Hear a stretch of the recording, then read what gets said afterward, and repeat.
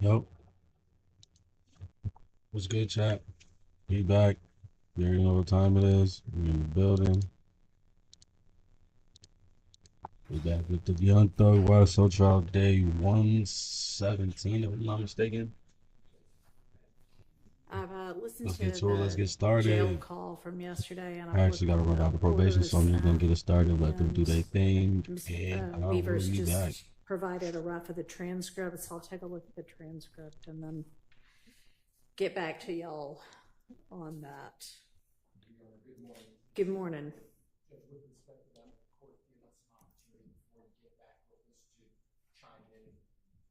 I'll see what I think after I read everything. Okay.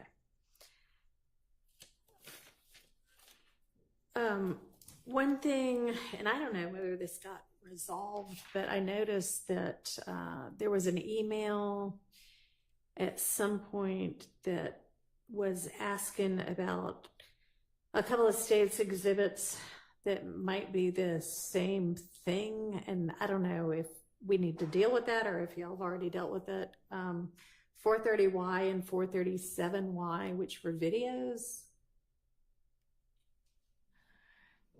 Is that still an outstanding issue? That may be something we covered yesterday. Mr. Steele did, or somebody from his firm. August 8th. I mean, but these may be exhibits we dealt with yesterday or the day before anyway. I just have been kind of marking things in emails that we need to cover and want to make sure this got covered.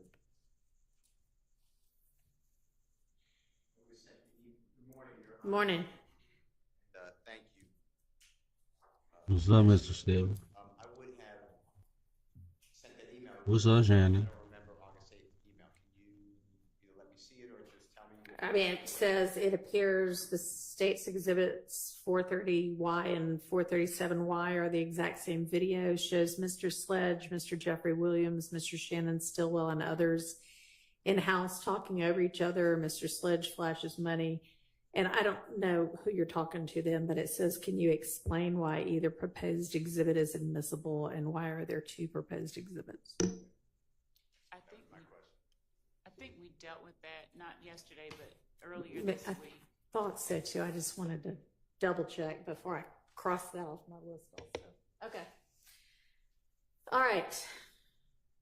So do we want to do the other, were there any issues with the other CAD reports that are in the second Sharon Ladner folder?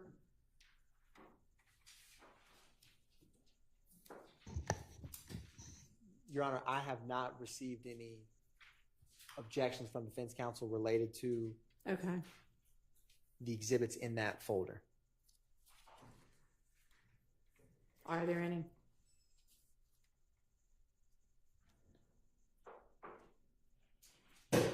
It would have been in the group of 31 through 60 witnesses and the counts 3 through 7 folder, the Sharon Latner folder within that.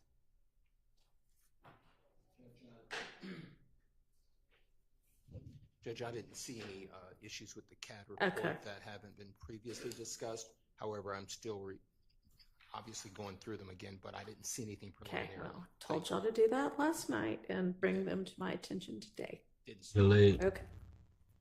All right, I'm going to assume Come then on, that there Shannon, aren't attorney. any I see why he said he objections wanted to beat y'all out. parts of those CAD reports. Understood. All right.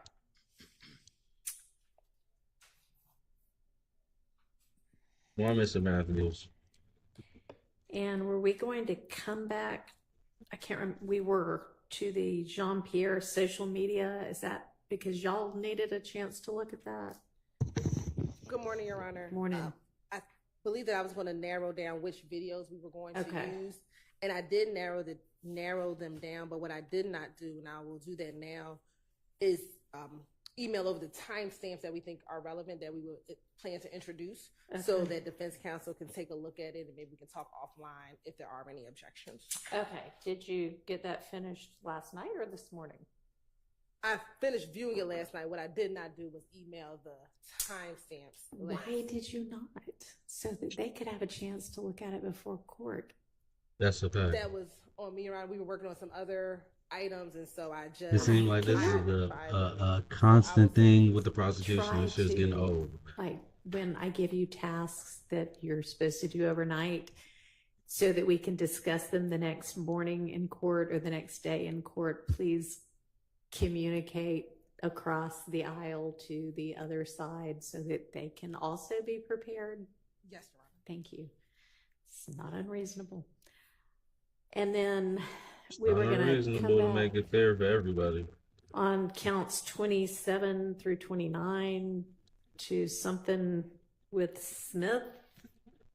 I can't really decipher my notes sometimes. What was that about?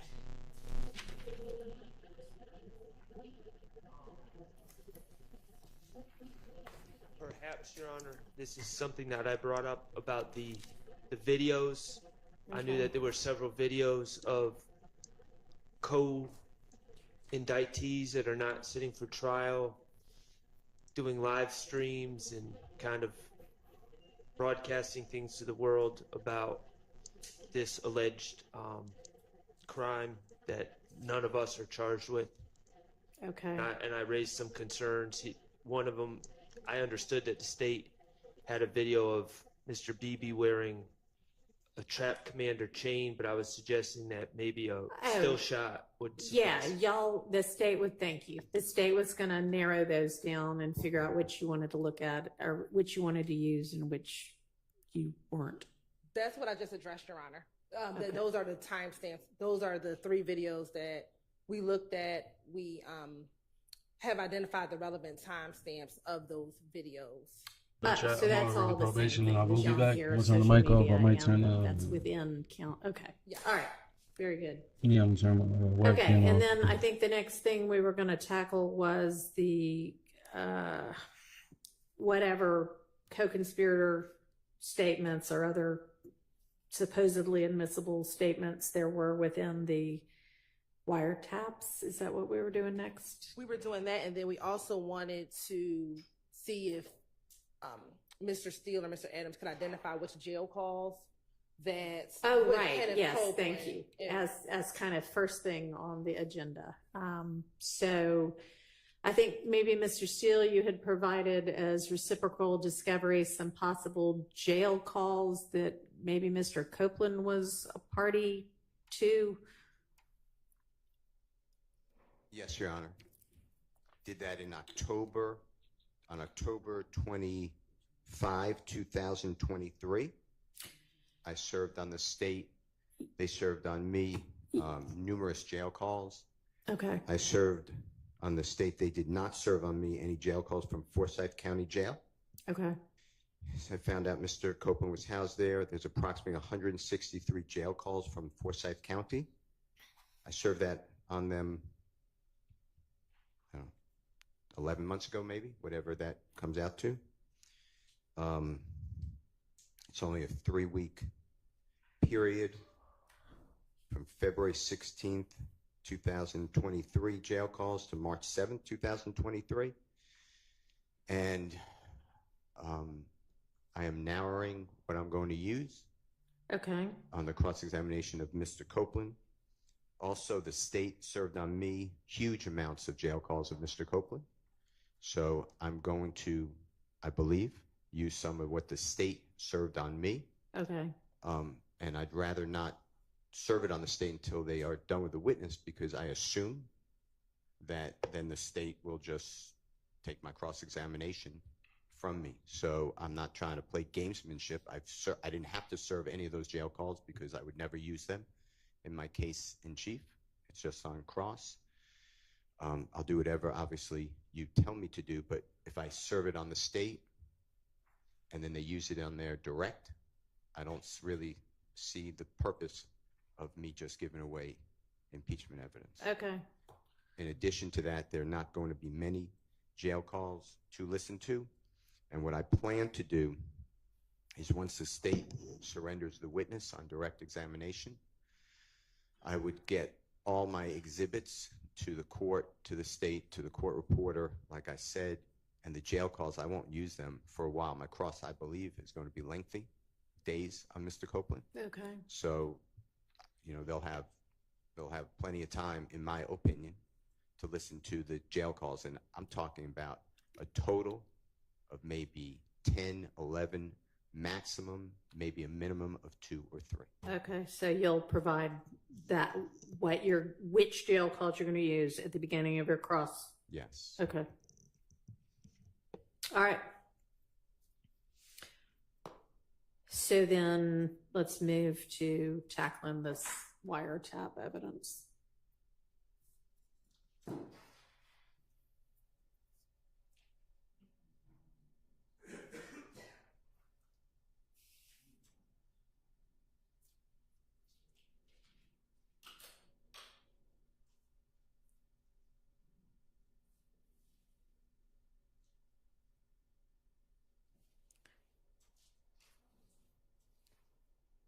And where would be the best place for us to all look so that we're looking at the same or listening to the same thing? Mr. Atkins served on the court and the defendants, I believe, a Dropbox link that contains these calls that we've identified, and they are in order of the way we would be addressing them. Okay. So we can resend the Dropbox link if anyone needs it. Is it the August 8th one or is it a different one? I think it's a different one. I'll let him speak. It's a different one, Your Honor. Okay. I will pull up the date. It's the co-conspirator Dropbox that was on a Friday. Give me 1 second. Okay. He is. Your Honor? Yes. Well, that's being done. Can I ask the court an inquiry? Sure. Mr. Adams is, I'm assuming he told you, but he's doing another matter, which is no problem for myself or Mr. Williams. But at approximately 1:50 till approximately 3 today, so an hour and 10 minutes, I have to be, with the court's permission, on this case, but have to be outside your courtroom. So I can't believe I could say this, but my wife was going to sit in with me, and that's okay with Mr. Williams. Is that okay if Colette comes? And her name is Colette, Colettete, Steele, Steel, if that's okay. Yeah, that's fine. She's been in my court before. That is fine, as long as somebody's here. Thank you. All right. And that link has been resent to all parties, Your Honor. Thank you.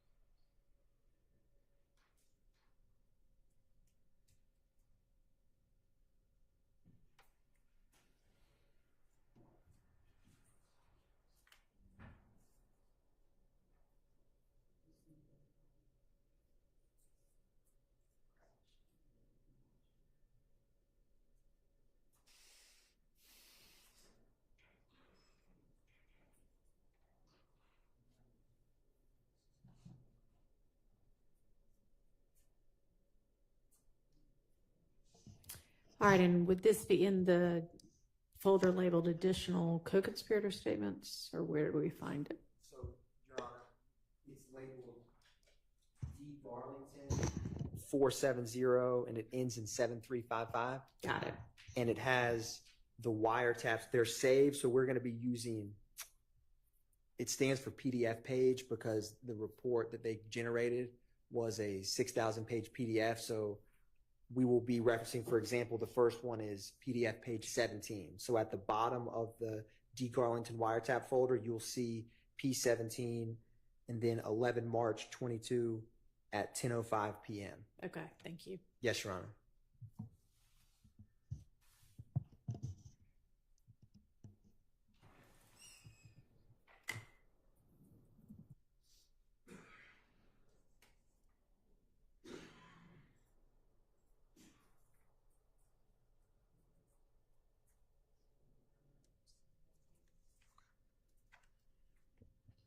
And Judge, what I'll do is I'll do whatever the court says, but what I'm suggesting is that I give a summary of what we're about to play, tell the court the timestamps, and then play them unless the defense wants to just tell us in advance what they object to, whatever the court says.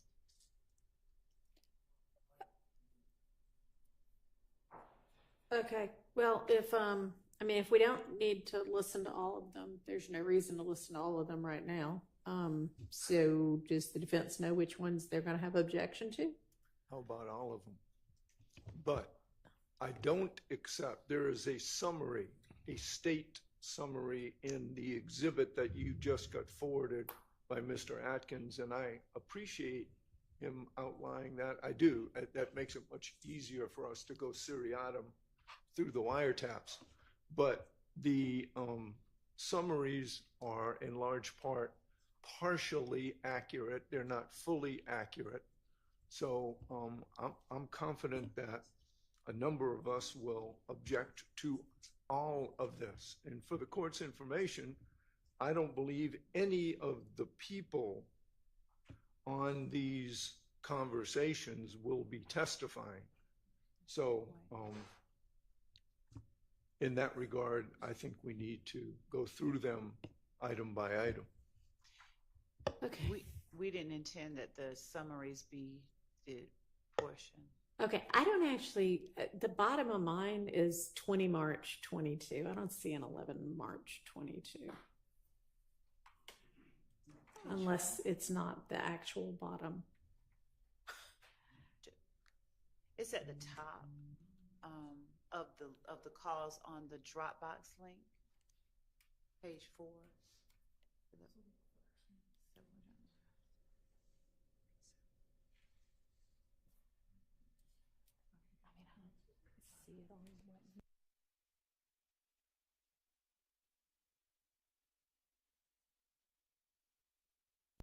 For different people. You know, that's fine. I think wanting this purse field saved for me separately may be in a better order. Okay. Okay. Yeah, over here. There. All right. I mean, if you're going to play them, I don't need to open them anyway.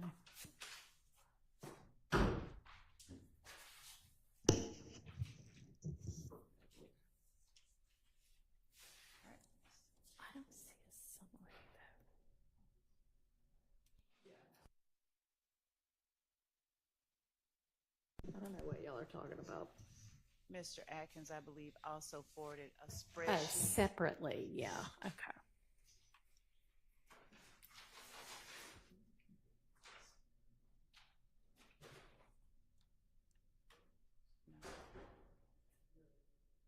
And if your honor would like that, we can resend it. That's fine. I can find it if it matters.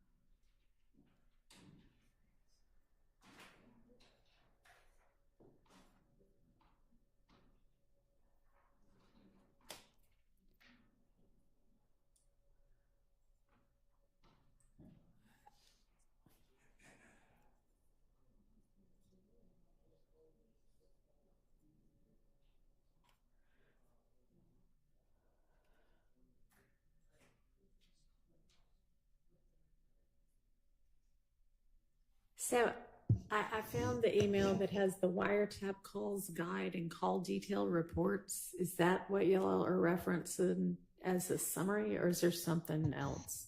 Your Honor, there's a separate Excel spreadsheet that Deputy Hilton sent to the parties that we will resend. Oh, Miss Hilton. Okay. Yes, Your I was Honor. looking for It's highlighted in something that yellow. had come from, yeah, I've got that somewhere. And that came on Sunday at 1:40. Yeah, no, that's fine. I've got that somewhere. All right, go ahead. Let's get started with the first one. So the first one is going to be the call that is labeled page 1711, March 22. The time stamps that we will be playing is 27 seconds in through 3 minutes and 25 seconds.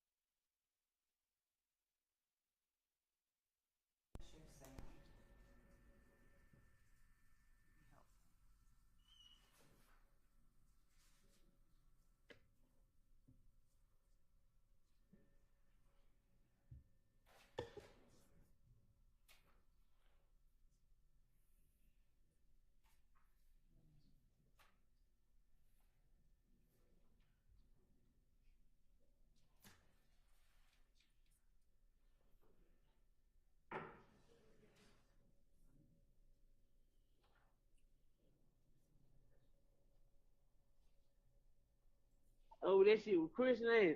Yeah, man. Yeah, that was crazy, boy. Man, I was just going through what column when I had them posts. He told me, man, tell Corey, I said, what wrong? I told you that. Yeah, that why I got that on like, man, that's just too crazy.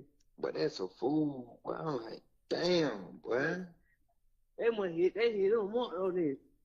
I don't know. I think he the one that got shot in the head. I don't. Like, everybody been said he had died first. Like, that's what they were saying at first. They were just like, bro was in critical condition for a minute. I heard he got hit in the head. Yeah, Roger had goddamn told me what happened to him. He had that DM me like, man, bro just died too. So we just turn on the video chat shit. But he was like Roger said it came from Summer Hill, but Quay just said they got into it with when they was at Chit Chat, they got into it with them henchmen niggas. Who niggas? Man, I think them niggas all I rent them folk, man. You know, for me going back and forth, they gonna answer. All I rent? Nah, not him, but like his little young nigga. Oh yeah, I heard that little hitchman shit. Yeah, Quay say when B Slime just had the show, on B Slime them got down rushed to the car to get the file, some shit they hadn't gotten to it. Yeah. That's crazy right now. My cousin just called him, so he know what he told me to pull up. He got down, he know what happened. Yeah. I'm finna pull up and got down, see what the hell going on. So what the hell you want coming from the car? Yeah, man, they went to look cord, man. Oh yeah, so I thought he went to traffic or something. Yeah, that's what I thought, cause everybody going to traffic. I be telling that nigga they go to traffic. But I ain't even saying that to him last night. I was saying to put their clothes on.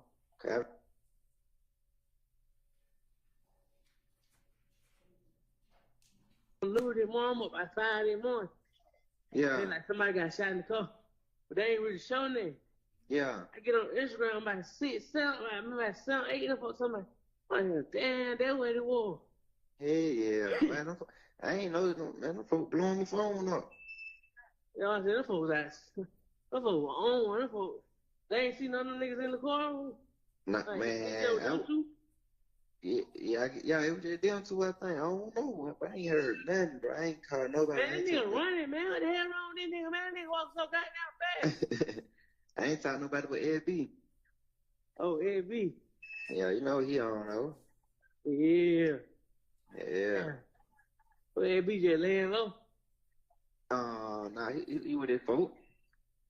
Okay. Yeah, the girl in charge is tripping, man. Called his phone, somebody, this ain't his number. Yeah. For real. Yeah, I think it was. Yeah. Okay. And what the hell you been doing? You got perk? Man, I ain't got nothing, bro. No weed, no perk, no nothing. Tay finna got down, nigga, 21, nigga, he finna got down. He said he just called his boy. He went on nothing hit back.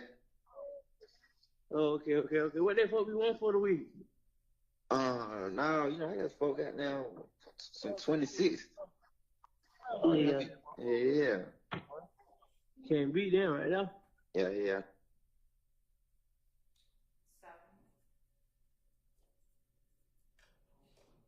Judge, this call was made on the day that the two persons who were YSL associates were killed, Mr. Ford and Mr. McMiller. It was after that. What we've heard is a call, as the court is aware, from Mr. Garlington's wiretap, where he is talking and apprising an associate, unindicted, unnamed co-conspirator, whom we believe is a person called Dwoskin Watt Wright, W-R-I-G-H-T. We believe that he is a 30 Deep member. Nonetheless, regardless of who it is he's talking to, that person is an unindicted co-conspirator as well. In discussing what has just happened, they are alerting one another to something that has happened to one of theirs, and they are letting each other know what, for instance, Funk and Big Slime did, in that they rushed to the car to get the fire. They had gotten into it. My cousin had told me he just pulled up. He know what happened. I'm fist to pull up, see what come up. All of this precedes the Shamel Drinks murder. This is YSL associates getting one another informed so that YSL associates can take necessary steps, we believe, to avenge what has happened. And I said Big Slime. I think that's B Slime. And because of all of that, we believe that this is a co-conspirator statement, which furthers the interest of the conspiracy, that is YSL, by allowing them to properly conduct themselves following the murder of two of their own associates. All right. Can I just ask for clarification on something, Your Honor? Okay, in Ms. Hilton's spreadsheet, it says time of statement 310 to 325, but then we just heard it. I'm just trying to know what the state's trying to admit. Is it that whole call? Is it just 310 to 325 and the whole call was played for context? I want to know what we're arguing over. It's 27 seconds to 3 minutes. I said 325, but it was more like 338 seconds. It's not all the way at the end where they're talking about the perks and the 12s and the 26s. Okay. So I don't know if you have in front of you what Ms. Hilton had provided earlier. In her time of statement says 3 minutes, 10 seconds to 3 minutes, 25 seconds. So just for clarification, will y'all be intending to play the entirety of what you played just now, 27 seconds to 3, whatever it is? Yes. 325 or so. So, okay. Okay. This is why we have guardrails on trials. The state just leaned over to talk to each other about who this could possibly be. They don't know how to say his name. They think it could be this person. And then they confidently declare he's an unindicted co-conspirator. They don't even know his name. This gentleman, whomever it is, that Mr. Garlington is talking about, we've never received a list of unindicted co-conspirators. And it's just... Okay, I suspect that's because if they knew their identity, they would be indicted co-conspirators. Do you know No, I know that there are some who they know the identity of, but do you know the identity of this person? Not with certainty. That's just what, when we asked the question, like, who do you think that this is? Investigator Vivarito said, I believe that is, and she gave us a name. Okay. But there was not a further investigation on the recipients or the callers that were captured in these calls. It's the context of the calls themselves that allow us to designate the nature of the call. Okay. Well, okay. So that call, I don't know how anyone could determine that someone's an unindicted co-conspirator from the nature of that call. They're talking about past events. They're talking about gentlemen. It appears they're talking about gentlemen who were murdered earlier in that day. They're talking about past events. There's no, as far as I can tell, there's no planning. To the extent that they're saying, oh, well, it's co-conspirators keeping themselves apprised. I don't know how they can make that statement with such confidence without even knowing who the person is. And I'm aware, Your Honor, that the case law, the declarant needs to be a co-conspirator, not necessarily the receiver. However, if you're going to make the argument it's to keep gang members or associates apprised, then yes, I believe that the receiver also needs to be part of the conspiracy.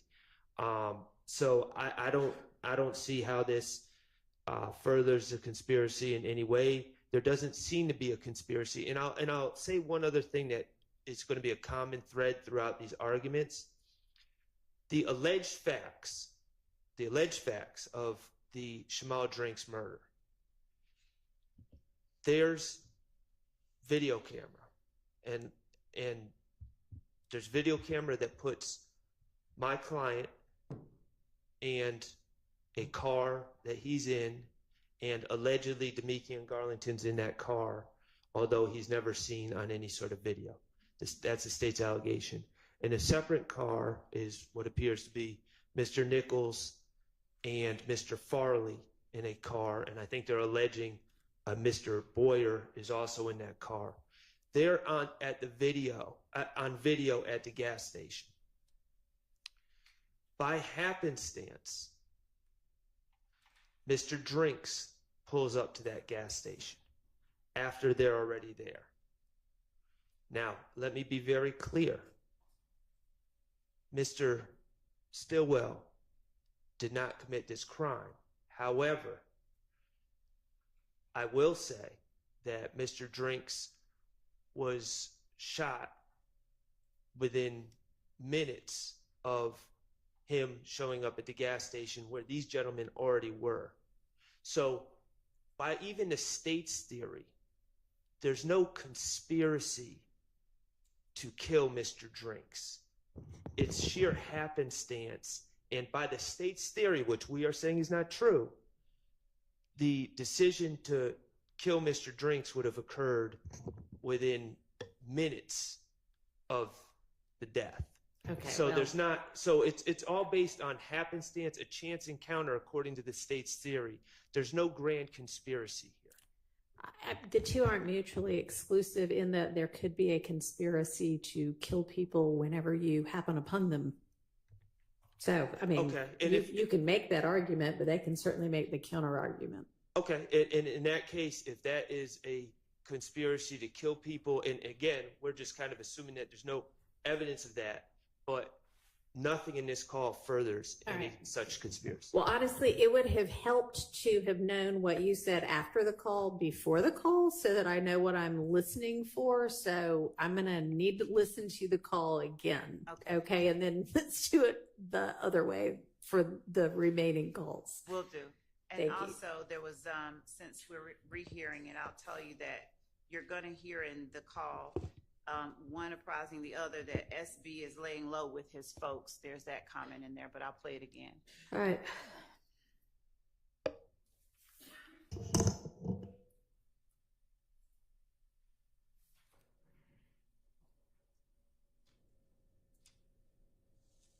Oh, that shit was Chris name.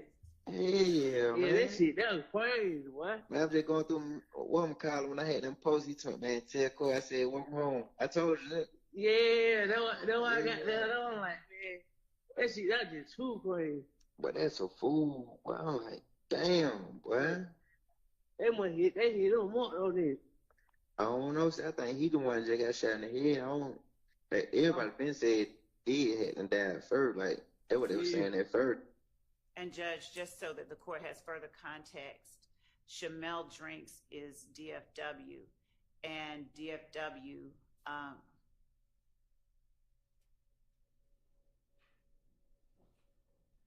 said that wrong. Hold on.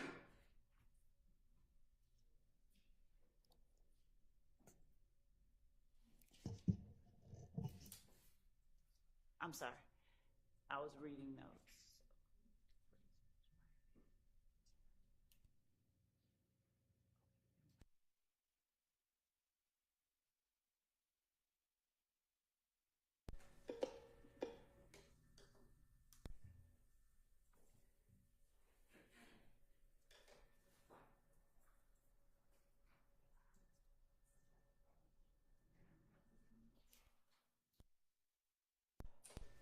We think a timeline might help you as well. So we're going to give you a little bit more background than what I just gave you. We're going to start further back. So, Your Honor, just so the court is aware, we believe that the Shamel Drinks murder is the culmination of a few different events, really starting in February of 2022. On February 9th, 2022, Rayshawn Bennett, also known as YFN Lucci, was stabbed in the Fulton County Jail by Jaden Myrick, a YSL associate. He did not pass away, so believing that they wanted to finish the job, on February 22nd, 2022, another YSL associate, Christian Eppinger, reached out to another YSL associate, Antonio Sumlin, to get permission to finish off what Jaden Myrick did not do. That information about Mr. Bennett being stabbed in the jail in February hit the media sometime early March. I think maybe around March 3rd or March 4th is when that information was released to the media. On March 11th, in the early morning hours, that is when Christian McMiller and Darius Ford were murdered, pending that release. We believe that they were murdered by Wyeth and Associates. We have shell casings from the murder scene that match a shooting that happened on March 16th that I'll get to in a moment. After the shooting of Mr. Ford and Mr. McMiller in the early morning hours on March 11th, there was another shooting on March 12th in which a YSL associate, Stephen Harris, shot at, in the direction of 12 Atlanta Avenue, which is a YFN stronghold, hitting a YFN associate. His name is escaping me at the moment. Following that, there is a call that the court will hear in a moment in which there's a shootout on Cleveland Avenue in which Demekion Garlington and I believe Mr. Stillwell are involved in a shootout on Cleveland Avenue. Following that, in the morning hours of, I believe it's the 13th of March, it might be in the early morning hours of the 12th of March, there is a drive-by shooting near 2830 Waters Road. This is what we believe is the trap house of Big Nick, who is, I think it's Nicholas Carter, forgive me on the last name, but he is a YSL associate. Following that shootout is when there's some social media postings, Your Honor, in which Shell Kel, who you've heard of, Kelvin Watts, repost a picture with Shamel Drinks, Kelvin Watts, and another individual that could have had some subliminal messaging that they were the persons responsible for killing Christian McMiller and Darius Ford a few days earlier. Those posts were posted around between the 12th and the 14th, Your Honor. Also, there were some other social media posts from YSL associates basically claiming they are not going to be the only ones crying tonight, things of that nature. Then we had the murder of Shamel Drinks on March 14th at about 9:55 p.m. in the evening. And then following the murder of Shamel Drinks, we have on March 16th in the early morning hours around 12 o'clock a.m., another drive-by shooting at 2830 Waters Road, where you will hear some wiretap calls of Mr. Garlington, Mr. Stillwell, and Mr. Farley actually at the house during the time of the drive-by shooting, or immediately after the drive-by shooting. And then Mr. Stillwell and Mr. Nichols are apprehended on March 17th. So understand that timeline. A number of these early wiretap calls are going to come into that time period with when all those events are happening, go further and going into the conspiracy. All right, thank you. That's helpful. They were like, bro was in critical condition for a minute. I heard you got hit in the head. Yeah, but Roger had and goddamn told me what happened to him. He had them DM me like, man, bro just died too. So we turn on the video chat shit. But he was like Roger said it came from Summer Hill, but Quay just said they got into it with when they was at Chit Chat, they got into it with them henchmen niggas. Who niggas? Man, I think them niggas look whole lot of rent them folk, man. You know, on phone man going back and forth, they gonna answer. All I rent? Nah, not him, but like his little young nigga. Oh yeah, I heard it little hits me shit. Yeah, Quay said when B Slime just had the show, on phone B Slime them got down, rushed to the car to get the file, some shit they hadn't got into it. Yeah. Yeah, crazy right now. My cousin just called him, so he know what he told me to pull up. He got down, he know what happened. Yeah. I'm finna pull up and got down, see what the hell going on. So what the hell you want coming from the car? Yeah, man, they went to look cord, man. Oh yeah, so I thought he went to traffic or something. Yeah, that's what I thought, cause everybody going to traffic. I be telling that nigga they go to traffic. But I ain't even say that to him last night, saying to put their clothes on. Okay.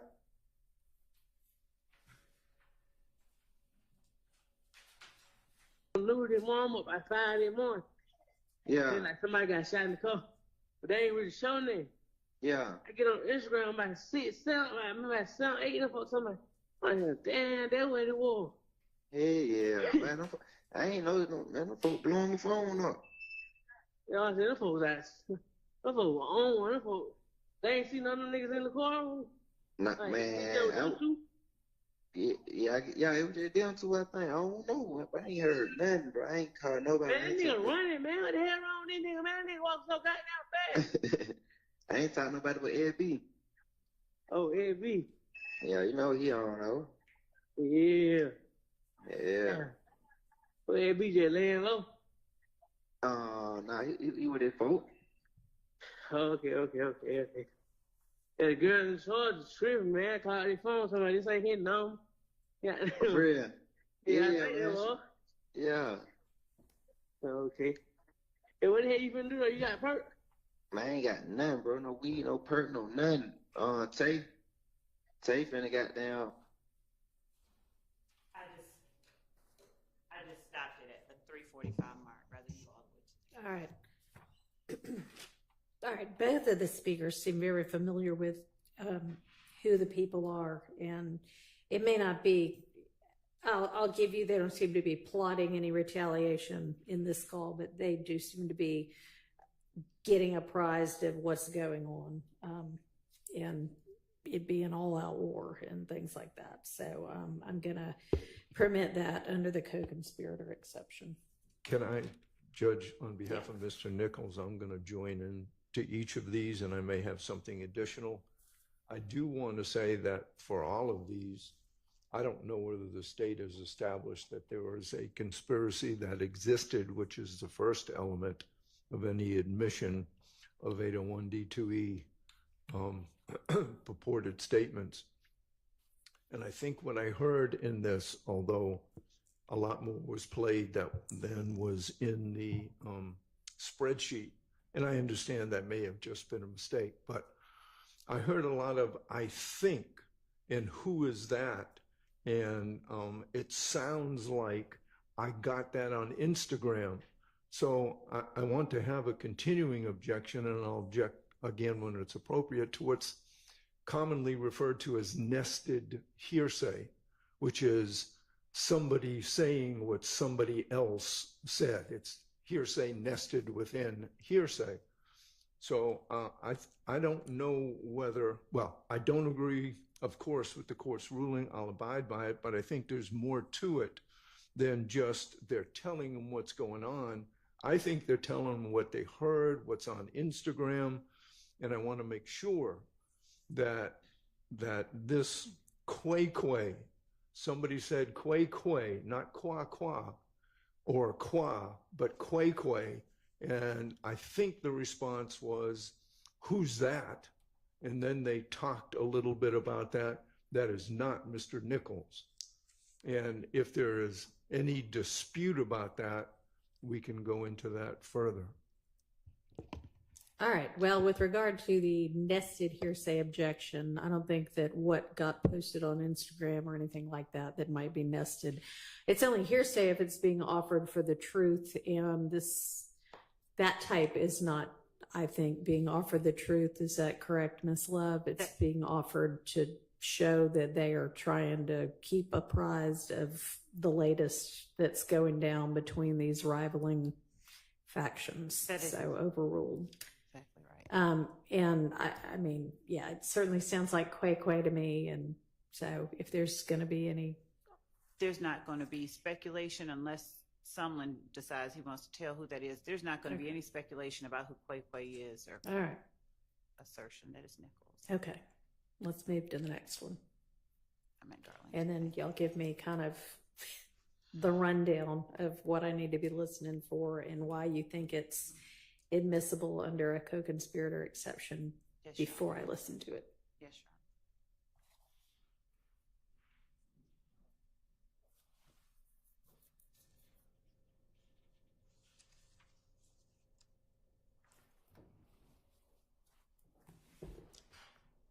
The next one that we're going to play is the call on page 25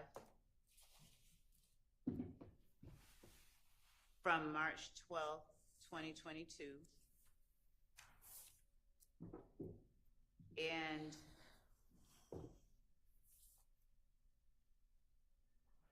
this is a call that speaks to the portion of the indictment regarding the sale of narcotics to support the enterprise.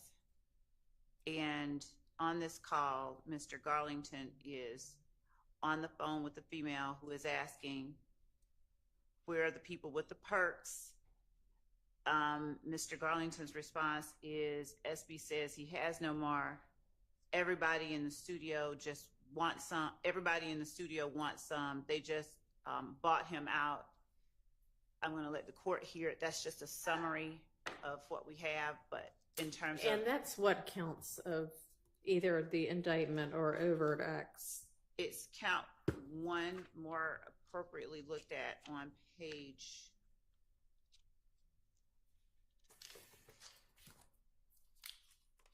So it's not a separate count, it's just an overt act.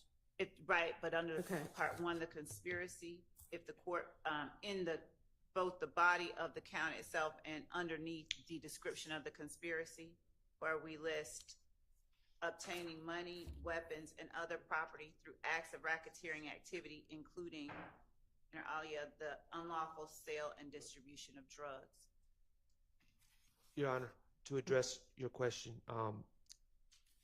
in overt acts or substantive counts, neither Mr. Stillwell nor Mr. Garlington are charged with distribution of drugs. That's nowhere in the indictment. The conspiracy is described as that. Where? What page of Page the? 12, I believe, if you have it labeled the way I have it, but it is directly under count 1, after the names are listed and after the statute itself is described, we have in the indictment part 1, the conspiracy, and if the court looks at the 4th bullet point under the paragraph labeled part 1, All the right. conspiracy. Okay, I see what you're talking about.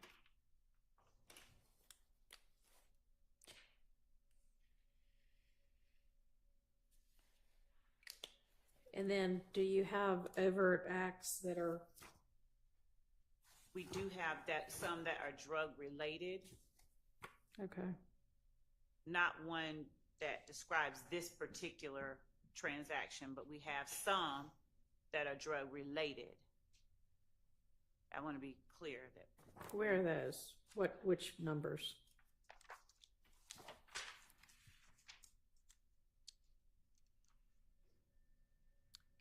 I'm sorry, Act number 3, possession of marijuana with the intent to distribute by Shannon Stillwell.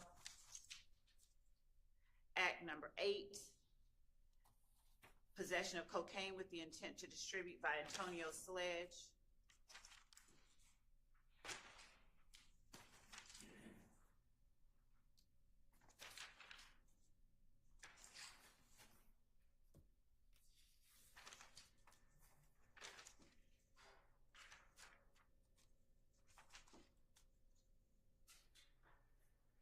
Also, in the counts themselves at the very back, we have count 60, Martinez Arnold, Diamante Kendricks, Jeffrey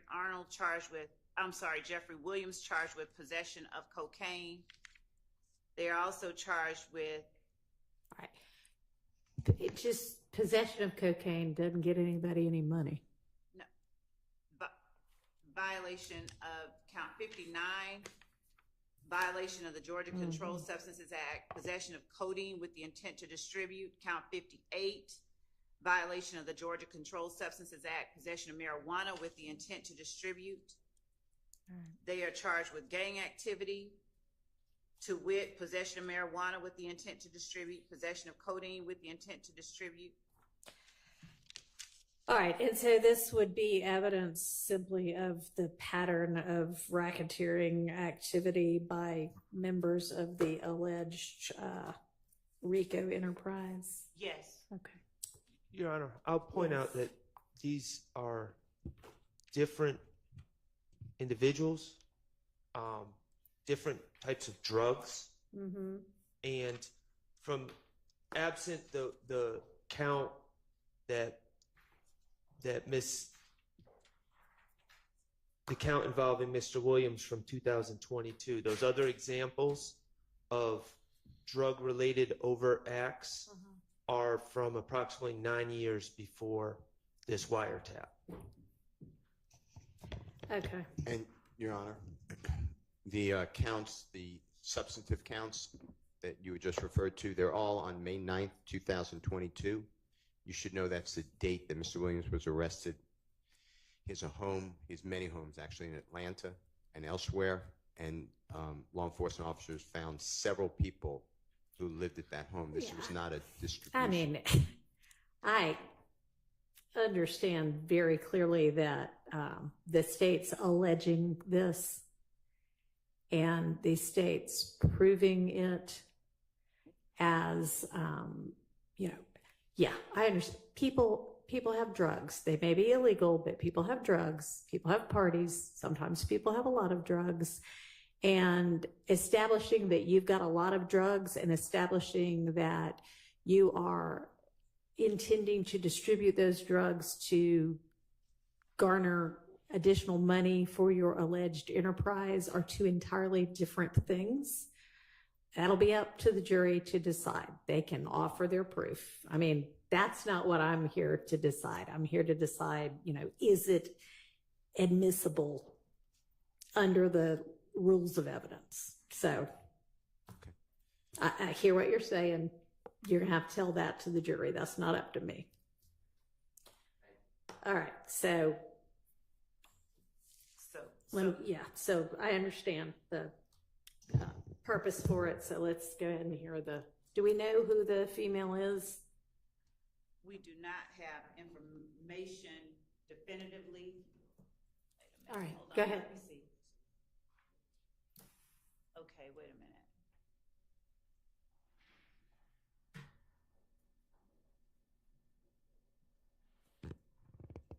Based on the information that we received from Investigator Vivarito, the female may be a young woman by the name of, well, I don't want to give her whole name, but her last name is Jones. Okay. And she is the mother of one of our defendants' child. Okay.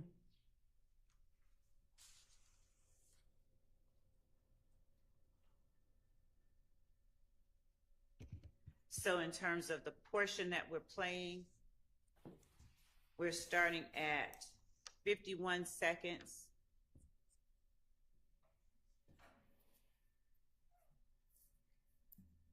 Zero, 51.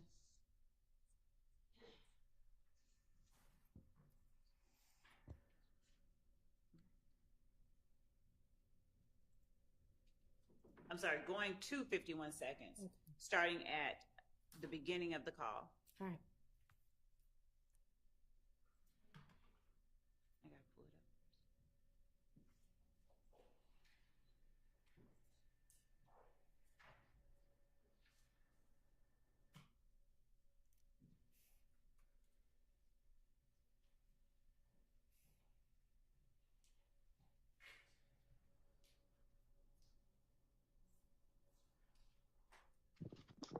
Hello? Where the hell you going? We right here finna go. Everybody finna go. They finna go to Copper Cove. We got now. Okay, where the nigga with the person? Huh? Where the nigga with the person? Huh? Where the nigga with the person? If he say he ain't got no more. He don't got no more. Yeah. We at the studio. We at the studio. You know you gonna get out. I'm outside the studio. You just seen me run out then. Right, that's why I said where you going. So you don't know nobody else that got some? Everybody in the studio just had some song. They just bought them out.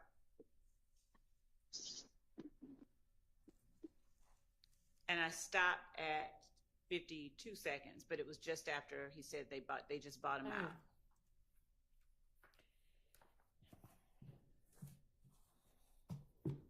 So whether it proves it or not is yet to be determined, but I'll permit that under a co-conspirator exception to hearsay. And for the record, Your Honor, I would also argue not only is this not part of any conspiracy, but also that Mr. Garlington informing someone that Mr. Stillwell is out of pills is not in furtherance of him selling pills. No, but it might establish that it's something that he typically does. I understand why the state wants it in, to show that my client's a drug dealer, which is why I want it out. But the hook for admissibility is that it's in furtherance of the conspiracy, as I understand the law of co-conspirator statements, and I don't believe it's in the furtherance of any conspiracy. It's the state's response to that. That in asking for the pills, where are the pills, and in giving the information that the studio, they just bought him out, they are furthering the conspiracy by requesting more to be re-upped and getting information about where they are in terms of their supply. This furthers the conspiracy, that aspect of the conspiracy wherein they sell or distribute narcotics to gain money, weapon, or other property through racketeering activity, including the unlawful sale and distribution of drugs.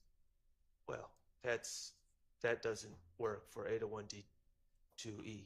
The declarant needs to be part of the conspiracy. Someone requesting pills for Mr. Garlington is not in any way, under any argument, cannot be part of any YSL conspiracy. A buyer and a seller are not part of the same conspiracy. And so we have an unknown declarant who's seeking to buy pills, and the state is seeking to admit their statements as part of a conspiracy. And I don't believe that fits under the hearsay exception. Your Honor, the conspiracy is not the interaction between those two people. The conspiracy is the broader conspiracy of the YSL enterprise and how they conduct their operations.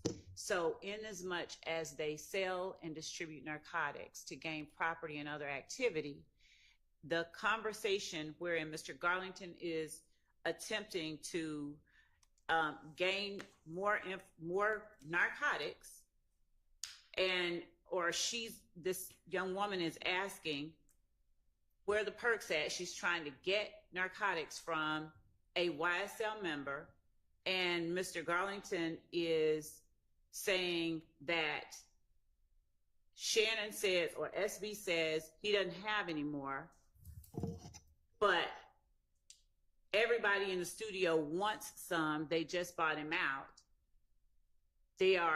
If the court considers the Georgia Supreme Court's liberal standard applied to determining whether or not their statements in some way further the conspiracy, the statements can be construed to mean we're trying to re-up. I'm apprising you, this girl who is also, we would argue, an unindicted. She is in the sense that she is participating in the drug aspect of this larger conspiracy. She is participating in an effort to continue the sale or distribution of drugs within the YSL enterprise. Okay, so I think it does show that Mr. Garlington is involved in, has knowledge of SB's supply chain, and when he has it and when he doesn't, and what has just happened. They've just been bought out. I'm going to permit it. Again, whether that's an ultimately successful and convincing argument is for the jury. You may. And for the proposition that buyer and seller cannot be co-conspirators, it's Darville, Darville, v. State, 289 Georgia 698 at 715. It's a 2011 case. All right, but it doesn't appear that Mr. Garlington is a buyer or a seller right now. He seems to be kind of a middleman for communication. So if your argument's he's a buyer or a seller and it can't be both the buyer and the seller, that's not who's having a conversation. No, my argument was that the state's seeking to get in the words of this young lady who is clearly a buyer. And if we're saying that YSL is a set of sellers, a conspiracy of sellers, she cannot be a conspirator with them. And that's my argument. Okay. Well, I'm admitting his statements under the co-conspirator exception, and hers would just be to give context to what on earth he is talking about. Your Honor? Yes. Understanding the court's ruling, can the record also show that you consider that this is spilling the beans and it's not in furtherance of the conspiracy, because all it's doing is saying the person doesn't have something that does not further the conspiracy. It's not like he is going to rob someone to get the drugs. So I just ask that the record show we're not waiving that issue All right. either. Thank you. Your Honor, the court, I wasn't certain whether Mr. Steele was asking the court to find that, or if he was just saying that was their objection. I just wanted that clarity. Well, I'm sure he would like for me to find that it wasn't in furtherance of the conspiracy. So yes, I do think he's asking that. AD's objecting on that basis. Thank you. Understood. He's making the record clear. Thank you. All right. What's the next one? The next call is on page 40.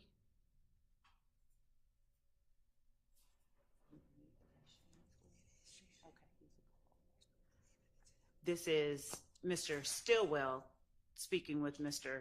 Garlington.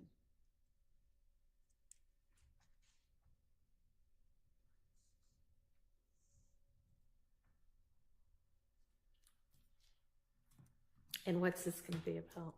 And in that particular call,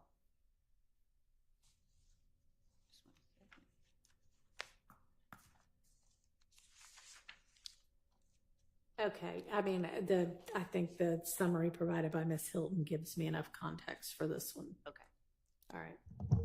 So we're going to go from the beginning of the call to 1 minute and 12 seconds. It's a 1 minute and 46-second call.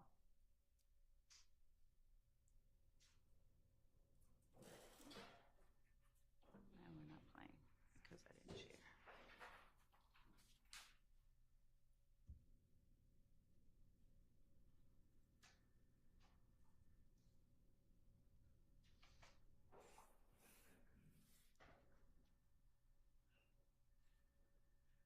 Yo, What the hell you got going on? shit, you got up? Anybody asked, we went and looked like something in the midnight. Anybody just said we went and looked for that motherfucker. We couldn't find it. Okay. Don't tell nobody. Yeah, I know. Well, over there you at? Leaving the room. Leaving the room. Yeah. What you figure Huh? What you feel you gonna do? Shit, same old shit. Same shit. Same shit. I'm saying, what you Some told me he gonna come pick me up. Shit, that was gone. Yeah. Yeah. Next time I meet him, Rottlow. I said, man, Rottlow ain't getting no coat. Yeah. I tried that shit yesterday with a nigga on got down though. Yeah. Yeah.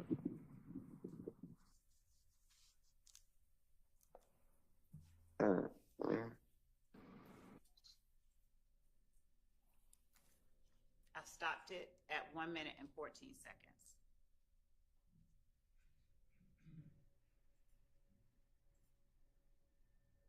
What's our argument against this one?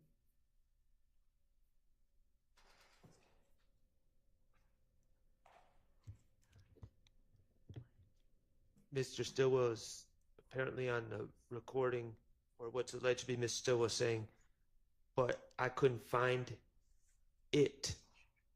I don't know what the state's theory on how this advances a conspiracy. I can guess, but the pronoun it doesn't make a lot of sense to fit their theory. So I don't, from the context, I don't see how that could be in furtherance of a conspiracy. That seems just like talk, which we obviously aren't privy to the conversations that these gentlemen have offline, which would provide context and context that they have it with each other. But that's my objection. So, Your Honor, we believe this is a party opponent statement of Mr. Stillwell, but from the state's reading of this call, they're trying to do a drive-by shooting, but they can't find the op, just to put it plainly. And then when one is asking what you're getting into and the other one says the same shit, essentially they are apprising one another of their efforts to shoot an opposition gang member. All right. And I don't know whether it says it or him, but right. Regardless, I mean, the whole context of it, you can tell that's exactly what they're talking about is what Ms. Love just offered, gonna admit it both as an admission by a party opponent and under the co-conspirator exception. May we have a continuing objection to all these? Sure. Thank you. Yeah, I mean, I understand that just because I'm ruling against y'all, y'all aren't waiving your objection. Unless, and I still understand it, but do you mean you're now not going to voice objection to the rest of them? You're just going to assume that No, I was talking about at trial with the yes, jury. Yes. When these are of course. presented. All right, next one. The next one is page 61, March 12th, 2022 call. The applicable portions are from the beginning to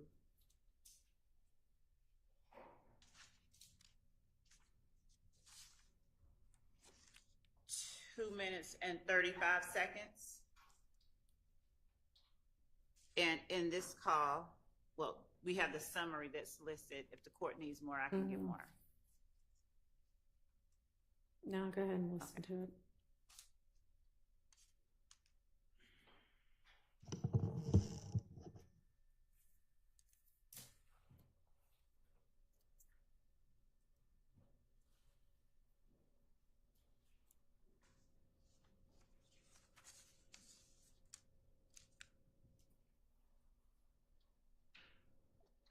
Oh, Twin.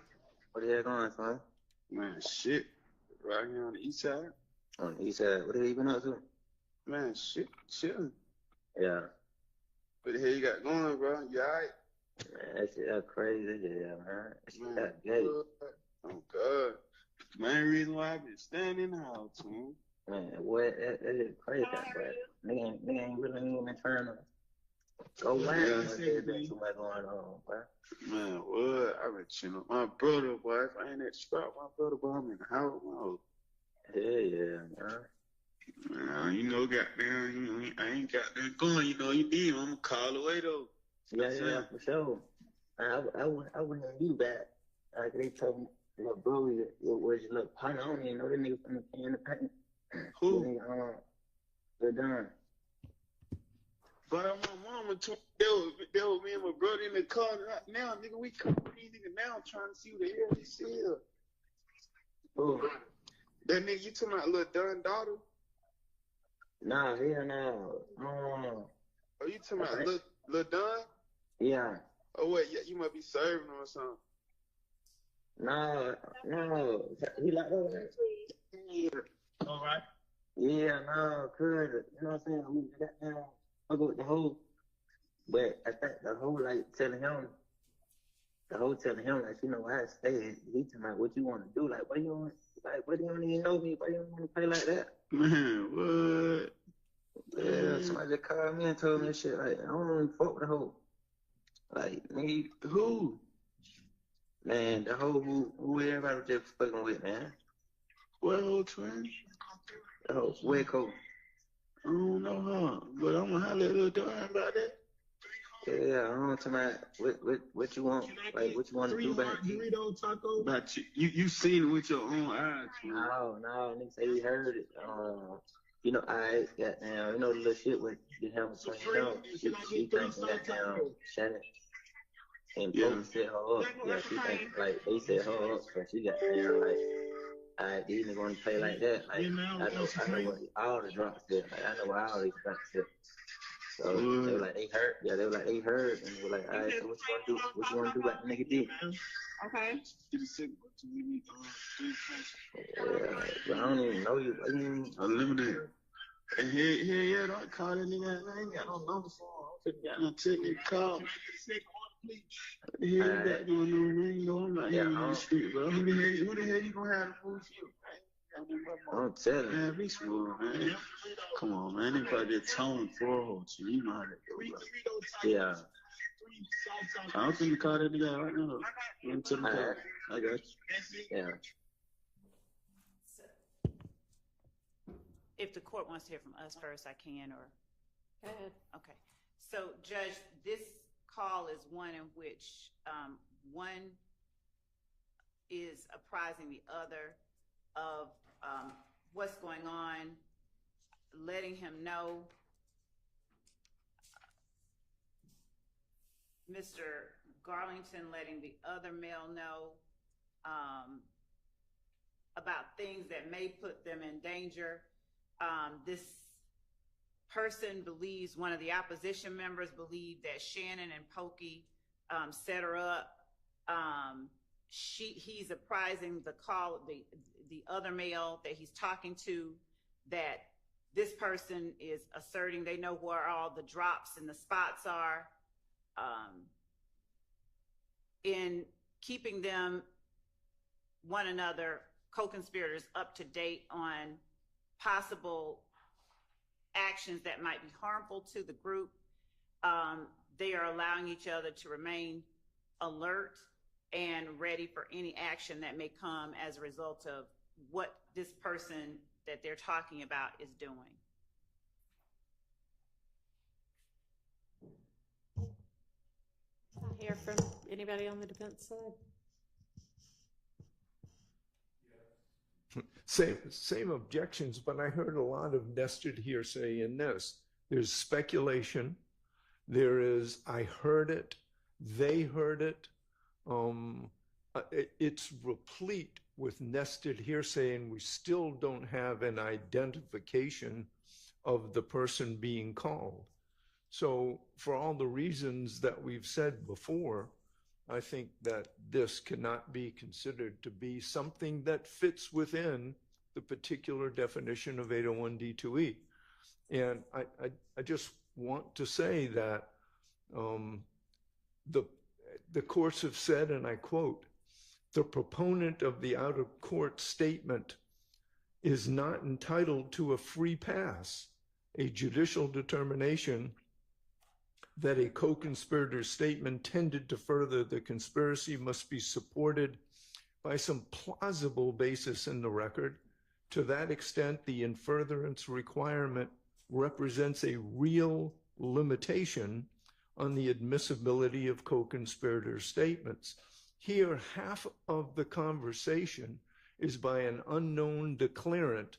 We do not know whether or not that person is part of this alleged conspiracy, or even a non-noticed and never noticed alleged co-conspirator. We asked for a list of co-conspirators in November of 2000 or December of 2023. We've never been provided that. And all of a sudden we get into these hearings, and everybody in the world, the guy at the gas station, the guy in the corner, Hillary Clinton, they're unindicted co-conspirators. And we find that out when we're sitting here arguing about it. So this is a distinct example of speculation by an unknown declarant. And I'll add, Your Honor, that, and maybe I'm the only one, but listen to that. I mean, I understand that there seems to be general criminality maybe discussed, but as far as distinct, what they're talking about and distinct crimes, I'm a little lost when I listen to that. So I don't know how, if we don't even really know distinctly what they're talking about, I don't know how we could deem their subject matter part of a distinct conspiracy. State want to reply?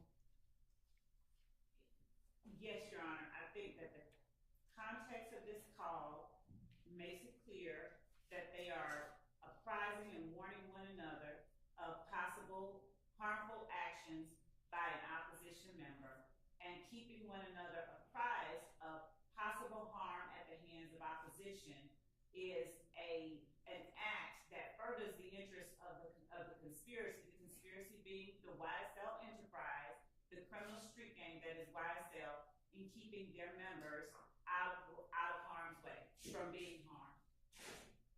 That type of sharing of information furthers their interest in knowing what the opposition is doing and is about to do and may do to them. All right, I'm going to rule that that's admissible.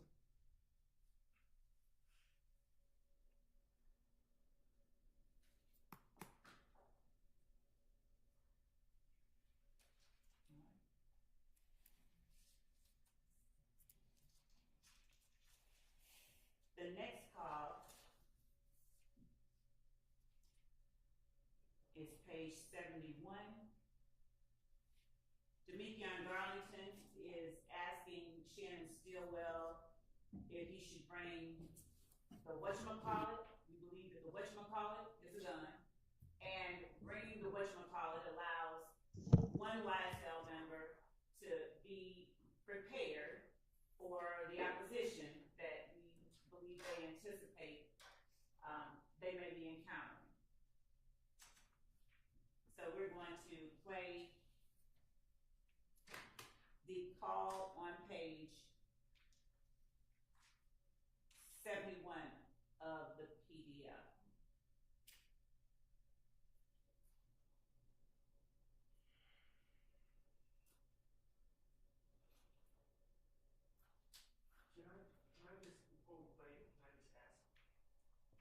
The state in their lead-in, are they giving the court and us what they believe this is about, or are they quoting to a previous call that they're saying provides context? Because the state just declared like all of these facts, but I don't know if that's based in fact or just kind of their theory. Judge, we give the court the reason that we believe that the call is pertinent and the reason that we believe it furthers the conspiracy. If there is an alternative interpretation made by anyone, then obviously that's an argument that they can make. But this is the reason that we're offering and attempting to have this deemed admissible. That's what the court asked us to do. Okay, well, I mean, I'll listen to what's on the call.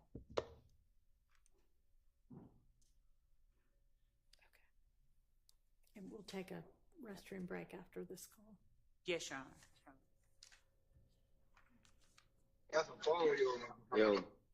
Come outside, bro. Hey. Yeah. Brandon, what I'm calling? I told you, don't bring it yet, bro. All right. Yeah.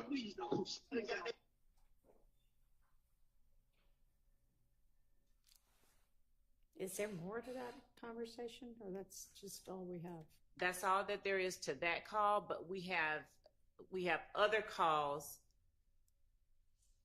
during this time, and Ms. Hilton sort of gave the court the timeline, the reason that we believe that this call is referring to a gun. They're not wanting to say gun, and they are obviously arming themselves for what they believe is about to happen as a result of the fact that two of their associates have just been gunned down.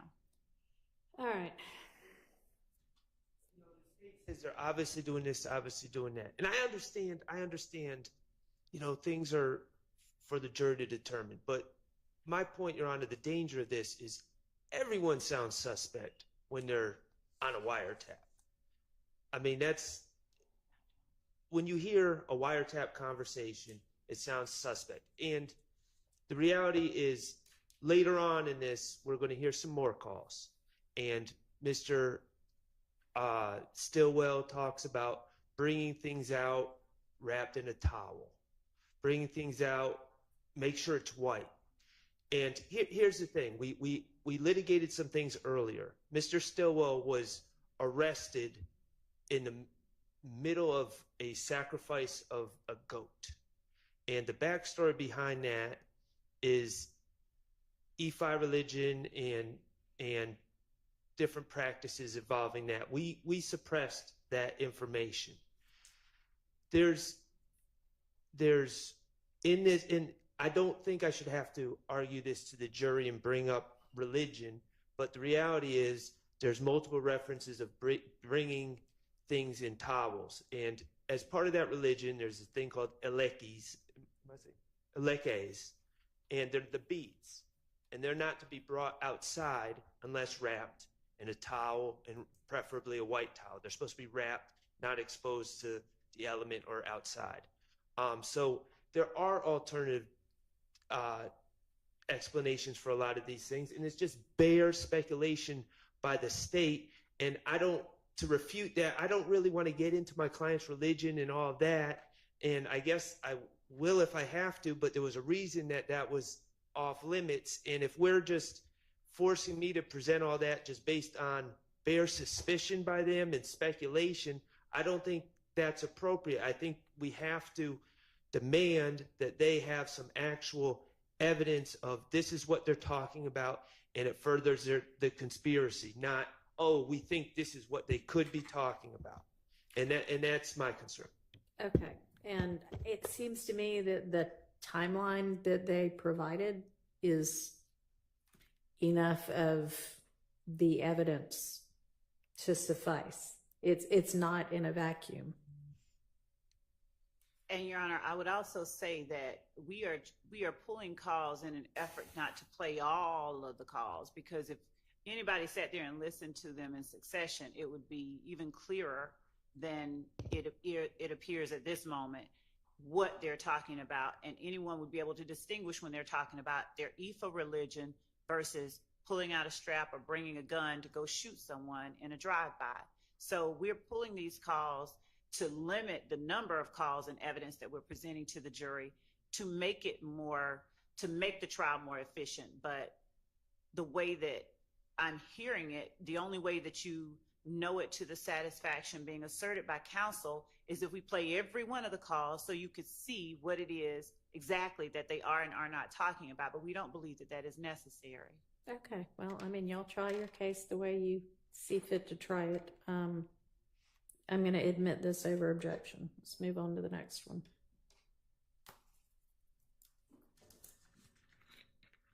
Oh, sorry. We were going to take a restroom break. Yeah, I obviously don't need one yet. I'm still up here drinking water. All right. We'll take at 11.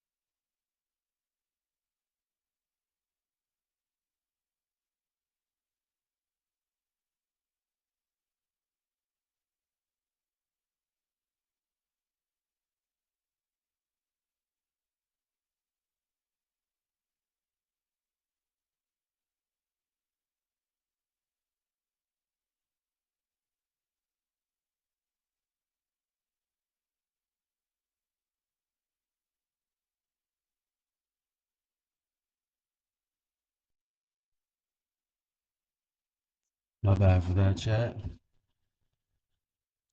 Appreciate everybody that's still tapped in. Hang on. Here we're missing. Yes, the video is real.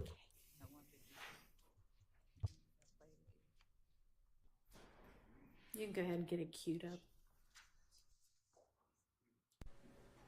The streaming real Gabriel.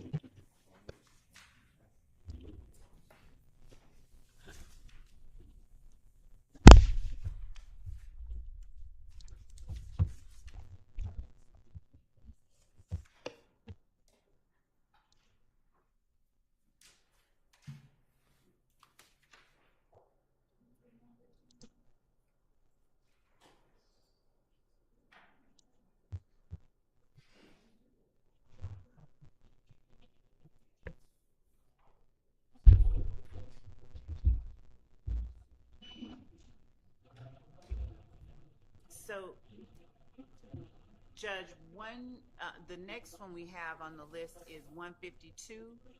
Though 115 is one we'll come back to. We didn't have it on the list that Ms. Hilton sent. It's in the Dropbox link, but it's not on the shorter list. So we'll come back to 115 and just go skip to 152. Okay. 152. I think maybe it seems like maybe the page numbers on this are maybe one off on a lot of these. So I think it's 150 on this, but for whatever reason, 152. No, Your Honor. So the left column is the reference number. Yeah. Don't look at the reference number column. Look at the PDF page number column, which is the One more second time. column. Honestly, so that I could fit it on one screen, I ditched some columns. Oh, so okay. whatever. I'm following y'all. Okay.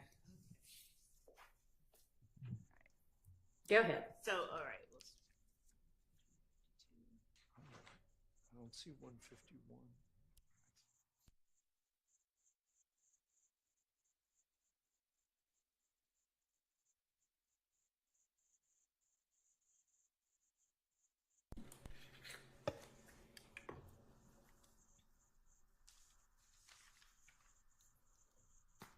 What I'm sorry, I'm still a little bit confused. Is it the call reference is 150 though, right? It is, Mr. Okay, thank you. Harvey. Thank Yes, you.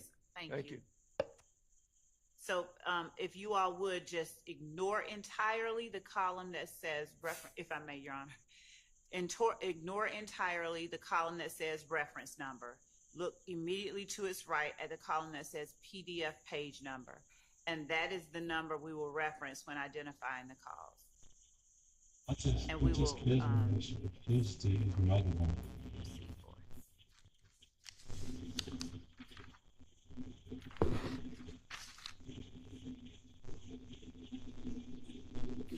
So when we were before the jury with these, is there going to be any faster of a way for y'all to get these queued up and to the right part? Yes, we have a graphics team working. Great, thank you.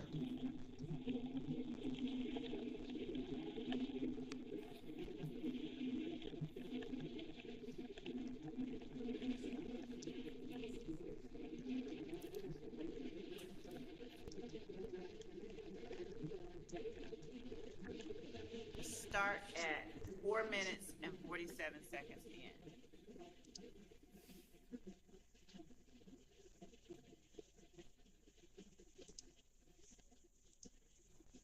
I'll start at 4:24.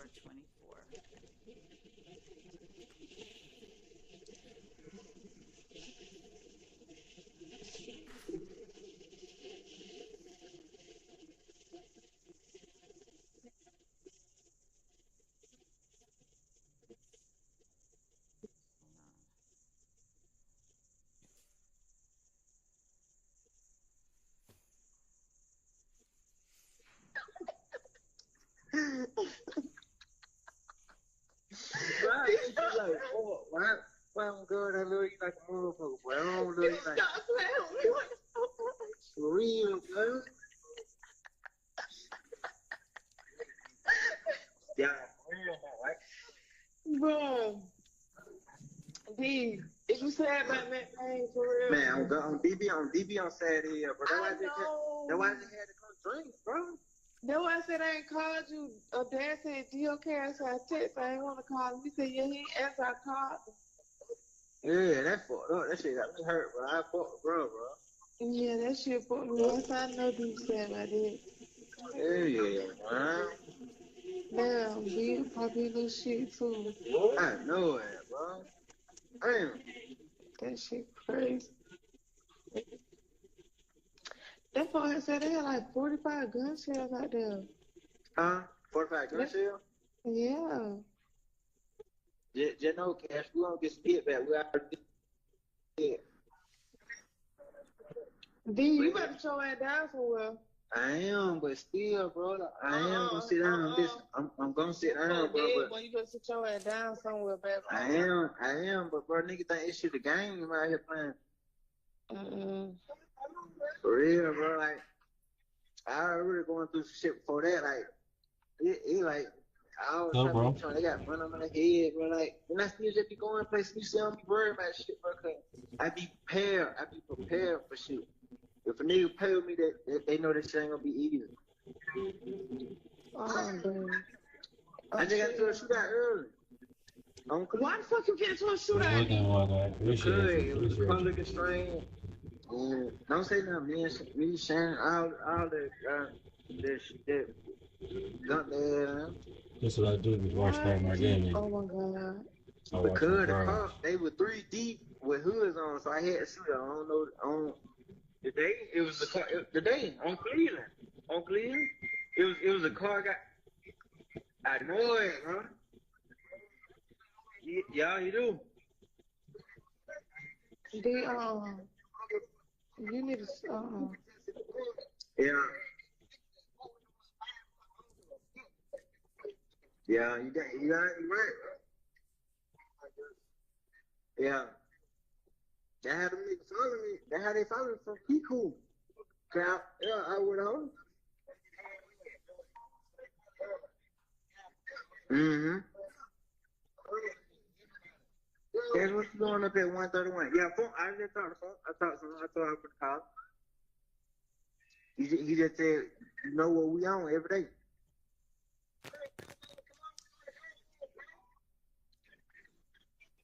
Hello? What you doing up at 131, bro? I was asleep. They woke me up and said meat was dead.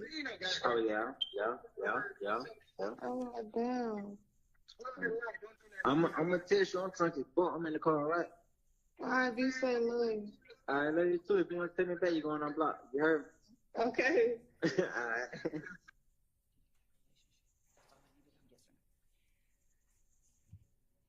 So, Judge, this one we believe comes in a couple of different ways. Obviously, it's a statement against penal interest that Mr. Garlington is making about him and Mr. Stillwell. He is, as the young lady is apprising him that people said that there were 45 gun shells out there. He is telling her that they're going to get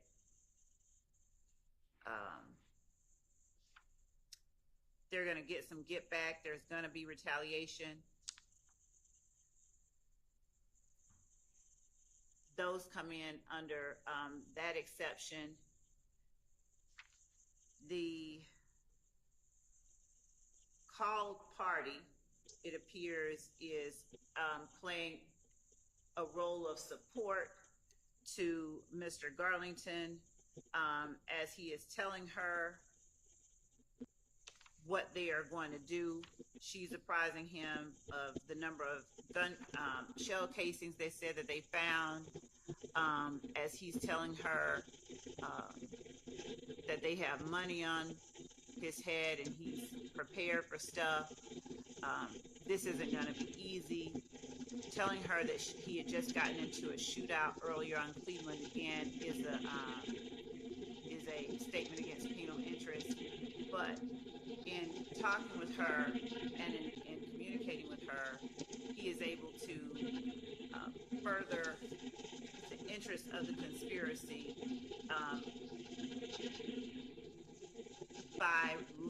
this furthers the interest of the conspiracy in that he is able to lean on this person for the support that she is giving him through the course of this conversation. So our position is that it comes in, it's a couple of hearsay exceptions that it falls under. Co-conspirator statement and statement against penal interest, and it also is a reflection of Mr. Garlington's state of mind, his statement that they're going to get some get back. So it's sort of a reaction and a present sense impression.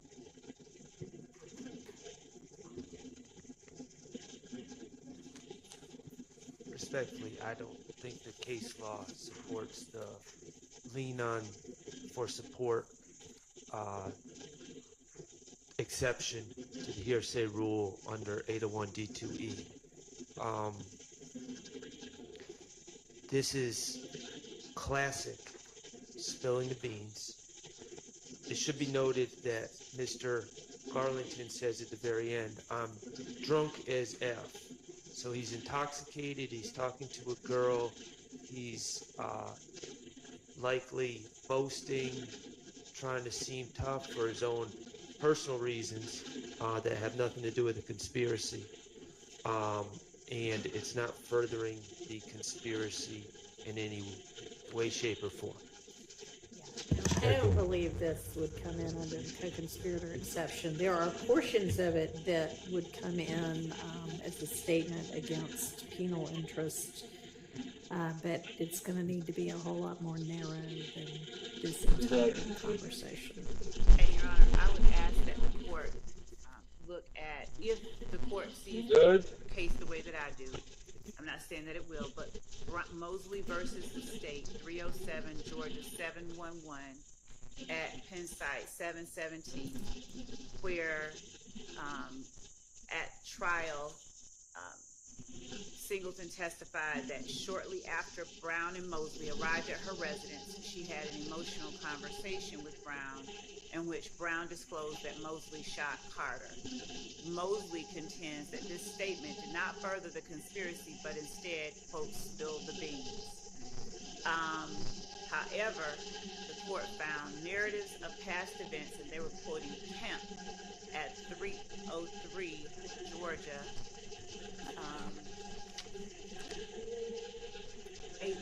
385 at Penn site 395, stating narratives of past events are admissible under Rule 801 D2E if they serve some present purpose in the conspiracy. The court pointed out here that the context of Brown's statement is important, and then went on to say that it is clear that Brown relied extensively on Singleton for help throughout the week-long crime spree. The court noted that Brown used Singleton's telephone to set up additional crimes, including the one involving Knight, and Mosley and Brown continued their crimes while staying at Singleton's residence and hid the evidence of the residence while staying there. Brown's statement to Singleton, in which she identified Mosley as the trigger man, was made during an emotional conversation in which Brown asked Singleton for help. Thus, Brown's statement to Singleton was not simply a confession. Instead, it was made as part of Brown's ongoing relationship with Singleton and as part of Brown's continued need for assistance from Singleton, whether emotional or logistical, while she and Mosley continued to commit their crimes and attempted to evade arrest.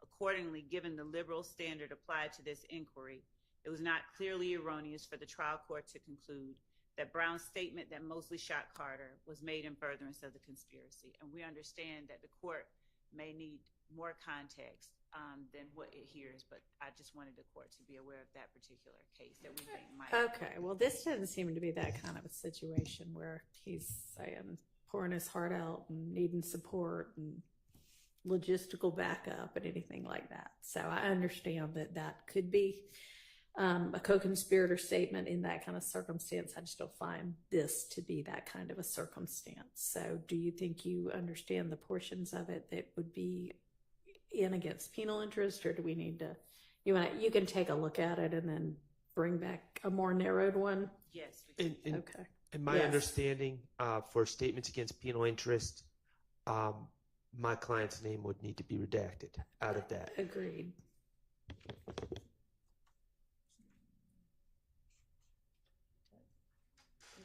It's against the penal interest of Mr. Garlington. It comes in against Mr. Garlington perhaps, but not against anybody else.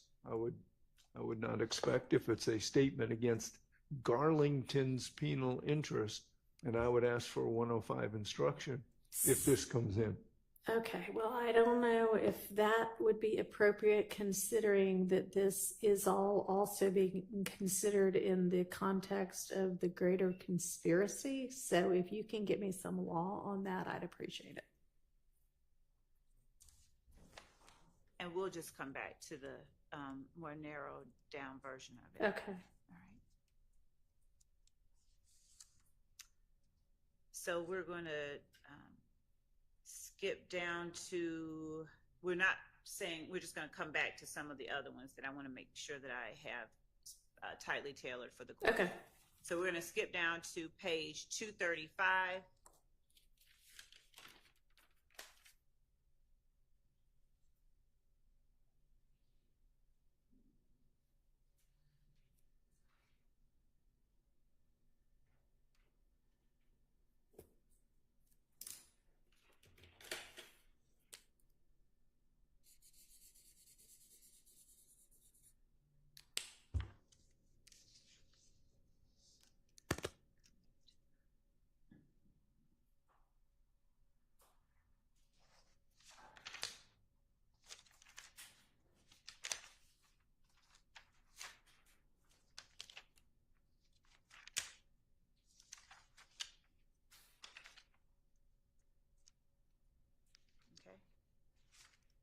And it's going to start at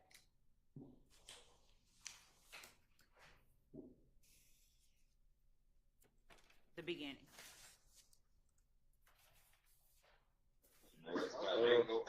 Not that. Yeah, right. How shit was like the other night? Where the movie at? I wasn't get one. No, sis, I wasn't get one, but my mind ain't there yet. I'm really on the other one. Yeah, that's what I'm saying. Nobody just had with the movie at. Yeah, I'm just trying to wait. Yeah. I said, I ain't, yeah, bro. Like, I was just telling myself, I ain't made no money in about 2-3 days. Nigga ain't. You too? For real, bro. Nigga, mine ain't done. I told you, I've been leaving my drugs in the house, bro. I ain't said shit. Yeah. I ain't even got down. I still left out, bro. What you got going on? You know where I'm at, bro? Hey, I'm talking about, man. What happened? I ain't even went. Yeah, that's what I'm saying. You know where I'm at. I'm right here. I just be right here. Yeah. Wayne. And, you know, man, that time come, I got on. Yeah. Got to, bro. You got them. Huh? Get with me. You don't know where I'm at. Right. Yeah. Okay, but I got some whole What's causing somebody they on the way clear? You need to go on and tell them to come to you and get up out me. No. Different. You say get off you? I ain't saying I don't fuck with it, but like just make it come to you and get you and tell them to bring you. What you talking about? I smacked that shit now for shit. You did? Yeah. Now you ain't win, bro. What you mean when I told you to get me up out of it? This call is a call between Demekion Garlington and defendant Stillwell, and they are discussing their ability to sell narcotics, apprising one another of their narcotics. And defendant Stillwell said, you know where I am, I'm just waiting, as they are trying to get themselves resituated so that they can better distribute their narcotics.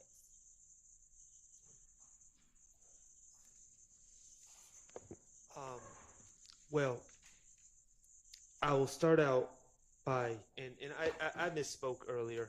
And I think Your Honor realizes that Mr. Stillwell is charged with, well, he already pled to it. It's a 2013 possession with intent marijuana, which is one overt act as part of count one. Okay, after 2013, to my recollection, there's no other allegations of Mr. Stillwell selling drugs in furtherance of YSL. In addition, we have heard absolutely no evidence, and I don't anticipate hearing any evidence that there's any sort of profit sharing or anything else involved in drug distribution. We've heard about Durante Beebe selling drugs at a gas station. There was no indication that any of that money. Mr. Trontavious Stephen talked about his sale of drugs. He actually testified, and we asked him, and he was like, no, it was worth like $150. I'm not giving it to anyone. I was selling drugs. I acknowledge that it actually appears that they're talking about drugs and not selling drugs for the time being. But so that's not really furthering any conspiracy. But there's to say that just because they put in their indictment in count one an allegation of drug dealing furthering the YSL does not, in my estimation, open the door to any discussions of any individuals on trial selling drugs to pad their own individual pockets. There's nothing that supports the argument that this is some sort of vast conspiracy as alleged in the indictment. So, to me, we're just end-arounding how to get in bad character evidence about Mr. Stillwell, about talking about drugs with Mr. Garland. And so I don't believe it's part of any conspiracy. I don't believe it's in furtherance of any conspiracy. And I don't believe it's relevant, and it is prejudicial. And so 401, 403, and hearsay are my objections. I don't hear how any of what gets said in this particular conversation can be in furtherance of a conspiracy, so I'm going to exclude this. Yes, Your Honor. And Judge, just so that I want to give a little bit more context to calls similar to this with the drugs. Okay. In this wiretap, where there are, as they've described accurately, about 60,000 pages of calls, there are more calls, 6,000, there are more calls on this wiretap discussing the sale, the distribution of narcotics than we have time to ever listen to during the course of this trial. So the idea that the calls between YSL members are isolated incidents that should not be deemed in furtherance of a conspiracy is belied by that very real fact that we could show if we sat here and just listened to all of the calls where they're talking about re-upping, selling, running out, who to get it from, where to go get it. So I just wanted to make certain we're not trying to revisit what the court's ruling just was, but I want to make certain. Well, I don't hear anything in this call about where to get it from or re-upping or anything like that. I just hear them going, yeah, I'm not either. So Yes, Your Honor. there may be another one that might meet the requirements, but this one doesn't. Yes, Your Honor. All right. All right.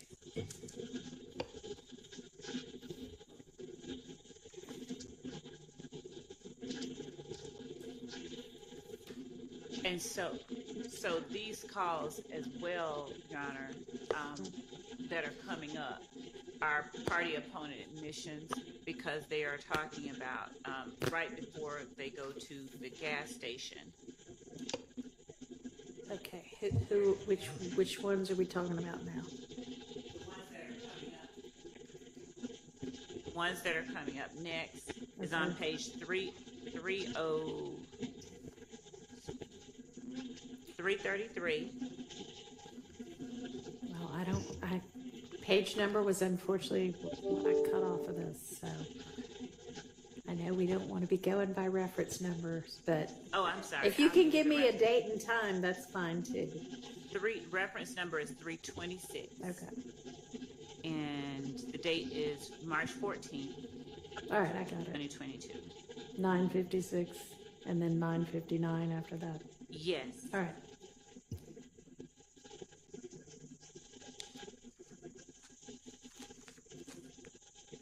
Is there any evidence that they have any reason to believe Mr. Drinks is going to be at this gas station?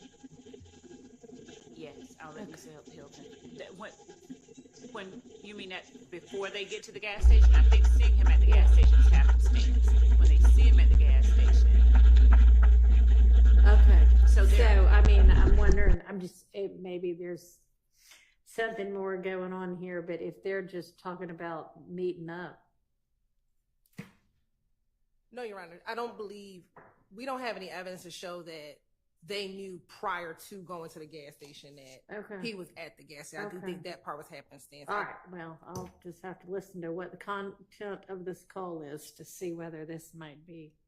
Oh, I'm sorry. Y'all are saying this one's a party opponent. So I'm sorry. Never mind. Scratch what I said. Go ahead.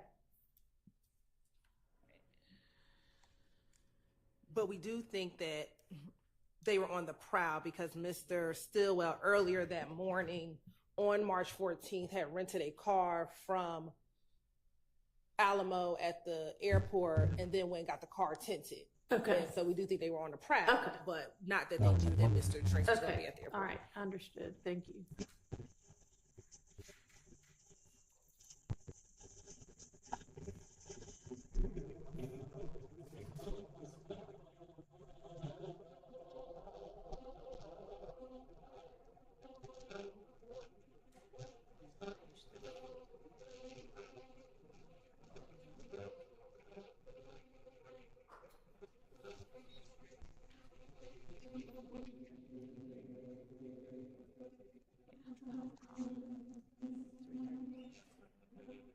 Does this mic sound crazy, chat?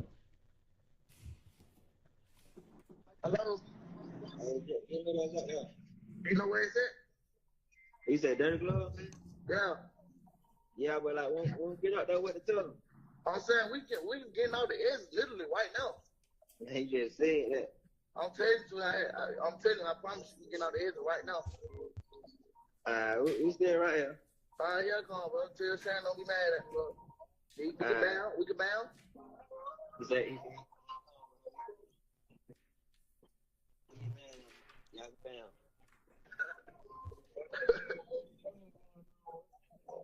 Yeah, nah, I guess. Well, nah, on my mama 12 on deep 12. We get out the edge right now, fam. All right.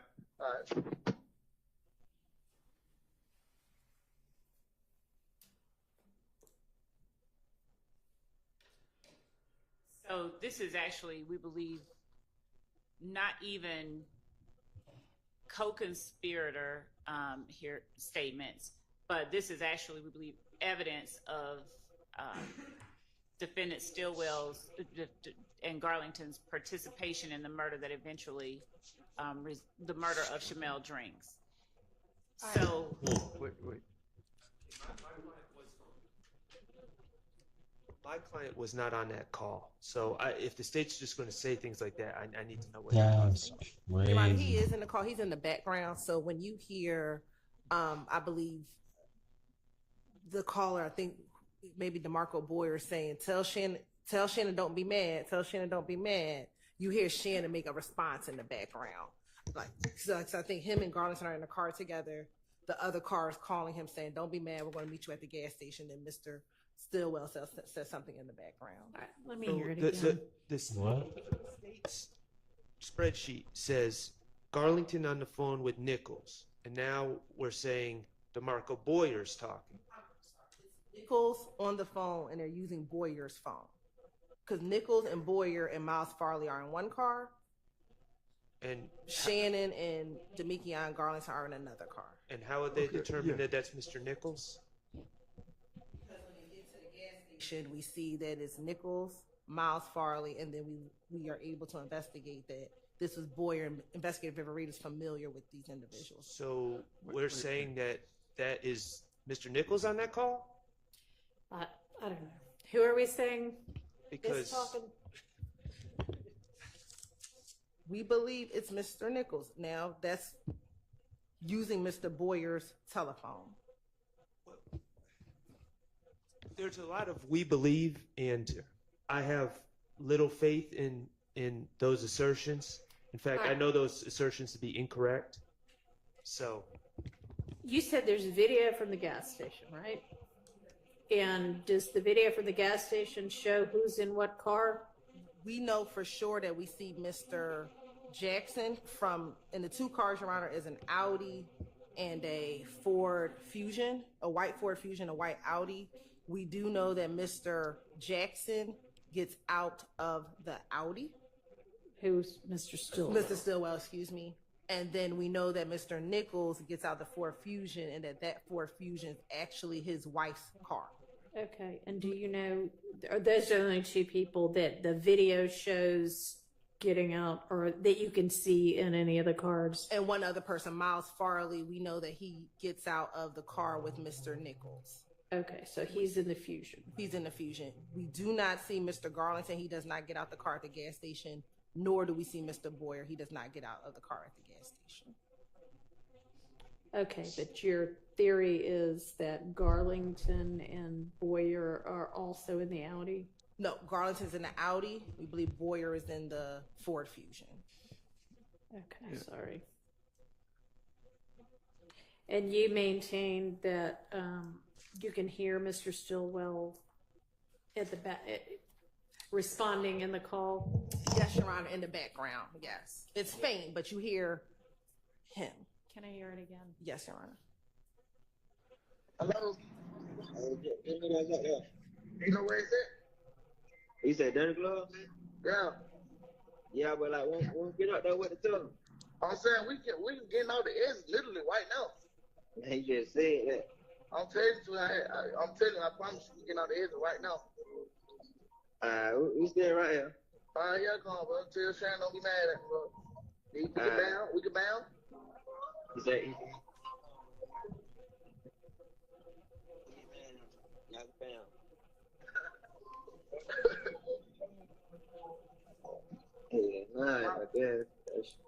Well, no, on my mama 12 on deep 12. We get out the edge right now, man.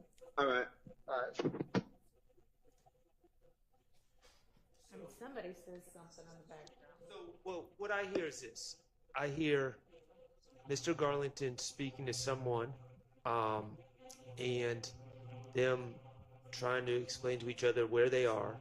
My understanding from what the state's saying is this conversation occurs before, well, from the context of the call, before either car, or at least the car that Mr. Nichols is in, according to the state's theory, arrives at the gas station, which means this is before Shamal Drinks arrives at the gas station, which means there's nothing, according to the state's theory, nothing immediately criminal afoot.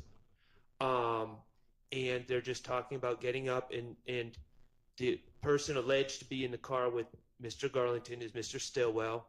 And, you know, I can't really hear what was said in the background, but the context of what was repeated is Mr. Garlington saying, Mr. Stillwell's sick of waiting on you in a friendly way, and hurry up, and then saying, Shannon said, y'all are going to bam, meaning y'all are going to fight when he gets here because you're holding us up, and then them laughing about it. So I don't know what's criminal about any of that, or what's furthering any criminal conspiracy, especially since under the state's theory, Shamal Drinks hasn't even arrived at the gas station. Yeah, no, I don't think there's anything further in any conspiracy here except a conspiracy to meet up at the gas station. So this would not be in under that exception for sure. And I'd also point out, Except Judge, a that conspiracy to meet up at the gas station. it shows the coordination between the two sets of the called and the calling party. and the coordination. So even if you don't take what they're saying as true, the call itself is evidence of coordinated efforts and communication right leading up to the Shamel Drinks murder. Okay, So but y'all are saying it was entirely just luck or bad luck for Mr. Drinks that they happened to find him here. So while there may have been a plan afoot to, when we see the enemy, we kill them, there, unless you've got evidence that this was, all right, we're getting together to go send out and start looking so that we can act on our plan, then this cannot come in under co-conspirator. It may come in under something else. But are you making that argument that this should come in No, under? that's the opposite of the one I was making. What I was saying is that it has a non-hearsay purpose, and that the non-hearsay purpose was that it shows the coordination and communication between the people that we've alleged committed the murder, even outside of the fact, even if you don't take as true anything that they're saying. So not even trying to take the truth of what they're saying, the fact that they are communicating with one another is one. And then the other was that we were saying it was the statement of a party opponent, in that Mr. Stillwell was one of the people that was communicating with. Well, I mean, we can't hear what any of those communications are. So I don't hear anything coming in as a statement by Mr. Stillwell here. If Your Honor could allow us one more comment on that. No, I was just going to say, Your Honor, we agree. We don't think it's a co-conspirator thing, but it is evidence of the events leading up to the murder of Shamel Drinks. And so we believe it can come in as we're not offering it for the truth of the matter asserted that he was getting off the exit at the time that he says he's getting off the exit, but simply, like Ms. Love said, to show they are the series of events that occur right before the murder, them in communication to meet up at the gas station. You're going to see that they meet up at the gas station. Then a call that's coming up next is when DeMarco Boyer calls Demekion Garlington and tells him, get on FaceTime. And we believe that is when the plan happens to kill Shamel Drinks. So does the video show the Audi's already there and then the Fusion pulls up? Yes, but it doesn't, again, because of the video, we are not aware of DeMarco Boyer being in the car prior to seeing the video, nor do we see him afterwards. We just hear these phone calls between this individual. All right, well, I'm not talking about the next call yet. I'm talking about this call and trying to figure out why we need this call at all. Because I think it shows them coming from wherever they're coming together. We believe that they were either near each other or had planned to meet up prior to do whatever they're doing. And so it just shows a series of events, Your Honor. Just if we have to prove what happens before, during, and after the murder, this shows before the murder, they were in communication. It's not like they randomly met up at the gas station together. They literally planned these two cars, at least, to meet up at the gas station. They meet.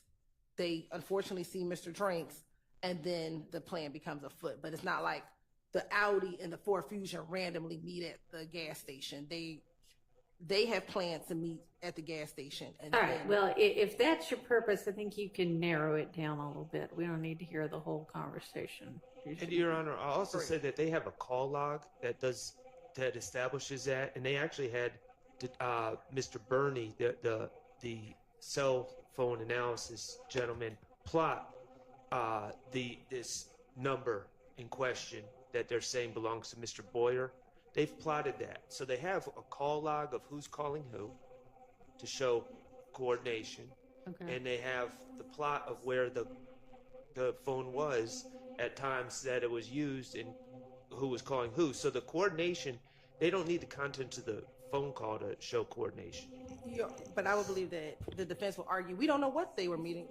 We don't know what they're meeting up for, but now the jurors can hear. We still don't know what they're meeting up for at this point in time. But it's still just a series of events that lead up to the murder. These two cars and the individuals in these cars have some type of relationship. If you want to use the little tiny part that's we're getting off the exit right now, that's fine. But we don't need all of it. I mean, it just...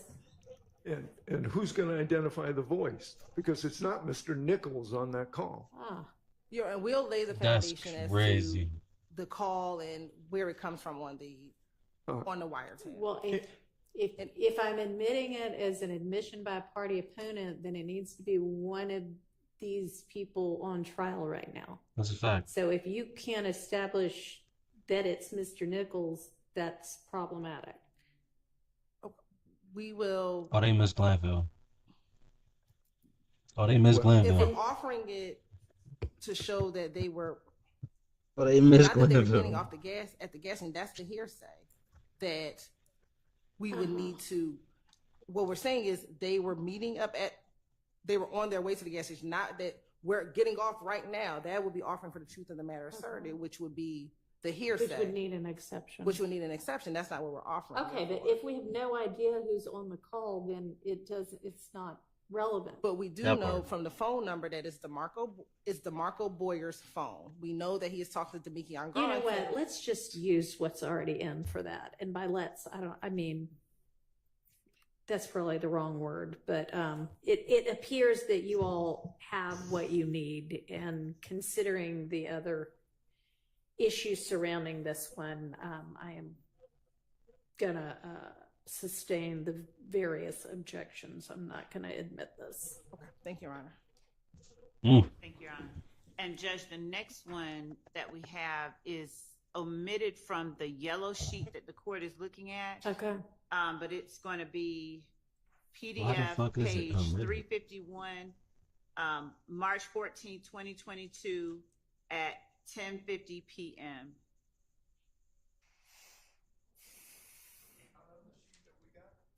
It's not, but Your Honor, as I stated, it's not on the yellow sheet. It is in the Dropbox.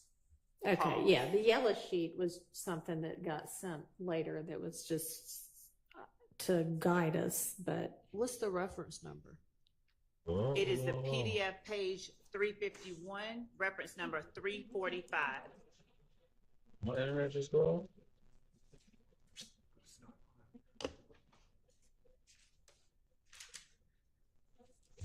I think I just had a bad connection for a second.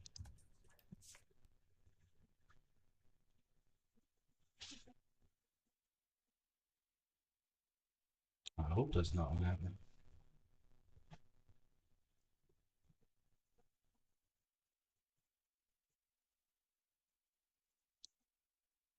So what y'all thinking about this right now, Shannon?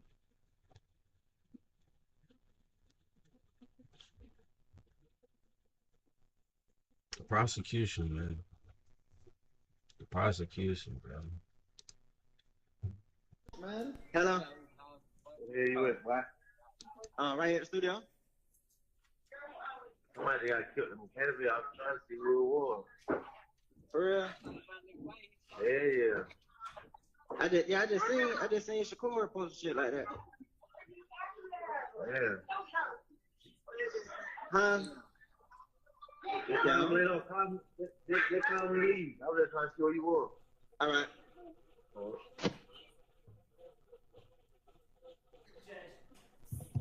Just 1 second. That was not the one that I expected to play. Oh, shh.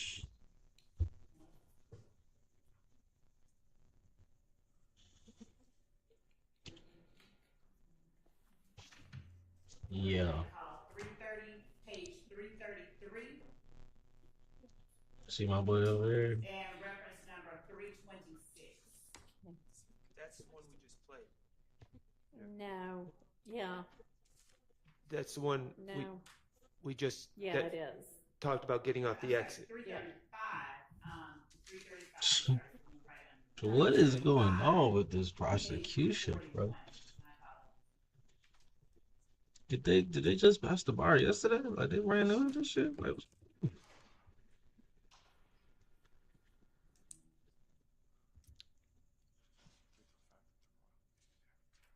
how the fuck you don't know what tape you trying to play? Hey, what the hell y'all pulled up? Nah, call me on video. Hurry up. Call me on video. Call it. And is the timing of this one, y'all can establish this is after Drinks pulls up? Yes, this is right before his month.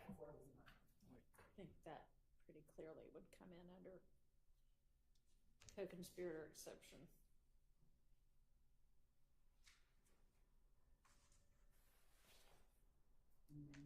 How would that one come in? The last one didn't come in if it's following the what's going on from the last one. Just so we're clear, though, that the state is asserting that because, like the last one, there was some question about the involved parties. The state is still asserting that is Mr. Garlington and Mr. Boyer. Yes, we believe that's Mr. Boyer telling Mr. Garlington to get on FaceTime.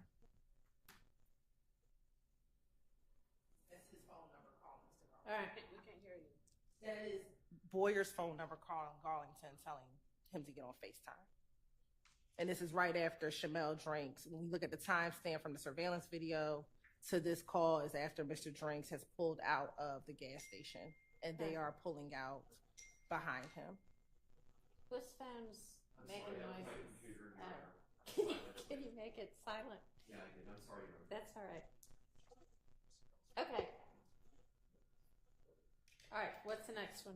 It's reference 350, page 357. She said 355, 353, play the one tape.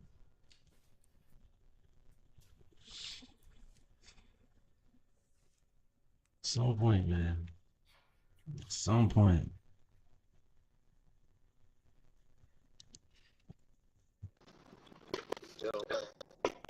All right.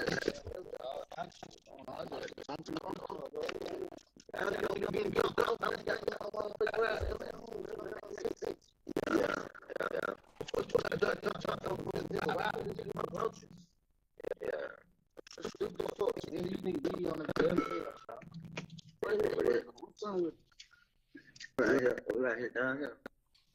Yeah, what? Right past trying to see. I'm finna meet up with y'all. Nigga, I'm finna go get a fill up. Gotta get a fill up for fight, right? Yeah. Alright, Huh? I said, alright, from listening up. What's going on?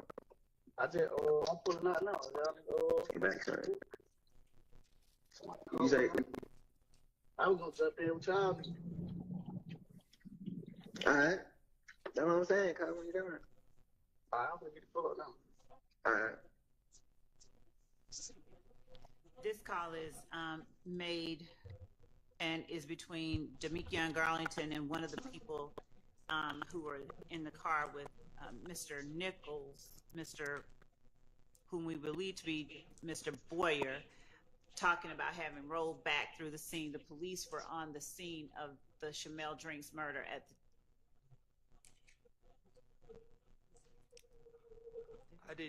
I didn't hear all that. You didn't hear it on the call, or you didn't hear what Miss Love was saying? I didn't hear it on the call. Yeah, I didn't Okay. either. Okay, this is them having, when they said we just rolled back through the scene. I'll play that again. It was at least that's what this team. And this is supposed to take place at like 2 a.m.? Yes. All right, let's hear it again. What pinpoint to me where in this conversation, at what minute and second is that supposed to be getting said? Do you know? No, it's a minute-long call, so it's about midway, maybe. Okay. This Mike. Joe. All right, man. There was all kinds of shit going on. I just jump in the other car, bro. Y'all niggas don't be getting dropped off and they ain't got no motherfucking ride to go back home to. That don't make sense. Yeah. The fuck you getting dropped off for a nigga ride with a nigga who wrote you? Yeah. That's stupid as fuck, man. You need to be on the gun ass out. What's on with We right here, down here. y'all? What? Right past trying to see. Okay, so it's right there at 31 seconds, and the phone records, when he said right here, riding past the scene, their phone records put them at the scene at that time. Okay, so right here, riding past the scene is. We don't believe that's trying what to he. see, That's riding not, past, trying to see at the scene. Let me hear well, that. she keeps saying scene, and no one says scene. Let me hear it again. And Judge, I want to make clear, like the court is doing, the court can judge whatever is being said. Whatever it is they're riding past to see or the scene, their phone records place them at the scene of the Shamel Drinks murder at the time that the call is made. But Your Honor, this is the problem. The makes a state lot keeps of asserting assertions. things as fact. He said through the scene, and now I'm just pushing back moderately, and now it's like, well, we don't really know what was said, and Your Honor needs to know what was said to be able to judge it. And if the state doesn't know, they shouldn't be asserting as fact this person said riding past the scene if they don't know that's what's said. And my belief, and I'm not going to assert it as fact, but what I'm telling the court is, after listening to that numerous times on my own and several times in court now, I'm not hearing scene. Okay. And I don't think anyone else is. I don't know. Let me hear it again.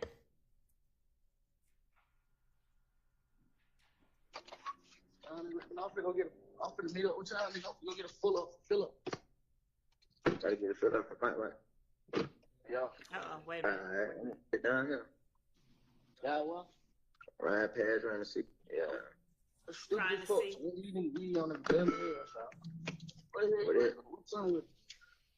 We right here down here. Yeah, what? Ride past, trying to see. I'm finna meet up with y'all. I'm finna go get a fill up. Yeah, what? Ride past, trying to see. I'm finna go get Ride past, trying to see. I'm finna meet up with y'all. I'm finna go get a fill up. I mean, I don't know what he's saying, but they're talking about, I mean, it's Appreciate everybody for stopping by. never is saying I need a ride, right? A little It's context. saying, no, not right there, but before then. And they're saying, why don't you ride with the person that you started out with? And they're trying to figure out where each other is, right? He's asking, where are you? And he said, riding right here, riding past the scene, trying to see. Either way you look at it, the point at which he is saying that, yes, they are trying to apprise each other's location, and that person right there saying that he is riding past, his phone puts him at the place where Shamel Drinks was murdered at that moment. I'm hearing, and I think everyone else is hearing over here, riding past around the city. Okay, That's what it Around the sounds like city. at first. I mean, And maybe he is saying around the city if they've got something that's going to. I don't believe. Well, they just said. I mean, it honestly doesn't matter whether he's saying riding around the city or riding past the scene, when what they're trying to do is communicate with each other about what's going down between them right after they have allegedly shot and killed somebody. Well, it's 4 hours after Mr. Drinks was shot. The context of all this meeting up is to go to the studio. That's the part that the state's not playing. They're all going to a music studio. And so I hear Mr. who they're saying is Mr. Boyer fussing that it seems that someone should have gotten a ride with someone else, and he's fussing with that, and he's asking, where you at now? And he says, riding around the city. There's nothing conspiratorial or anything else about that. But my bigger concern is we just have this situation where, if Mr. Garlington really said, I'm riding around past the scene, that would be some damning evidence. So we just shouldn't be throwing that out without knowing that's what's said. All right, well, I'm not going to let them hand the jury a transcript of this call that says that, because I don't think, I mean, it's up for debate what it says. I don't think, y'all don't agree, I don't agree. Who knows what it says? But I mean, it could very well be a part of a conspiracy, and they could be meeting up at the studio to figure out what it is that they're going to do next. That's not for me to determine. That is part of their theory. They can present this evidence in support of that theory. Whether the jury buys it or not will be up to the jury. But it is this I'm going to admit. That's crazy. Do we have lunches yet? Yes? Okay, let's take a lunch break. We can all be back in an hour, right? Okay, let's be back at 1. Just take a lunch break. That's what they said. I'm trying to figure out. Yeah, I play with my day. One more day, people.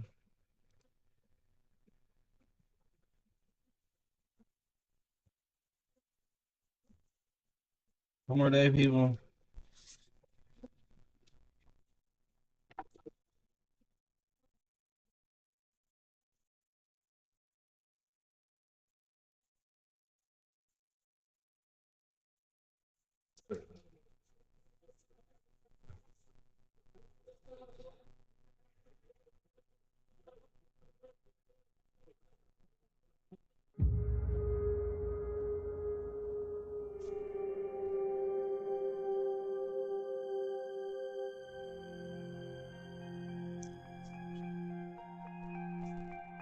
No, we don't want to. Let's get it.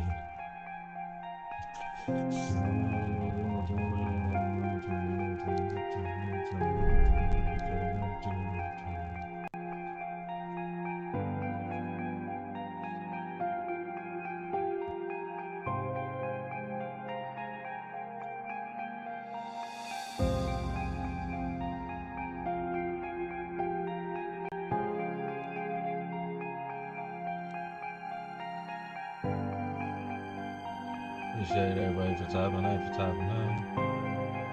Let's get to it. What does it take, man?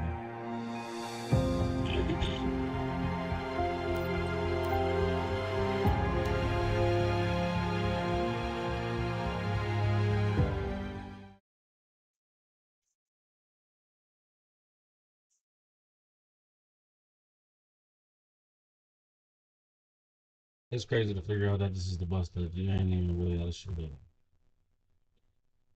I need to see him. You're here. Respectfully. And how didn't we see blood behind us?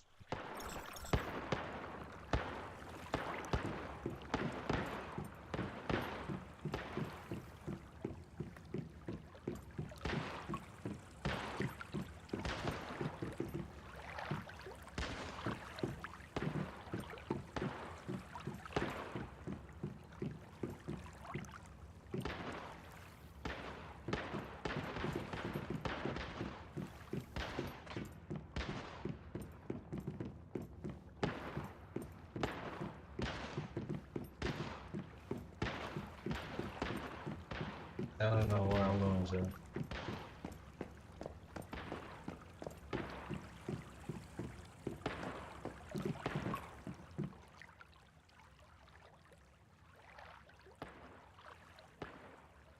It's spring to looks like okay. Respectfully.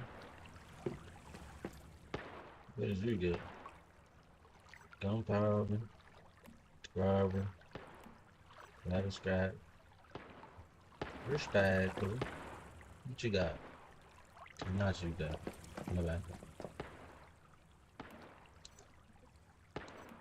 Grabbing me. Pork. These. Pork. There. Respectfully. 10 on. Iron on.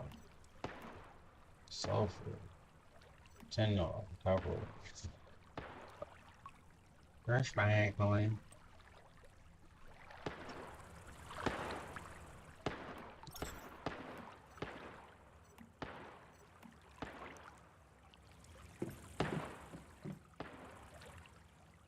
Oh yeah, I gotta make sure that I get a DD.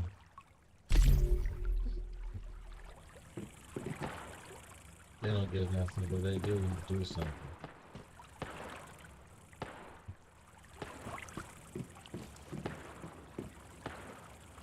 I forgot that grow light has to move.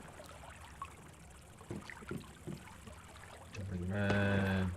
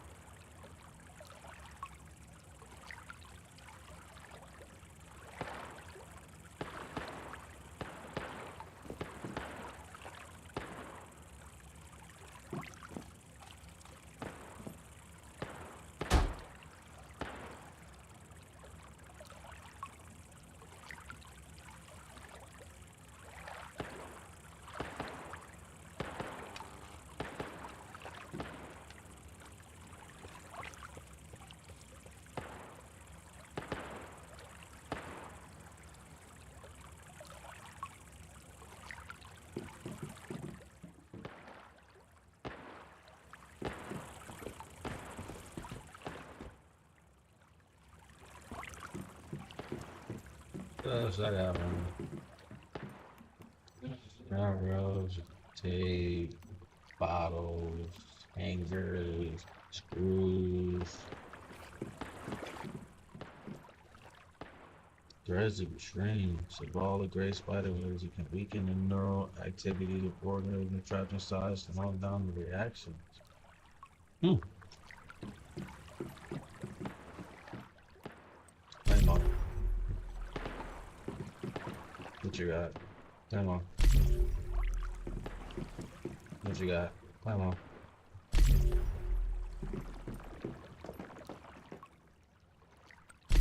Come on.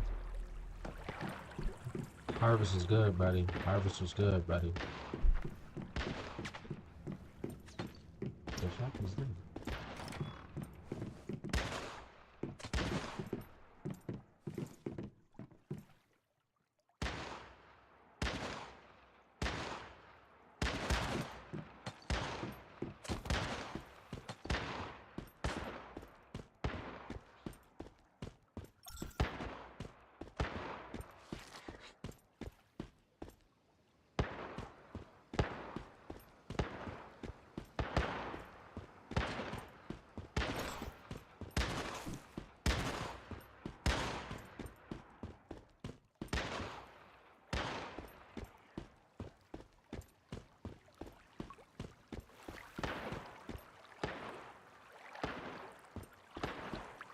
This shit don't even look like this shit.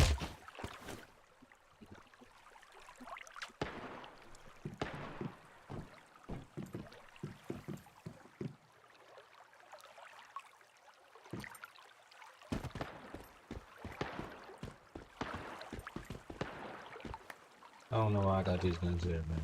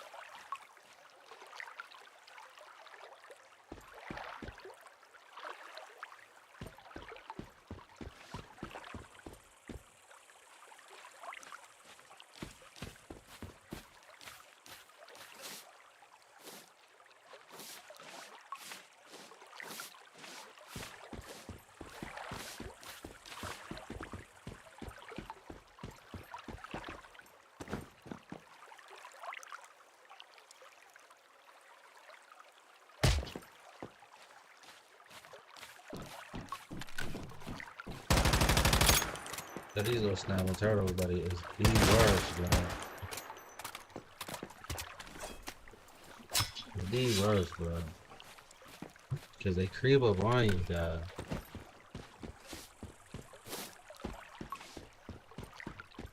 I ain't got no power running to that fucking game. So now I'm trying to figure out what did I make that generator for if I ain't got no power to it.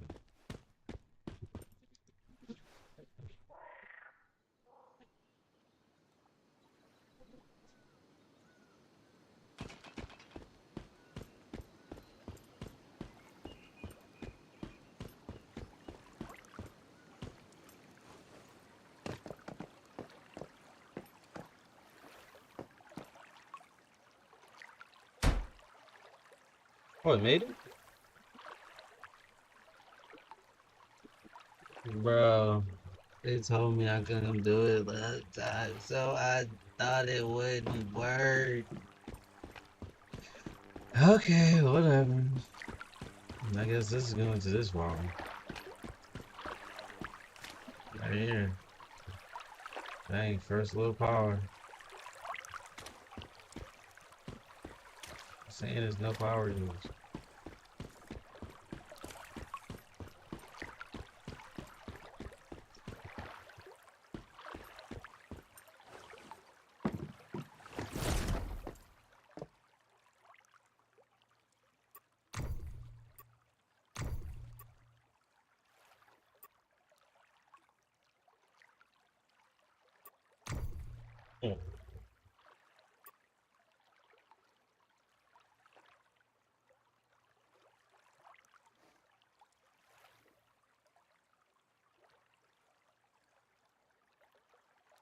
I don't know what to put in there.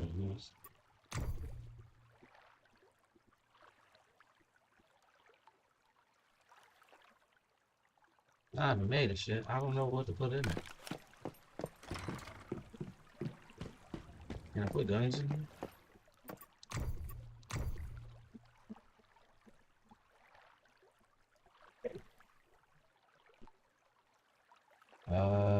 Burn.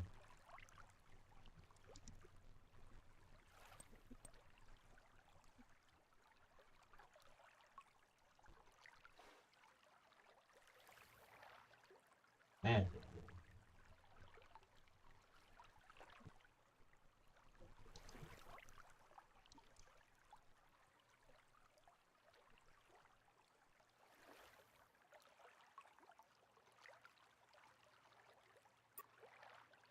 Shit, how much do they regularly cost?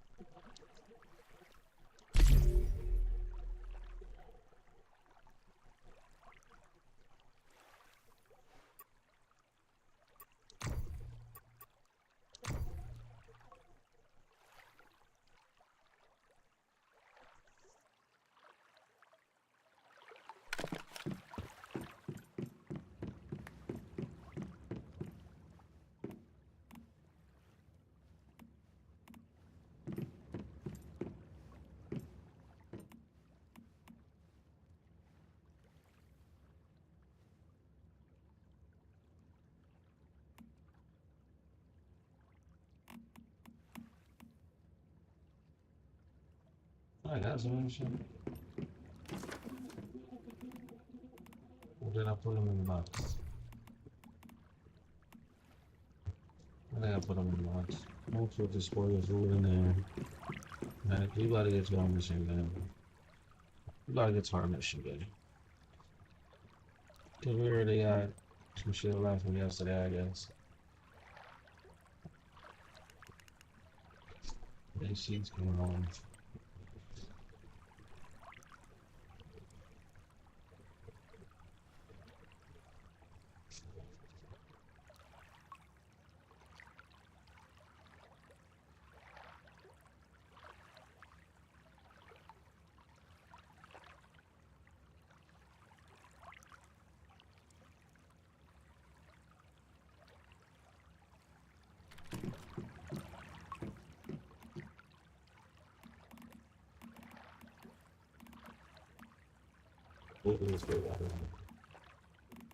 We gotta go through a lot of this shit. That's the only plan I'm like a lot of it.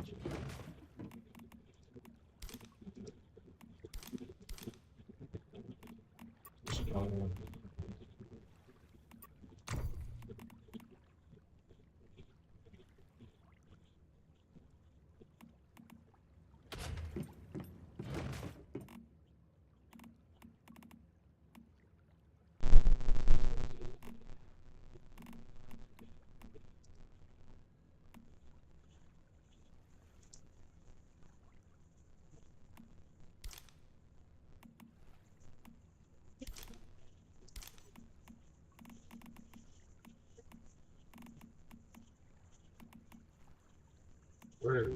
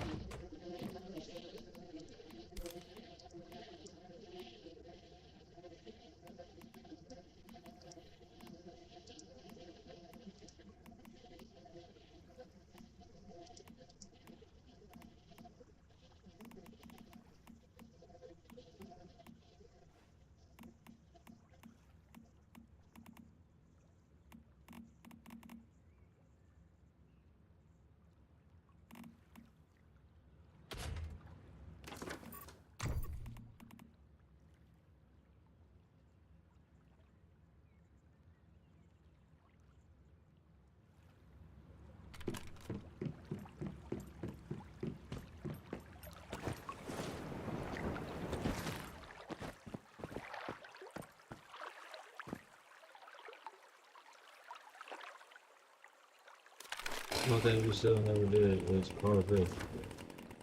Right.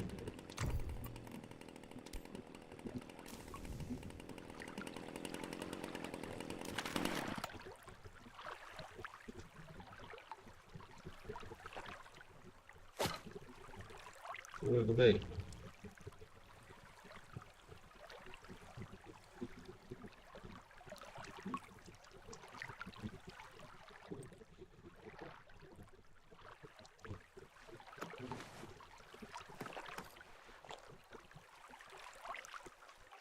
You gotta learn how to fish, guys.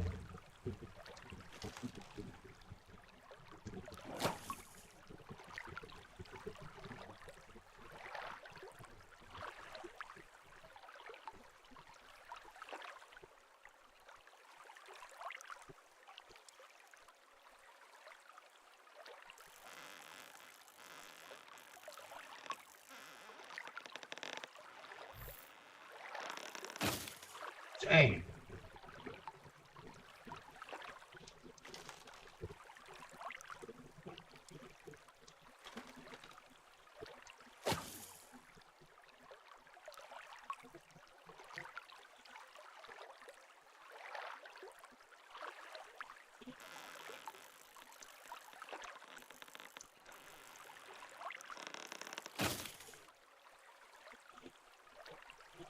Oh, bro.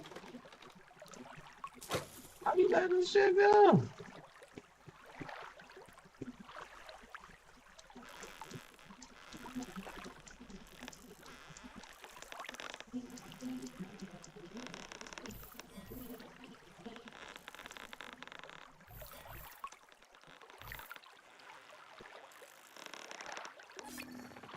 Oh, I got him. Okay, so I just gotta keep him in the line. Respect.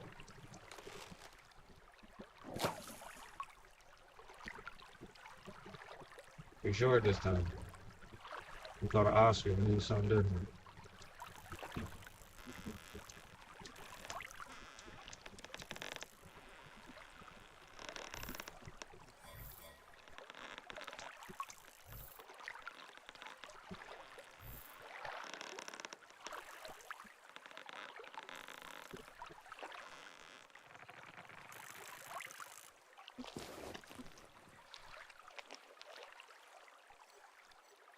Oh, we cooking those, damn. Oh, we got this fishing down now, man.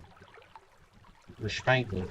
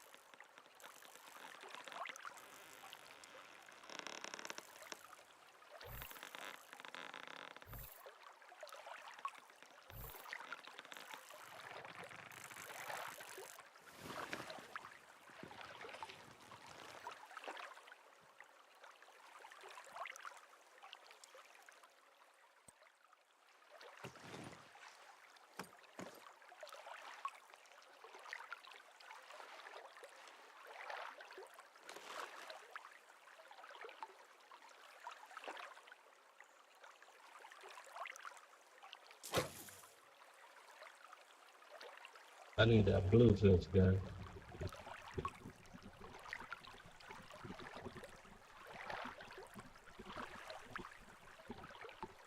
Come on, blue fish. Come on, blue fish. Come on, blue fish.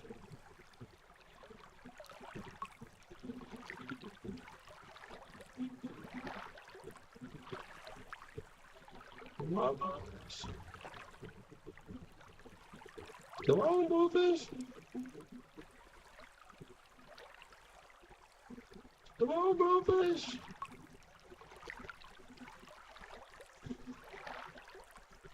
Yeah, I think about it. Shoot some shit.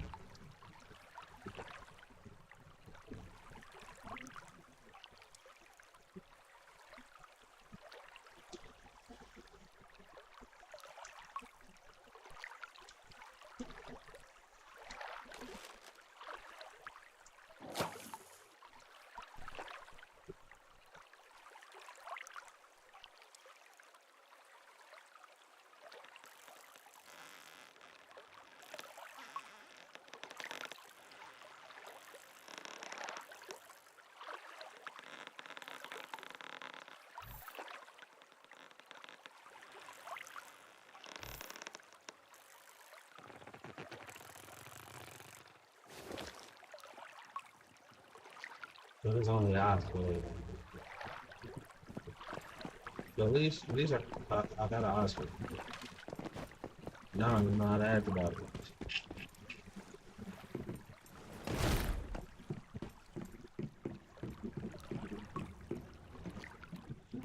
They can't make nothing of fish. Hung in a bowl. Or plug in a bowl. Just, you know, I would say, well, that sounds disastrous, man.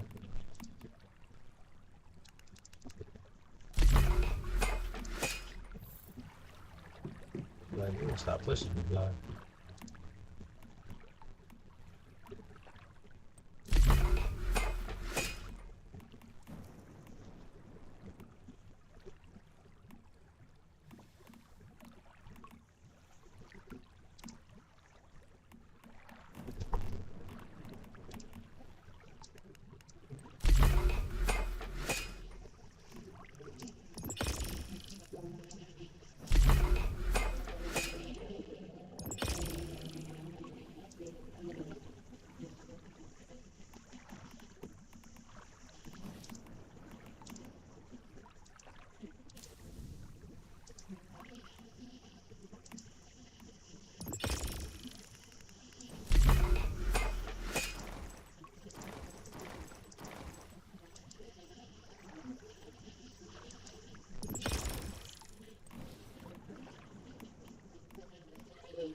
Yeah.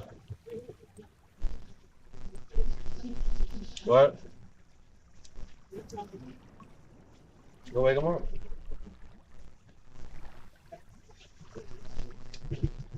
Shit.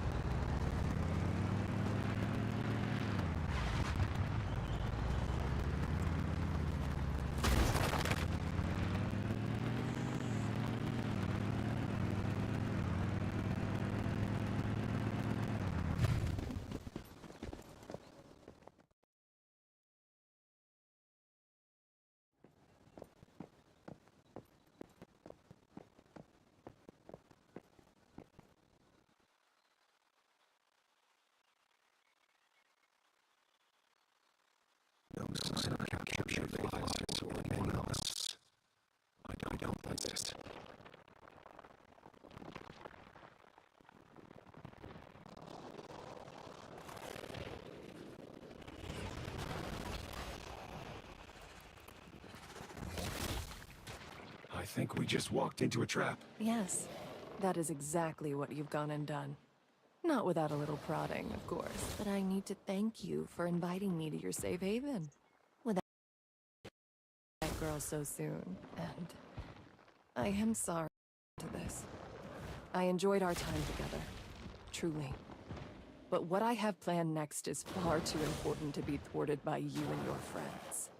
So now, a sacrifice for the greater good is called for. It's time for you to die. Again.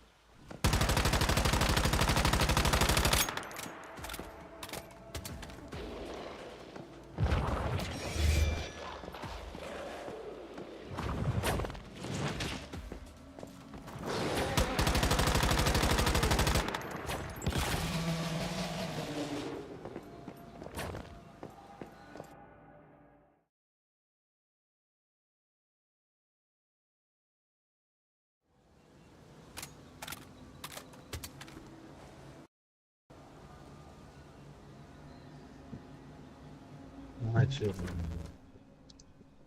Yeah, I was in and out of yesterday by the time I got everything situated in my internet. It's later on time for my daughter and all that. So most likely about that. Yeah. But I definitely can chat with you once I get over the stream.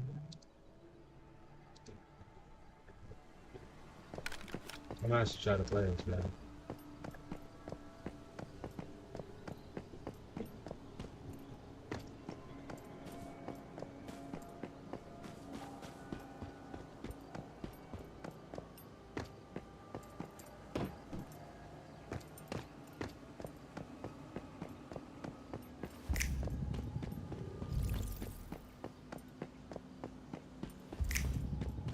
I still never bought the 11. They're great. Besides, they're like bars too, girls, whatever.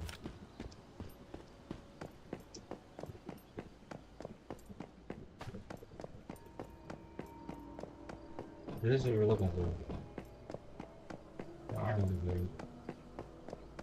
This might be one that we're looking for.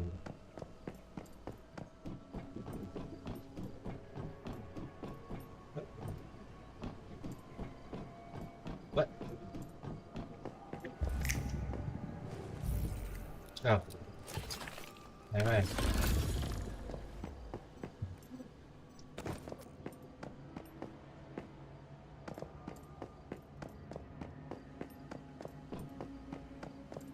I don't know what the production facility is, but I feel like we should see hands. I mean,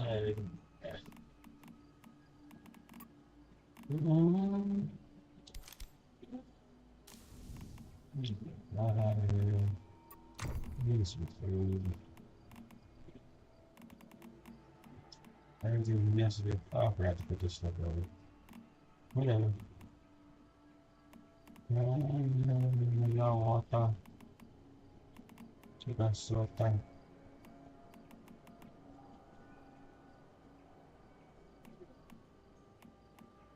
And now, please. Yeah, we actually got to go to the space. We gotta go to the space.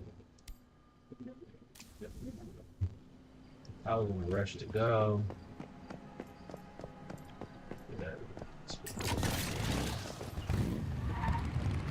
We gotta go.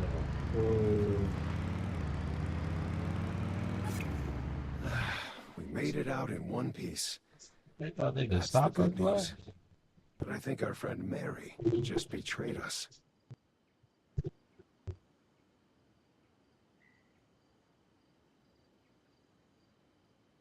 Oh, that thing just Result of logged some out. messed up experiment. Given what we've seen from Rosetta, I'll bet they've got more in the pipeline.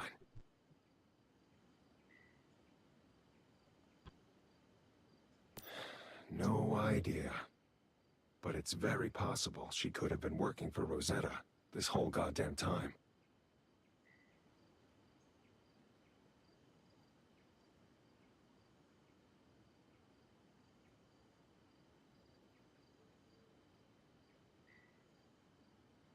If Mary and Rosetta are creating monsters like that, then we'll need to keep getting stronger if we're going to take them down. Taking on another Transcendent is the best way I can think of to do that.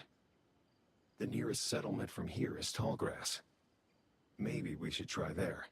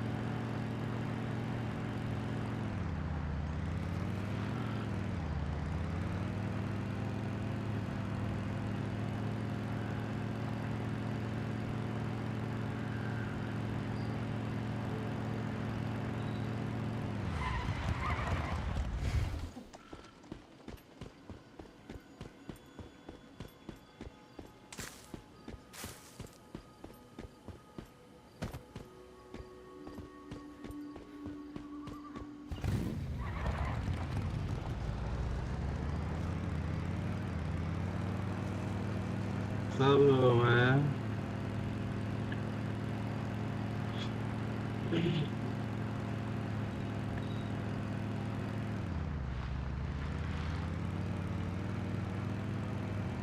Let's see how I be swerving through.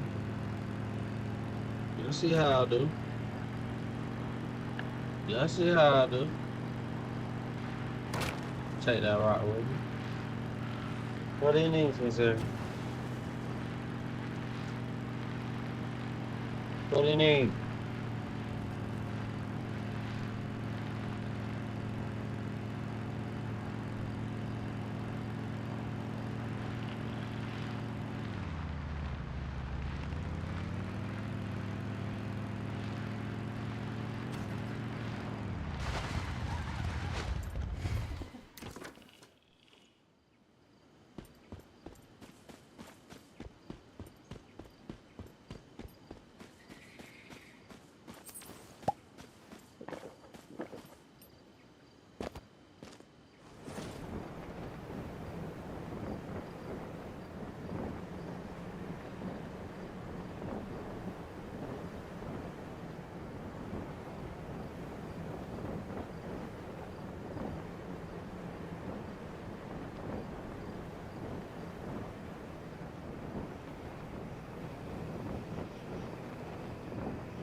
We're going to the side, man. Don't ask me why I'm going. We shouldn't be going right now. Let me be real. We should not be going right now. Sincere. Listen.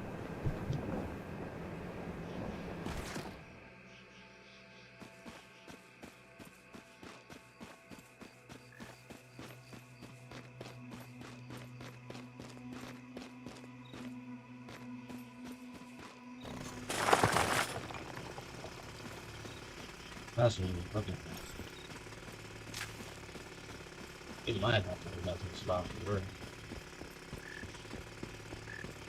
My baby over there playing peekaboo with me and stuff, man. That's me off the line. That's me off the line.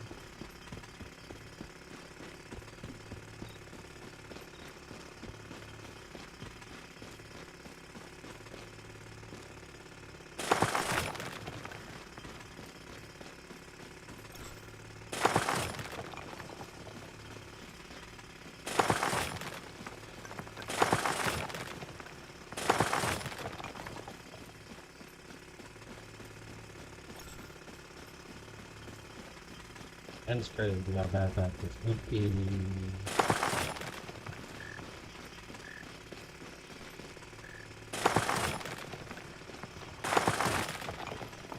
You definitely take the room off of you want that touch spin on you.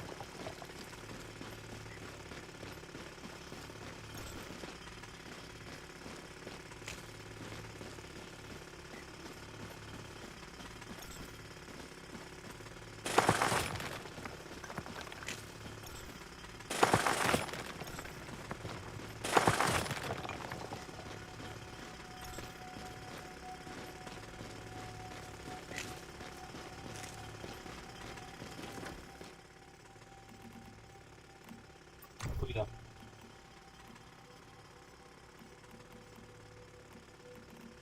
I will do that. Oh.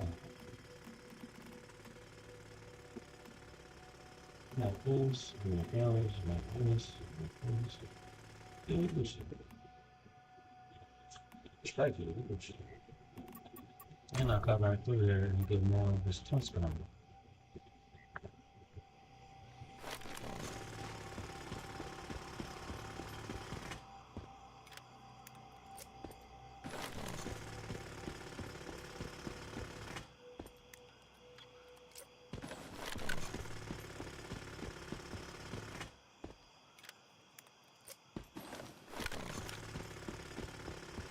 Automatic fucking replay.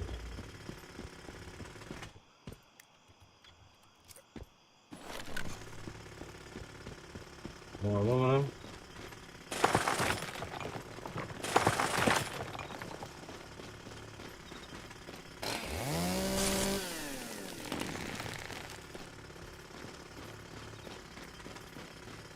That chainsaw so good, that should cut the rock, bro.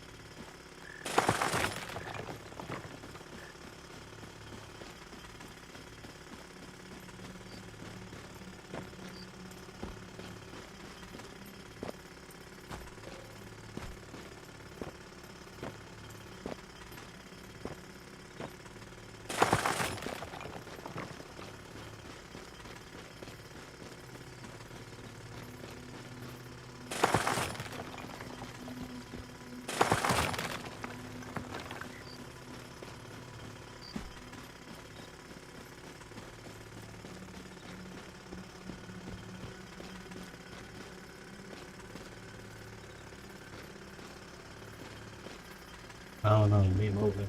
Make me feel like I can see him.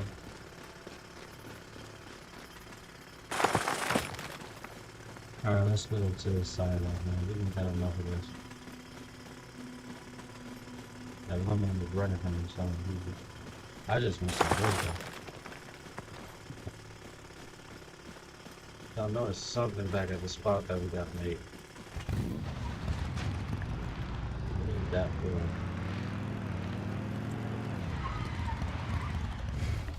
There's one more, I got one. I think it's good. I think I should have got the butterfly. Butterfly is shaking.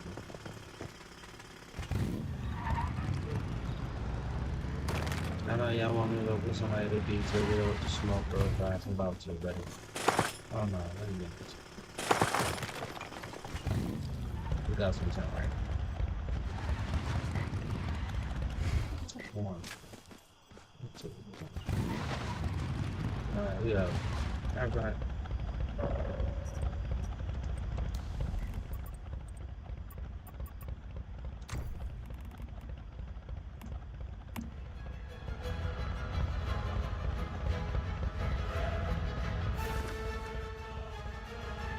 How do you change the station?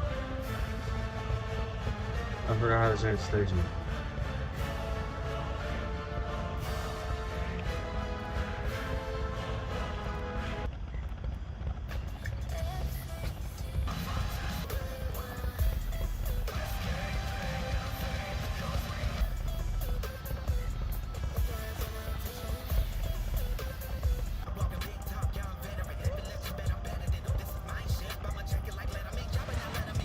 We'll go down. Starting.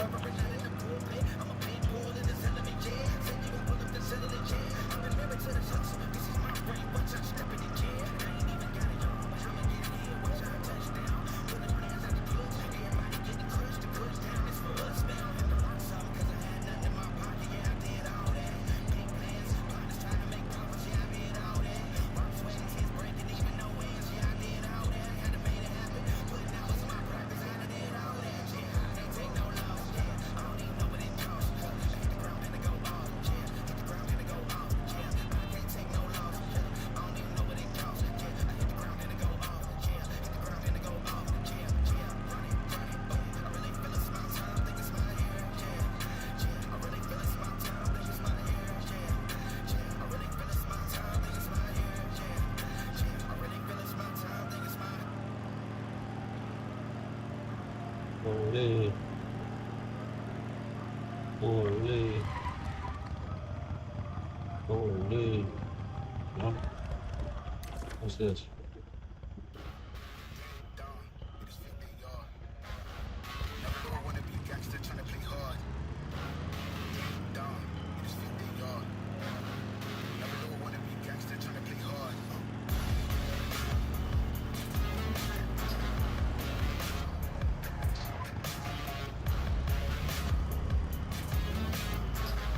There it is.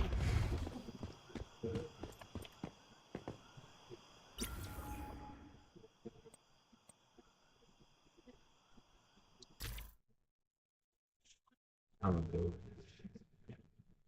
it. Solo. I'm on solo from state to state. You know what I mean? I'm on solo from state to state. You hear me? Respectfully. Shout out everybody that's tapping in, dog.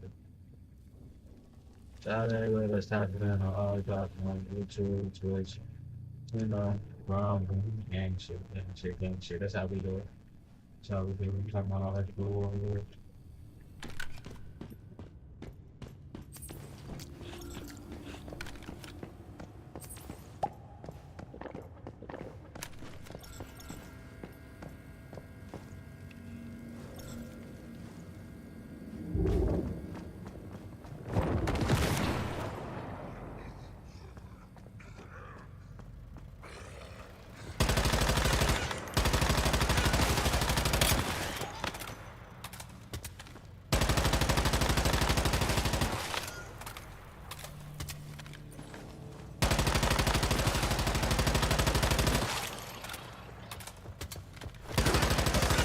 Harlem shit. No diddy.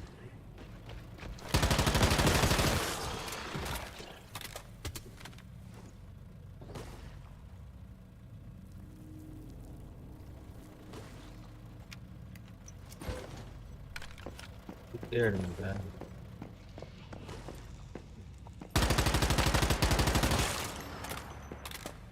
He's scared of me, man.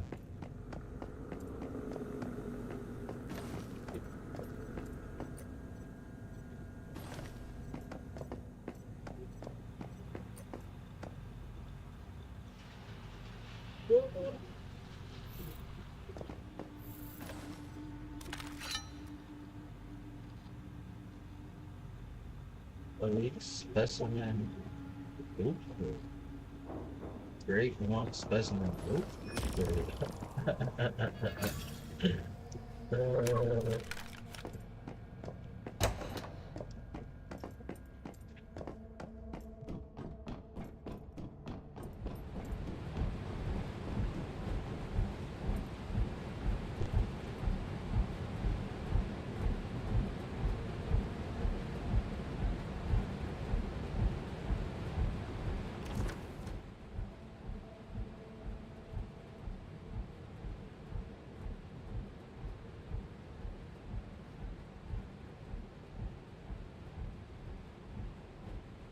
And I mentioned Gotta get back to court, baby.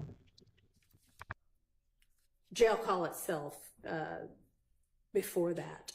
And I'm just going to add, in addition to everything that is set forth in the order on this from November 16th of 2023, not stated in the order, but I think relevant to the order, and it may just be because everybody already had it in their mind that it was true, but I just think it's important to note that the three speakers, Ms. Stanley, Mr. Holloman, and Mr. Minder, what their relation to each other was. And Ms. Stanley and Mr. Holloman, it appears, are brother and sister. I think we had already mentioned that Miss Stanley is Mr. Minder's mother, and that makes Mr. Holloman and Mr. Minder uncle and nephew. And then I just wanted to note an additional, there in paragraph 5 of that order, lists out several circumstantial guarantees of trustworthiness found by the predecessor judge. And I wanted to add, in addition to adding the familial relationship, that during the conversation between Mr. Minder and Mr. Holloman, Mr. Minder actually states to the effect that this wouldn't have happened if I hadn't been locked up. Essentially that, his uncle would have been under Mr. Minder's protection. And so I think that also provides another kind of indicia of their close relationship. All right, so I just wanted to go ahead and Appreciate you put that for on the record as letting me well. know that my idea. May I respond briefly? Appreciate you. You Because it may, definitely but turned out. I'm not, I mean, I saw that you had already made the record. As you can so see, I'm I was not- trying to ask you questions. How's your day I'm not going? really considering Hopefully additional less and argument. less stress. Is that what you wanted Well, I to? just Appreciate you for telling me that mic is all good. As though I was trying to answer your question. Issues of I'm going to sufficient answer the or Discord in a substantial second. Circumstantial guarantees of trustworthiness. In the order, Your Honor, it indicated that it was apparently, those are the words in the order, apparently a close relationship evidenced by, says, tone and tenor in that call. I just thought about it. I didn't hear anything that said. Additionally, it says it was there was an unlikelihood of and lack of a motive I didn't hear for anything else in this. fabrication on GH's part, or Gary Holloman. Yeah, actually, to be blatantly honest, to those close contacts. And I blatantly just wanted honest, to I'm just make gonna the record. jump on Warzone We later. objected at the hearing. I want to respond to Your Honor's You jump back on there, most either recent first, statements. First and the Descendant, addition there. Warzone. In the law, Why as even do the listed, finals today? the issue I don't of play the I finals don't want anymore. to hear any more argument. I don't want to I don't go want too those far type of out games. here. But in the argument and in the law, Your Honor, it says that the trustworthiness of the original declarant and whether the circumstantial guarantees of trustworthy are equivalent in significance to the specific hearsay exceptions, as the court is aware. I know. So I read the entirety of the argument that you made before the predecessor court. Yes. Okay. I understand. Just wanted to put that on the record for the All court's right. consideration. Thank you. Thank you. Okay, what's our next statement? Maybe this is different. Maybe look is on. Taking care of that, I'll go ahead and cue it up. Okay. Your Honor, we're going to start with PDF page 360, which is 11 minutes after the call we last discussed, which was 3:57. Hey, Blue Candy, do you play any games?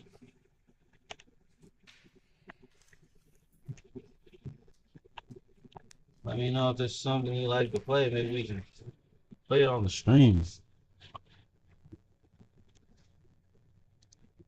So on the stream, we can get it done.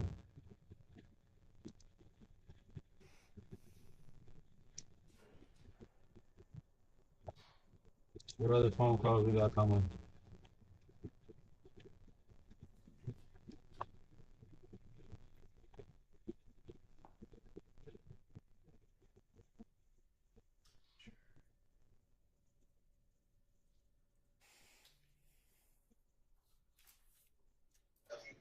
What are you at?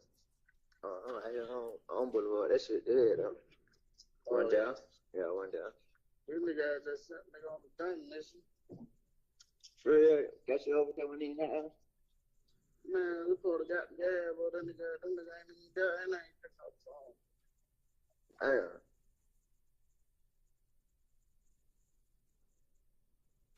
Where y'all about to go? Try to take it, man. Take it down? Yeah. Alright, just call me. Alright, love I need you. to bus, I love you too, but I need to bust that shit about two. About that shit. Leave me on FaceTime all that shit. And Your Honor, this call, which is at 2:12 a.m. on March 15th, 2022, so the early morning hours after Shamel Drinks was murdered, it's the state's theory that the utilization of FaceTime or other applications that are not classic phone calls are utilized either right before or right after or in the preceding moments after crimes. And so the state wanted to highlight that we had just played the call about rolling back through, however you hear rolling back through the area that was the crime scene based on the cell phone records. Mm-hmm. This is 11 minutes after that, where this is Garlington and Boyer, who we've discussed, asking again to get on FaceTime. So that's why the state is playing this call and feels that it is a co-conspirator statement. We don't know what they're about to discuss, but it's the fact that they're going to talk on FaceTime at this specific period in time. Your Honor. Okay. Is there objection? Hear what you got to say, Mr. Sir. I know it's Mr. Sir.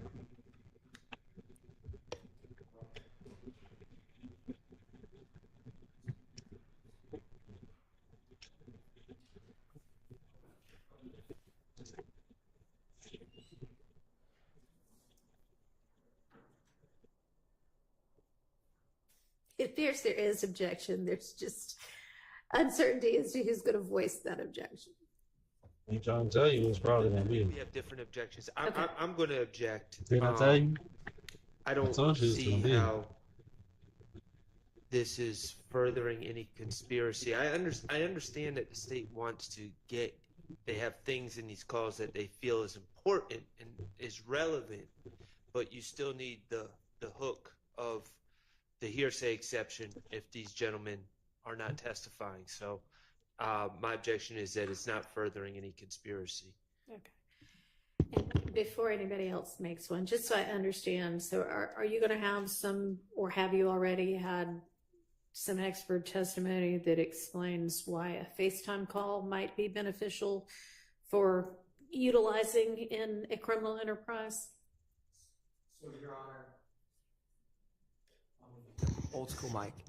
Your Honor, I two things. One, Demekion Garlington himself, in a call we have not reached, he explains, get on FaceTime because they can't record that SHIT. So he says that. I don't remember the exact call, but we will get to it eventually. And so, for one, that's his own statement. Number two, I wasn't present when Detective Belknap first testified, and so I don't know if he addressed that, but it is my understanding that Detective Viverito, when she is reached, is going to discuss, because it's intimately wrapped up into this murder of Shamel Drinks from the state's theory. Okay. And Detective Racy, who discussed the April 26th shooting of Mr. Dwayne Carter's tour bus, talked about how FaceTime doesn't show up in records. And so... All right. Thank you. I'm going to overrule that objection. Okay. Was there another one?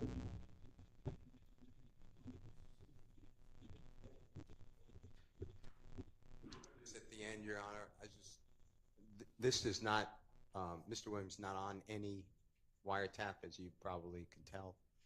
So I was going to ask for an instruction, especially if you let things in that's not in furtherance of a conspiracy, because then that should not touch Mr. Williams. So I was going to do it at the end, but when you asked for, are there any objections? Yes, I'm going to have I can't believe I'm streaming. Okay, so I mean, this I am admitting as being in furtherance of the conspiracy. So with regard to any that I have let in, not under that basis, but under a different evidentiary exception, if y'all wouldn't mind, I think maybe the only one that's occurred for so far is the one that I let in as a statement against penal interest. Okay. And Mr. Harvey had also asked for a limiting instruction as to that. Now, the issue that is still, I'm not sure 100% settled on this, is whether a limiting instruction is appropriate when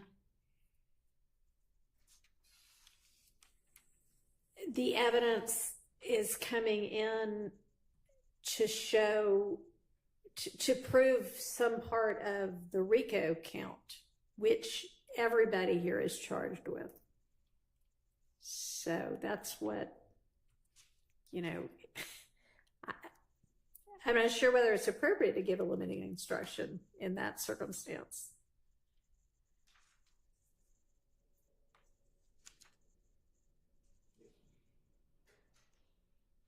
I believe it would be, because if it's not furthering the conspiracy, and I'm not saying the jury will find Mr. Williams willfully and knowingly joined a conspiracy. I understand that. But the court must have made a finding that there was at least some evidence of a conspiracy.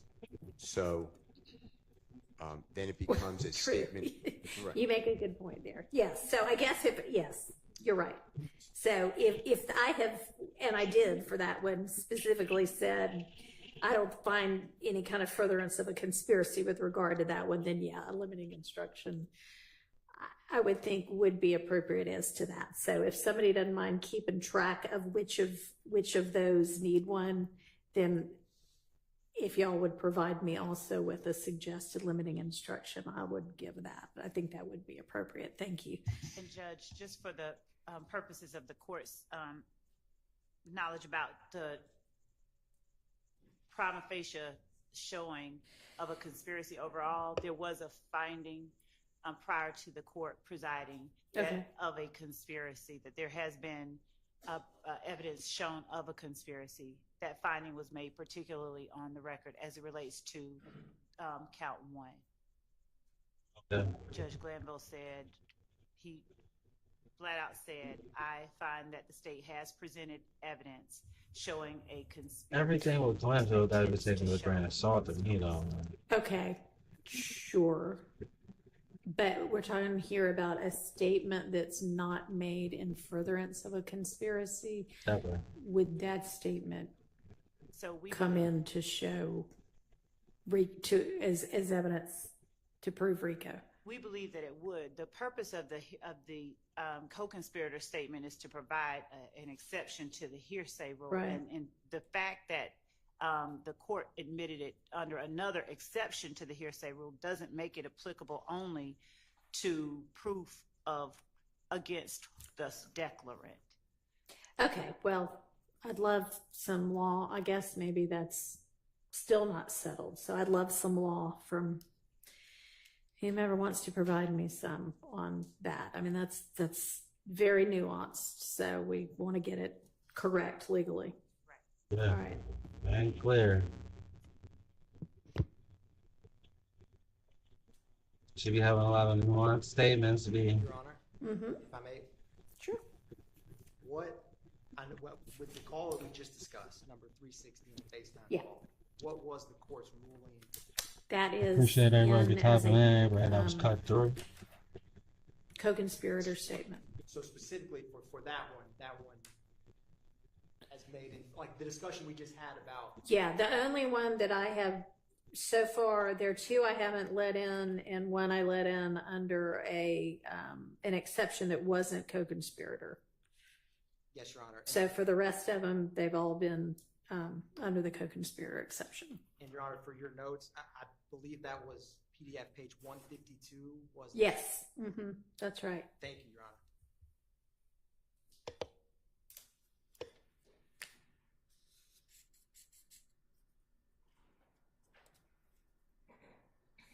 The next call we're going to be turning to, Your Honor, is going to be 423. And just to give the court a little bit of backstory, in addition to what Deputy Hilton discussed this morning, is this call is on March 16th, 2022 at 12:22 a.m. This is when at 2830 Waters Road, APD police officers arrived approximately around 12:08 a.m. after a lot of gunshots, which resulted in 11 defects in the front of that home, which ultimately inside of that home was Defendant Stillwell, Demekion Garlington, whose wiretap we have, Miles Farley, who is not in the current trial but is charged with the murder of Shamel Drinks, as well as other YSL associates. And the significance is the shell casings from the murder of Mr. Ford and Mr. McMiller were connected with the Waters Road. And so this retaliatory back and forth, that backstory is significant with these calls we're about to play. Okay. So, Your Honor, with that said, I'm going to play PDF page 423. He's a little more For this one, concise. we're going to with play this. the entire call. Oh no, yeah. Let me see. I've been still on this game. I'm not gonna lie, still on this game. I got two screens going. One still got the game, game that's on, and I got the other one on the trial. Like no look back. Hey.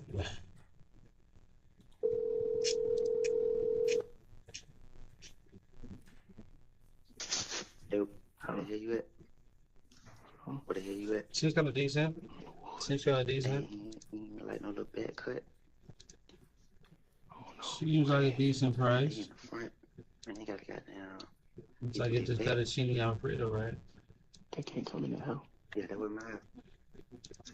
Shut up, open the door. And so, Your Honor, them whispering, this is Mr. Boyer, who Garlington is speaking with, his phone number. So officers, when they arrive, they ring the doorbell camera. There's a brief exchange from someone inside, and then they don't respond anymore. And ultimately, Demekion Garlington was in a crawl space. It was raining that night.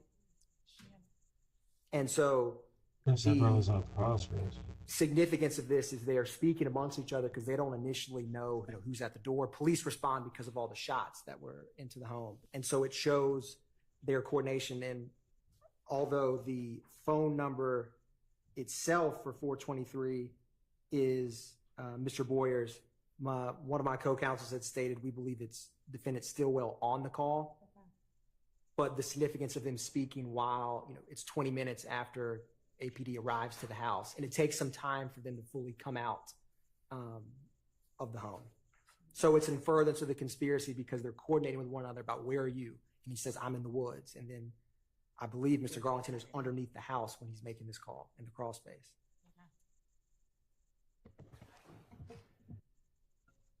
So the the context of this call is after, it's directly after, to my understanding, individuals shot at 2830 Waters Road.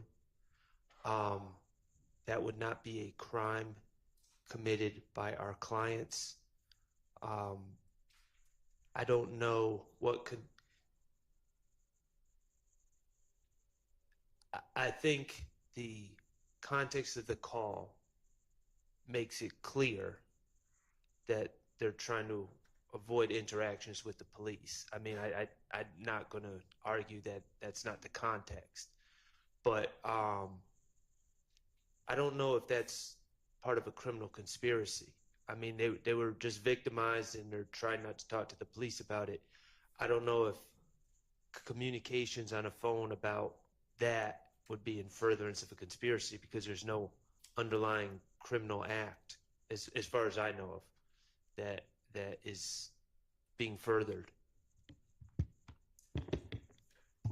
Your Honor, the conspiracy itself, coordinating with one another in the wake of an act that has been committed in the wake of criminal activity at that house. We believe that the other calls will show that there are guns in the attic that they want to keep concealed from the police. They want to keep themselves secreted and separate from that location. It's one of their trap houses. And them coordinating with one another to evade detection by the police does further the interests of the gang by keeping themselves from being detected and found out and connected to that house by the police. So calling to find out where each other is, because the police did descend upon this house where hundreds of shell casings were found in the yard. And it was one of those central locations that was involved in the wake of the shooting of Mr. Ford, Mr. McMiller, and Mr. Drinks. We believe that this communication does further the conspiracy of the YSL enterprise and the criminal street gang and its enduring, detection from the police for their criminal activities by apprising each other of where they are in relation to the hot spot or the hot zone. Okay, and let me ask you so that I am sure what my understanding of it is. Mr. Atkins, you had said shell casings from this scene are connected to the Drinks murder. So this wasn't just like a shoot up. This was a shoot back and forth. So, Your Honor, the shell casings from Waters Road connected with the murder on March 11th of Mr. McMiller and Mr. Ford, who were... Okay, I misunderstood you. Yes, Your Honor. Okay. So, all right. It's the state's belief that the rival gang was responsible for both. No, the death. I understand. I just Yes, had written down the wrong set of murders. And Your Honor, I left out one, I think, relevant fact. The police actually did come in contact with these individuals eventually, and they released them without charging them with anything. Is that before, I mean, did they search the house at that point? Yeah. Well, they see a gentleman in the house laying down, and then they, trying to speak accurately about how this happened. They went into the house.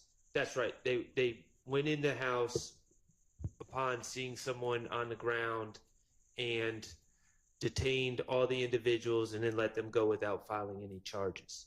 They didn't search the house that day. They went in and detained, and Mr. Stillwell was later found to have been wearing at the house the same clothes. Okay. But no, they didn't search the house at that time. Okay. They didn't have a search warrant for it. I'd never said anything about them searching the house or not searching the house. But that's what I asked. They went in the house and detained people and then released them without charging them because it was without searching the house. And without searching the house. They later searched the house. Okay. 2 days later. And I don't believe anyone is charged, and correct me if I'm wrong, but I don't believe anyone in this indictment is charged with anything that was found in the house. They didn't find anything because they took it out before the police searched the house. So they can't hear what you're saying. Pull the mic Oh, great. We've got a second mic. Good deal. They found some stuff, but we believe that the things that they referenced in the calls were removed from the house. There was a number of things that were in the house that we know were in the house prior to them searching the house that were not in the house when they searched the house. All right. Well, based on, and we're going to hear that soon enough. Yes. Right. Based on what's about to come up, I'm going to admit that under the co-conspirator exception, since there's apparently some evidence that they were concerned about some criminal activity or contraband or something in the house. Yes, and I think that the next call might shed All more right. light on it. So, Your Honor, the next call we're turning to is 472. So the call we just played was at 12:22 a.m. This is at 4:33 a.m. again on March 16th.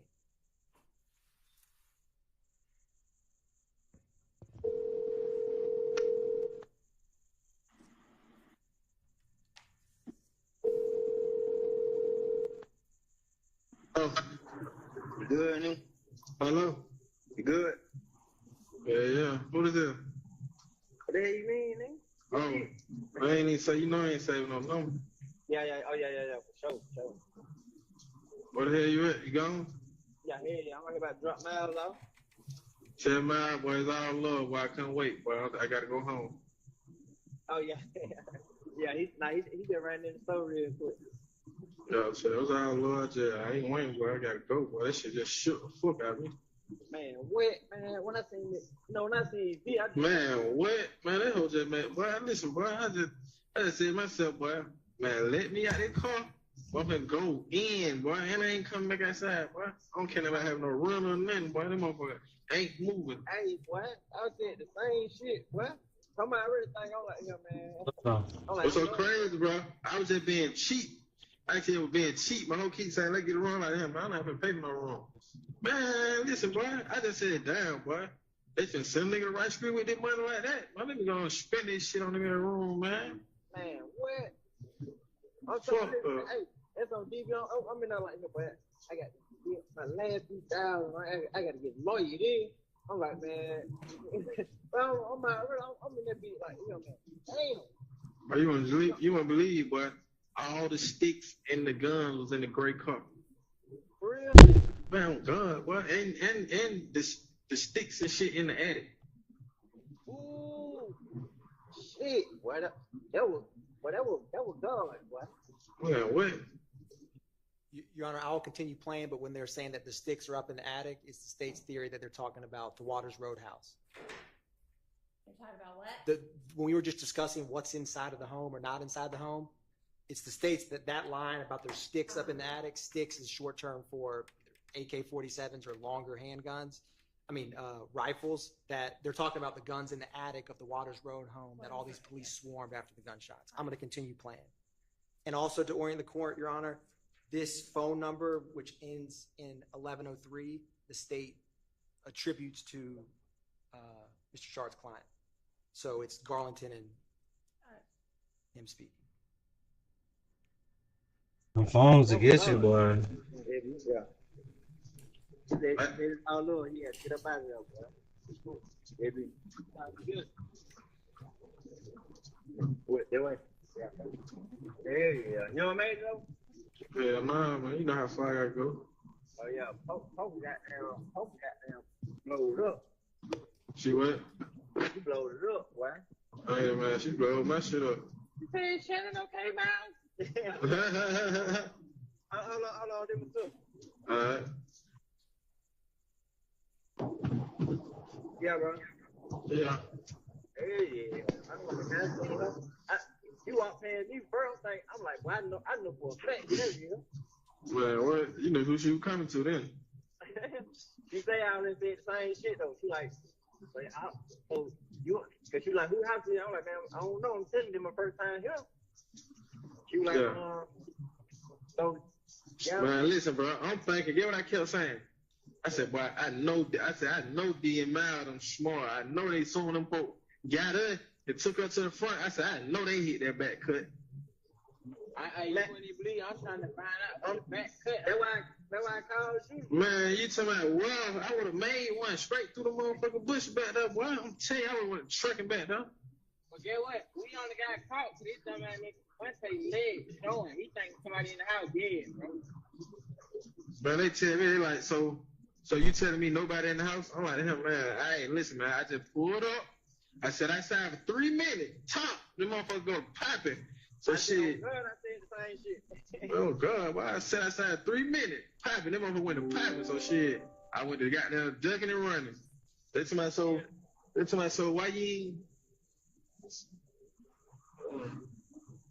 They tell me, so why you ain't got down? I thought it comes on something. They tell me, so why you ain't got down come out when we said Atlanta police? I'm like, shit, I don't trust Atlanta police. I'm thinking these folks. I'm thinking these folks trying to get her to come out. So shit, I stayed in. Yeah. Oh God, they're like, yeah. I'm like, look, bro, y'all question me like I'm a suspect. I'm a victim. They're like, yeah, you right. They're like, but let us do what we gotta do. We'll get back with you. If everything come out clean, then we'll let y'all go. Like, say less. I go, I'm in the car sleep. I keep when they tell me that, I kick back. Don't goddamn go out. Yeah. Oh God. You know that? These phone calls is damn. They can't get the video from Nick on camera. Hell no. These phone calls is damn. Yeah. Okay. But you wouldn't believe, boy. I'm in them over like, boy, I know they can't come in here. We good, Brett. I'm telling Brett, like, we good, boy. They proud of it. You told me I was in the woods. Huh? You told me I was in the woods. I was up under the house, man. You don't see how dirty I am? Oh, God, we heard them get their ass. They like, hey, move.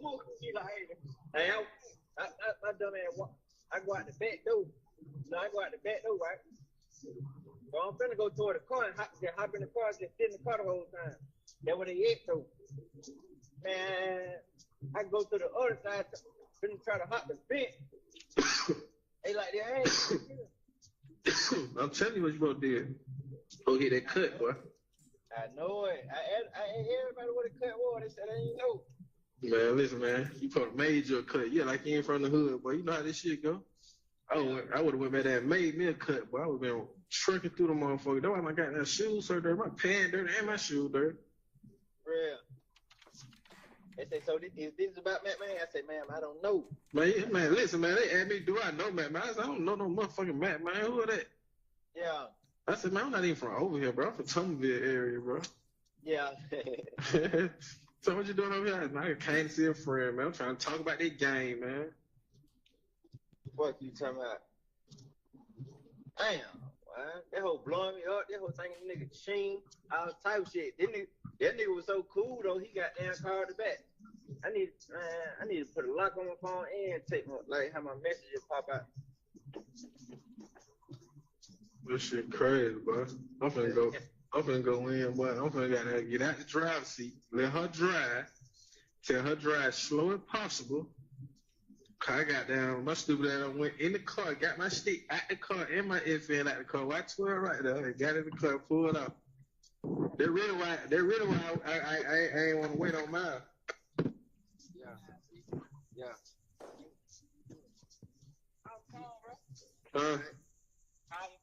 All right. I'm gonna text you now.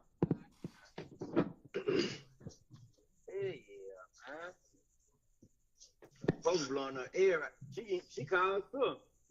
Sure. How she get that now? I don't know. Cause, Kira got my Instagram on her phone. Oh. Everybody DMing like, is you okay? So goddamn, y'all blowing up. So my Kira was already on the phone. I get Kira sent her number to Pope. Yeah, Pope. All them was on the phone.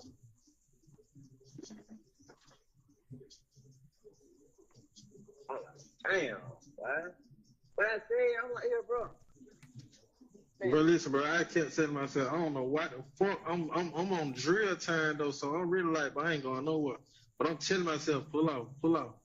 Pull out, AB. Pull out. You ain't hear me say, boy, let go. Man, listen, you said let go, Miles said let go, Brad said let go, but I'm on drill time, so I'm just like, man, fuck that, boy. Yeah. I'm so mad. This time they served, he was just telling me like, he was like, either somebody follow D or your girl or it's that whole Elmo, cause they serve Elmo. I was like, man, Elmo, Elmo fuck with them folk. Yeah.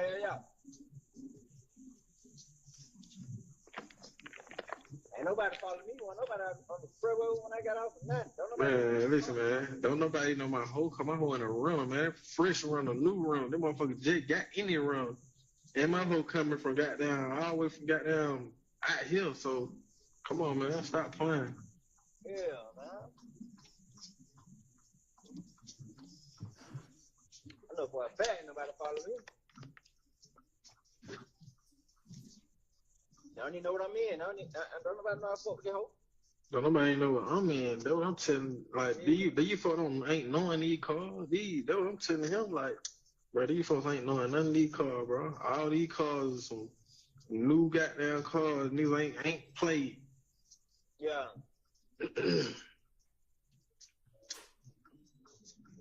What do you mean? Damn, man. I hear them boys. Damn. Okay. They're crazy, bro. Don't nobody know. Them folk don't be knowing where that spot at, man. Yeah. Somebody get that drop out, boy. Boy, on God, boy, that's what I believe. On TV, that's what I believe, boy. Somebody had get it. Hey, boy, I ain't gonna lie, boy. I know you happy like I'm happy, boy. I'm happy as hell, boy. I just was saying to myself. Get what I just was saying to myself. I just was saying to myself, boy. Man, all these niggas might get out except me and D, boy. Oh, man, on God. I'm like the him, boy. Yeah.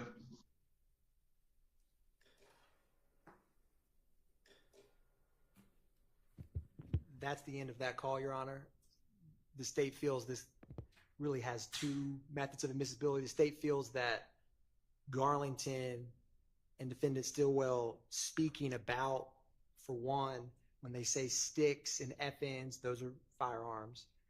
They're mentioning about a female they know, and they say that she's dating or sleeping with the ops. They're also mentioning how APD, this is 2022, was the APD gang units was following the YSL and YFN or IF gang back and forth. And so they kind of, in APD gang unit, when they were talking about, they're like, I don't know McMain. They're laughing. They're kind of saying, I just got to the house. APD is thinking, like, before the investigation is complete, because the shooting just happened, that it was probably YFN who just shot up this Waters Road, which is a known YSL spot, because they believe that they murdered their friends 5 days ago. And so with that said, all of their conversation, they're talking about getting away. You should have run this way through the woods. And when he says, I'm on drill time, because they were just shot at by the state's theory of rivals, if you're on drill time, you're trying to go either shoot somebody or murder somebody in retaliation. And so that's why he says, I was so mad I was on drill time, but the police came because they were just shot at, so they all hid at that house. With all that said, you have statement of party opponent against defendant Stillwell, but the state feels that they're keeping abreast of the conspiracy, talking about how they evaded police detection, at least for some time. When they're talking about, I think they used the term Miss V, they're talking about Detective Viverito, who also used to be a probation officer and is very familiar with the individuals at that home. And so what happened in terms of the search warrant, Your Honor, is the search warrant was executed March 17th. This was March 16th. But pending any questions from the court, that's why the state feels this is admissible. So I'm going off of my understanding of the events, and I'm sure Mr. Atkins will correct me if he disagrees. I don't believe what was said earlier by another person on the state side was completely accurate. The police entered the house. They secured the location. They searched the house. I believe, and Mr. Atkins can correct me if I'm wrong, but my recollection is they did find firearms and they found ammunition. The reason I bring that up is because none of the firearms located at the house had anything to do with any crime scenes on this case. So when the state's saying that that's my client, it's clear the context. There's statements, I think retrospective statements about guns. My client, to admit against my client, I concede would not have to be a statement by a co-conspirator. I believe that my argument regarding Mr. Stillwell's statements are a 403. He's talking about guns. He's talking about a lot of guns. All that is bad character, bad. It's prejudicial to us. And I don't believe that any of these firearms that are found in the house, I know none of the firearms that are found in the house have anything to do with any of the charged crimes in this indictment. So that's my argument on behalf of Mr. Stillwell, who doesn't really have a co-conspirator argument.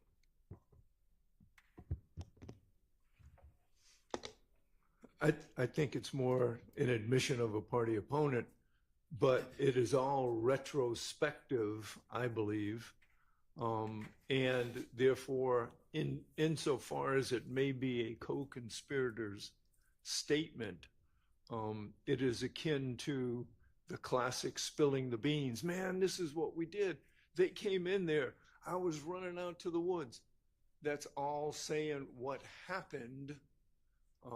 And what happened is the classic spilling the beans. So I don't believe that it would be admissible as a 801D2E statement. Just had that Warzone going on. Be my position. Be admissible against others, but not as to the conspiracy. Potentially admissible against others, I think is what you meant to say. Your Honor, the classic argument always in furtherance of the conspiracy is always, defense counsel who's trying to keep out a statement is going to orient to spill the beans, and the state's going to argue it's in furtherance. And that is the crux of the matter always. The state, and this is in the state's filed response to Mr. Shard's motion for reconsideration on what Demekion Garlington told Kenneth Copeland when we filed that a couple weeks ago. But the seminal case is Kemp v. State, which is 303 Georgia. I'm using my motion for quick hand to find the site, but 303 Georgia 385, which is 2018. Another important case is Chavers v. State, which is 304 Georgia 88. Oh, my apologies, Madam Co-Reporter. Yes, CHAVERS v. State, 304 Georgia 887, which is a 2019 case that also cites Kemp. And a key part here, when you have, take aside the RICO count one, when you have a criminal street gang, the statements that keep other co-conspirators of the larger criminal street gang, not necessarily the individual murder or crime, keeping them abreast of even past activities, that, and also statements that foster cohesion, because when you listen to this call, right after they've been shot at, right after the police that they were not clearly, trying to evade were there, they are speaking about all of those events in kind of a cohesive unit, right? They shot at us. The police were trying to get us, and they're talking about what happened. So the case law within Kemp, Shavers, all of that is why in gang cases, the criminal street gang, and also the count one conspiracy, which kind of become part and parcel the same in this case, because it's the YSL enterprise, as the state alleged. Those statements, even of past activities, do serve a purpose because they keep cohesiveness. It keeps an us versus a them, and keeping each other abreast of the criminal enterprise's activities, whether the person speaking or receiving that information individually participated in it. The criminal street gang's activities is something that the case law allows as 801D2E, as in furtherance. So I just wanted to highlight that for the court, because the state's argument is going to all, when appropriate in this circumstance the state feels it is, it's going to be under the pregnancy, so to speak, of Kemp, Chafers, and I believe Hassan v. State, which is a March 19, 2024 Supreme Court of Georgia, also discusses this, but I wanted to confirm that. But that's a much more recent decision before citing it to the court. But that's the state's response, Your Honor, in terms of why it's in furtherance. Can I please respond to that? We're talking about, the state starts by saying, oh, the defense always says it's not it's retrospective. Well, the state always says, they throw out these buzzwords, cohesiveness, kept them apprised of the events. So the buzzwords from the state are the same. They're accusing the defense of using, but it's the same buzzwords. It's the same thing every single time.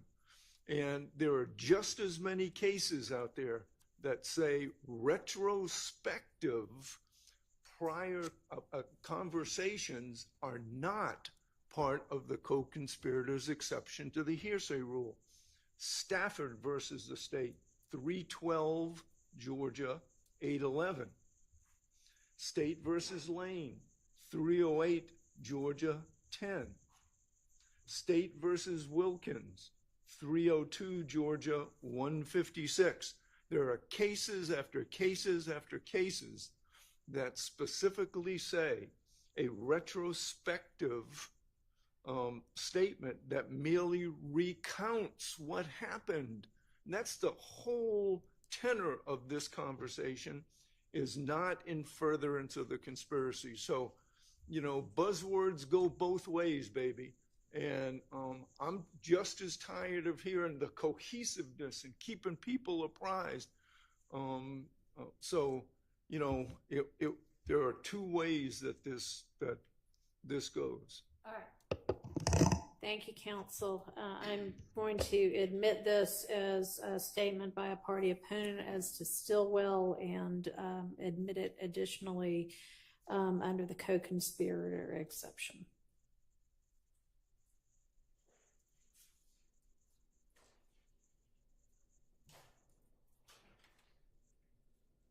Your Honor, the next call we're going to go to is 512, which is, again, March 16th, but it's much later in the day. The last call was at 4:33 a.m. This call is at 6:49 p.m.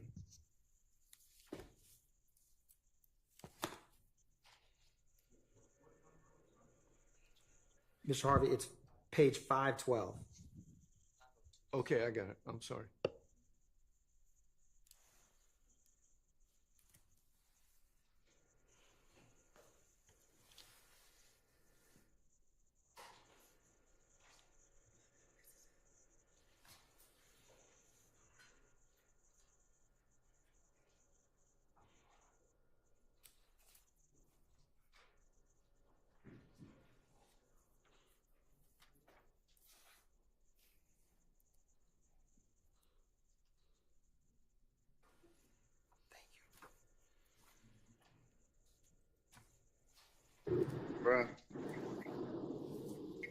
Bruh. D. Yeah. Man, that's what I'm looking at weed, I ain't Man, you told me you had it. I got it now, bro. I got it. You do? And I got a few different flavors. You say you got a few different flavors. Flavors. Oh, okay. The same though? Yeah. Okay. When I got now, it was just too much going on yesterday. Man, that shit was crazy here, man. 12 had nigga about 3-4 hours, man. For real? Sweat. How old are you? Man. Yeah, now, they shut up Big Nick spot I was in, though. We think. Oh, they shut up Big Nick spot, bro? Man, yeah, man. So we got down, we think them niggas gonna come back. You think they gonna come at through? 12 pulled up. God, be more careful, D. But them folks shut up Big Nick spot, bro? Man, yeah, I'm gonna coming through the window. You know, all this in the living room, it's crazy, why nobody get hit. And you know what one did was, bro, one day one of y'all don't get hit, bro. But Yeah, for sure. What the fuck wrong with these niggas, bro? Man, when they little party that died in Kennerville, I about checked the Discord. 2 nights ago. Boy, I said the price was that's decent. wild. I don't even think I them hustled know the that, bread up. boy. He Might gonna be able to pull some off. you know, Quay See if I had can pull locked that up. bread out. That's the only For reason real? we seen his ass. Why I ain't even know that? Hey, he locked up, bro. That's the only reason you ain't seen him, bro. Yeah, this shit was last night. Like, you talk to him on the phone, you know what I'm saying? They be like, shit got shut up, you know what I'm saying? Yeah, brother. Yeah. Damn, he gonna be that. I ain't gonna lie, but that nigga gonna be fine. That's crazy, bro. Hell yeah, man. That's crazy, but your ass need to goddamn be smooth, bro. All right, that's it. Yeah, bro. But too much going on. Like, this shit. Too much No, going on, man. hey, nigga, bro. Shout out to everybody that's logged in from the How the hell YouTube, y'all from ain't the got no drop on Rumble, these nigga, bro? and from the Twitch. Man, nigga high, bro. We're trying to get our numbers up in this shit. Yeah, smell me? That's wild, bro. That's wild. I'm on the way to the spot. I just got down, you know, whenever you pop out, bro, pull up on me, bro. Alright. Alright.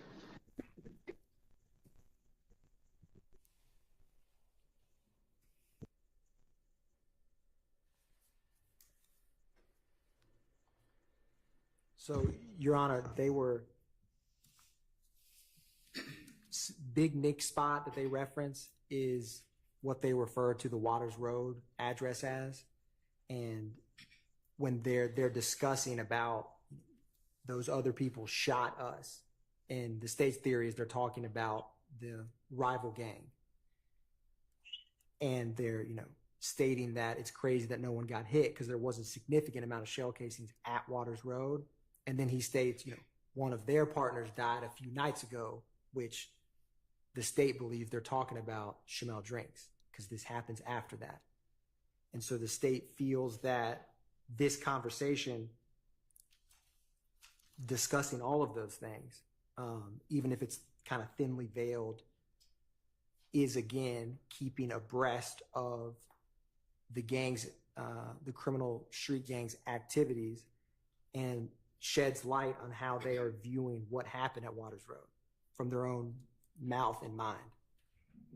All right. Can I hear it again? And it really would help if y'all would give me your argument first, so I can know what to be listening for. Yes, Your Honor. Your Honor, before we start, the state said they. Does the state know or who's speaking to Mr. Garlington? I do not currently know. I'm at this moment. If I do, I will share, but I don't know who Mr. Garlington's speaking with. Okay. I think he just meant like that the talkers were talking about a we and a they. Oh, no, I understand. I wasn't accusing him of anything. I was wondering if they knew because I don't know, and I think that's relevant.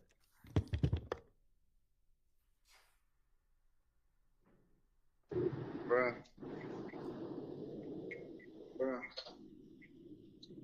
D. Yeah. I thought you were gonna look at the weed around me. Now you told me you had it. I got it now, bro. I got it. You do? And I got a few different flavors. You say you got a few different flavors. Flavors. Oh, okay. The same though?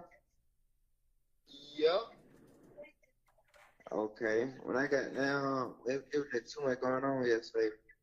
Man, that shit was crazy here, man. 12 head nigga about 3-4 hours, man. For real? Sweat. Holy? Yeah. Yeah, now they shut up Big Nick spot I was in there. We think. Oh, they shut up Big Nick spot, bro. Man, yeah, man. So we got down. We think them niggas gonna come back. You think they gonna come back through? 12 pulled up. God, be more careful, D. But them folks shut up Big Nick spot, bro. Man, yeah, I'm gonna coming through the window. I listen in the living room. It's crazy, why nobody get hit. And you know when one bid was, bro. One day one of y'all don't get hit, bro. But Yeah, for sure.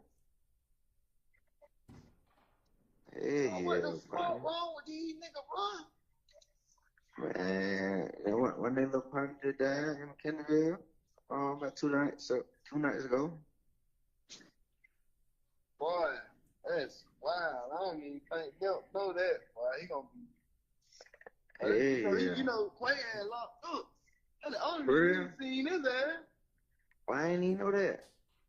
He locked up, bro. That's the only reason you ain't seen him, huh? Yeah, this shit was last night. If you talk to him on the phone, don't, know what I'm saying? Just like, shit got shut up, know what I'm saying? Yeah, Baba. Yeah. Damn, he gonna be that. I ain't gonna lie, but that nigga gonna be fine. That's crazy, bro. Yeah, man. That's crazy, bro. Your ass need to goddamn be smooth, bro. Man, yeah, bro. But too much going on. Like, this shit. Too much going on, bro. Hey, nigga, bro. Why the hell y'all ain't got no drop on these nigga, bro? Man, nigga hand, bro. That's wild, bro.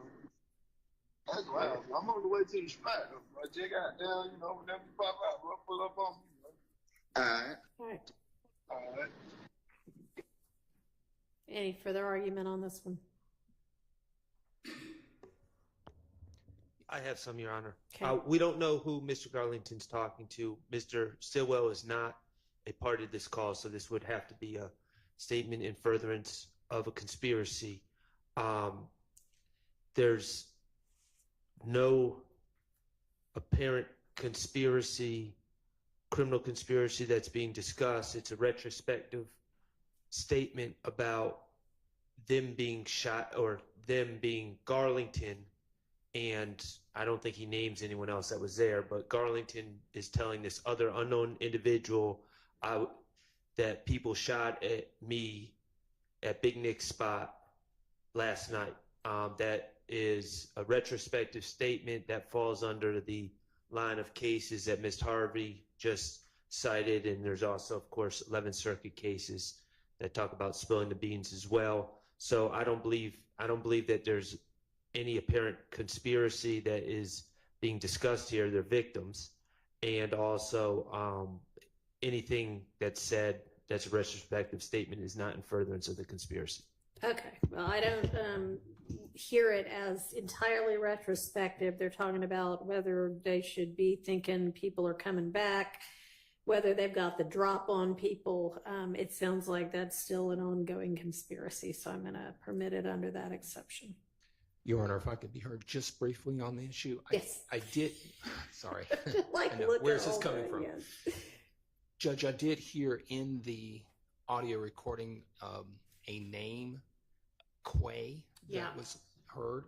And under 403, in an effort to not be misleading or confusing the jury as to, there are a number of people on the indictment that have names that are similar in nature. Mhm. So we don't know what Quay or that they're referring to. And I would just ask for the court to provide at least somewhat of a 105 instruction that deals with or ferrets out who they are actually referring to. Because I don't believe, I know that they're not referring to Mr. Marquavius Huey. Okay. And So I would like to. is the AKA, I don't know how to say it. I wasn't here for the beginning of this trial. Is that also Quay or is that Qua? Well, from what Or no, that's Mr. Nichols. Qua. Are there any Quays that are AKAs to any of the co-conspirators named on the indictment? Well, no, but there are plenty of quays as opposed to quas that are mentioned in these wiretaps, none of whom are identified. This particular phone conversation has a quay is locked up. Yeah. And that, well, I didn't want to bring this up at this point. Any idea who the Quay they are referencing in or belief as to who that is? Your Honor, as I do not know who exactly they are speaking about. I can work on finding out, but I do not know. Any idea whether it's a member of this alleged gang or another alleged gang? I do believe they're speaking about, well, I want to get clarity from exactly who they're speaking about before I speculate. So I will find that out, Your Honor. And the state's position as well is if the state, there is any number of things in a trial that can come up that, the state is not going to be, other than this wiretap played before the jury, the state is not going to be making any wild reference about who that, like this specific second clip where they say that is not going to be a huge theme of the state's case. So I don't feel that, a limiting instruction is necessary, but I still will determine, at least within the gang experts and ABD, of who they believe and who the state's theory believes they're talking about. And the reason somebody can probably tell me the nickname or street name or whatever that Mr. Huey is alleged to go by. How is that pronounced? in the indictment, That's what I'm talking about. It was initially by the predecessor judge, he used qua, and then there was a correction or amendment to that reading, and he referenced Quay. So Mr. Huey has been referenced in the indictment and has come out during this trial. In front of the jury? In front of the jury. Do you know Quay? Okay. So that's why it's important for our team to make sure that there's no misleading or confusion under 403 as it relates to who they're talking to in this particular recording. I mean, it sounded to me from the conversation that they were not talking about anybody that they were a compatriot of, but possibly somebody that might have been the opposition. But yeah, we can circle back on that. Thank you, Judge. Okay. So, Your Honor, the next call we'll be going to is 6:35. This is on March 17th at 4:10 p.m. Give me just a second. Yes, Your Honor.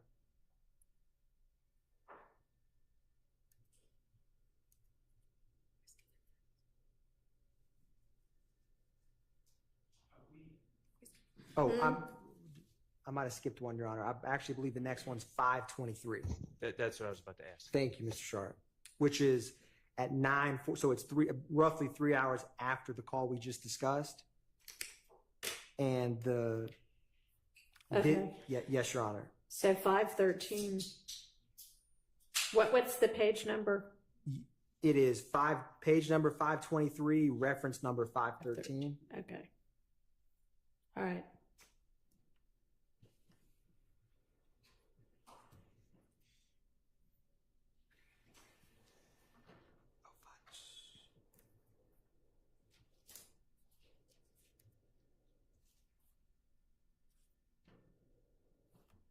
And Your Honor, the state's theory of what this call discusses is, for one, there's a mention of they flipped a car under the bridge by the Ville. The Ville, the state believes, is Mechanicsville. Shamel Drinks was murdered near a bridge in a vehicle. And so they're also discussing the funeral of the March 11th murder of Mr. Ford and Mr. McMiller. Do we know who the other person is? So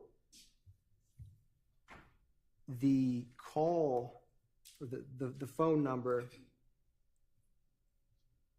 which ends in 0484 for this call,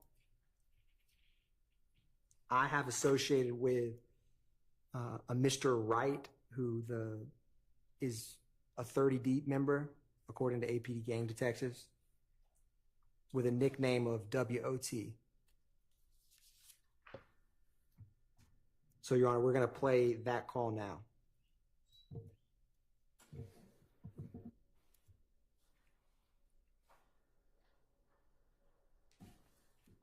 Hey, man, go out, baby, boy.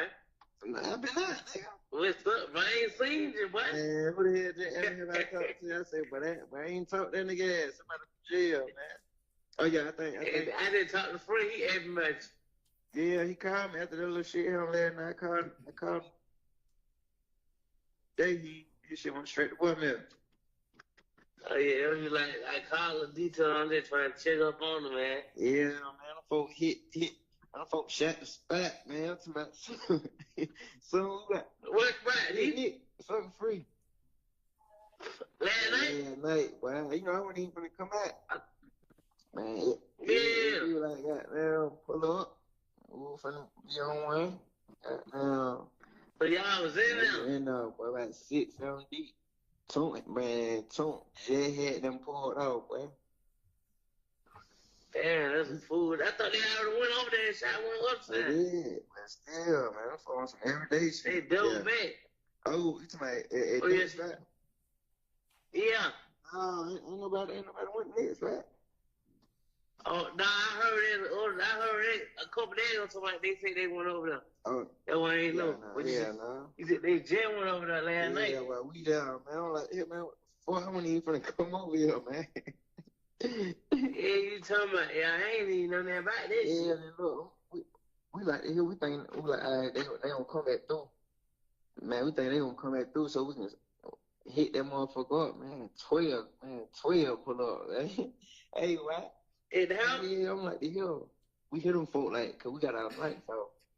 Them folk like, we gonna have to come in. We gonna have to come in and goddamn make sure ain't nobody dead. Man, I hit the back door like, hey, boy, I'm on parole, man. All this shit in here, man. Hey, you talking about? Hey. Y'all have to come in. Yeah, no, we just heard them talk to the other officer like, yeah, we can go in, make sure ain't nobody. Man, it be them up under the house. Goddamn, man, about 4 of us in the house. They keep saying, man, you don't go out. I'm like, man, I got me fucked up, man. You took out right? No, I hit the back door. Them folks it was on both sides. And I was just like, I seen them on one side, 'cause I was just finna sit in the car, in the yard. Yeah. But I seen them looking at the cars over there, go through the other way. They know they was over there. I feel like, hey, come here. I'm like, hey, man, I just heard some gunshot. Yeah, you like, say? I just heard gunshot, man. Okay. Yeah, that's where you coming from, like the wood. I'm dry here. It pouring down rain. No for like, man, you ain't wet at all, man. I'm like, man, I'm telling you, man. I was in the woods. I don't know how I ain't wet. I was in the woods. But I ain't no salvage. Man, what? Y'all check that house, found them guns. I went in there, boy. Hell no, I ain't got nothing to do with They that still house. went in there, though. They checked that. That was good, boy. They be safe. Oh, they ain't searched. They'll make sure. They just looked around. Make sure nobody dead. Yeah, so when nobody know when they went in? Yeah. They found Mal, goddamn Lil Quay, and another name. Okay. Yeah, man. I'm like, hell. What they at the house? Yeah, finna pop out for Colt on her. Colt, they got a little video shoot. Oh, they got a video shoot. Yeah. I ain't really been outside, bro. I really not. Bro, you ain't got nobody who been trying to say you no pill. Boy, nigga, bro. Man, I think I'm get some beer tomorrow. One guy just told me get 120 tomorrow. Shit, that 1800. I told him give me all on. Then I gotta get some weed. Boy, I ain't make no money in 5 days, boy. Yeah, nigga gotta make some, yeah. Boy, now there been too much going on. Too much going on, though. Yeah, nigga gotta see what's going. They took nigga get up on the bridge in the Ville. Yeah, I heard. Yeah, I heard. Where the hell you at? I'm right here in the Ville. I'm right here in the store. You say you at the store? In the little 2-4 store down here at the bottom. Yeah. Where the hell you been at, man? Shit, I've been around the way. Yeah. Yeah. I don't even really be popping out at nighttime, though. It was nighttime. Yeah, everything been going on in the day, though. Yeah. Especially it been dry here, boy. Boy, I know it, boy. Oh, God. Yeah, we probably in that little studio and shit, though. Like, everybody be at the studio with. Other than that, like... What they talking about, man, though? What they funeral and shit? Man was gonna be private with, Bid gonna be public. They say, man, mama wouldn't let Thug pay for the film. Oh, yeah, they were like, they say his mama like, well, she don't even want him to come. Yeah, they said she don't even want him to come. Yeah. I already told them before, but folks' family gonna be talking crazy anyway. Like, they gonna be, like, we don't want no money, nothing. Like, they gonna be tripping. Yeah, you know how. That's just how this shit be, yeah. Yeah. I'm like, damn. And why I know he just like, man, he just respect it. He just know how that shit is. Yeah.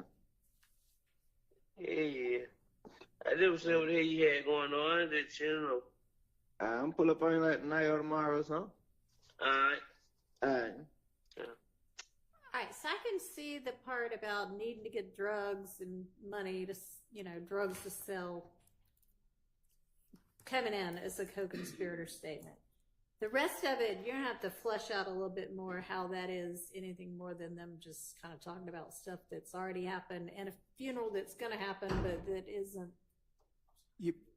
a part of any kind of conspiracy. Understood, Your Honor. And also, because this came up again on this call, one of the Quay that they mentioned very briefly, there is, I don't know definitively they're talking about this individual, but one of the individuals at Waters Road is Quaytez is his first name, last name Arnold. So they may potentially, in reference of who was at Waters Road with them, be referring to that individual just through context. But number two, a key part of this call that the state wanted to introduce was when, in the state's reading of this call, when they laugh about, I heard that someone got flipped, they flipped a car under by the bridge in the Ville. Yeah, I heard and then they kind of laugh in a way that's like an inside joke laughter. And Demikion Garlington is one of the individuals charged with Chanel Drink's murder. And so when they make that comment, that specific comment, to answer the court's question, I believe that them laughing and saying that, I don't know. I guess the truth of the matter of that would be that there was someone whose car was flipped in the Ville. I mean, the state believes they're talking about Chanel Drinks, but it's not saying that he's confessing to that, but it's the fact that they're laughing saying that I think that the state believes is important in terms of when they make that comment, that reaction that they both have kind of instantaneously is an important contextual detail of how they discuss kind of light reference to something that's eerily similar to the murder of Chanel Drinks. And so that specific portion, the state believes has a non-hearsay purpose, which is really their laughter to that statement. The state does agree in terms of, I know we initially stated, or what we provided was the entire call, but so the state, what I will do, Your Honor, is to provide clarity for both defense counsel and the court, is I would like to, I can by tomorrow at least have the state's proposed time hacks of what we would play so that we can address it tomorrow efficiently. Okay. Because I don't want to, if the court permits. Okay. I'll let you do that. And does that include addressing the issue concerning that name, Lil Quay? Again, that gets us into that same issue. While the state says they have a theory on who they believe that person is, who is not Mr. Marquavius Huey, we again are left with this confusing, misleading information concerning Quay again. So I would ask the court to take that into consideration as well. We believe, again, we think that it's a confusion. I mean, that reference was to Lil Quay, and it wasn't to him, whoever Lil Quay is, doing anything wrong. So, well, again, I mean, if you want to come up with some instruction that, I mean, I can't give an instruction that says you may hear a reference to a Quay in this call. That's not Marquavius Huey, because I don't know whether it is or not. So, I mean, I can't give that instruction. I'm not sure quite what you want me to give. Hey, a lot of people go by Quay. Well, I want you to help me out with 403 and how sometimes evidence should be left out if it's confusing and misleading to the extent that it causes a jury that it may be that part of this is not in the more narrow. So let's talk about that. Thank you, Judge. Whenever we come back to that. Thank you. All right. Remind me. Yes,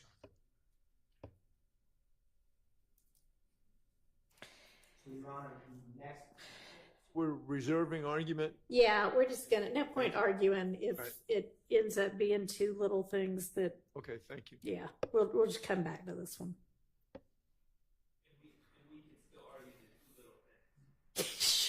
but let's find out what they are first.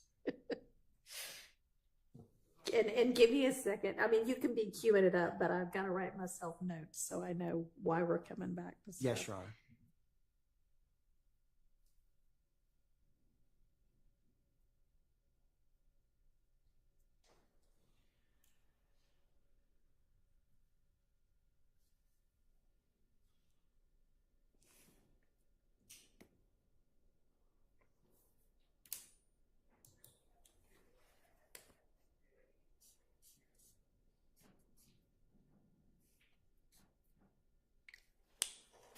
Okay, ready.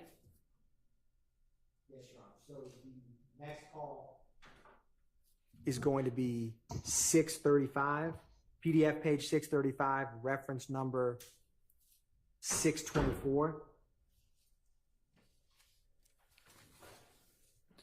All right.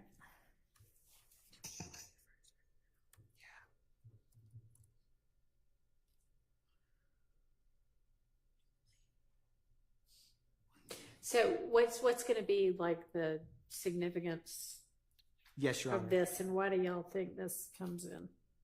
So, Your Honor, this is Demikion Garlington speaking to the caller about the search warrant on Waters Road, and says that Miss V is on them, in the state's theory referencing Detective Viverito. Okay. He calls the individual on this call Unc, like UNC. Mm-hmm. I don't exactly, the state does not know who definitively he's talking with as Unc. Mm-hmm. I would like to reserve this one because to know with this, the topic of this discussion, it's more important than in other situations where someone's like asking for a gun or trying to get drugs, of this individual's relationship with the street gang. Okay. If I could add this to one to discuss tomorrow. Sure. Yeah. So we can come back to this one. Yes, Your Honor. Okay. 513 we're coming back to in 624? Or it's 523? 523 and 635. 635, yeah. And Your Honor, on a similar vein, this is the only other one I see coming up recently. 820, which is PDF page 820, reference number 806. It's the same number, same individual. So come back to that one. Yes, too? Your Honor. Yes, Okay. Your Honor.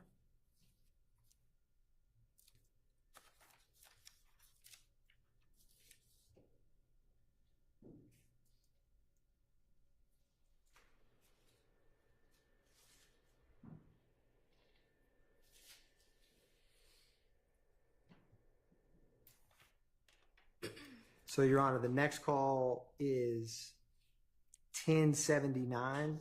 Excuse me. Is that right? Okay.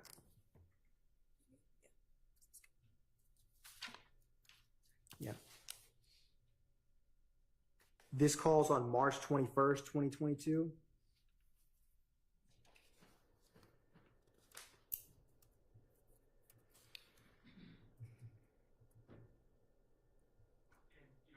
Mm-hmm. I'm just going to add this before you listen. I just want the court to know that my client, Mr. Stillwell and Mr. Nichols, had been arrested by this time. All right. Thank you. And so, Your Honor, what the state highlighted in this call, just before we play it, is they say that SHIT just came in, and Unfunk, who is Defendant Williams' brother, has already pled out on this indictment, just called and told me to pull up. The state believes that they're talking about some type of contraband drugs when they say that it just came in and told him to pull up. The reason the state, I don't definitively know. It's not like I have a eyes on Garlington and he goes and picks up a bag of drugs, but it's in the context of other wiretap calls where Garlington is primarily selling Percocets. And so that's why the state wanted to highlight this, because it speaks somewhat in code and also references another co-conspirator when he says the shit just came in, Un Funk just called and told me to pull up, which is like in reference to going to get it from another co-conspirator, at least in the state's theory. Okay.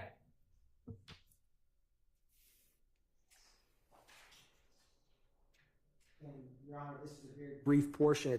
We're going to start at 26 seconds and end at 31 seconds.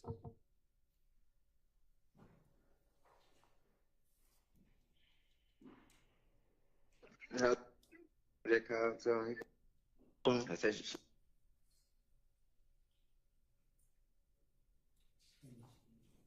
the record, we're starting at 23 seconds, Your Honor. Man, what you say? I said shit that came in. One for that car, so he go, so he pull up that now. He get 9 times.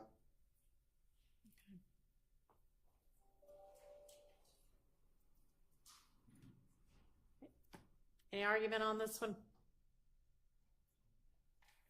Yes. Okay. Once again, too long on guesses and too short on facts. It's just an assumption. It's the fact-free world of conjecture. Their argument is a reasonable inference that could be made by a jury from this evidence. That's all that's really required. So how about an evidentiary objection? Any of those? Relevance 401. Relevant to their argument that part of what the enterprise engaged in was illegal drug sales. So overruled.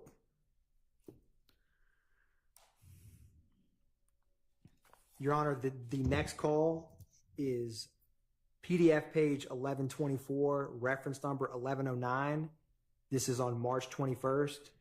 The key part of this call, and the state's intending to play 17 seconds to 19 seconds, is the individual says, "I'm trying to get the weed, answer your FaceTime," which again goes to the state's theory of before and after or during criminal activity, they utilize FaceTimes so that what is discussed can't be recorded and phone logs or phone references are not tracked.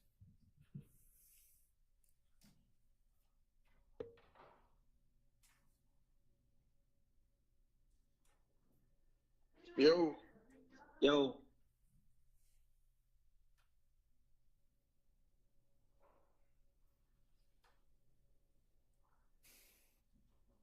For the record, Your Honor, we're starting at 14 seconds.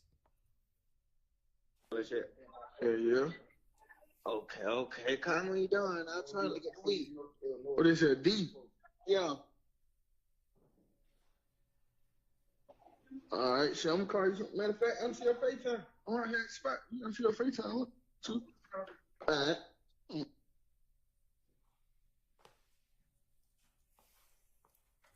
And Your Honor, we ended up playing it till 29 seconds. I think that was a typo. It was meant to be 17 seconds to 29 seconds. Okay.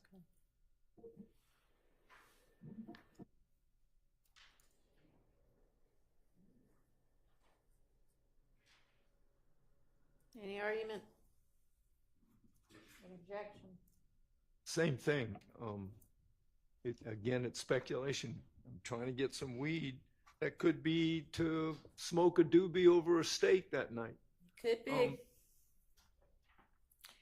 Nonetheless, eventually speaking, it is admissible under the co-conspirator exception. Well, and remember now, Mr.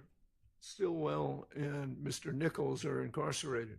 So if somebody else is out there trying to do something on their own, it may not be admissible against Mr. Stillwell. I'm just not buying the concept that just because somebody is in jail, they're no longer a part of an ongoing conspiracy. I mean, in an ideal world, that might be true. But there's, that'll, y'all have to, if you want to make that argument or present evidence that it all stops, then.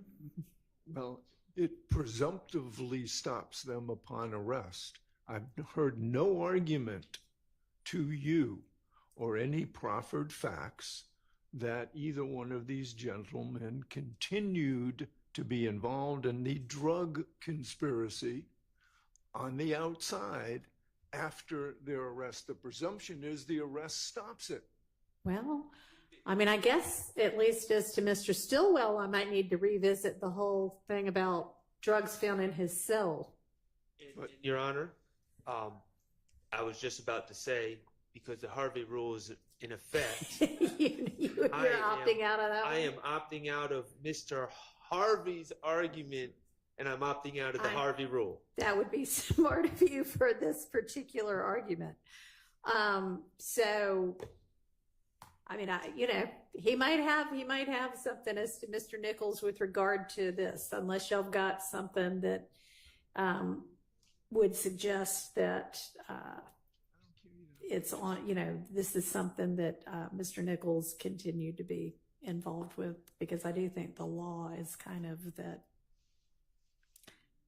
arrest kind of is a pause on certain things. So, Your Honor, what we will research for the court is, because this, for example, the call we just played was on March 21st of 2022, certainly both charge counts and overt acts in this indictment in the conspiracy occur after that, as recent, at least in the indictment, as May 9th, 2022, where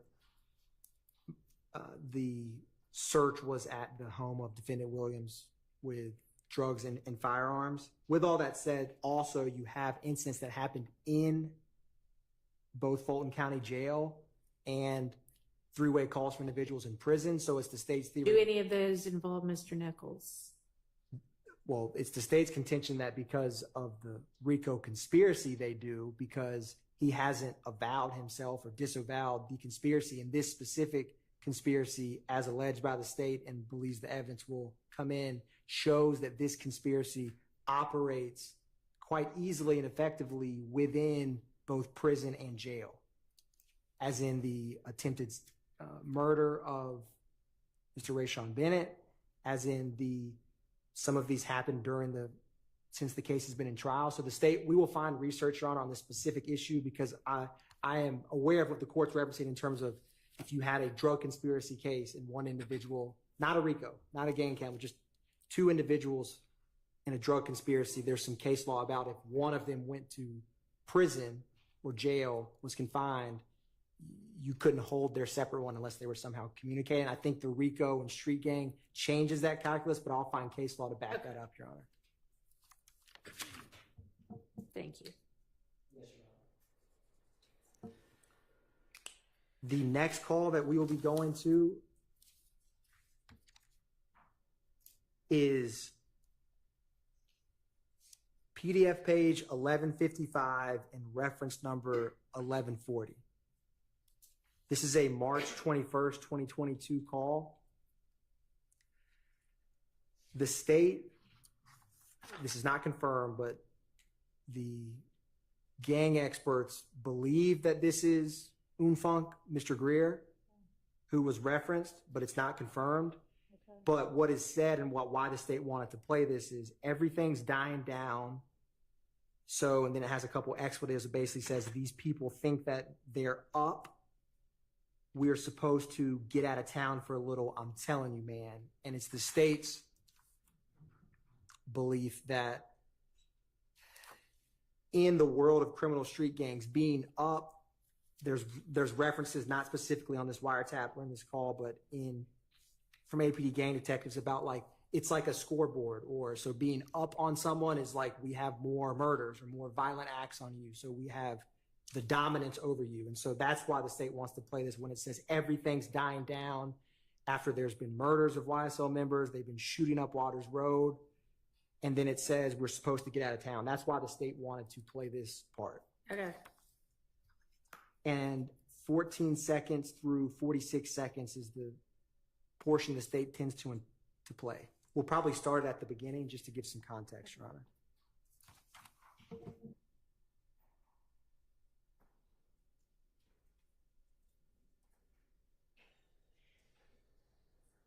One thing to him, yeah, that shit, FaceTime shit was tripping. I said, let me know, I'm gonna pull up. Oh yeah, nigga, you already know, man. We just gotta move, everything dying down. So now these fuck niggas think they, yeah, that's how we're going on. Everything dying down. Yeah. Especially like these niggas, you know how they go. That's why we goddamn went out of town for a little minute, bro. Let that shit die down. No, these niggas they wanted me to pay for the shit. And nobody want to put in their money to pay, bro. For real. Everybody hesitate to put in to pay for the fucking Airbnb. I'm like, That's the part the state needs to play on. Okay. Any argument about this one?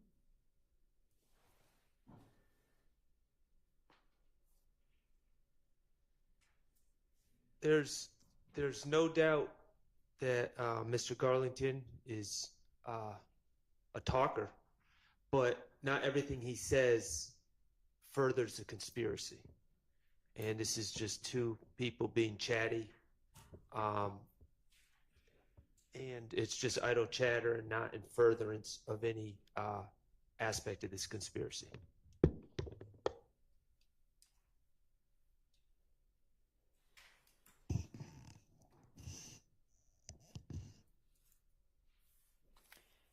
All right, I'm going to admit that under the co-conspirator exception, appears that they're still contemplating future moves as a group. What's our next one? Your Honor, our next one is reference number 1163, PDF page number 1181. And the part that the state wants to introduce is Garlington is speaking with DeMarco Boyer, whose nickname is Little Co. And so he says, I'm fixing to have Co pull up and give him that stick. Okay. And so the state wanted to just highlight the exchange of firearms and reference to firearms in their own. So the state will play it. We're playing the entire call. I believe it's quite short.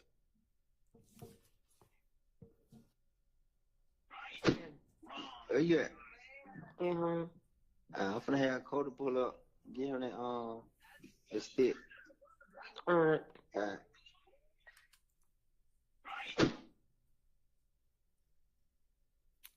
All right. When I have this Excel spreadsheet on my computer, I think I read the one above. That's what Deputy Hilton was. Who he was speaking with is a female, but he's talking about Mr. Boyer, as in he's telling this female he's going to have Mr. Boyer get his stick. All right. That seems to be covered under co-conspirator exception. Are there other objections besides that? I mean, Again, Mr. Nichols is incarcerated, telling somebody else is going to pull up with a stick. I don't see how that is in the course of all it. right. Well, we're waiting on that law. Okay. Thank So you. just reserve my objection, please. Thank you. Your Honor, Yes. I'll email it to the court and everyone, but it's, I think, United States versus Harding, Harding. It's 2024 United States Appeal, Lexus 14995. It was decided June 20th of this year.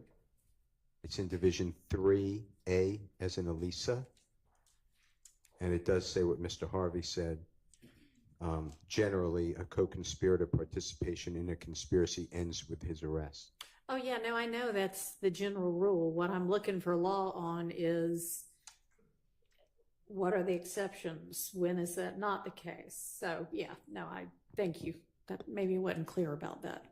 I'm looking for what I just said. Okay.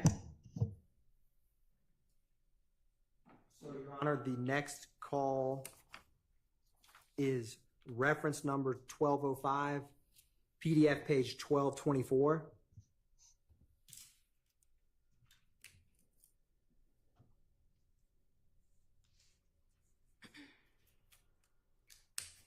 And this is Garlington talking with Mr. Wright, whose street name is WOT, where Mr. Garlington and Mr. Watt, like you've heard reference about 30 deep. It comes up with Mr. Copeland. And so they were 30 deep. Mr. Garlington was 30 deep and then became YSL, but that is who he's speaking with. And the state is going to be playing 9:04 to 10:32. Okay.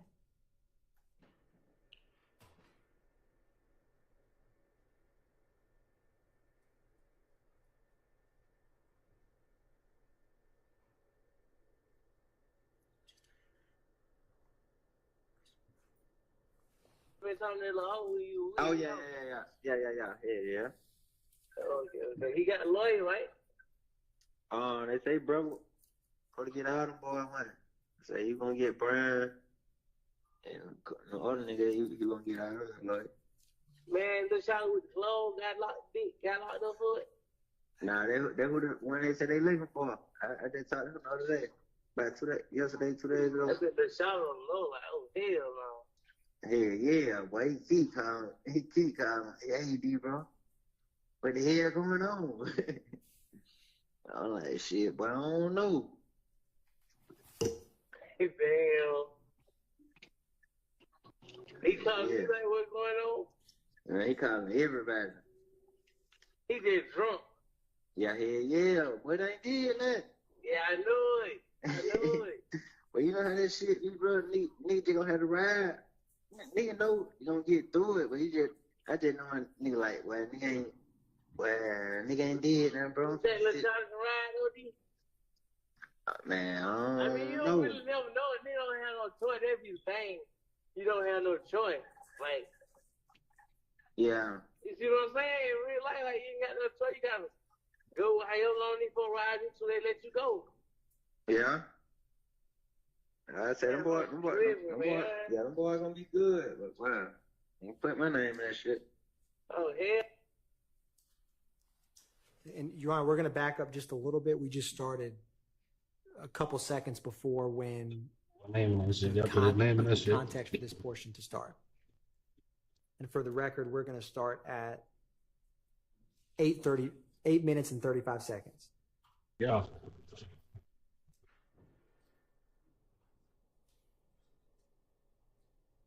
To the house tomorrow. Oh. She came by herself. Oh, okay. So she had came. Yeah, I had my phone on. I wanted to see the news and shit. Oh, okay. Yeah, what? He still been telling that little hoe? Who? Who you with all that JJ first? When? I said, AB, he still been telling that little hoe who you with. Oh, yeah. Okay. He got a lawyer, right? They say brother, gonna get out of boy money. Say you gonna get Brian, and the other nigga he gonna get out of it. Like, man, the shot with the clothes got locked up for it. Nah, they who the when they said they looking for. I just talked to him the other day, about 2 days ago. I said the shot on the low, like, oh hell no. Hell yeah, boy, he keep calling. Hey, D, bro. What the hell going on? I'm like, shit, but I don't know. Damn. He calling you like what's going on? Man, he calling everybody. He just drunk. Yeah, hell yeah, but I ain't did that. Yeah, I knew it. But you know how that shit, you brother nigga gonna have to ride. Nigga know you gonna get through it, but I just know a nigga like, nigga ain't did nothing, bro. That little shot can ride, OD? Man, I mean, you don't really never know. They don't have no choice. That's his thing. You don't have no choice.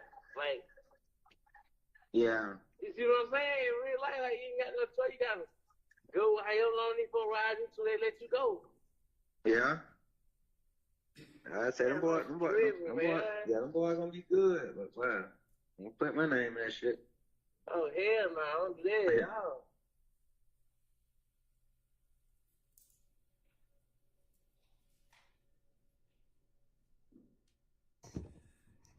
That's the portion, Your Honor. It's the state's theory that when he says bro's going to give all the boys money, he is referring to defendant Williams. That's a common theme that the state has put forth argument on to the court. That's why the state wanted to include this in terms of when criminal street gang activity occurs, trying to further the conspiracy through that. That's a common argument the court's heard about the relevancy of that, Your Honor. All right, what about the rest of it? So, Your Honor, they when they mention Little Shorty got locked up for the clothes, Miles Farley, who was charged with, he's one of the individuals charged with Shamel Drink's murder. He had a clothing line like Keep America Slime. And so that when they say, this comes up a couple times in the wiretap, and it's going to come up kind of frequently because you're going to hear later about YFN and some Goodfellas, which is another street gang members, attacked Miles Farley when he was in the Fulton County Jail. But people reference him in terms of Little Shorty who sells the clothes. And so it shows familiarity with, and he was not on this date of March 22nd. I do not believe he was not arrested yet. And so that was the portions that the state, and then they say he's just going to have to ride, don't put my name in this. And at the time, of course, Mr. Garlington is not arrested either for this. And so we're going to get in a couple calls where he gets nervous when he hears about stuff on the news or they're worn out because when he's making these calls, he's obviously not incarcerated.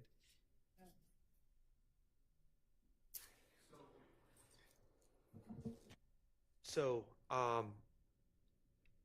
in regards to the second part of that call, it is Mr.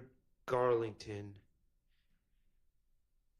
giving his retrospective version of events and talking about what Mr. Farley is feeling to, apparently the state believes this is Mr. Wright. I don't know how this kind of, again, idle chatter about what Mr. Farley is going through and everything else, while the state might believe that's relevant, it still has to fall under a hearsay exception. And this sort of chatter is not furthering the conspiracy. And so, I mean, I see the state's argument about relevance, but again, they need that hook to fit through a hearsay exception.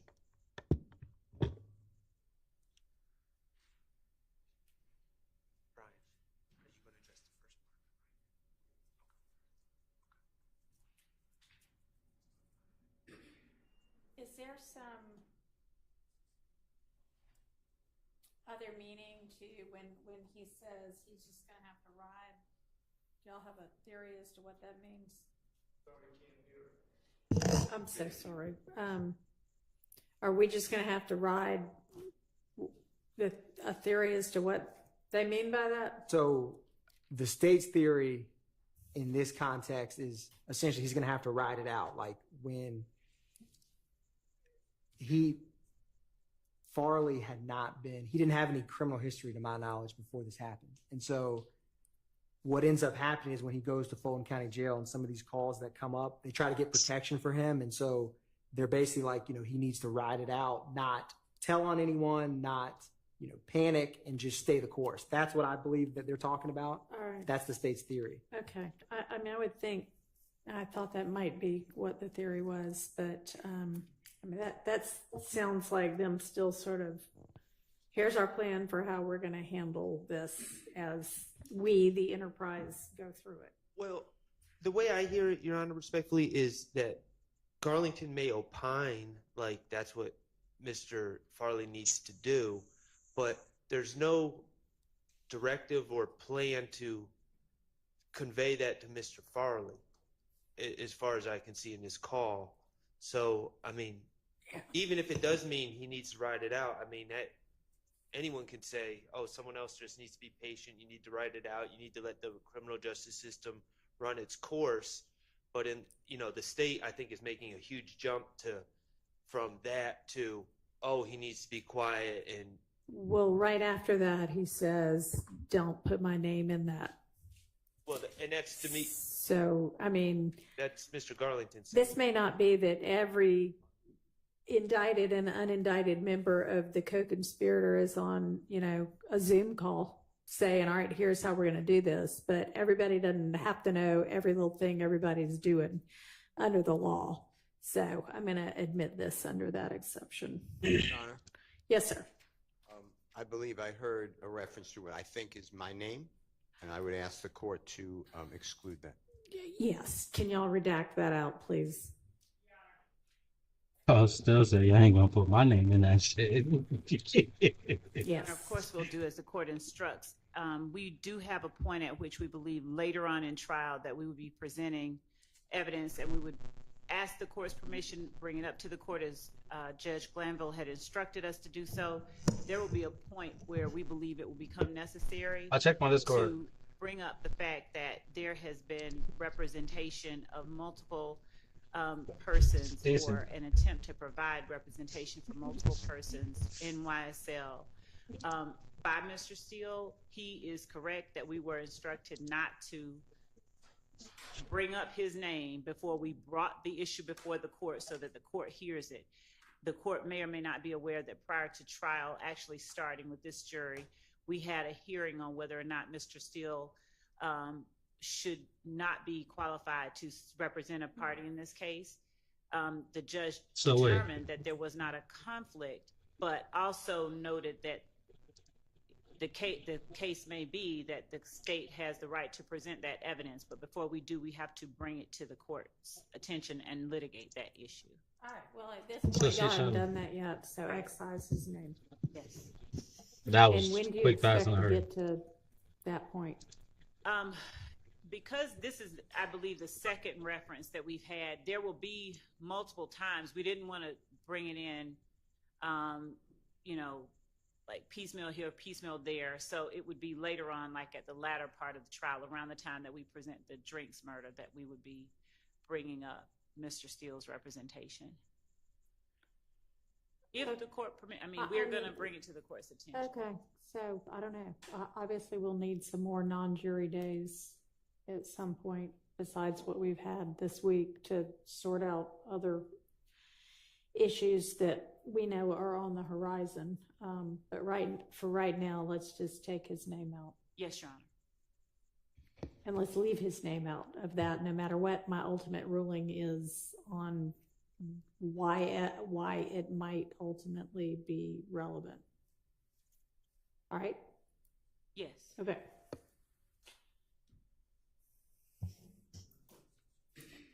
Why don't we stop and take a restroom break? Be back at 3. That gives everybody about 12 minutes. Yes, Your Honor.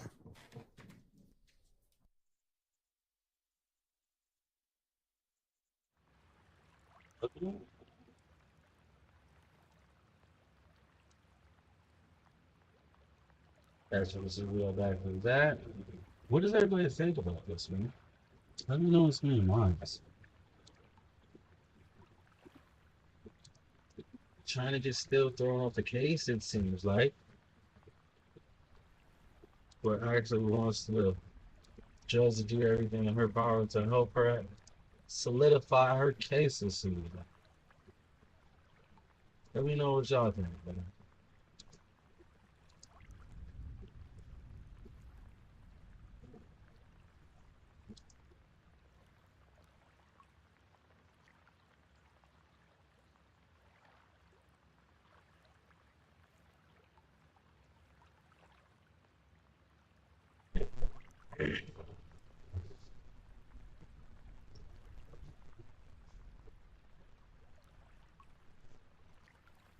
Make sure everything's right.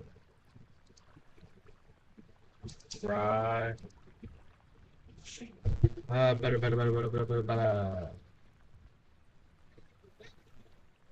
What is the problem now, sister?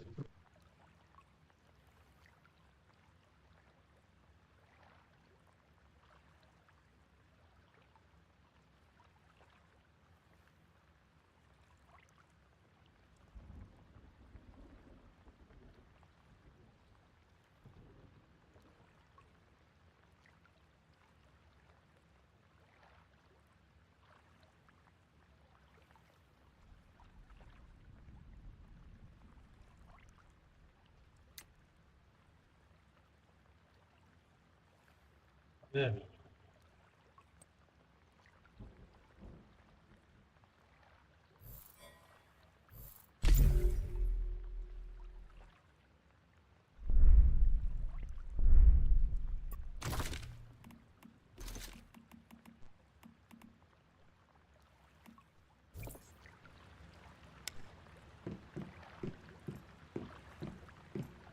People live read too much shit.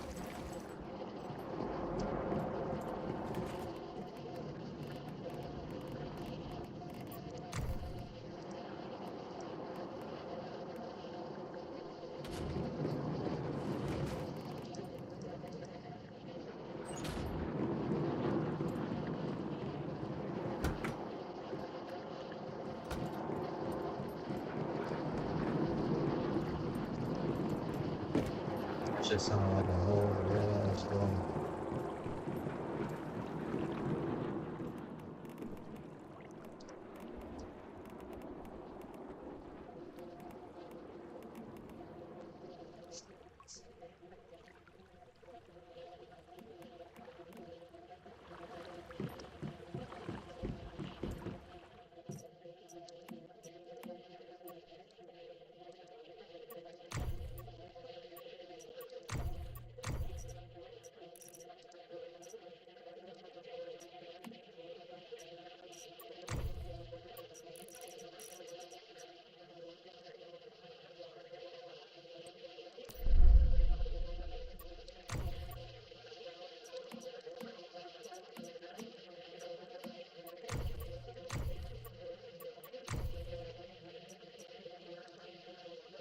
I said it's stuff that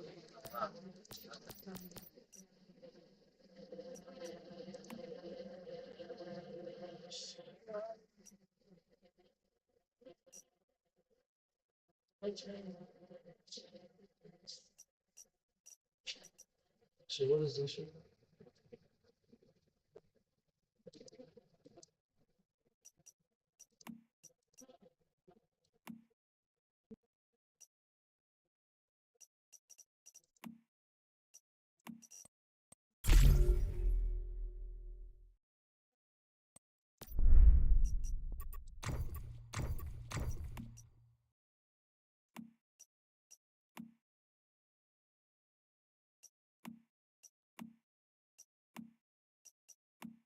Really, one shot this.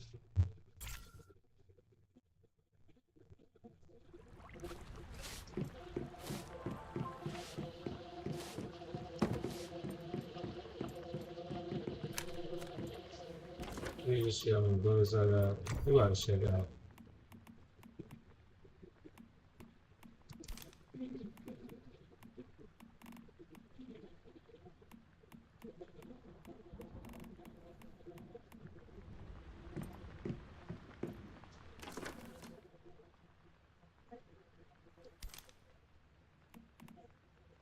Grab my any table synthesis finish. Bro. Synthesis finish.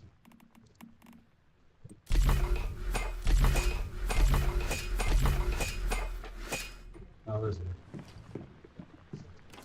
Did they use this shit? No, it didn't. So what the fuck? How do you use these shits though? I feel like a police ball, bro.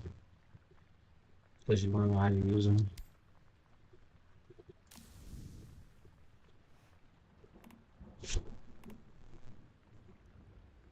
Reading is fundamental, kids. Always remember, read. Always remember, read. Read. And make sure that you comprehend what you're reading. You know? Just do that solid for them. Make sure you comprehend what you're reading so that you're not wasting your time on stuff. You feel me? Just another gun that I need to get rid of. Actually, I need to fucking make even better sniper rifle. Come on, God. I'm gonna get this shit.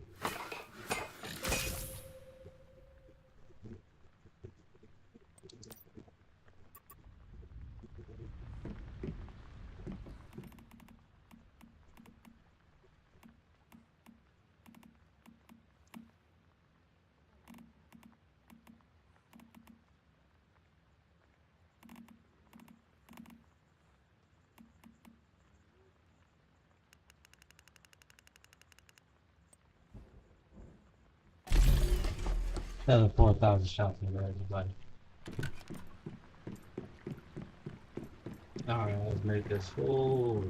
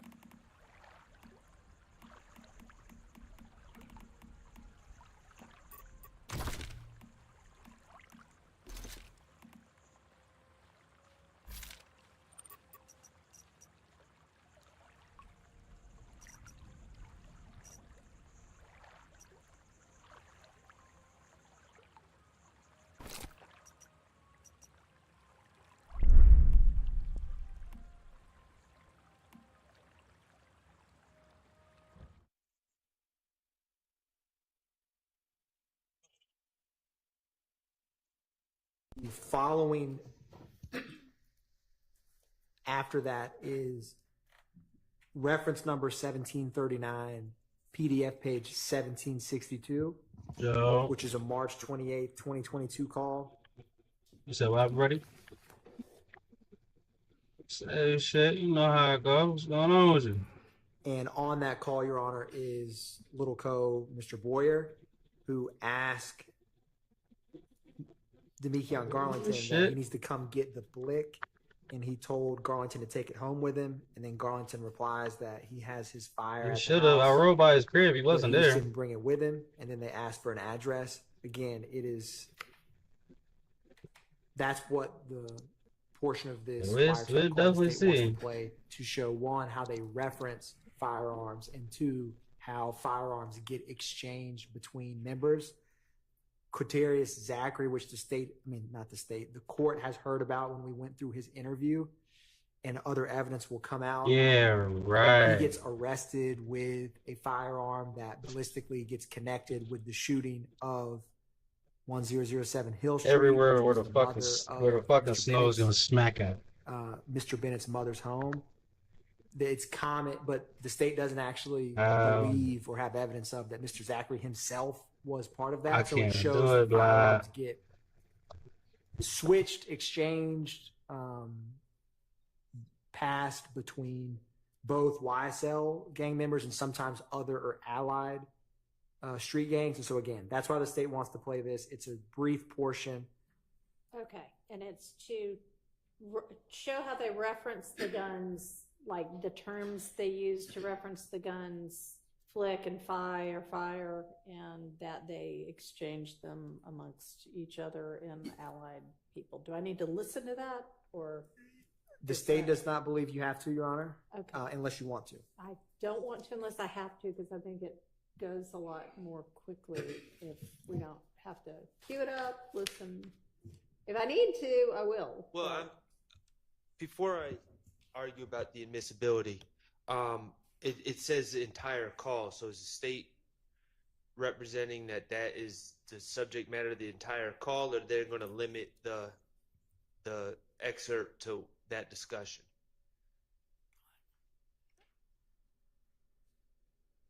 That is correct, Mr. Sharp. And I will I don't believe it's a very long call.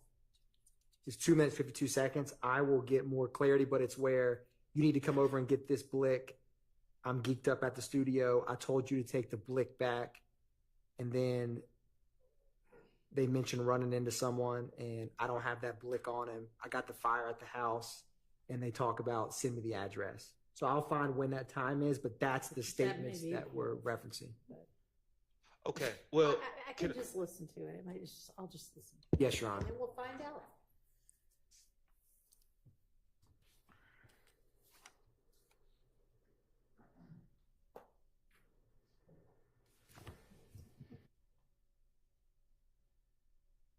Yo. Hello? Yeah.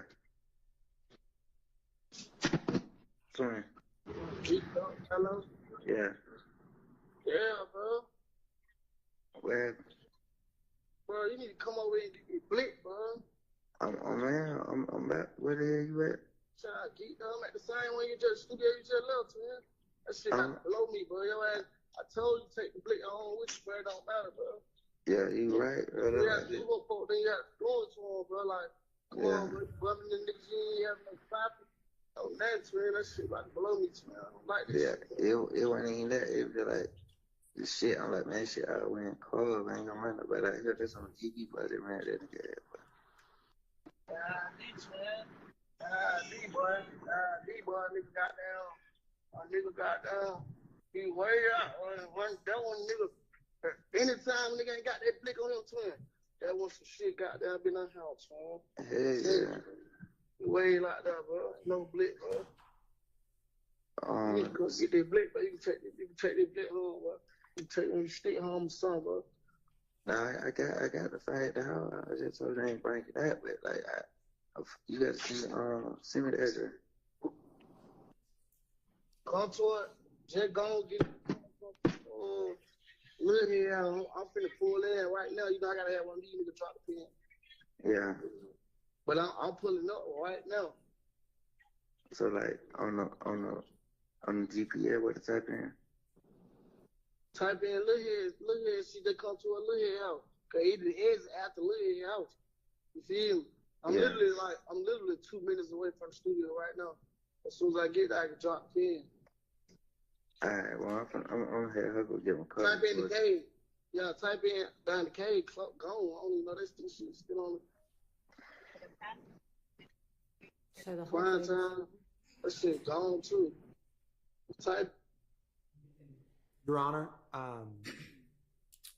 this wasn't this. There's a call that was shared in the initial Dropbox co-conspirator link. It's 1760, which is 2 minutes before this call.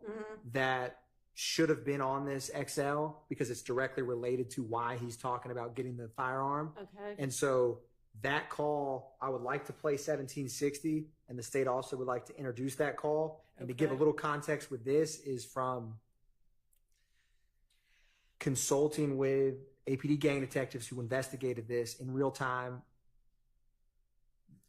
Mr. Garlington coincidentally goes to a hotel in Cobb County, and there's a rival gang member whose street name is Little Blizzy, who, after the murder of Mr. McMiller and Mr. Ford, there's a whole lot of, I don't know the way to put it, just vile, disrespectful social media posts about, like, there's a picture of individuals X'd out next to their child, and say now they don't have a father. Things of that nature that escalates significantly the animosity and the violence.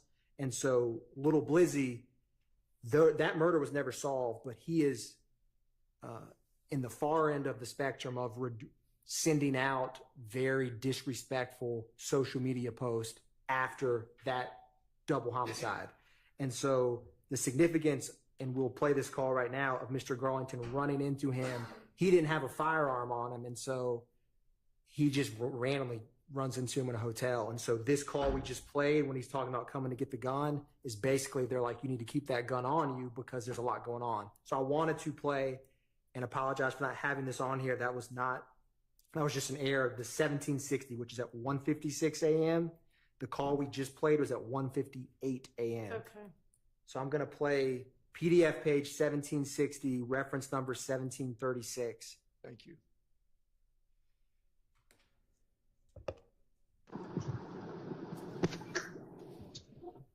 Where the hell you at? Hey, so crazy. So crazy. I was just in the car, and tell you, I just ran to the nigga, bro. For real? How you know? That what you calling me back?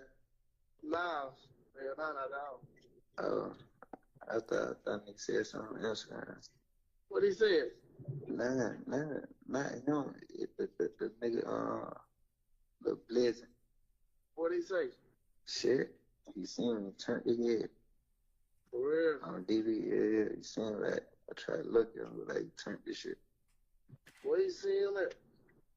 Man, we at the same hotel. Right now? Right now. That'll be safe for us, man. I know it, but I ain't got no. The nigga say it's real. J. Carl say he finna shoot a video. He want us in the video. What about the studio? Yeah, I'm finna meet them back up here, but you need to come back outside. But at least let me give you a gun or something. Which one? My side? The one we were just at. What was it? Hold on, they call now. So that is 1760, Your Honor. The state, well, if the court would like to hear 1762, but That's what we just heard, right? we heard 1760, which I think gives a lot more clarity to. Before that, Yeah. heard 76. Yes, Your Honor. So the state feels that both of those are in furtherance of the conspiracy because Demikion Garlington, a YSL street gang member, is calling and notifying people about who he ran into, a rival gang member, and he actually makes multiple calls that we're not going to play all of these, where he's trying to get, and he references this interaction in the hotel. Okay. So, Your Honor, Yeah. Mr. Garlington has a long criminal history. I don't know when the state feels that Mr. Garlington met Mr. Stillwell, but Mr. Garlington was allegedly, or he pled guilty to committing crimes before Mr. Stillwell knew him, before Mr. Williams knew him, and he has plenty ability to commit crimes without being associated with anyone here. And at some point, we're just, again, I understand that being arrested doesn't absolutely close you off from a conspiracy. I think it's fair to say there is a presumption. I know, but I understand it's not absolute. I understand it's not that simple. But at some point, we are in a situation where we have two gentlemen in jail, and Mr. Garlington going about his criminal life. And that is, whether he's associated with other people or not, or whether the state is alleging that he's associated with other people, everything that Mr. Garlington chooses to do and every crime that he chooses to commit in his day-to-day life is not involve my client, does not involve Mr. Nichols, and the state is at this point trying to bring in Mr. Garlington's chatter about picking up guns and selling drugs and all these things that Mr. Garlington's been doing for years, and somehow impute them on two gentlemen that are in jail. And that's my concern. I understand that it's not an absolute that my client is no longer part of a conspiracy, but the state is theorizing, but there has to be a difference between Mr. Garlington's everyday criminality and criminality that is specific to an alleged association with YSL. And that's my concern, is at this point we're just throwing in his everyday criminality, and it's making my client, who is associated with him through social media and other things, and that's just a fact that I'm going to have to deal with. But at some point, it's creating character issues and prejudicing the defense of my client.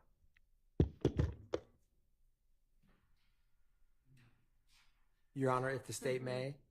Yeah. Well, who's the other person that? So, Who the other person is? yes, it is DeMarco Boyer, Oh, right. You said that. Okay. who is affiliated with an allied gang, PDE. And so, with that said, also in reference, when defendant Stillwell is arrested, there's a contraband phone. He's still speaking with Demekion Garlington. And the state indicted and believes that both Demekion Garland and Shannon Stillwell, 11 days before this, murdered Shamel Drinks, a YFN member. And this little Blizzy is, again, someone in that same rival gang. So Demekion Garlington trying to get a firearm to take out a rival opposition is in furtherance of the criminal conspiracy that the state alleges defendant Stillwell is still a part of, and all the defendants are, before, during, and after this March 28th call when it's made. So it's not just Mr. Garlington on his own. It's in furtherance of that criminal street gang, which has to retaliate for a double homicide that they are blatantly, disrespecting on social media. And that, in the world of criminal street gangs, cannot be tolerated and has to be handled with more violence. And so that's why the state's theory that this is in direct furtherance of the criminal conspiracy, because if Garlington got a firearm and shot or murdered little Blizzy, that would be in furtherance of the criminal street gang. So him trying to get that firearm is helping move that needle forward in terms of the conspiracy. Understood. These two both appear to meet the 801D2E exception. What's our next statement? Our next statement is 1759. reference number 1759, PDF page 1782, which is March 28th, 2022.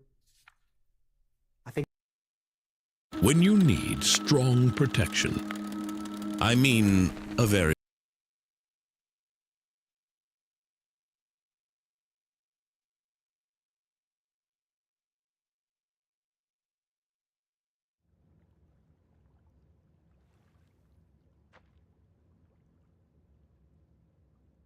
They want to play commercials is cool. It's remounting show engines. and Mr. Garlington is calling. I want to make sure I read.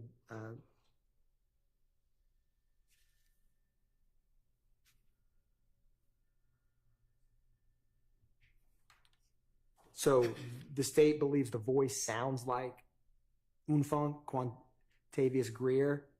Not 100% confirmed, but that's who the state believes he's talking with. And so the state, and what is said is Garlington is told that a YFN member wants to talk to him, and the other party tells Garlington to call them when they are all around. So this is in the context of, there's a lot of back and forth, and there's also, so long story short, it's how they're referencing and speaking about a rival gang, YFN, the state wants to highlight, and we'll play that now. Okay.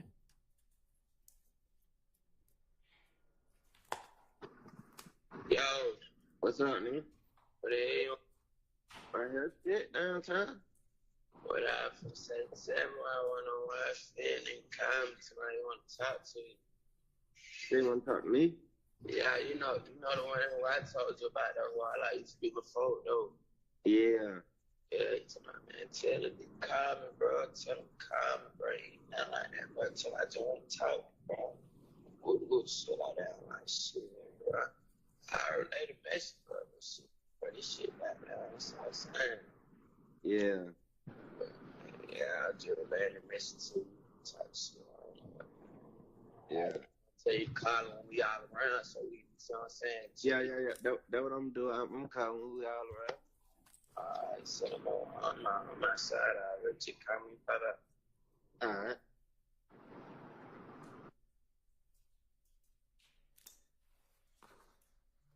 And so, Your Honor, the state doesn't have, I don't know exactly what this YFN member wants to speak with, but the fact that this is being set up and kind of having like a mediator to talk between them is relevant to show, because this constantly through this trial from 2015 to now, the jury is hearing and the state is explaining, shootings, murders between these two groups. And so the fact that he needs to get a mediator to speak with someone from that establishes there is an us and a them. And so whether he actually had this call or not, what exactly they want to talk about, it kind of has a non-hearsay purpose in terms of the fact that he's setting this up this way. He can't just call this person one-on-one or go meet them. That's the main purpose of it, or why the state wants to introduce it, Your Honor. It seems that now that's, not being offered in such a way that it would even be hearsay. So it's admitted. I mean, alternatively, it could be a co-conspirator statement, but it does not appear to be hearsay to begin with. All right, what's next? Next, Your Honor, is reference number 1767, PDF page 1789, which is a March 28, 2022 call.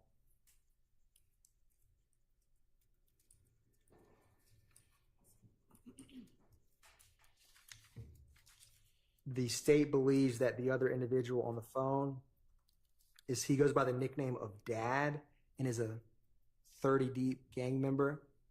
And what is discussed is Garlington tells, his name's Mr. Britty, tells Mr. Britty that he stayed in Cobb the night before because he ran into an op and didn't have anything on him. So it kind of gives context to wanting to get the blick. He specifically calls Little Blizzy an op in this call. And again, it explains and gives clarity to how Garlington views Little Blizzy. And the state will hear when Detective Viverito is discussing this part of the case about this inflammatory social media that Little Blizzy posted, how YSL members viewed him, and why Garlington running into him is significant. Because if there's an us, there's and a them, that is a key part of this. So the state will play this call now.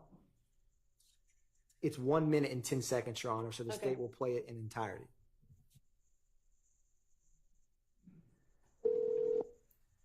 Hello? Daddy-o. What's going on, bro? What the hell going on? Pulling up in the hood? Pulling up in the hood? Hell yeah. Where you gotta go? I go to... Oh, shit, man. We just woke up. You said you gotta go where today? You about to say you gotta go somewhere. No, man. I got down to the hotel in Carl last night, right? Yeah. I run to a op. No. I ain't got nothing on me, 'cause I'm like, shit, but I'm finna go out here. I know I ain't right out here. Yeah. Head, go to the gym, like, yeah, buddy seen me and turned the head. He seen you and turned the head. Yeah. He don't even know he got me down bad. Oh, definitely. Yeah, man. What they even do? Shit. Right here, what's Keelan Mooch? I'm probably. Stopped it at 1 minute and 5 seconds. There's only 5 seconds left, but it was that portion about Garlington speaking about what I just described, John, that the state wants to, is why the state wants to introduce it. All right, that seems to fall essentially under the same things we've been talking about. I'll admit that as under the co-conspirator exception. Your Honor, the next call is reference number. Excuse me, Judge. Yes, sir. And I'm sorry. No, not at all. I want to ask the court that if I can have a continuing objection to these phone calls that reference something out in the world when Mr. Nichols is incarcerated. And again, I understand that we've kind of reserved that issue, but I don't want to go on to the next one without saying, hey, I've still got this objection out there. Sure. We have the best credit card perks going on this summer at the Summit Federal. Clearly, they're trying to piss me off.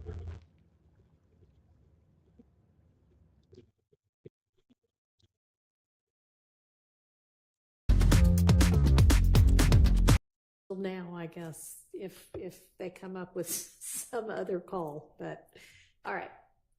So, Your Honor, this next call, reference number 1869, PDF page 1893. Okay. This is Demekion Garlington speaking with DeMarco Boyer. Okay. I actually think that this call, the strongest reason for its admissibility is a non-hearsay purpose, because they're discussing, we got to take Buddy's name off that. Because if that individual, they're talking about a song where someone's name's in it, and they literally say, if he gets whacked, you know that stuff's going to come down on us. I don't need nobody trying to put a Rico on me. And then references putting their names in the song. And so a big thing of this, not the thing, but a aspect of this case from opening until present day, is the state using social media, using lyrics, using just statements of co-conspirators. And, you know, the state and defense have different theories of what those things mean. But the fact that they're conscious of what they say and put in a song in direct relation to something that can happen in the real world or in the streets, so to speak, is very relevant, because the state's theory is that there is kind of a double entendre, or it's kind of like a line of how far can you push it in terms of street gang members know what you're talking about, but the police can't use it against you. And so with all that said, I wanted to play this part for really a non-hearsay purpose. Whether they put that, I don't actually have the said song, but like whether they released that song or didn't put his name in, is the fact that they're consciously, and by discussing that and thinking through that, is important, and is the state's mind's, a non-hearsay purpose.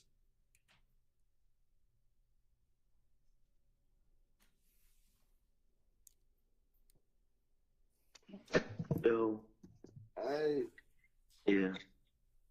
I'm trying to shoot that ready. They. It's a good day. Hey, but I ain't gonna lie, we got to talk. We got to take better name out of that shit though. We got to. Man. You know, if bud fuck around and get wet, you know that shit come down on us. Yeah. Type shit. Then they already. The nigga Young Bruce so hot on the east side right now too. It like I don't know if they trying to build a case against niggas or what. Like you feel me right now. But they hot as fuck. Like they jumping out, just laying nigga down about them nigga. That's why they was so hot up down the script the other day. Got on Glenwood the other day. That's why I ain't been around niggas fast. So they last come 2 days. So it's like, oh, I ain't need nobody trying to build no Rico on me. Mm-hmm. You know what I mean? So it's like. Yeah, like an estimate. So it's also shit like I'm just thinking Lil Head was even saying the same thing. He was like, shit, but I was gonna tell y'all nigga this shit, bro.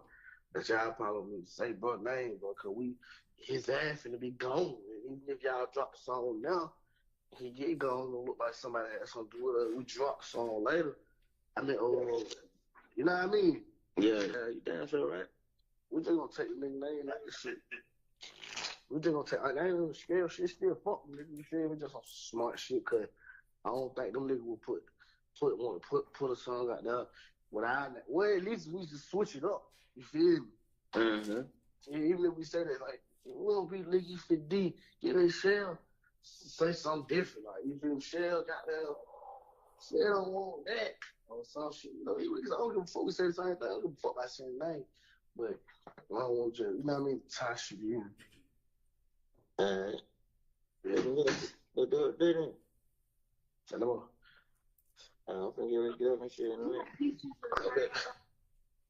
And Your Honor, you heard they're talking when they say the line has something to do with Shell, and it's the state that they're talking about Shell Kel, who comes up repeatedly in this case, and is someone that YSL has been trying. You know, there's violence from January of 2015 until this call was made March 29th, 2022. And so Shell Kel's name comes up repeatedly throughout.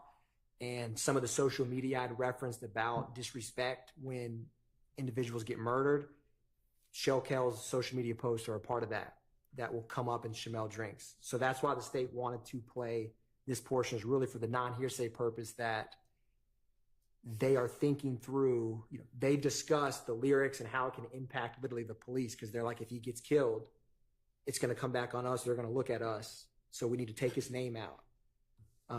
So that's why the state wanted to introduce that. Okay. Anything from the defense on this? Well, if I am not mistaken, it's being offered for as non-hearsay. And if it's offered as non-hearsay, it's not offered for the truth of the matter asserted, and therefore there needs to be an instruction saying you can't consider this conversation for the truth of the matter asserted. So I am a little puzzled as to that issue. And Your Honor, I guess I started with there's really two arguments, as sometimes there is, in terms of if they put this individual, you know, it's also a co-conspirator statement in terms of they're strategically trying to make sure that they don't get in trouble for releasing a song when they're trying to kill this individual. So the fact that he's like, you need to probably take his name out, that does move the ball forward in terms of the conspiracy, because the conspiracy does not want to get caught. Because if it does, it can't continue as well. And so there's that aspect of this as well, in terms of they're strategizing about, like, it's a good line, but it's too, you know, when he gets murdered, or if he gets murdered, it's going to create a police involvement with us. And he's trying to get him to not release the public song with his name in it, with the purpose to further the conspiracy by not getting caught. So there is you know, it's not an either or. Sometimes there can be multiple purposes or theories, and I think that's appropriate with this specific call. Okay. I think they're saying let's not commit a crime. I mean, I think they're saying let's not provide easy evidence to inculpate ourselves. I'm going to admit that under the co-conspirator exception. There's no crime in releasing a song, as y'all have all argued. What's our next statement? Your Honor, the next statement is reference number 1974,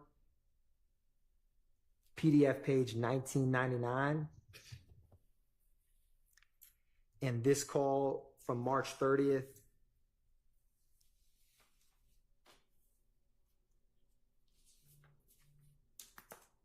There's reference, so again, this call references Blizzy, who I've discussed with the court earlier.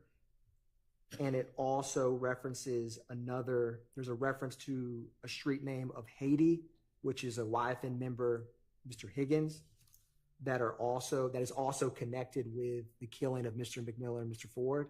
And so we're going to play this entire call. And on this call, Garlington also references, he says SB, talking about defendant Stillwell's cousin, who's a female, was followed by a black Durango. There is, the murder of Mr. McMillan and Mr. Ford is not solved, but the black Durango, there's referencing to it in a couple wiretaps because they believe that vehicle was involved and is associated with the rival gang. And also, Garlington tells the other party again, he's mentioning running into Little Blizzy. He didn't have the fire on him, and then he gives the address of where he was staying that night.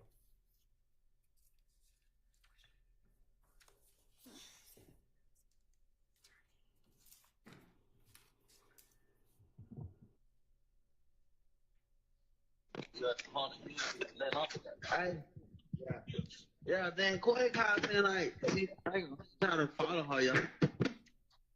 You said what? Corey, maybe because She said I tried to follow her. nah, hell nah. She sound like a nigga trying to follow her. She said a black car, but black truck. So I think she was trying to say the black. The black Durango. And she like the nails and shit like that. I like, she's like, at the door, it was outside. The police like, is that for you? But she like, nah, she wasn't paying attention. So she get in the car. I mean, when she walked to the car, nigga, like, he tried to hit her. So yeah, she get in the car. Like, the nigga pulled in front of her because she had the bag up. She said the motherfucker followed her from the door. Like, she ran to a roadblock. She was back on the back street in Riverdale. She ran to a roadblock. They did a U-turn. Damn, that's a fool right there. That might be Buddy, though. She, Buddy used to try to be in her DM talking about, I'm going to find out where you stay at and shit. Yeah. Like, he tried to talk to her. It might be Buddy. Then they say he had Durango. Hey, I don't know. Hey, you know who I just ran into, bro? In car, bro. I told you that shit the other day, bro. Who? Man, I ain't had no foul on me. I just ran into the nigga Little Blizzard, bro. Oh, somebody just got that nigga on his sister the other night. For real? Yeah, what he was in? No, I don't know. I was in, boat checking in the hotel. Like, I was going upstairs with the hoe. He was checking in. I see the boy that's on DB, bro. That nigga turned his head so fast, bro. Damn, you think he still been playing out there? Yeah, I don't know. Damn. What hotel it was? We was somewhere in car, bro. I gotta get the name of that shit. He told to the clerk like he know it. Like, man, damn, man, come on, fuck with me. Ain't Bay Money now? Nah, he ain't Bay Money. That mother called. Man, I don't. This some old man. What street is on? I had that motherfucker. I got the address right here. That shit was called.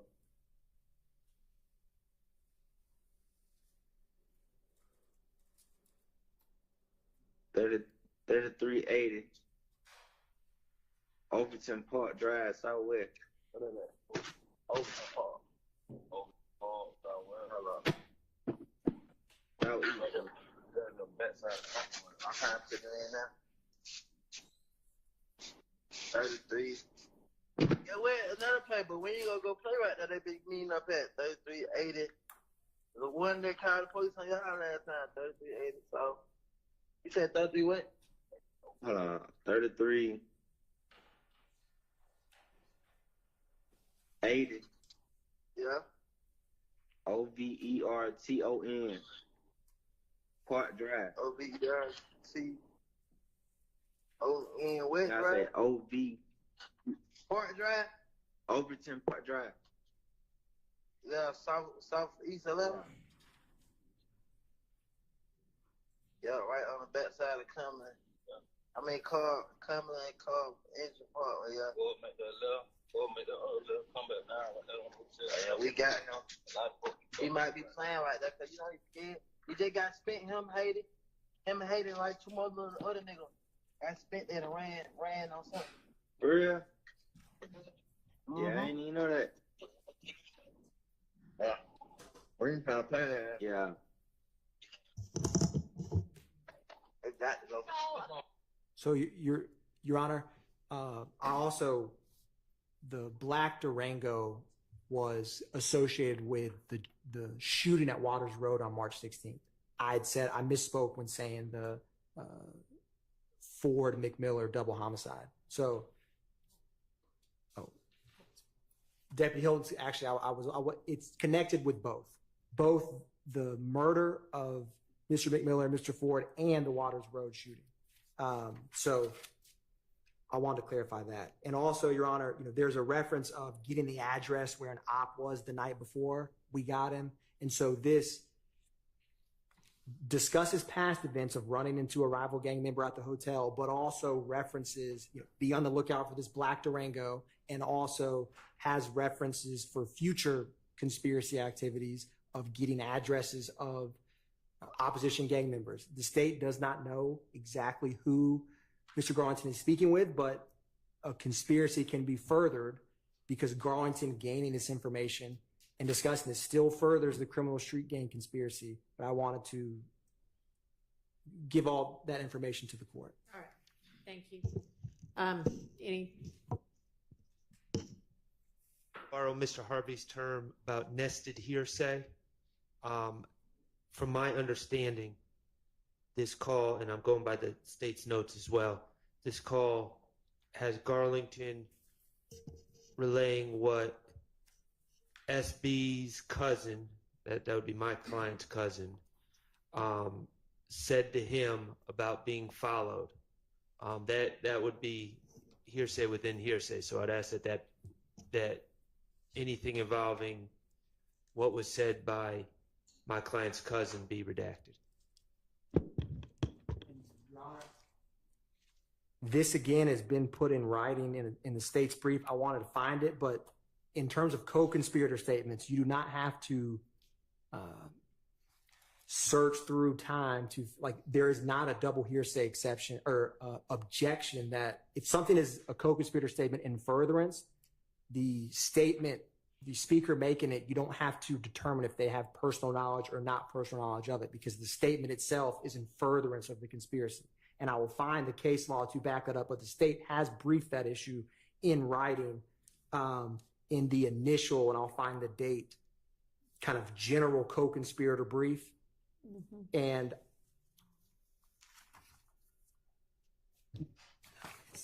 I'm not sure if I follow what you're trying to say right now. I was distinguishing when Mr. Sharp was objecting to double hearsay or nested hearsay. Yes.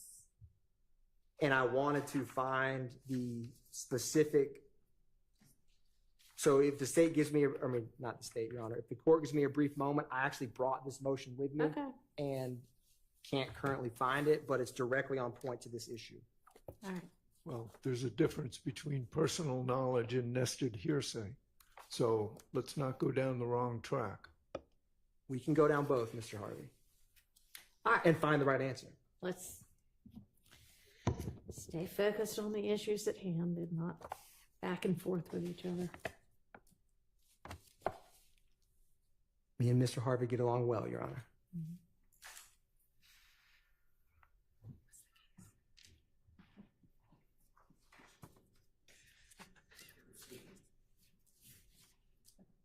Let me see.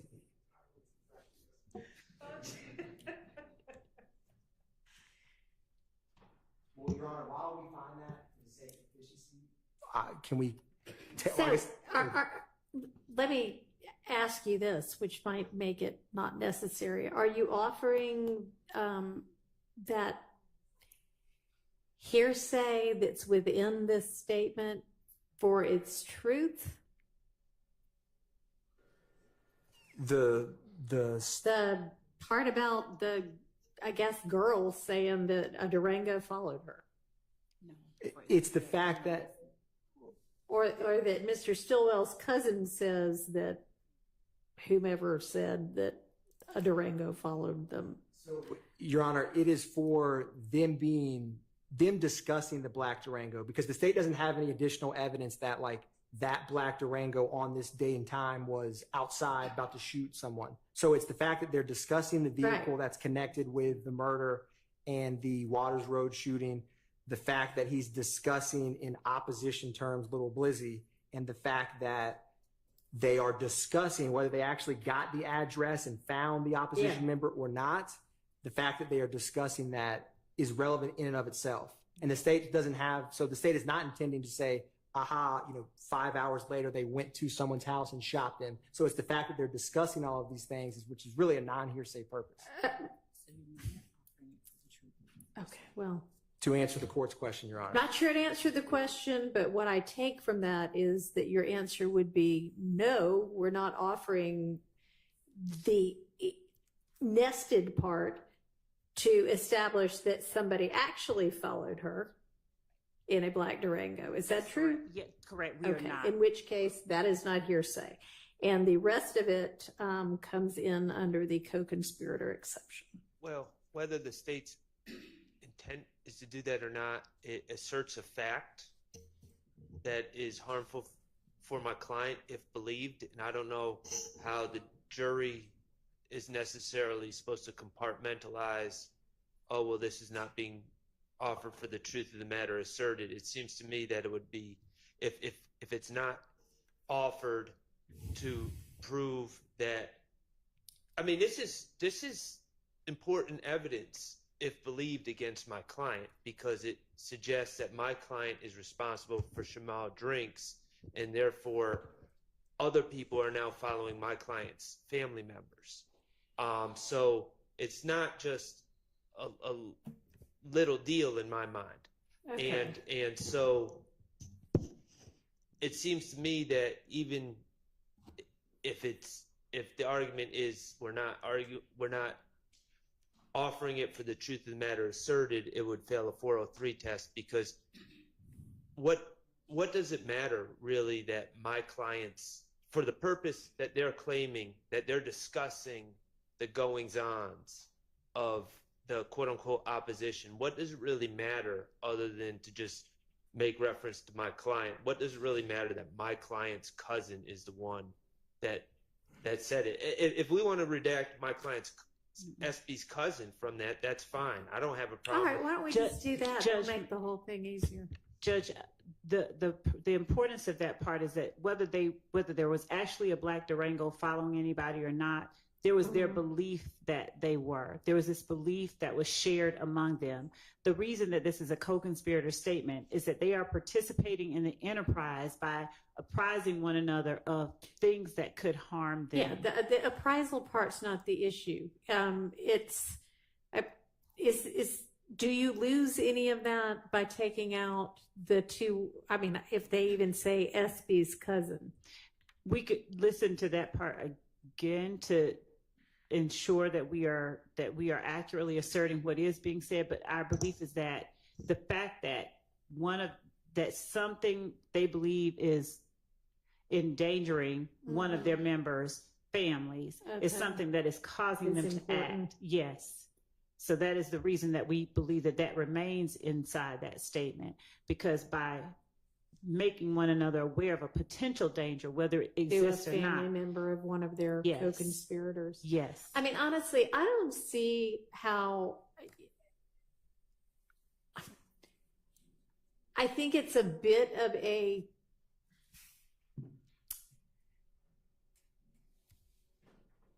it's not that it's a stretch. It's that you'd have to pile like, you know, one building block on another to get to, if some bad guy out there is following a cousin of your client, that must mean your client has committed some crime against a member of that group. I mean, yes, it could be, you know, put together that way, but it's hardly like, oh, A equals B, therefore C. Well, it just isn't. This conversation occurs days after a murder occurred that my client is charged with. I understand. And I think the state knows exactly why they want to get it in, and that's why they want to keep the reference to my client's cousin saying it. It's they want the truth of the matter asserted to be brought in front of the jury, and it's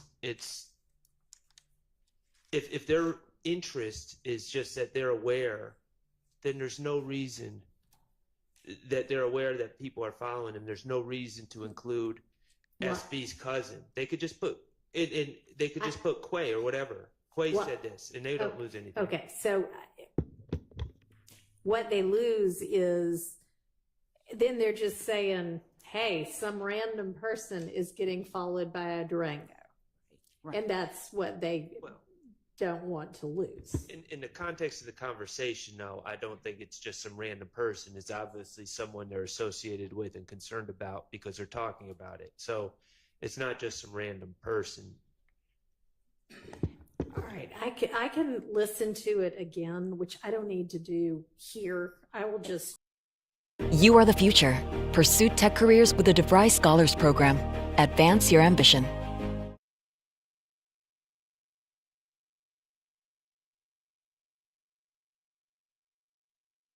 That is substantially more prejudicial than probative of the fact that they believe that this Durango is following a member or a family member of one of their group, and that belief is being shared, and in order that they do something, that they act accordingly. They're participating in the enterprise by.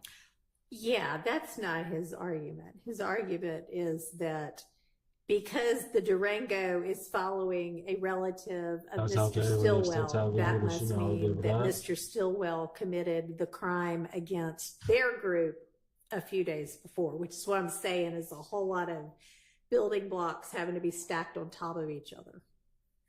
But I will take another listen. And it's not that it must mean that. It's that it's evidence of that.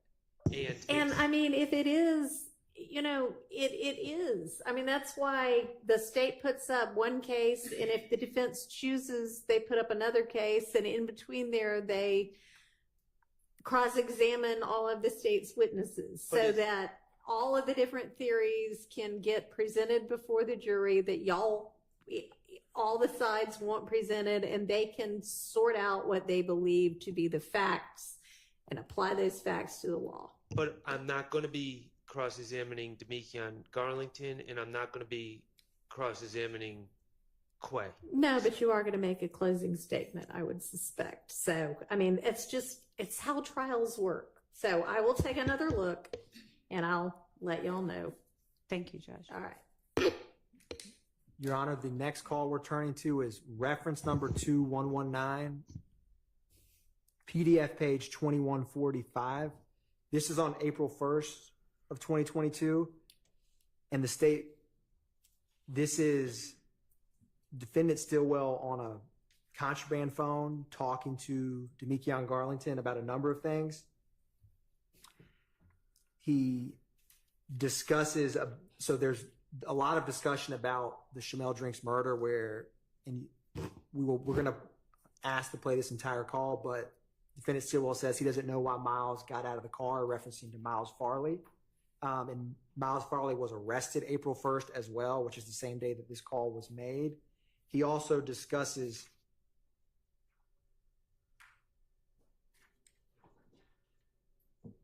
we had referenced this some earlier, but they're kind of like they're trying to decipher how Farley is handling getting arrested on this serious charge of murder. But there's a lot discussed, but we would like to play it, but it mentions a number of different relevant circumstances to include defendant Stillwell tells Garland that it's ugly and he needs him. He also states, and they discuss, Garlington tells defendant Stillwell that Dolly said Thug's not talking to anybody, and Garlington says it should be funny. He should be funny and post free wife and Lucci, because at the same time, Mr. Bennett is also in the Fulton County Jail. And so also defendant Stillwell tells Garlington that the gunpowder test will come back clean, so he isn't tripping, which the state believes is in reference to the vehicles utilized in the murder of Shamel Drinks. So the state's going to play this call from the beginning to the end.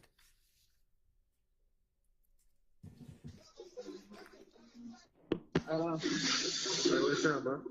What's up? Heavy. Say what? Heavy. What's up, man? What the hell going? Man, shit, right here, listen to that new boy. Huh? I said, right here, listen to that new young boy. What you got going? Can I? Yeah, yeah. You know, I can't hit you on that other phone. Shit, bro. I'm fuck on that motherfucker. For real? Are you on? Oh, this another one? No, it's Yeah. That's what I'm saying. Yeah. Yeah, bro. I know. I ain't just like FaceTime how to say. That's what you like. I tell him I ain't got it. I really can't respond, so I just like, yeah. Yeah. I can't, man. That motherfucker. I don't fuck tripping on that motherfucker. For real, man. Yeah. I said one shit. I said shit. I'm gonna go straight to my grandma's house. I had stay out of that motherfucker. Yeah. But she told me they had that mojo style. Yeah. Running like what on know it inside? Nah, I'm with Free. You were Free? Yeah. Oh yeah, for sure. Yeah. And they do the Free. They do. Yeah, they damn. Somebody said it. T-Rock was up there with you or something? Yeah, T-Rock was downstairs with me. Yeah, cause somebody asked me in the hood. They're like, bro down there with T-Rock. I'm like, I ain't know T-Rock locked up. Yeah. What the hell was going on? Everything. What the hell? What's up with Trump, man? What the hell he talk crazy like that? What is that? Just talk crazy, man. All that little shit there. You talking crazy about Mal? Nah, it's about me talking about Mal and shit. I ain't on TV. I ain't heard of that. Yeah, it's a lot of little shit I told, boy. Yeah. Had me blowed. They blowed? Had me blowed. Oh, yeah. I ain't talked to him, bro. The only person that be talking to is Mal. Yeah. Like, he be asking me, like, what's going on? I'm like, shit, I don't know. Yeah. What the hell? Order. Damn, bro. Like, them Everything is smooth, though. Yeah, I know it. I already know that. They just got down. They on Mal, though. Yeah. Cause I don't know why the fuck he didn't get out the car. Yeah, that's what I'm saying. Like, that's what I'm telling folks, bro. I'm like, shit, what the hell they locked up for? Like, they just saying about the jump. I'm like, bro, they good. I'm just like, they gonna assume some shit like that anyway. They gonna assume that, like, y'all ain't did nothing to him, so. That's what I keep telling Lil. I keep telling him, like, just chill. Like, I know, cause they this saying ain't nothing. Yeah, I'm like, this ain't nothing, bro. Like, they just doing that cut. They seen as a goddamn gas station. Like, just chill. You see what I'm saying? Yeah. Hell yeah, man. That's what I'm telling. I keep telling him all the time. I'm like, listen, bro. They're like, you like, bro, I'm telling probably in the cat. Listen, bro, no.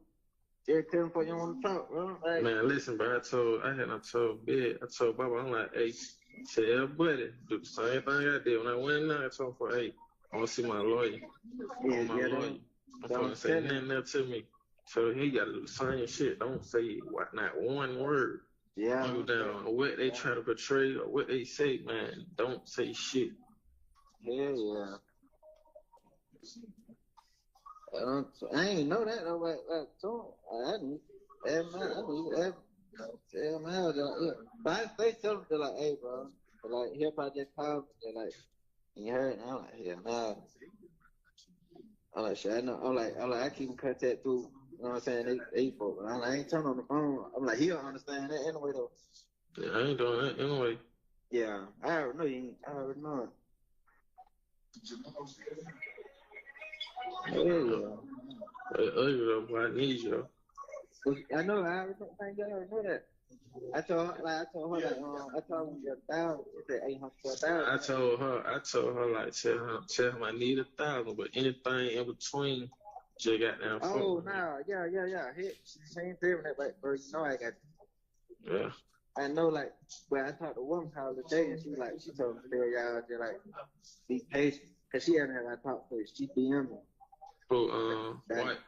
Yeah. She like, man, just tell them like, man, no, we ain't, no, we ain't gonna leave them folk like that down there. Like, just tell them to be patient. It was a day, this morning. Yeah. Yeah. Man, just tell them to be patient, bro. Bro, I got it. Well, I already know that part. I just like I know like how that go. You know what I'm saying? I ain't really tripping on that. I ain't tripping. Like I've been just trying to keep Buddy calm. You know what I'm saying? Yeah, do that. Okay. Yeah, bro. I don't really be liking that coaching and shit. That shit I forgot how to do all that. all out like. I ain't gonna. See, I talk the phone. Like, I been on bro. Like, he at me FaceTime. Like, oh, what's up with Quay? Like, why the hell? I don't know Quay on the phone saying something. Appreciate you. Like, I don't know if he on shit. Like, I don't know how to he do told none of the real. dancing. Man, tell Buddy got down get his lawyer, bro. We did that shit for him. He paid. You know what I'm saying? What? Yeah, that was phone told me. He like, bro, tell him chill out, man. Nah, I ain't know nothing like that. Yeah, they went out downstairs. He was like, yeah, they was on the cell phone. But I ain't even say nothing. So I'm like, I know I ain't even upstairs. I'm like, ain't got access to no phone. Hell nah, it wasn't nothing like that. I don't think he said no shit like that though. Yeah. But then I thought what Dollar was telling somebody, what the hell is she saying? Foreign farming. Who? She told him they something about foreign farming. Okay. Yeah. She really kind of telling me to be careful out with the corn. And they would I ran into the boy little blitz by myself. Yeah. Yeah, I ran into him. Yeah. I ran into him by myself. Like that's on BB showing up when I see you turn the head. Yeah. But like, yeah. But like we don't live and coding them. Nobody be on my page and shit. So I don't know who told shot a video chat like, bro, when I ain't run. I say nigga, you ain't run. You damn so touch your head, man, though. Huh? I say, no, I ain't say you ran. You down so touch your head when you see me, though. Like, Yeah. I ain't knowing what's wrong. I'm like, listen, bro. You know what's going on. Like, before all this shit, like, Shadow was straight. Yeah. I'm like, shit, bro, you know. I'm like, you know what's going on. Like, he like, bro, ain't no problem with you, bro, with everybody. I'm like, listen, bro. You know how this shit is, bro. You know how this shit go. Like, I'm like, yo, I used to speak to you and everything. I'm like, shit, that ain't going on no more, bro. I'm like, y'all, nigga. I'm like, yeah, that's on TV. I'm like, man, I had a corn right now. I told corn to be quiet. Yeah. Yeah. But now they just made a video about an hour ago on Cleveland at the store with little sticks and shit. Like, yeah, all in hot hood. I'm like, bro, y'all, good thing. Man, they on some man. Oh, I be saying stay away from that's police shit. Yeah, man. That's 12 shit. I ain't with that. Yeah. Damn, man. Oh, it's all good. Everything. I know it. So you still ain't got nobody right now? Like they won't take no payment. They ain't really saying, but ain't really saying that. You just really like, just chill, be patient. Like same thing, White telling you. Yeah. Okay. So I ain't been around like they probably say they don't talk to nobody. Like they say they like, bro, I ain't never seen that nigga hurt like that. But that nigga hurt behind that shit. I think they said the one he really fucked with. Yeah, I know it. Yeah, man. Everyone want to talk your ass too, bro. Yeah. Yeah. What the hell? Nigga, what? Who? I heard. Yeah. No, I could be funny and put free Yeah. Yeah. Right. They had no tell me that shit. I'm like, man, that man helped 12 in here. Man, what? Phone them say they call him. Phone be slam on him. They say he working the police and the gang shit. Like they say, like he got police. Like he probably don't know, but like they no folk like they watching his ass. Yeah. Yeah, like they bonding his ass. Mm-hmm. Yeah, but they said they were gonna do it. We got Oh, that's 12 crazy. pulled them over or some shit. Yeah. Yeah. Yeah, that I don't chill though. Something, I don't know. Yeah, I don't know what he on. Yeah. I'll tell him boy about this shit. I was like, man, he be like, you ain't gotta tell me. I already know. Like, home be goddamn tripping.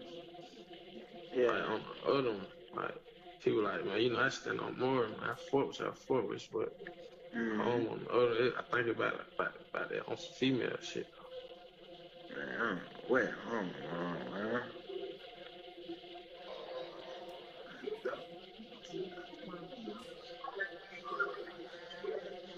Yeah, I ain't on DB. I ain't heard nothing about that though.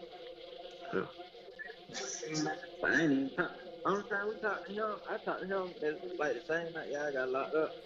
You gotta add when you call boy, you gotta add boy what you say, cause I can't really say like, cause she won't really just tell me like in detail, but she just, you know, she just beating around the bush. I really be telling her, man, shut the fuck up. Yeah. On that one night, cause I ain't going for that strand on Yeah, that. Yeah. Yeah, but you know I got you, bro. I had to go long trying to got down. I just had to take Kira got down. I know I got you, though, bro. You got to got down the whole time. I know how that shit is. Like, I'm knowing, like, you need this shit. Like, yeah. I ain't got you, bro. I'm here with you, man. Yeah, sure. Yeah, I'm trying to get. I ain't gonna, you know, like, I ain't gonna ask him a word, but like, cause like, I don't even have to say your name. Like, she know who I be talking about. I don't be talking to nobody else, but I ain't gonna hit you on that motherfucker, like, ever. You see what I'm saying? But, you know, everything really good, though. Yeah. I'm like, I heard that. I'm like, what the fuck? Yeah. I'm like, bro, this shit was fast as hell. Yeah. Yeah, that's all it is. Just assume. Yeah, I already know. Like when they got down, go to wiping down, doing them got down, them. You know how they gunpowder, forensic, all this shit there. Yeah. Gonna come back clean. You see what I'm saying? So I ain't tripping on that. Uh-huh. Yeah. Yeah, bro. Yeah, man. What the hell twin been on? Been still in the yo. Yeah. I said, what is that? You know what I'm saying? Yeah, see. Who? Who? Yo folk. Yeah. I said, what is yesterday? Yeah. Yeah, he got now out of town now. So he's gonna get ready to come back. I just don't lie with that. Yeah. You ain't talked all night. That's a night crazy, bro. Yeah, I just talked to her today. I talked to her today. Man, that'd be I crazy. was telling her, I'm like, he on the cell phone, like, he probably be over there, like, whatnot. She like, what? So anything you gonna tell on me? I'm like, hell nah. She can't. I don't even be texting her back no more. I should be texting on, like, on tab and shit. Yeah, I don't even be responding to her. That's crazy. Yeah. Hey, look, I'm finna get bro back your phone, right? I'm gonna get up with you though. I do that, man. I got you. Love you. All right. I love you too.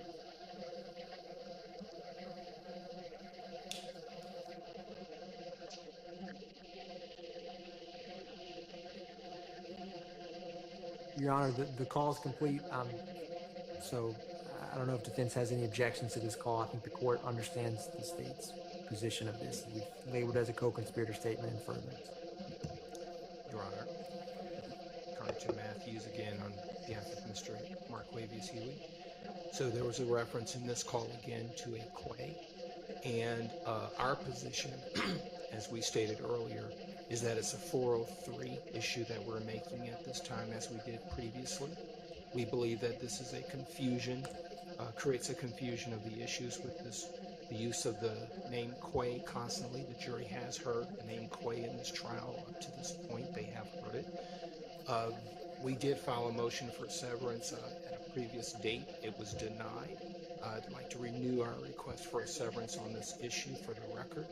And on the basis, again, it's a 403 issue with respect to this word name Quay being repeatedly used. I think I've heard it like 3 times at least in these series of calls. So on that basis, Your Honor, we believe that a 403, and if the court is unwilling to grant the severance under the 403, confusion of issues, confusion of evidence, I would ask this court to, again, reserve the issue to allow us to craft an appropriate 105 instruction that will address this issue. All right. Thank you, Your Honor. Is there any response right now from the state? Detective Viverito will clear up, I think, quite clearly that this is in reference to Defendant Nichols, not Defendant Huey, because when they're referencing, they're upset that on a phone call, Mr. Nichols says we did this for Big Bro, talking about the state's theory, Defendant Williams, in terms of what we did it, the murder of Shamel Drinks, who was, I've already described kind of the back and forth, but the testimony and the state's theory, so there won't be any argument at closing, and Detective Viverito, who is going to be introducing these wiretap calls, she will make crystal clear who that Quay is referenced on the call. So there won't be any confusion. Okay, well that'll cure any potential confusion. So I'll make sure that she does that. All right. Am I correct in my belief that the state intends to introduce this whole call? Sounds like it. Okay. So my immediate concern is around 5 minutes and 30 seconds. Mr. Garlington is talking at this point, not my client. I talked to Funk. I've been with bruh, and he had me on FaceTime like, yo, what's up with Quay? And then Quay on the phone saying something like, I don't know if he on this SHIT, like, he told Rel, like, tell buddy, god dang, get a lawyer, bruh. We did that SHIT for him. He paid, you know? You know what I'm saying? Okay, so we got Garlington having talked to Unfunk, who is Mr. Greer, who supposedly, and I'm trying to put it together, it's not completely clear, but he talks to someone named Rel, and then somehow this comes back to Quay, who, you know, Mr. I think that the state is asserting is Mr. Nichols. So we have like a game of telephone with 4 different steps leading to Garlington then saying this to my client. And then it should be noted, my client does not tacitly acknowledge, or I think we've been using tacit admission. He says that doesn't sound right. So it's not that. He pushes back, and it's just nested hearsay times 4 in what Mr. Garlington's saying. So I have a real problem with that, because obviously that is someone who is not testifying to my knowledge, the originator of this, and it's passed around a few times, and it goes directly to my client's innocence or guilt. And it's, you know, this little bit in itself strongly suggests that my client is guilty, because the implication is Quay said we did this for Buddy. I'm not concerned about the for buddy part. I'm more concerned about the we did this part. So that's a major flag right there, and it's nested hearsay. It's 403. Any probative value that could come from this, other than its value as hearsay with 4 steps, is negligible. Clearly, they could get out the facts that they're talking about attorneys without going into that segment right there that is extremely prejudicial to my client. So that's my first objection. I would also object that these other conversations about attorneys just generally are. Conquer your future and apply for a $2,500 back-to-school scholarship. Learn more at wgu.edu. But those don't. There's an extra level of concern regarding the time around 5:30. All right, well, I think we've discussed the issue of attorneys potentially being provided by leaders already, and my ruling would be the same with regard to that. What is the state's response to the issue of it being hearsay, inside of hearsay, the we did this part? So, Your Honor, that this is a classic co-conspirator statement. This is one co-conspirator providing reassurance to, providing direction to, and promoting cohesiveness with another co-conspirator in furtherance of the conspiracy itself, which is YSL, the criminal street gang. Right, but back up into this isn't just him, this is somebody else saying that, right? And Mr. Shard, at least, is saying that Mr. Stillwell pushes back on the assertion. And this was a lot, so I might have to hear it again, but Yes, Your Honor. if that's accurate, then that seems like that couldn't be, oh yeah, this is an adoptive admission. Your Honor, a couple things. One, defendant Stillwell was quite upset that Mr. Nichols made that. So the fact that Garlington and defendant Stillwell are discussing that, they need to know what's said on jail calls. They need to know who's talking to the police. They need to know who may fold, and they need to keep tabs on both members in jail and outside. So when they referenced earlier about Mr. Farley and how is he doing, and he needs to, Yeah, that's not the part that they're raising, that Mr. Shart's raising an issue about right now. you're specifically discussing, Your Honor. So defendant Nichols saying we killed him for bro, and Mr. Shard saying cannot come in this conversation with his client and Mr. Garlington when they're discussing the intimate details of the murder that they did for bro. The state feels that, and this is why, and I will find the case on this, their conversation, Garlington and Shannon Stillwell, in all its contents, whether they knew this personally, they knew this from, like, that statement, their conversation is fostering cohesion amongst them, because they both agree he shouldn't be saying that on the phone.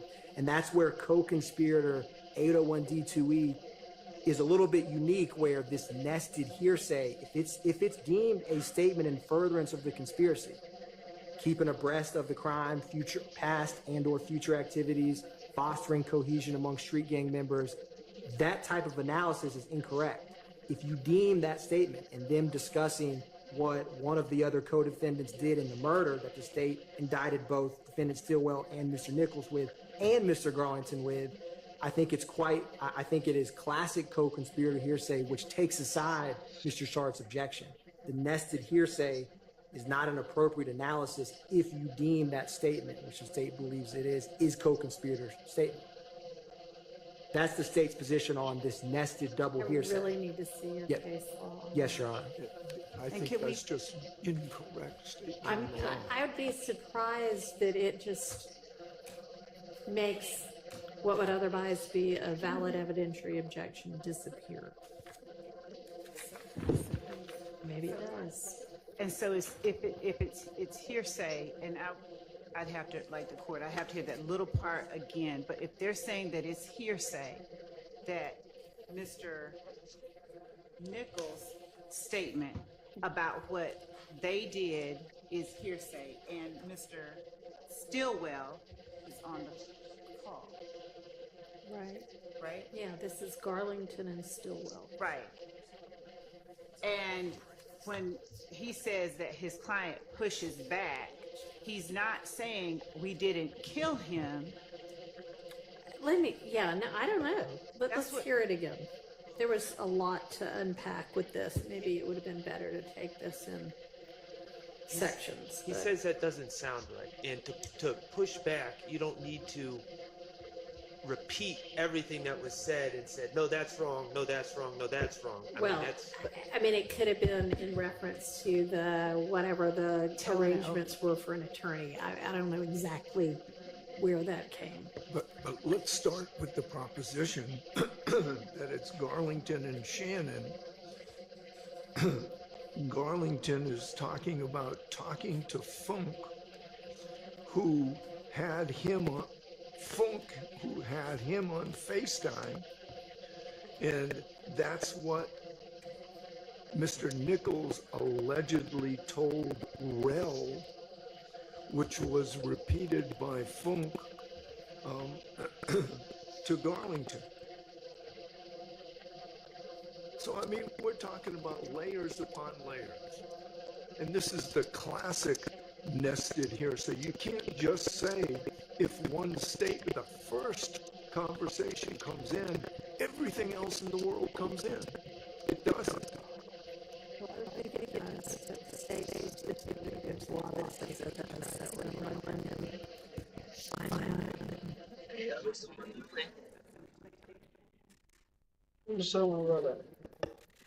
And do you just want to point me to wherever the Yeah, cooling out for a minute. Gotta call little brother in a second, see what this nigga doing. I mean, if that's easier than you trying to find it right now. Your Honor, I'm trying to find both the date and the motion itself. Just be patient. Give it a date. Get more. Yeah. Yeah. Man, just tell them to be patient, bro. Work out. I already know that part. I just I know how that go. You know what I'm saying? I ain't really tripping on that. I ain't tripping. I've been just trying to keep Buddy calm. You know what I'm saying? Yeah, do that, bro. Yeah, bro. I don't really be liking that co-defendant shit. That shit had me all out. I talk the phone. Like, I been on bro. Like, he had me FaceTime. Like, oh, what's up with Quay? Like, why the hell? I don't know Quay on the phone saying something. Like, I don't know if he on shit. Like, he told real, like, man, tell Buddy got to get his lawyer, bro. We did that shit for him. He paid, you know what I'm saying? What? Yeah, that was Funk told me. He like, bro, tell him, chill out, man. Nah, I ain't know that about it. Yeah, then we out downstairs. He was like, yeah, they was on the cell phone, but I ain't even say nothing. I'm like, I know I ain't even upstairs. Can you play just maybe the last 30 seconds again?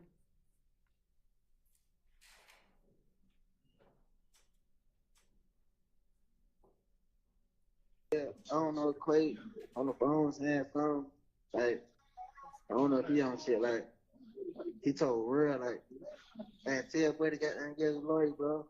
We did that shit for him. He paid, you know what I'm saying? What? Yeah, that was Funk told. You want to keep going? He like, bro, tell him, chill out, man. Nah, I ain't know that about it. Yeah, then we out downstairs. He was like, yeah, they was on the cell phone, but I ain't even say nothing. I'm like, I know I ain't even upstairs. I'm like, ain't even got access to no phone. Hell nah, he wasn't that like that. I don't think he said no shit like that though. Yeah. But then I thought what that was telling somebody what the hell is she saying? Farmers. Okay, thank you. So, Your Honor, our position is that what he is pushing back against, and it's the context of that statement that is the most important, because they're trying to relay to keep someone calm, and that they were talking to Onfunk, who was a is a co-defendant who pled guilty in this case, and they are I'll be right back, chat. alarmed at the fact that another member is potentially on a jail call saying that we did that for bruh. And that's the point at which Shannon is pushing back, saying like, what? Right. Like, I can't believe that. And then he's like, nah, you know, he didn't do that. And the other guy says, you know, I don't know, he could have been on a cell phone or what, but that's what I heard him say. So his alarm isn't at, he's lying on me. His alarm is that, and this is what we would argue, of course, anyone can make their own arguments at trial, but we believe that this is what the evidence shows, that the alarm is at the fact that this person on a jail phone is saying something highly incriminating to them and sharing this information between them all. And the alarm in itself is evidence of the fact that this whole conversation is in furtherance of that conspiracy, which is the enterprise that is YSL and the criminal street gang activity of YSL. So none of it is hearsay when all of it is statements of a co-conspirator. It is their reaction to their It's belief. still hearsay, even if it's a statement of a co-conspirator. So, I mean, at some point, y'all are saying this isn't hearsay because we're not offering it for the truth. So I know that's not what you meant, but let's try to keep the terminology clear. You're right. You're very, very right. And I didn't mean to interrupt you. I just want to make clear, like, you know, we have got to all be clear about what we are saying and what we mean by what we're saying. Your Honor is absolutely right. All right. And so that is, we are saying that there is an exception. Right. And that this is the exception that it falls under. Okay. All right. And so, again, I understand that the conversation between Stillwell and Garlington might come in under a co-conspirator exception to hearsay. The thing that is at issue is the relaying of Nichols allegedly having said, you know, whatever he said, you need to line up a lawyer or whatever, you need to pay for it because we did this for Buddy. Right. And the concern is that either that part is being offered for its truth, or even if it's not, that certainly once the jury hears that, they take that as evidence that it is true. Understood. So I hear more clearly. Do I understand you to be arguing that that part of that is also co-conspirator exception, or no? I need to address that part of it. So one moment, Your Honor. Sure. Do I have the argument correct that y'all are propounding? Well, yes. And if, while they're gathering this, Mr. Atkins is listening, I hope. So can I respond? If we break this down, here's what the sentences were. Garlington says, I talked to Funk. I've been with bruh. I don't know who that is. And he, I don't know whether that refers to Funk or bruh. And he had me on FaceTime. That could refer to either one of those people. What's up with Quay? That's the next question, next statement. Why the hell? I don't know. Quay on the phone saying something like, I don't know if he, and again, we got a he on shit. I don't know who the he is referring to. He told Rel, that's another person, that's another layer. Well, that's somebody who's listening. That's not somebody who's talking. So anyway, and also, can I get this portion of what you've written down as a transcript? Because it would be most helpful. I can give you what we have, yes. Okay, but I'm breaking it down because now we're on a third person. He told, I don't know. Okay, but that's a listener, so keep going. Okay, he told Rel and I don't know who Rel is, and I don't know whether Rel told Funk, and I don't know whether Rel told Bra. Right. We have no clue. Okay, but keep going. Okay. He told Rel, like, tell Buddy, god dang, get a lawyer, bruh. We did that shit for him, he paid, you know? And then Garlington says, you know what I'm saying, to Garfield. To Shannon, I'm sorry. And Shannon says, what? And Garlington says, yeah, that's what Funk told me. He was like, tell homie to chill out, bro. Now who's homie? And who's the bra? I mean, we have so many layers of unknown, and nested hearsay is exactly that. That's the whole point. Okay, so the short answer is yes, I've got your argument correct in terms of understanding what it is you're arguing. Yes. Okay. Your Honor, to be clear, because I may not articulate this well, my position with what Mr. Harvey just broke down, at least what these statements they say. Yeah. Funk,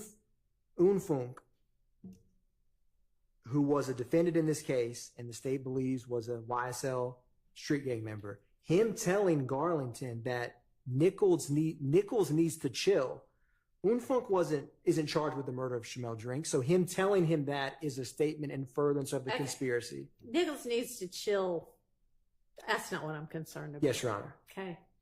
I'm concerned about the Funk saying, Garlington saying Funk told him that Nichols said he needs to pay. We did this for him, so he needs to get us a lawyer.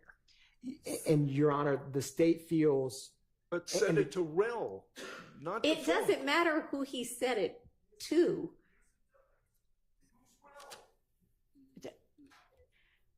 But it sounds like Funk heard it regardless. No. Do I have that part wrong? I think you do, because he said it to Rel. Rel said it to somebody else. Nichols said it to Rel. Well, allegedly. Allegedly, I understand. Yes. And then Rel to Funk, then Funk to Garlington. So that's 4 layers at least. So, Your Honor, the two things is, and the court may just disagree with my argument, which in terms of what I'd like is some law. Yes, Your Honor. So the case law I was referencing earlier, I will find this date, but there's no double hearsay issue. The statements are admissible without a showing of the declarant's personal knowledge. And I may have been off kilter where I was thinking of, this is what I was thinking of when I referenced to the court, that there's not double hearsay in this statement, is that and I will just cite to this motion because the court can read this, but I will find the date. But the state's position is that it is co-conspirator. It is in furtherance. Like the fact that Garlington is concerned or receives this information, that Nichols made that statement. I understand that part. I Yes, Your agree Honor. with that part. So the colonel, that part in the middle. You understand what my concern is, I Ms. do. Love. You seem to understand it before, and I'm sure Mr. Atkins understands it too. He's just too busy looking up trying to find the law. Go ahead. That colonel in the middle, that Funk said, Nichols tells somebody, we did this for bro. Nichols saying, we did this for bro.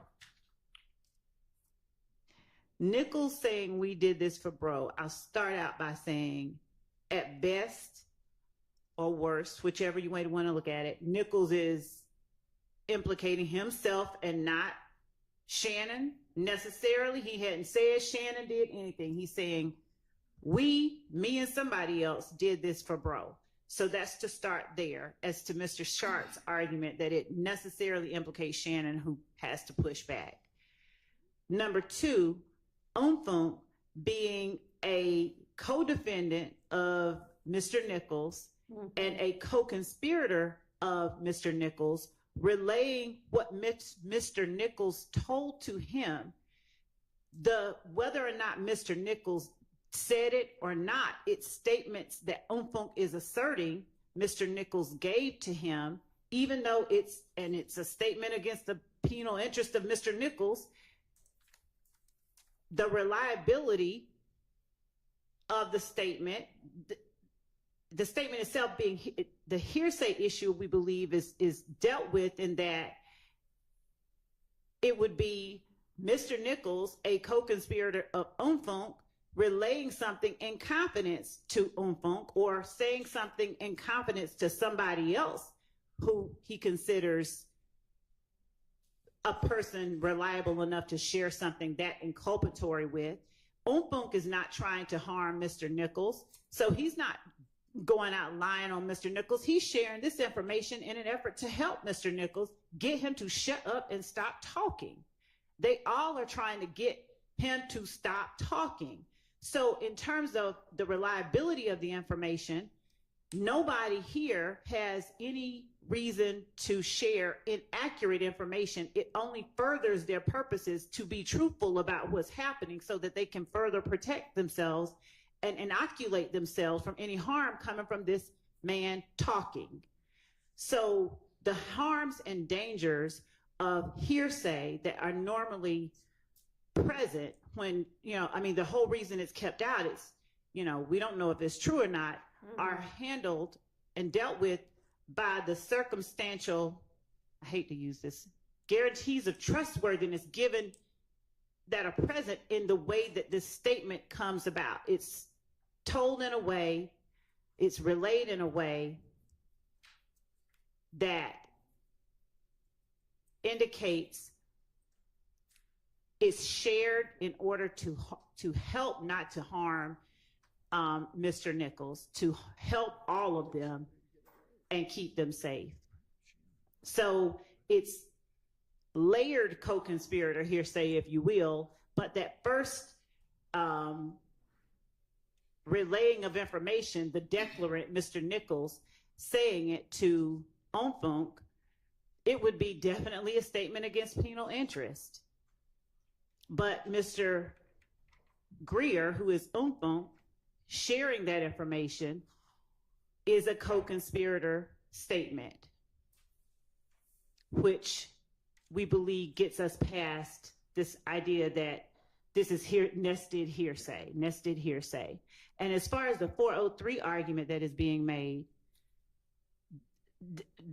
in order for it to be so unduly prejudicial as to permit its exclusion, it would have to lure the fact finder into declaring guilt on a ground different from proof specific to the offense charged. And that just doesn't exist here. So we don't believe that they have met, that, and by they I mean the opponents of this information coming in, they have not met their burden of showing that this statement from Umfunk regarding Nichols telling on himself, and basically Nichols trying to get help for himself, like bro needs to pay for a lawyer. We did it for him. We don't believe. Hey, no, sir, Mr. Harvey, stop right now. Stop right now. Stop right now. Mr. Harvey, sit down. I am not going to have you interrupt court. You may object in just a moment. We will get to your objection in a moment.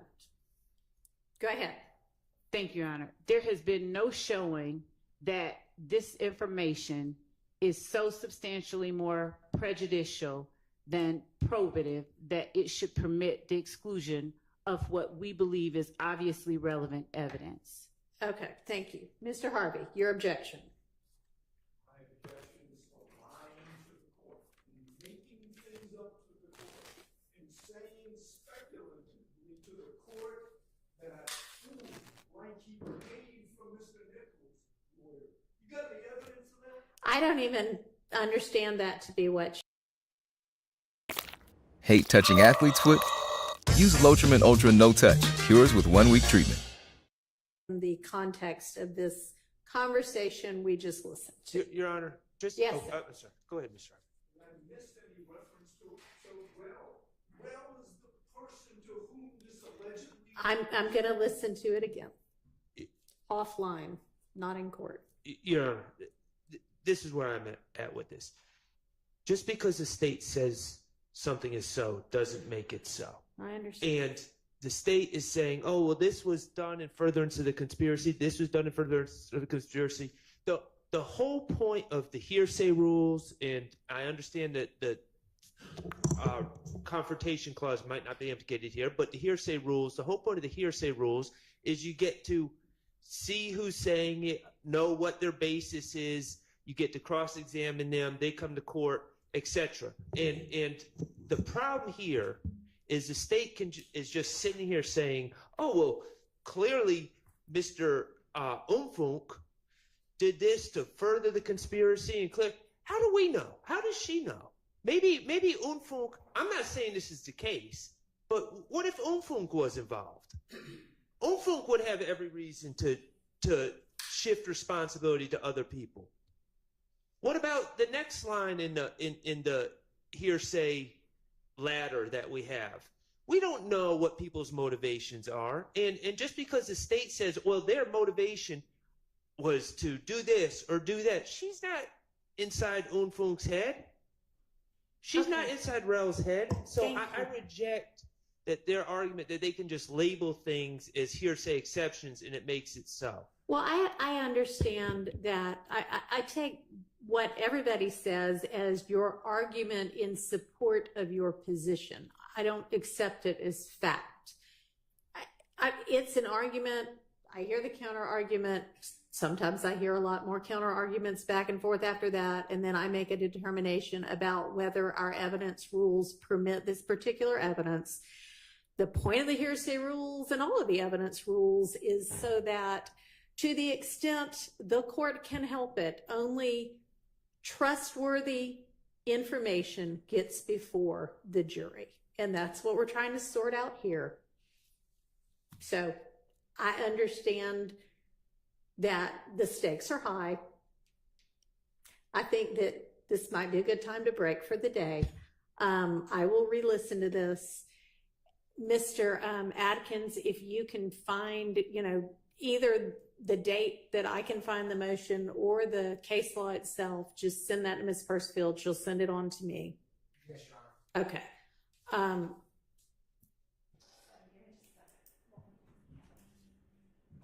And I will try to get the court and send to Mr. Atkins what I read to the court as the transcript of that. Would be great. I appreciate that. Thank you. All right. All right. I know that y'all are all going to hate to hear this, but sometime during the day tomorrow, and I don't know when, and I don't know how long it's going to be, people are going to come in to work on what hopefully will be a fix to the sound issues we seem to have a lot of last week. And there are a couple of other things going on that the court needs to deal with as well, not with regard to this case, just in terms of scheduling tomorrow. It's going to be quite a challenge to figure out when we might actually be able to get here and use the courtroom for any, amount of time that will be worthwhile. And so we are not going to have a court day tomorrow. Y'all may have other cases to deal with, but to the extent you don't, please, continue to work on this case. We still have a lot of non-jury work to do. I think we did a good job this week of getting to the things that will be coming up in the next several weeks. So thank y'all, everybody, for working hard on that. And we're going to have to circle back on, the stuff that is still facing us in this wiretap and some other things. I understand the state is going to get witness 61 through the end, and the information about the exhibits generally coming in with those witnesses to the defense by Monday. And I will see everybody Monday at 8:45. We'll have the jury back with us then. Okay? Anything anybody needs to put on the record before we adjourn for the day? Just a question, Your Honor. We were internally, we wrote down the dates that the court said that we had admin days, but as I was speaking with one of the counsels for defendants, she and I, my team did not have the same recollection, was that there was another period of time that the court had mentioned that we would have the ability to further make these arguments. Was this the only week? This is the only week so far that I know of that I have established. I mean, I didn't establish this week, but I have not established other dates that we're going to be in court without a jury. We are going to have to determine what those are because we clearly need some more of them. But the dates that I've given to y'all and to the jury so far are dates that the jury will be out and we also will be out. So I'll just have to, I know one of the things I need to do is figure out some more in court for us, but non-jury dates. And I anticipate some of them will be maybe the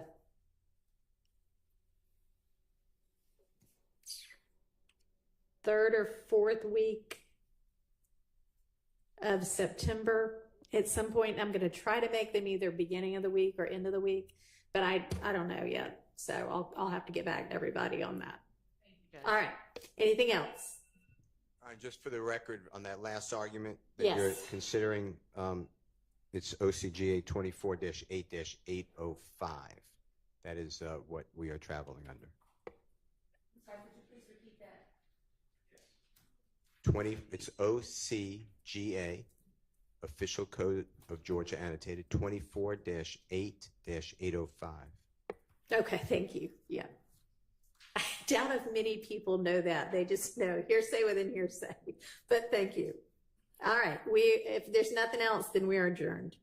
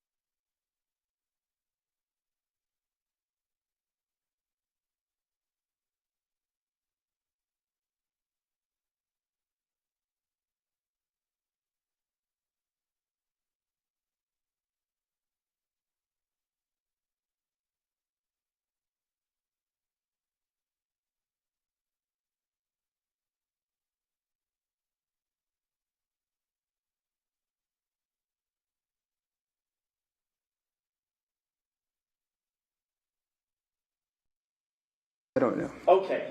But one of the things that we do know is that prior to your arrest, you do in fact wash that car, correct? The exterior only. You still wash it, correct? Oh, yes. And your testimony to this jury was, after Rita told me about the tweets about the car that I found so strikingly similar, I went out and washed my car. You told them that on direct. Isn't that correct? No, sir. You mean Roberta? I meant Roberta. After Roberta told you, gosh, that looks just like your car, you read John Custer's tweet, you went out and that prompted you to start washing the Yukon. No. That's not your testimony. No. I said that I washed all 3 vehicles. Great. Including your Yukon. Yes. Right. Because you'd agree if you only wash one of them, that might look a little suspicious, right? I don't know that I was planning things to be suspicious or not suspicious, sir. Okay. But let's just be clear. You would agree with me, washing things can make evidence go away. Isn't that right? I would think DNA evidence would be inside of a vehicle, not on the outside, sir. Okay. Sir, you'd be surprised. Okay. But that's not the I guess I point. would be surprised then. My question is this. Washing things can make evidence go away, correct? Could it possibly? Yes. Thank you.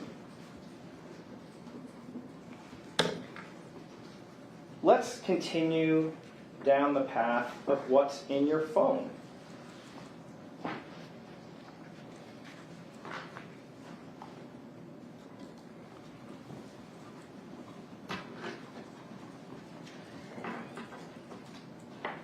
Going to be, I hope I didn't ruin this. I'm going to be, let's see if this pulls up. We're going to be publishing Exhibit 354. Sure.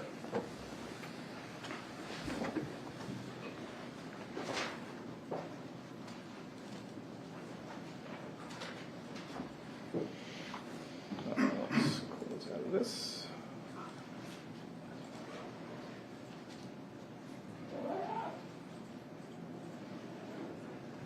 Let's look at, all right, let's look at this. Well, let's do it. We'll do it this way. We're going to, if we could just cue over for a second to the overhead. This is this extraction report that has a lot of images regarding Google Maps in your phone. Do you remember hearing testimony about this? That's what I heard. Okay. And the date on this is August 12th of 2022. Isn't that correct? That's when these files appear. Isn't that right? That's when it purports to have appeared. Okay. Sir, you would agree with me, you don't actually have to go to Bronze Circle to get Google Maps to generate these images, correct? All you have to do is go to the website. Isn't that right? For any location, sure. Yes. Sure. And this is what, about 2 to 3 weeks before Mr. Gehrman is killed? If we can trust the date, yes. All right. So, sir, let's.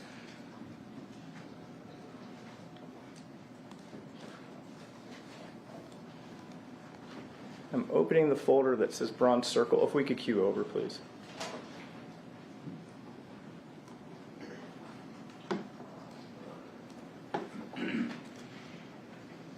That's Jeff Gehrman's house, correct?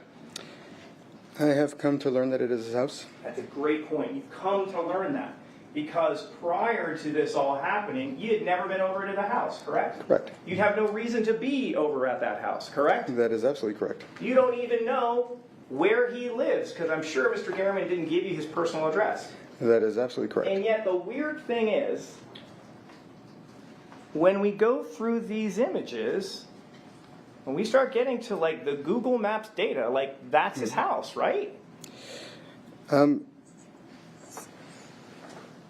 It looks like that is the house. Yeah.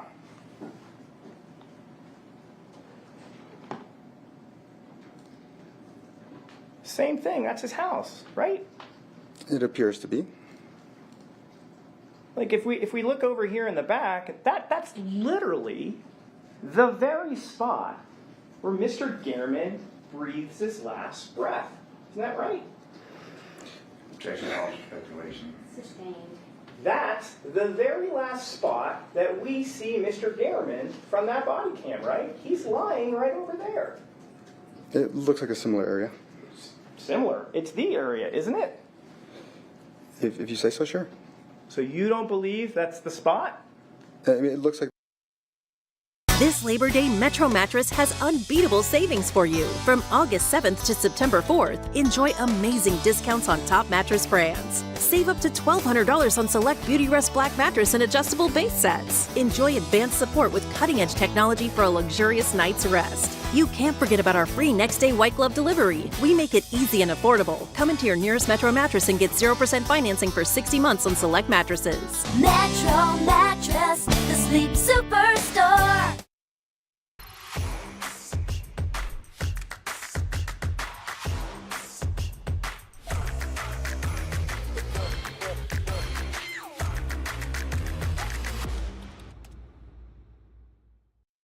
With me that if you were planning to kill someone, it might be a good idea to get a lay of the land, correct? I object to a hypothetical question. He's not an expert, so. Overruled, he can answer. Let me ask you that question one more time. You'd agree with me. If you're planning on killing someone, it's a good idea to get the lay of the land, right? I don't know. I don't know what the circumstances are. I don't know what you're talking about as far as where you want to, do this deed or whatever. Mr. Tellis, if you wanted, let's do it. You don't want to answer the question. We'll do it another way. Again, I object to characterization. Mr. Tellis, if you're planning on doing something, you want to prepare for it, correct? It depends on what you're planning to do. Okay. How about your work? As a public administrator, did you prepare every day to go to work to be competent at what you're doing? Yes. Did you do that because it's important to do the job correctly? Yes, sir. And if the stakes are really big, you want to make sure you're super prepared? Yes, sir. Okay. There's over 100 images of Bronze Circle neighborhood in your house, correct? In your phone. Isn't that right? I don't know that they are, sir. Okay. Well, then let's start clicking. Plus, again, I wouldn't use my card.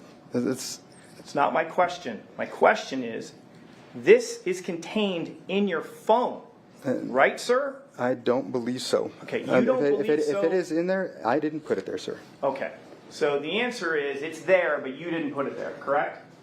Again, I do not know that it's there, and I certainly did not put it there. Okay, so we're just... Okay, sir. You did. You're asking me to testify something that I can't tell you is true. Right. But you did hear the testimony of someone coming and said, I looked in his phone and that stuff is there, correct? That's what they've said. It's the same phone that your expert looked at, correct? To extract Celebrite data from, right? It's the exact same phone, correct? Sure. Did you ever hear Mr. Aguero ever say that your phone was compromised in any way? Did you ever hear that from him? We never asked him that question. Okay, but he didn't say it, did he? The question was never asked. Right. He looked at your data, he prepared a report, and alerted no one to any problems with your phone, correct? I don't know. I object to, he was not called upon to review the phone. He reviewed the Celebrite extraction from the phone, so I object to this line of questioning. We can move on. You heard from Matt Hovanec from the DFL department. He testified that there weren't any issues with this phone, correct? When he looked at data that came from it, correct? He said that, I guess they try not to modify contents of things, but he didn't say that it was impossible. Okay. Here, well, we can do this too. You got up on direct examination and you went through message by message by message, and you didn't complain about any of the messages that were on September 2nd, correct? I dispute. I object as to complain. Rephrase the question. Sure. You offered testimony to this jury about the timeline, correct? Yes. You went text by text and phone call by phone call, and you explained things, right? Right. At no point did you say, oh, there's a problem here, correct? Correct. You had no problem with that information, did you? Right. Okay. Sir, do you find it a little bit strange that when you find information that's helpful for you in your phone, you don't think there's a problem with it, but when there's damaging evidence in your phone, you believe maybe it's been hacked or compromised? I do think that if someone was trying to frame me, that obviously they would leave the content that I made on the phone as well as whatever they decided to put on there. Yes. And as we see here, Like there's 1, 2, 3, 4, 5, 6, 7. 7 different houses are being photographed, correct? If that is truly what was on my phone, then supposedly sure. Okay. Here's a good example. In this image, there's a security camera being focused on in the image, correct? That's what it appears to be, which brings up a question that I would have. There's no question pending, and you're going to get a chance on redirect. You'll be able to say whatever you need to say. But let's be clear. There's an image that isolates on a security camera for the next door neighbor with Mr. Gehrman. And it's right there, isn't it? Yeah, it is. There's one right there. And here was something I remember you told me about. When you started out, what was your first job again? IT. IT. You've got a technical background, correct? Right. I believe even on direct examination, you described yourself as a techie, correct? Absolutely, yes. So you know your way around a computer, right? Right. Fair to say you know your way around different software, correct? Right. Fair to say you know your way around a cell phone, right? Right. You certainly know how to use Google Maps, right? I think a lot of people do. Right. Anyone could use that, correct? Right. And you would consider yourself a fairly thorough person in your work as a public administrator, right? More thorough than to do something like this? Sure. You consider yourself detail-oriented? I do. Okay. Can we cue over for 1 second to the overhead? There's over 132 images in your phone focusing on that. Would you say that's a lot of detail? If that was on my phone, I guess I would say yes. Okay.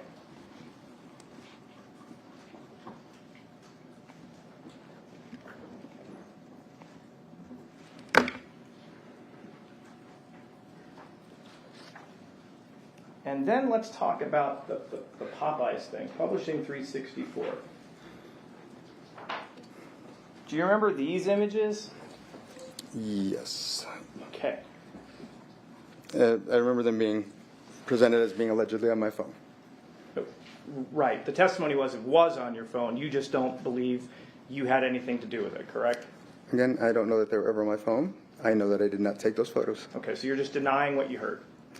I am saying that whatever the testimony is, that it could have been placed on my phone, or who knows. The testimony was it was found on your phone, correct? It was allegedly found on an image of my phone.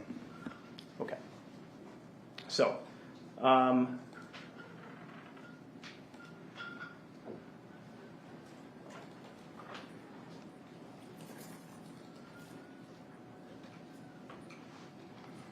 if we could cue over to the overhead, or the computer. We talked about being detailed oriented. You would agree this is numerous images from the same spot, correct? It appears so. And if we kind of look, and I just can't see because of the monitor. I mean, we're looking at, that's a sedan, correct? Yes. Sedan, correct? Well, it's like a minivan, but it's gray in It's like color, a crossover. right? And that's gray in color, right? Sure. And that's a truck that's kind of a whitish gray, right? Mm-hmm. Another gray car, correct? Mm-hmm. Sure. Another gray sedan, correct? Mm-hmm. This one's a Honda, right? Sure. Or maybe that's not a Honda. I don't want to misspeak. That might be a Kia. It looks like a Honda. Is it? Okay, it's a Honda. I think, or unless it's a Hyundai. Or a Hyundai. I'm not know. sure. It kind of looks like an H. We've got an SUV here, but there's a lot of images here, correct?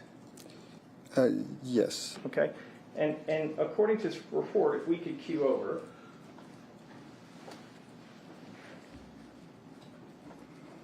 Got 101, correct? That's what it alleges. That's a lot of photos, correct? It would be. It looks like surveillance, doesn't it? It looks like a stupid way to do surveillance. Right, looks kind of amateurish, doesn't it? Right. Not professional. Right. I wouldn't see how that makes sense. And then, sir, another thing located in your phone were these. Can we cue over to the overhead? Sir, What are we looking at here?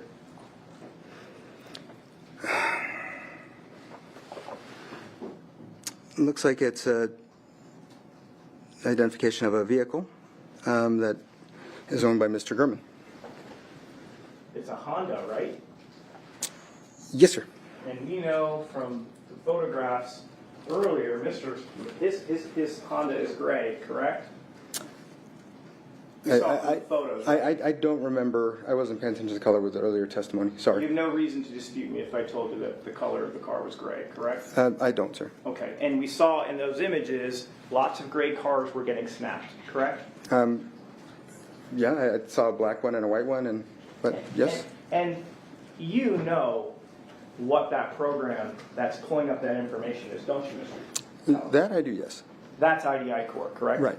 That is proprietary software that is in fact used by the Public Administration's Office, correct? Yes, sir, it is. It gives the person at the Public Administration's Office the ability to look up personally identifying information about people, correct? Yes. Okay.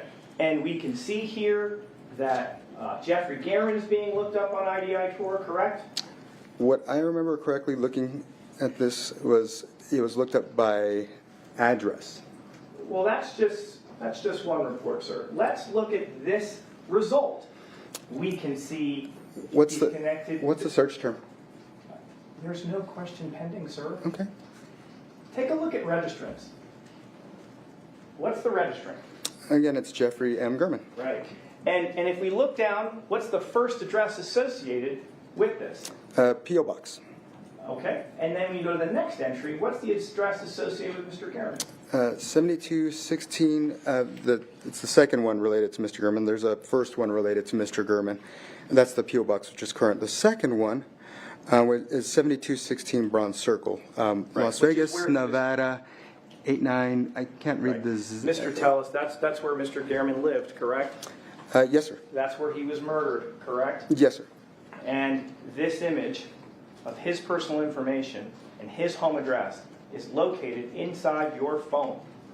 Again, I don't know that it is. Okay, so we're just, again, we don't have to do the dance, but you're just not accepting the testimony that it was located on your phone. That is correct. Okay. All right. But you'd agree with me that from just that bottom there, that looks like a desktop monitor, a Dell desktop monitor, correct? Correct. And again, this has more information about Mr. Guerin's cars, correct? Yes, sir. This is IDI Core, correct? Right. Software that is in your office, correct? The office that Mr. Jappy visited, yes. Okay. This is more, this is more IDI Core images, correct? Appears so, yes, sir. Let me just come out and ask you. This is your desk, isn't it? It probably is. Yeah.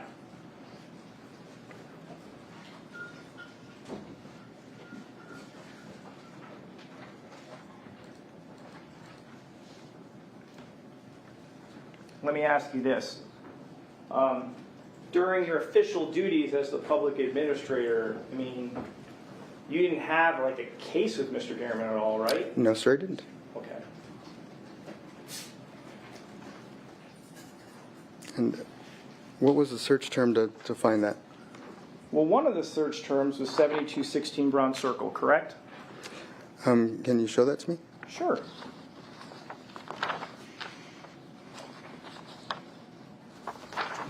$72.16 bronze. We can cue over to the overhead.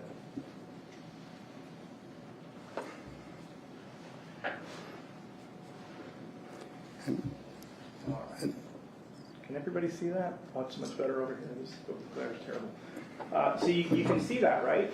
Yes, sir, I can. And the date, the created time is 8/23/2022 at 6:05 p.m., correct? Yes, that's what it purports to be. Okay.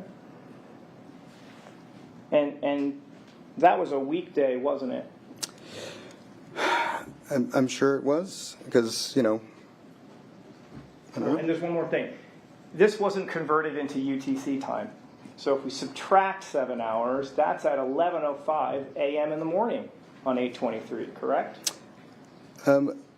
And again, I don't know if this document's been modified by a PDF viewer or not, but it purports to be of that day. You recall the testimony, well, no, you recall the testimony of Matt Hovanich, which said this was not converted, and when you convert it, this search was conducted at 11 o'clock in the morning, correct? You recall him saying, I'm not asking if you agree with it, but you recall it being said. I know that I didn't do the search, so I couldn't tell you definitively. So I'd like you to focus on my question. Do you recall Mr. Hovanich saying that here in court? That's what he said. Okay.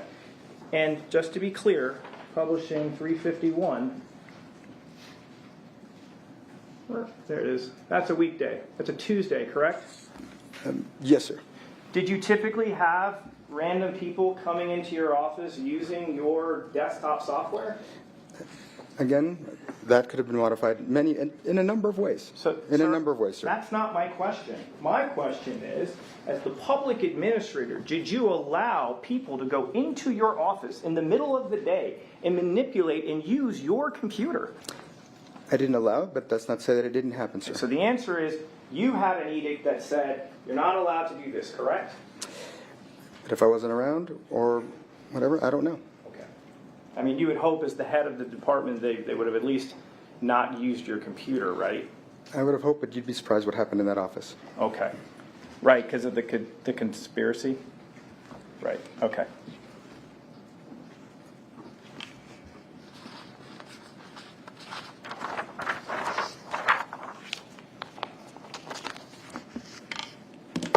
Isn't it true? I think we've heard from both your expert and Detective Jappy that there was no outgoing messages from your phone between 8:48 a.m. and 2:05 p.m., correct? Right. Okay.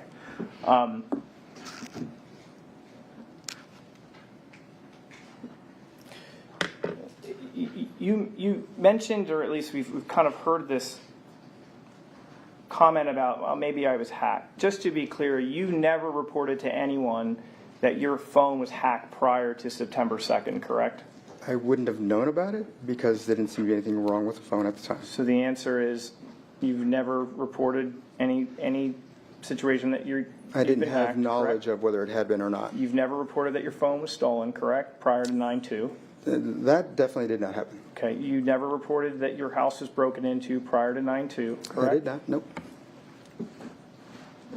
And there aren't any text messages on your phone complaining about being hacked, right? Again, if I was hacked, I might not have known it. Well, you know, and sometimes when we notice we've been hacked, some people will send out emails to people like, oh, you know, ignore this email, I've been hacked, things like that, right? Yeah, there are various types of hacks, sir. Right. But there's nothing like that on your phone either, correct? No, and again, that doesn't necessarily mean it wasn't hacked. Or that somebody didn't create a false image later or add files to that image later. Okay. So, sir, I want to now talk to you about this conspiracy a little bit. Is Rita Reed in the conspiracy? Well, she certainly took money from Compass Realty and Adam Fenn. So the answer is she conspired to murder Jeff Gehrman? I don't know to what extent she had knowledge of anything other than to make sure that I got taken down. Taken down, so she conspired to have you framed for the murder of Jeff Gehrman? I don't know that she was privy to that particular part of... So she's not part of the conspiracy? I can't say either way, sir. Okay, so you're not tying her to this? I don't have any evidence to tie her to this. Can we rule her out? Objection, you're going to be allowed to answer his question. Sir, go ahead, please finish. What was the question I'll at ask this the point? question again. Can we rule Rita Reed out of your conspiracy to murder Jeff Gehrman? I think it's weird that you're... I mean, maybe it's not weird. Obviously, you've got to try to minimize the concern that I have with this and try to make me seem like I'm crazy for it. But there's the evidence to back up what has been occurring. So that is what it is, sir. Okay, so let's focus on my question. Can we rule out... I don't know that we can either way, sir. Okay, so it's possible she's part of it. I would be surprised, but I couldn't rule it out. Okay, so it's possible. Anything is possible. Okay. Alicia Goodwin, is she part of this conspiracy? Again, part of the conspiracy, sure. Part of a conspiracy, Let me specify. Is she part of the conspiracy to murder Jeff Gehrman? I would think it's unlikely. Okay, so we can rule her out. I mean, again, I couldn't rule anything out, but certainly I think it's unlikely. So it's possible. Again, anything's possible, sir. Okay, so we That's what I said. I said unlikely, but, Okay. if we... Understood. How about Mr. Cahill? Is he part of the conspiracy to kill Jeff Garman? Yeah. Again, highly unlikely, but you're not ruling it out. Without further evidence, I cannot rule it out, sir. Okay, so it's possible. Again, anything is possible, sir. Is Thomas Monroe, who's part of Compass Realty, I believe, is he part of this conspiracy to murder Jeff Garman? Thomas Moore? I apologize. Thomas Moore. Is he part of this? I would think that would be likely, yes. Okay, likely. Okay.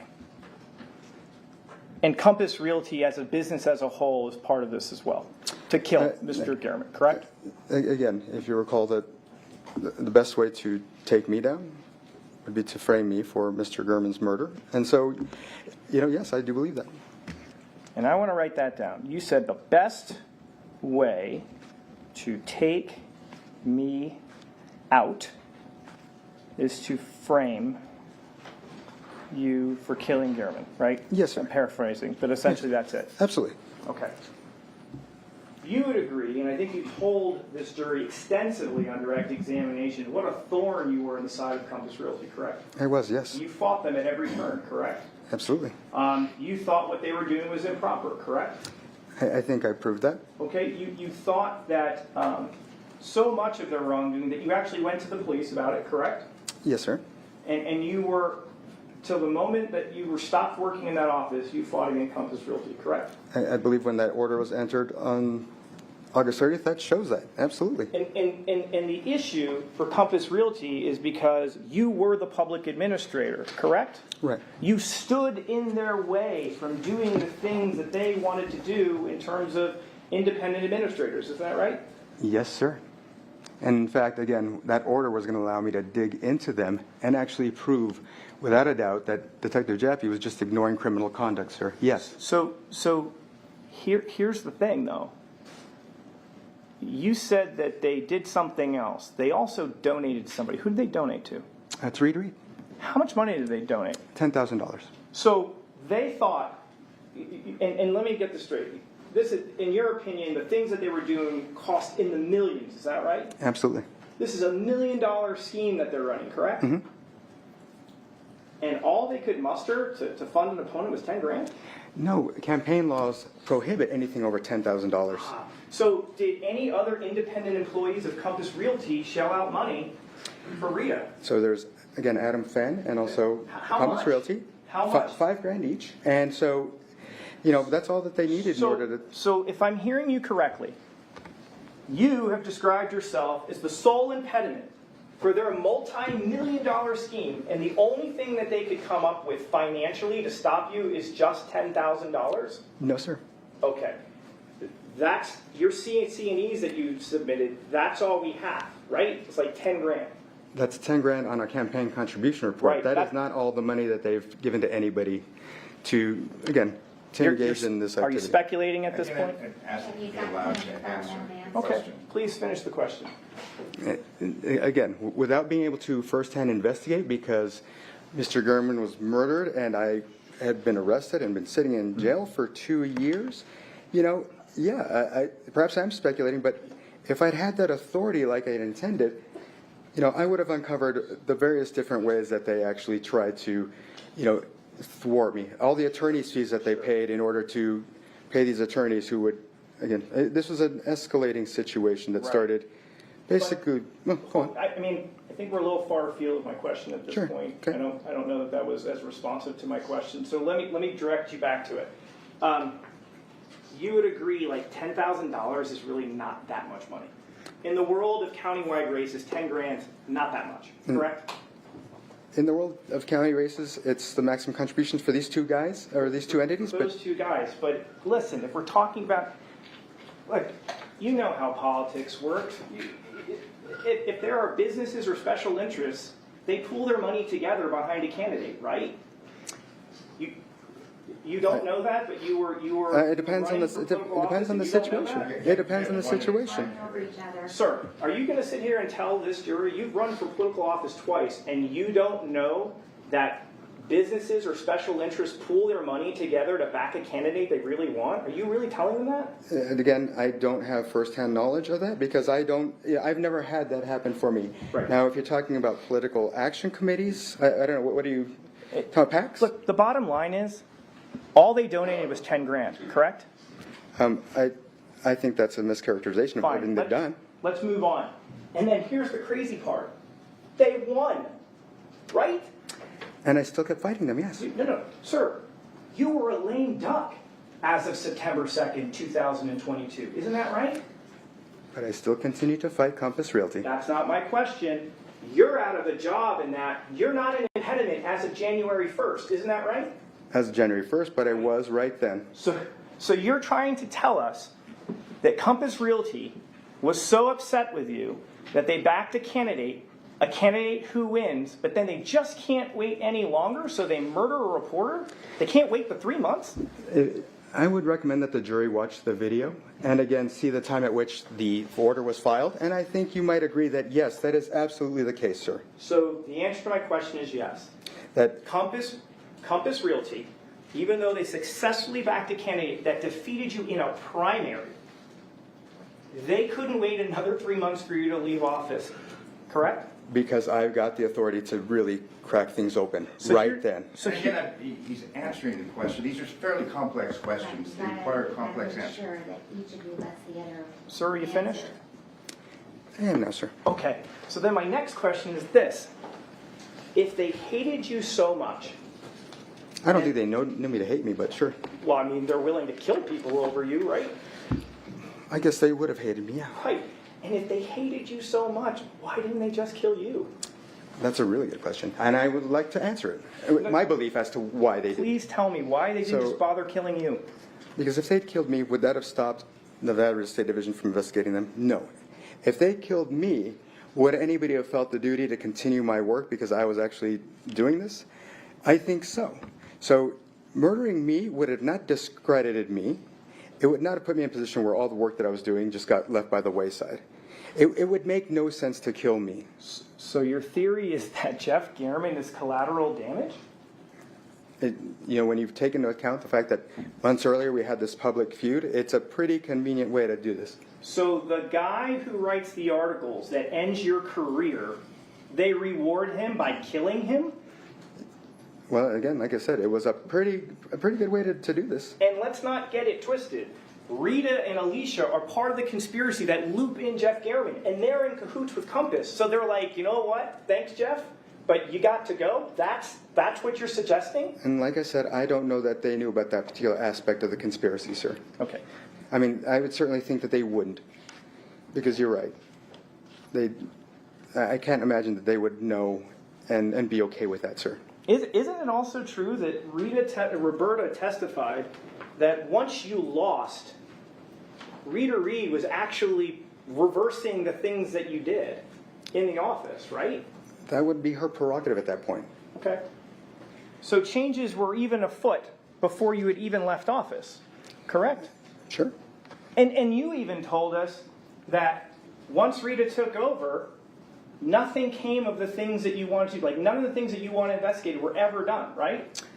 I was talking about the fact that I had this investigative authority against Compass Realty that I had just gotten just a few days before Mr. Gehrman was murdered, and she never picked up that torch and ran with it. And it's clear why she didn't, because Compass Realty gave her that money, despite the fact that, as you saw, sir, she, these homes, theft, sir. So the answer to my question is yes. Rita Reed never followed through with the things that the authority that you had, correct? Regarding Compass Realty, yes, sir. Thank you. And just to be clear, she was going to have full authority as of January, right? Yes, sir. And the authority could have gotten Compass in trouble, but that risk was eliminated once they put Rita in, according to your theory, right? Once she actually became the public administrator, that would be the case.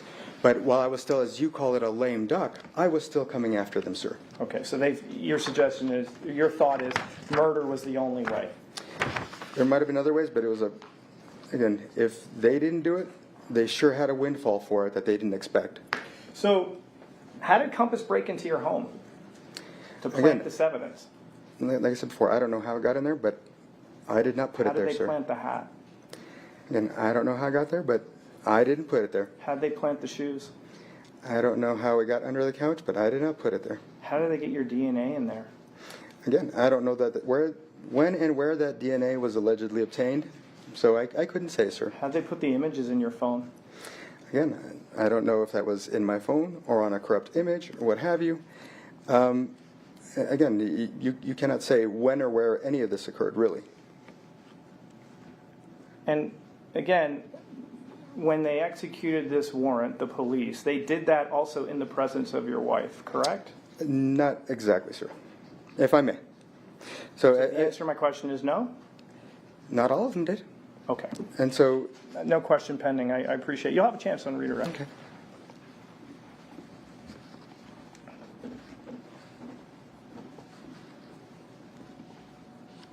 So, let's start focusing on May of 2012, or May of 2022. Sorry about that. Fair to say that the dynamics in the office aren't great at that point. That's correct, sir. Rita and the old guard are unhappy with you and the new guard. Would that be correct? Yeah, sure. And the members of the new guard included you, Roberta, and Nicole. Would that be accurate? That was just some of us. Okay. There were a couple others? I believe there were actually 10 folks, and after Janie retired, it was just 4 old guards, as has been stated. So 6 of us who are, and that didn't include me either. So I guess it'd be 7 of us versus the 4 people who had gotten there before I did. Okay. So you agreed to do a sit-down interview on May 11th of 2022 with Jeff Gehrman, correct? Yes, sir. Why did you agree to do this interview? Because I wanted to dispel the notion that, there was any concern. You were being accused of a series of things, including creating emotional stress on your employees, correct? Right. Bullying?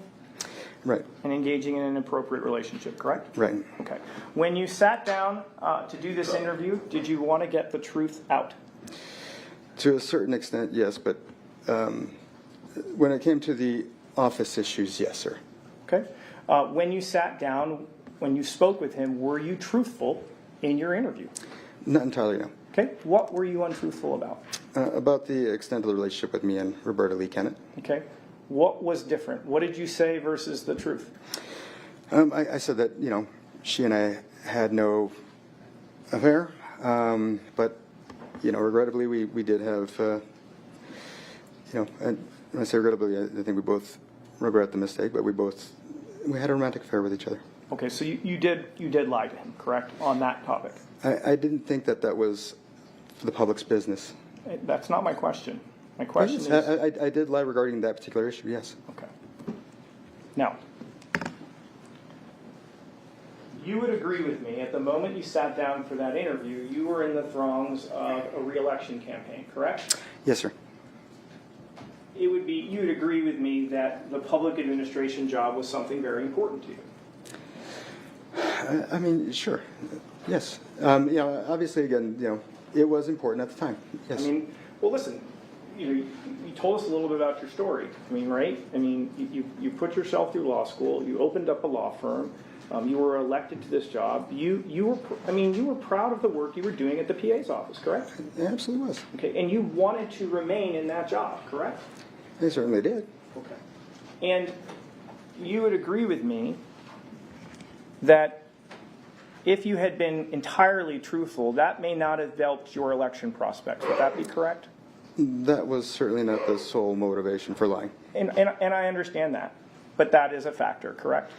I don't know. Again, I don't know that I necessarily consider that to be the primary factor, or honestly consider it to be a factor at all. My main concern was having any embarrassment or any, for both of our families, that kind of thing. And listen, that's totally fair, right? You're concerned about your family, maybe you're concerned about Roberta's family. Understood. And that for you is the main reason why you're not being truthful about that. Right. Okay.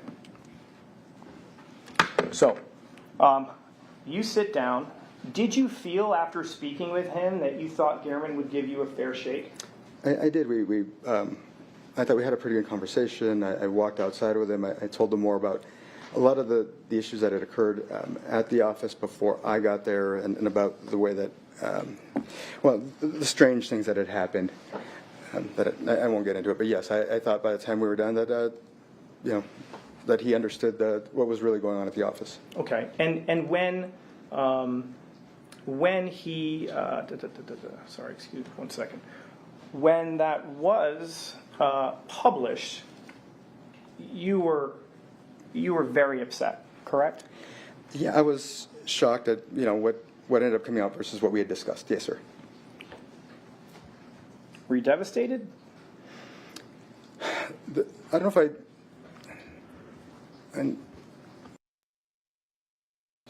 ever consider myself devastated on anything. I was certainly upset. I was, hurt for, that this came out, but that was that day. That was that day. Sure. And on that day, and let's just be clear, because not only does it potentially jeopardize your work, but it jeopardizes potentially the family stability. Fair? In a sense, yes. My wife did forgive me, but it certainly it wasn't good optically for obviously my children and have them teased by other kids or what have you. So from that respect, it was a little hard on them. And here's the thing, he didn't have to write it the way he did, but he chose to do so. Correct? Certainly, yes. And you talked to him about how upset you were when you saw, I'm assuming, an advanced copy of it, or at least before. No, I believe it was actually after it was released. I think people have been misstating the date of the article because I think my text was after. I don't know if it got republished and the date changed or what have you. Yeah, so, and like if we publish 353A, we can see here, the date on this is May 16th, correct? Okay. But you agree sometimes what happens is like the RJ will throw up an article online at night, and so maybe it's the night before, and then maybe in a publication it's for the next day. Something along those lines. Okay, so because your text messages with Mr. Gehrman reacting to this actually happened on the 15th, isn't that right? Right, sir. Okay. Right. So I want to talk about that if we could. If we could cue over. Now on direct, you said it was a bummer, right? Or was that the election loss? I can't remember. I don't. Which was the bummer? I think and maybe I can't remember what was a bummer per se. The articles certainly were not. I wasn't happy about them. Yeah. Well, let's turn to this message. It's on page 4, and you state, "I don't know what to say. I told you about how much this has all impacted me. You heard from employees who are being harassed by these people. Provided you proof." I'm assuming that's proof, correct? It says prove, it's a typo. It might have auto-corrected and, yeah. Understood. Yeah. Provided you proof that I was doing my best to actually smooth things over after I had to make hard decisions. Still, you wrote an article that makes me sound like I'm the guilty one. That was not fair or balanced, correct? Yes, sir, I wrote that. You were very, very upset when you wrote that. Yeah, and I guess it says I'm very distraught right now. Clearly there are typos in my message. And you held him responsible because he was the one who chose to write the words, correct? Again, at the time, I was upset. So the answer to my question is yes. You held Mr. Gehrman responsible because he chose to write this article in this particular way. If I had to hold anyone responsible in any sense, I guess the context that you're saying, I mean, certainly not enough to murder him. That wasn't my question.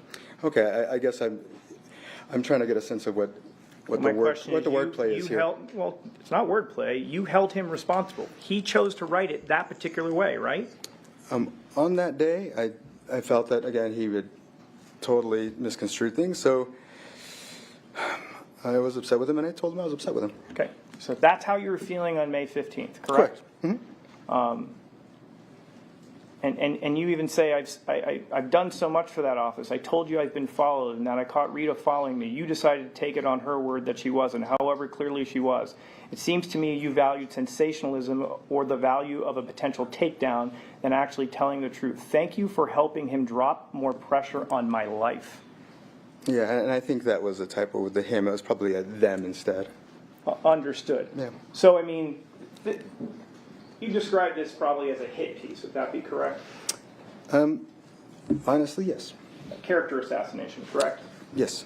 And he's the one who chose it to write it that way, correct? Correct.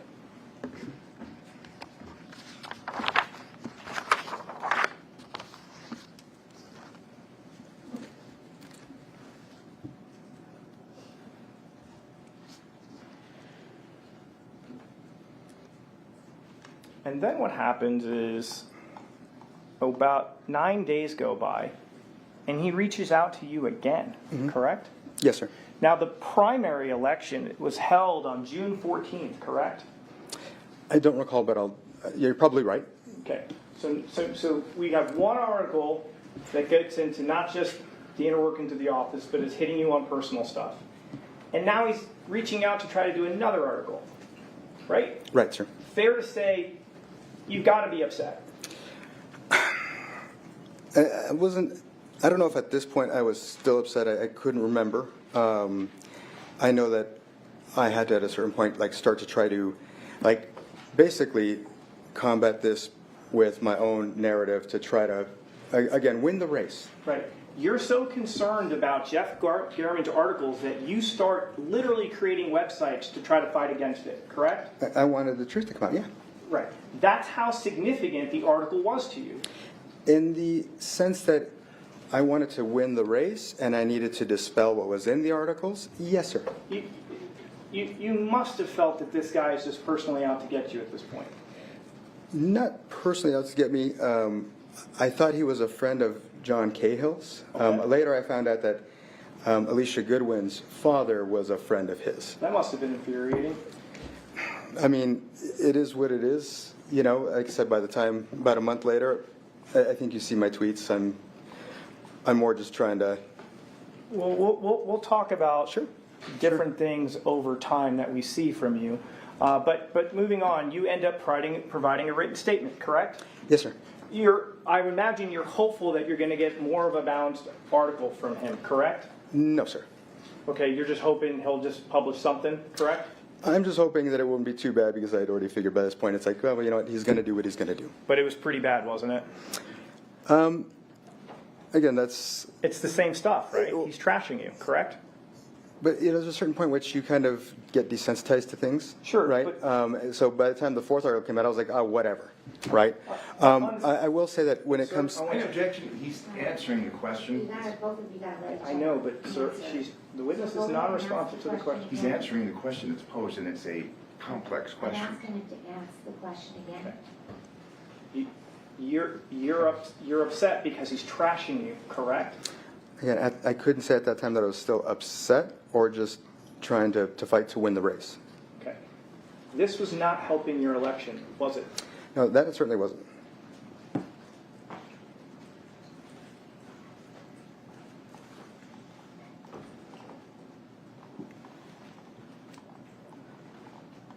So then we have, let's do this, let me back out. And hold on a second. I'd like to now turn to some items that pop up in your phone kind of around this time. So there is this image from May 20th. I'm going to publish that. This was found in your phone, correct? Yes, it was, sir. You're not denying that this was something actually in your phone? No, and I can tell you why I did. I'm not asking that question, but the title of this is How to Push Down Negative Search Results. Correct?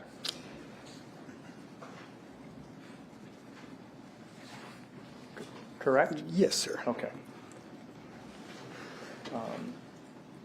We have these kind of inflammatory tweets that you're tracking where they're talking about you, correct?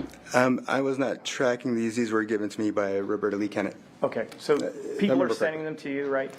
Yes. And then and then you have this message here to Mr. Kinsley. And just to be clear, that is a message that is being kind of issued out on the 15th, which would have been like that day that article came out, right? Is that correct? Because you had said, because the article was dated, the original one's dated 5/16, and we had that conversation about it released earlier, right? Right. Okay. So let's look and see what you say here. Isn't it true you tell Mr. Kingsley, I'm working to bring the full truth to light?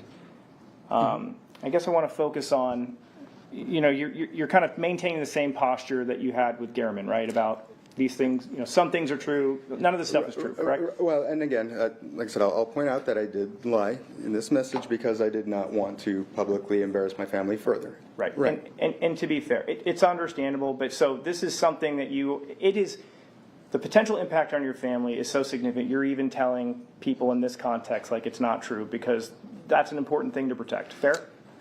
I don't think that my wife would have left me,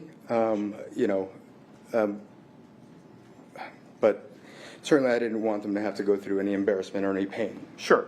And I want to focus down here at the very bottom, because I know you said, I was kind of over it and things like that. Isn't it true you state here you have no idea how hard it's been? You say that, correct?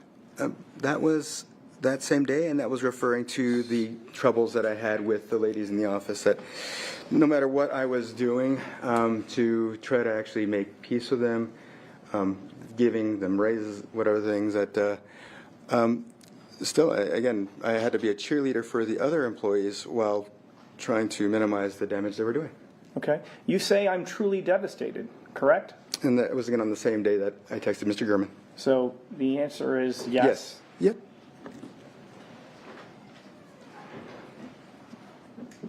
And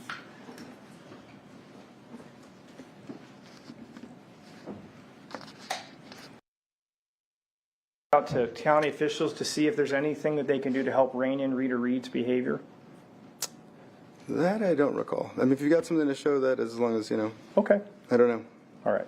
So, I did talk to HR about how to best handle disciplinary issues, and got their advice and did things appropriately. Okay. If that's what you're referring to. I'm just asking. And so now that brings us to the primary, which is June 14th of 2022. You would agree with me, when that day began, you were hopeful that you were going to win, correct? You're always hopeful when you're running for an election. You had gone out, you had canvassed neighborhoods, correct? Yes, sir. And you were expressing to your friends and family that, I think we're going to pull this out, correct? Obviously, you always want to have an optimistic face, no matter what, but I wasn't 100% sure that I was going to win or not. Okay. But ultimately, you lose. Is that correct? That is correct. And you don't place second. You end up placing third. Is that right? Right. All three of us were pretty tight, though, but yes. Right. And I'm going to approach with what's been marked as stage proposed 377. Does that appear to be kind of the accurate outcome of the election? Yes, sir. Okay. And that's a fair and accurate depiction of those results? I think so. Like I said, it was pretty close. At this time, we're asking state permission to admit states 377. Sure. Sorry about that. There's no objection. Publishing 377, if we could cue over.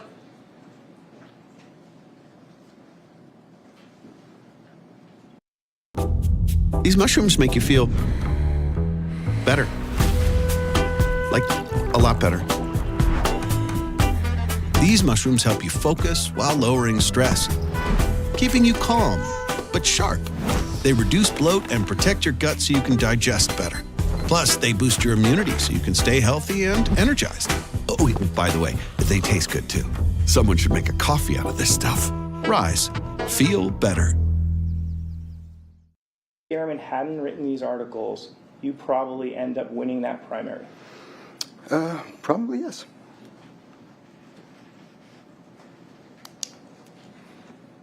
It had to be crushing, correct? No, it was disappointing, but again, I knew that my chances were 50-50, so I was prepared for a loss. And I think my conciliation post on Facebook was pretty clear that, hey, you know what? we tried really hard. We gave it our go, but I'm going to go serve families as a probate attorney again. I'm ready to go back to work, and and I got a lot of support when I made that post. Okay. But everything that you work for is gone because of a couple of articles that say things that you don't think are really true, correct? Especially about the work stuff, right?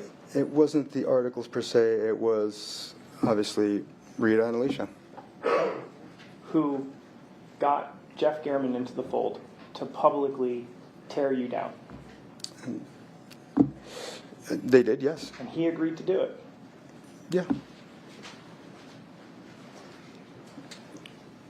So now I want to focus on just 2 days later.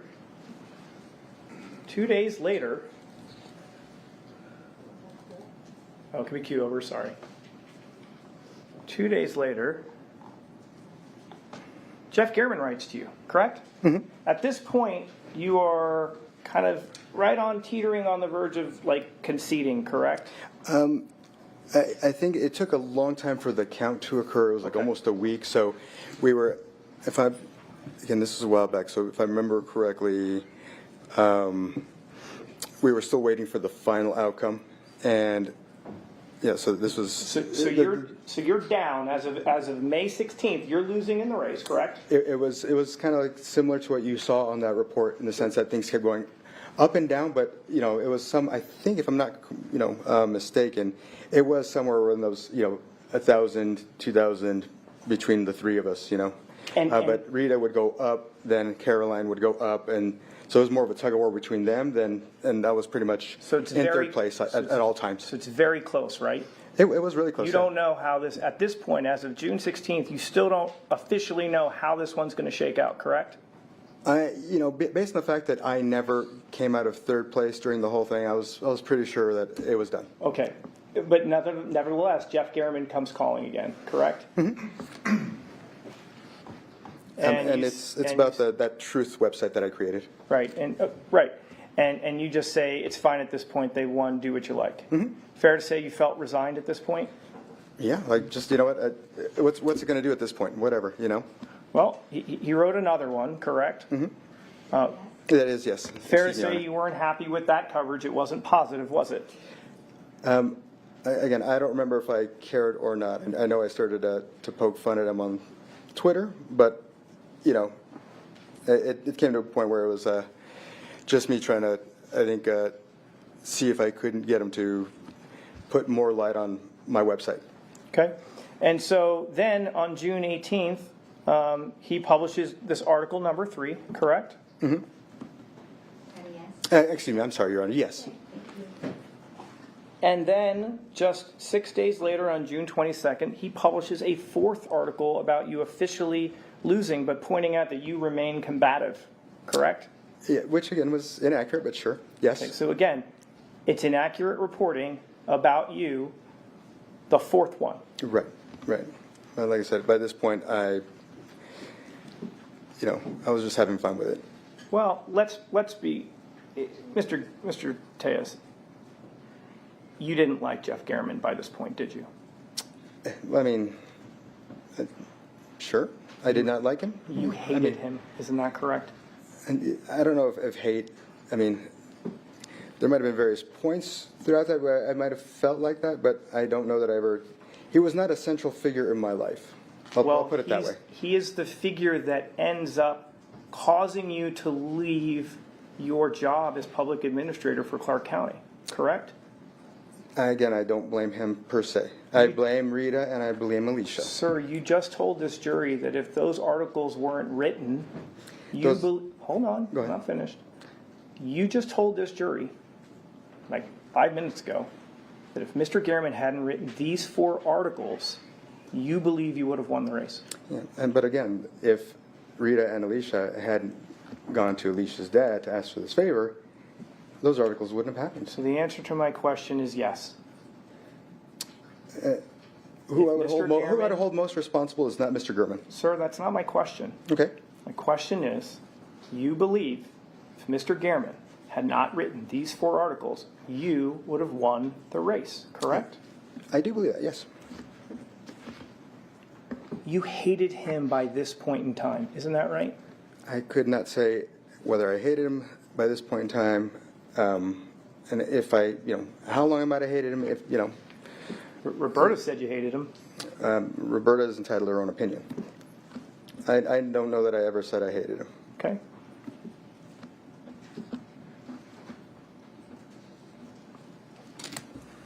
So, now we're in July. Fair to say working in that office had to have been hard in July. So after the election loss, I ended up, so I guess just back up a little bit. When Mike Murphy came into the office, it was not a directive from Clark County. It was a request. Jeff Wells said, hey, you've got this situation. I think, maybe if we bring in Mr. Murphy, he could help you kind of be an independent, arbiter of sorts. And he said that, you don't have to say yes.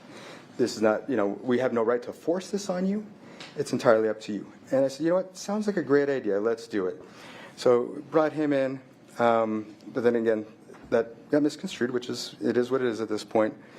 But so once I lost the election, he and Rita had taken over the duties primarily, and I did most of my work from home, coming in a couple of days a week, just to do things here and there. Okay, so to go back to my question, was July hard? Yes or no? I guess my answer would be not as. I didn't have to deal with the first, the day-to-day frustrations I used to deal with when I was in the office 50 hours a week. So you came in less, correct? Yes, sir. Mm-hmm. Rita assumed more of a responsibility.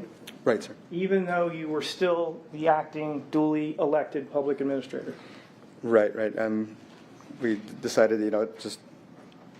Okay. I'm going to publish Exhibit 340. We could cue over to the Elmo.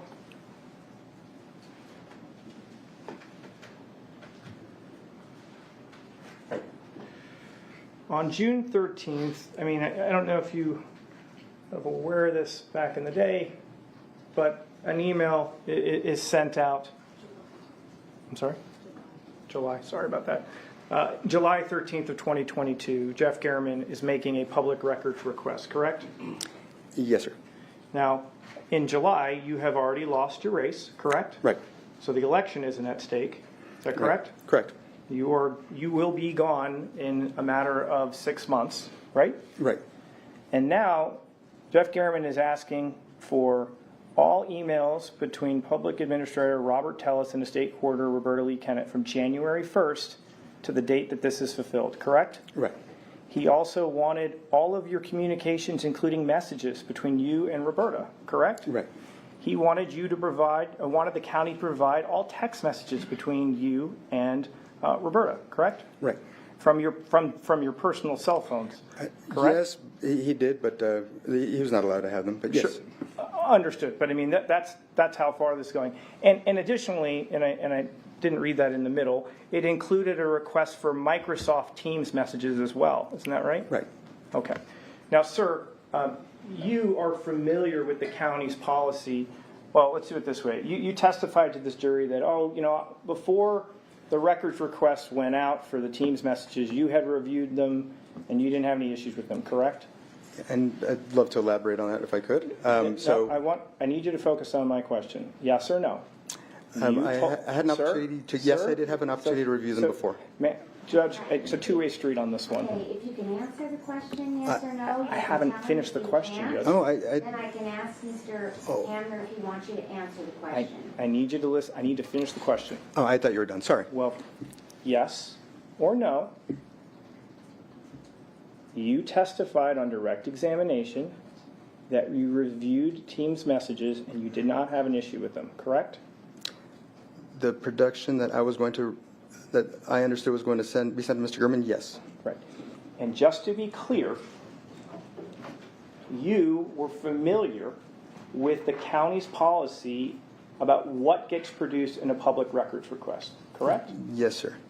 And so isn't it true that under this county policy, personal messages would not be produced under a public records request? That is correct. Okay. So any personal communications between you and her wouldn't go out to Mr. Gehrman, correct? That is absolutely correct. And that is why, and so you're like, I don't have any issue with that other stuff going out, correct? Correct. Okay. But let's be clear about something. The election's over, right? Mm-hmm. And Jeff Gehrman, Yes, I'm sorry, Your Honor. and Jeff Gehrman seems to still be digging about you and Roberto, isn't that right? Yes, but there's nothing to dig, provided obviously that I, if he was going to receive what I saw, then there was nothing for him to dig. I mean, you would agree, reporters typically don't ask for records requests unless they're planning on doing a story, correct? Sometimes I think they're just fishing to see if there is a story. And according to this records request, he's fishing about one thing. It's you and Roberto, right? Right. Okay. Which you told us back in May when you sat down with your interview with Jeff Gehrman, the number one priority was to, protect your family and not really dig into that, correct? Or at least disclose that, correct? I'm sorry. You told us when you met with Gehrman on May 11th, you had said, I was truthful about some things, but I wasn't truthful about everything. The one thing I didn't want to talk about was the indiscretions. And you said that the reason for that was I was really concerned about my family, correct? Right. Okay. The election's over. You're on your way out, and now this guy is wanting to ask more questions about you and Roberto, right? Yeah. It's not about you and Rita, right? There's a... I know that there was a later request for those other emails that got appended to this, but I don't know if you remember that with Mike Murphy and Rita.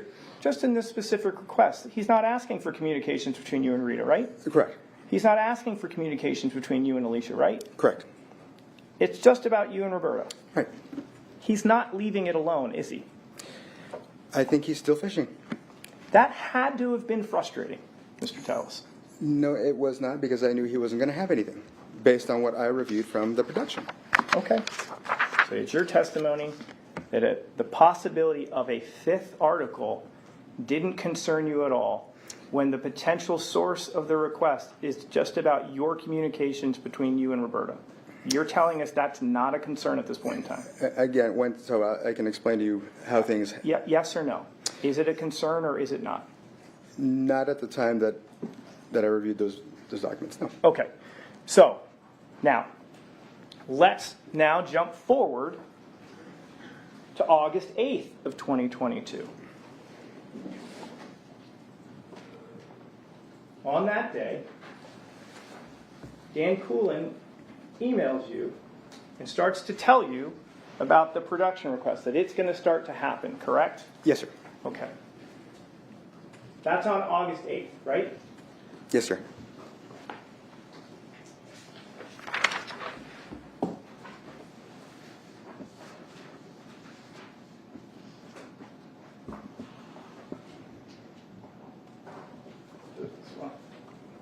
We'll do this quickly here. August 8th. 4 days later, in your phone, the Google Maps of bronze circles start popping up, correct? No, sir. Read this out to me. What does that say? That says August 12th, 2022. Great. Publishing 364. This is the street surveillance. Please read out to me what the date is on that. August 15th, 2022. Okay. You would agree that August 12th is just 4 days after August 8th, correct? I would. You would agree with me that August 15th is just 7 days after August 8th, correct? I would. And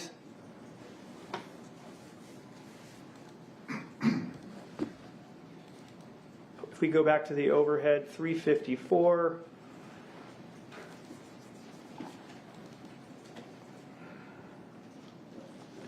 I want you to read the date on entry number 1 on that.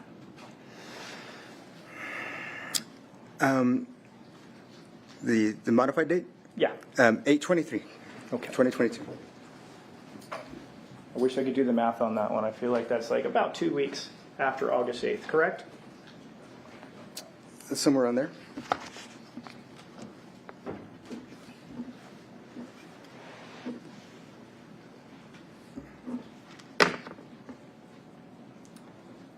we also heard from Nicole Lofton, correct?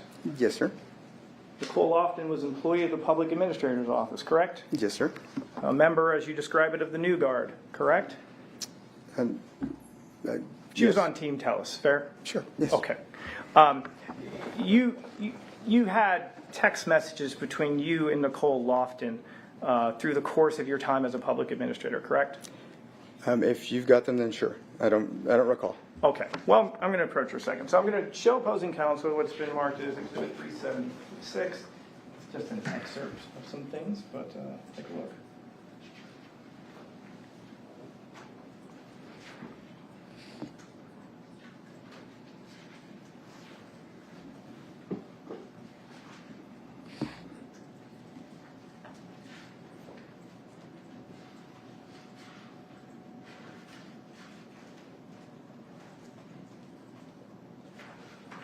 As you can see. It's not the full thing. There's a lot of messages there. I just wanted to kind of narrow down. I'm going to approach in a minute, but I need to get an understanding. By August, beginning of August 8th, by August 8th, how are you feeling about Jeff Gehrman's next upcoming article? I don't recall. Okay. Are you concerned at all? I don't recall. Okay. Well, let me show you what's been marked as Exhibit 376, proposed Exhibit 376. Why don't you just take a minute and flip through those and let me know if you recognize essentially what you're looking at there.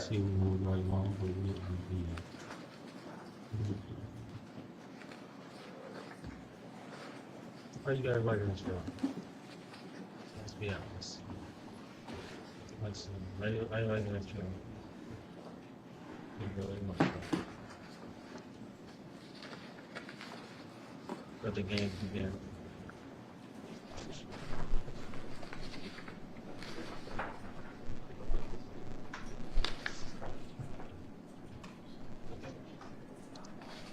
Yes, that's it.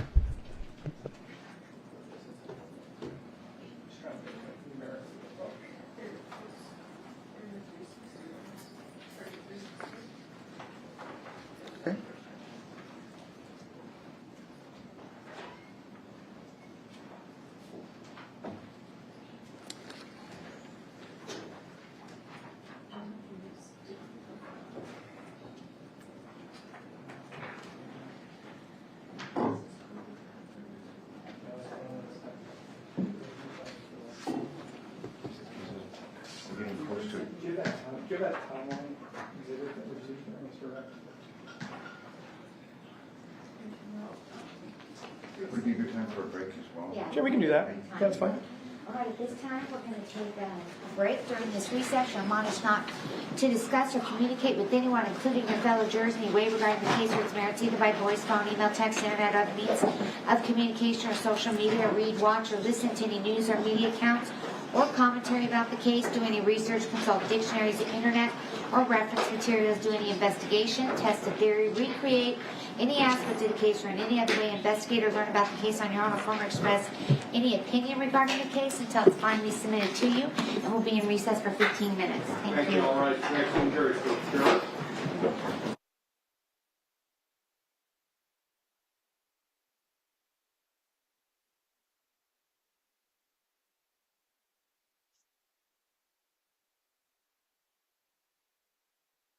That the slasher didn't come from the murder.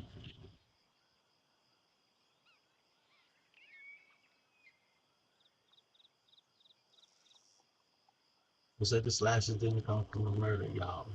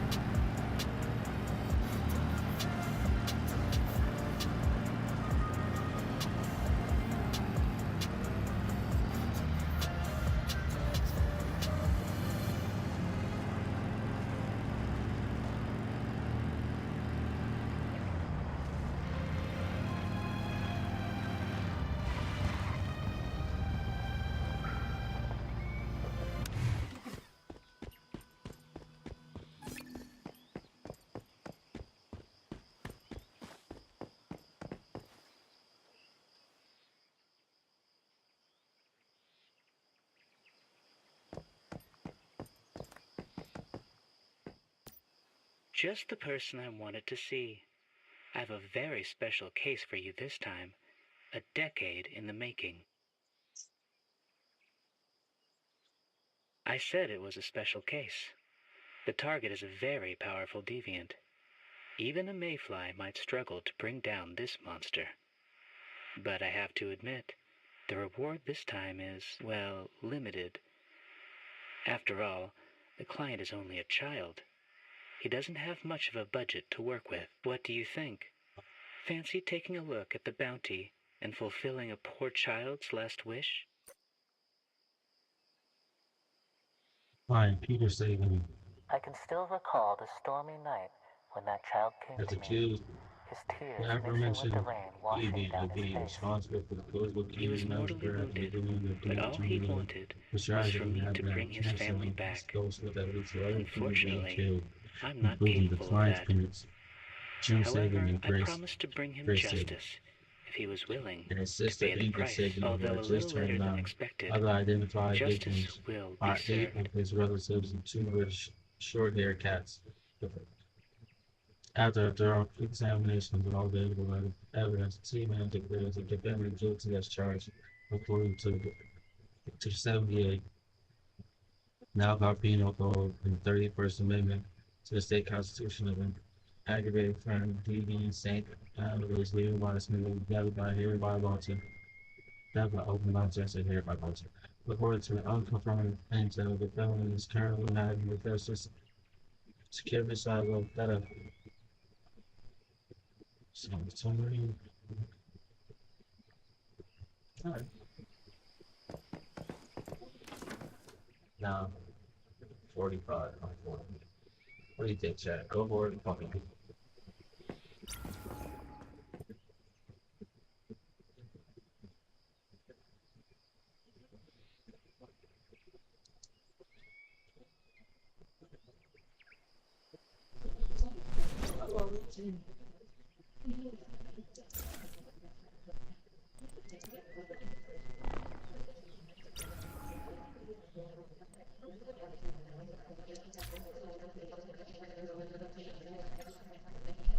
I didn't know that this game has so much music in it because I have everything to about I did not know that so sure.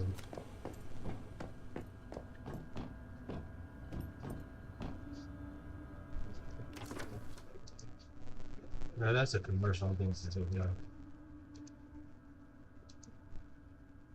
That's that was a good That's what goes on. Yes.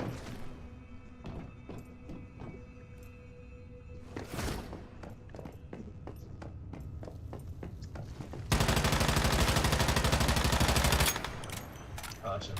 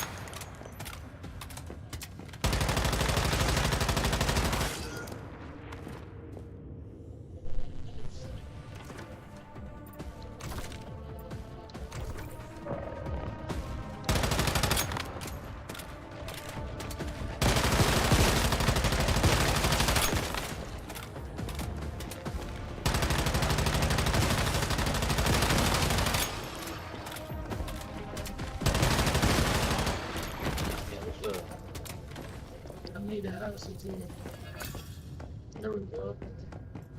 Special.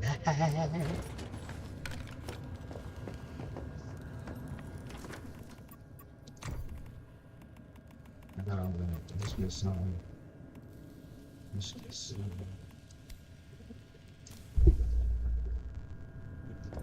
You try what you want to do.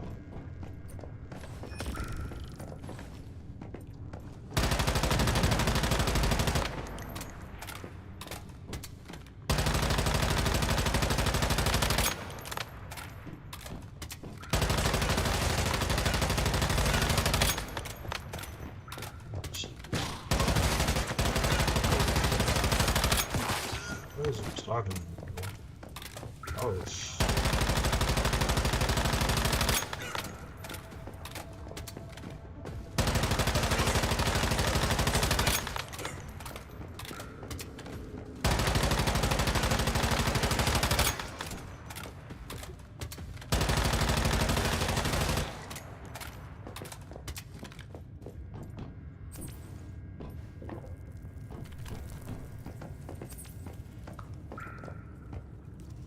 Oh, no.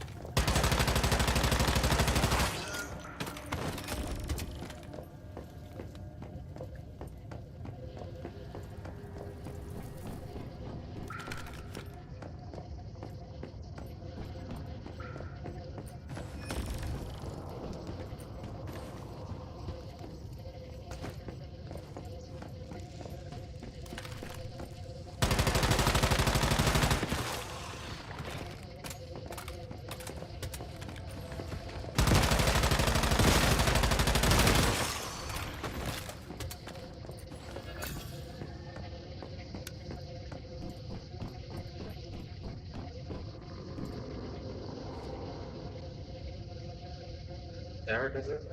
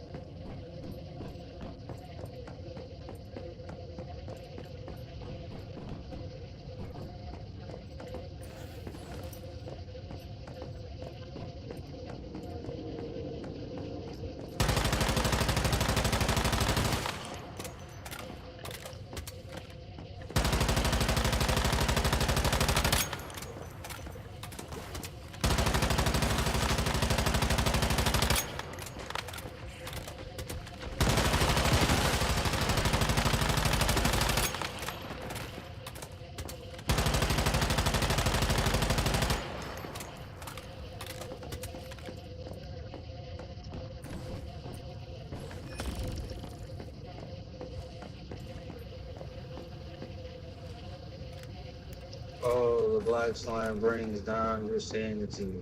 Duh.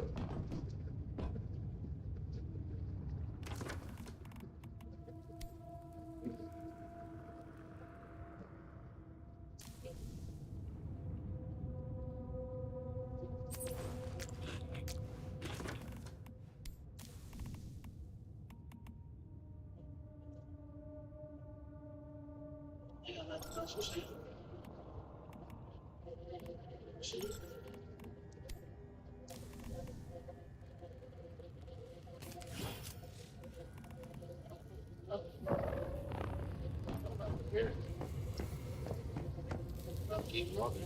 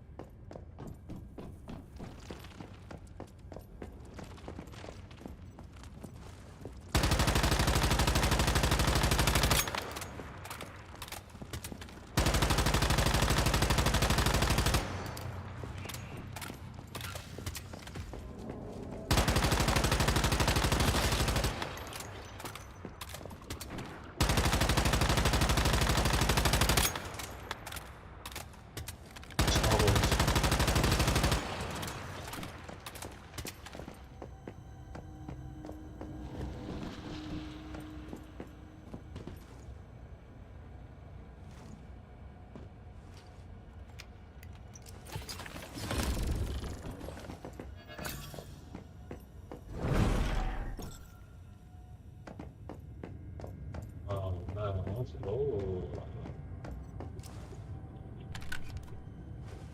Then.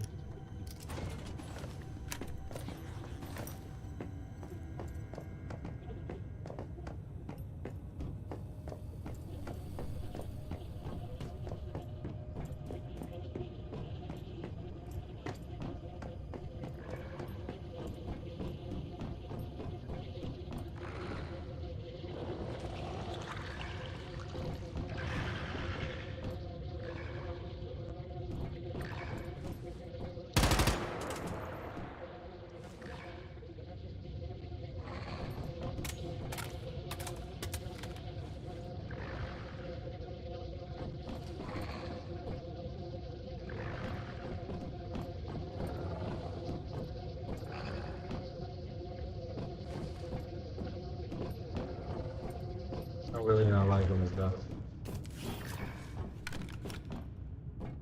I think I'm gonna just get out of here and I.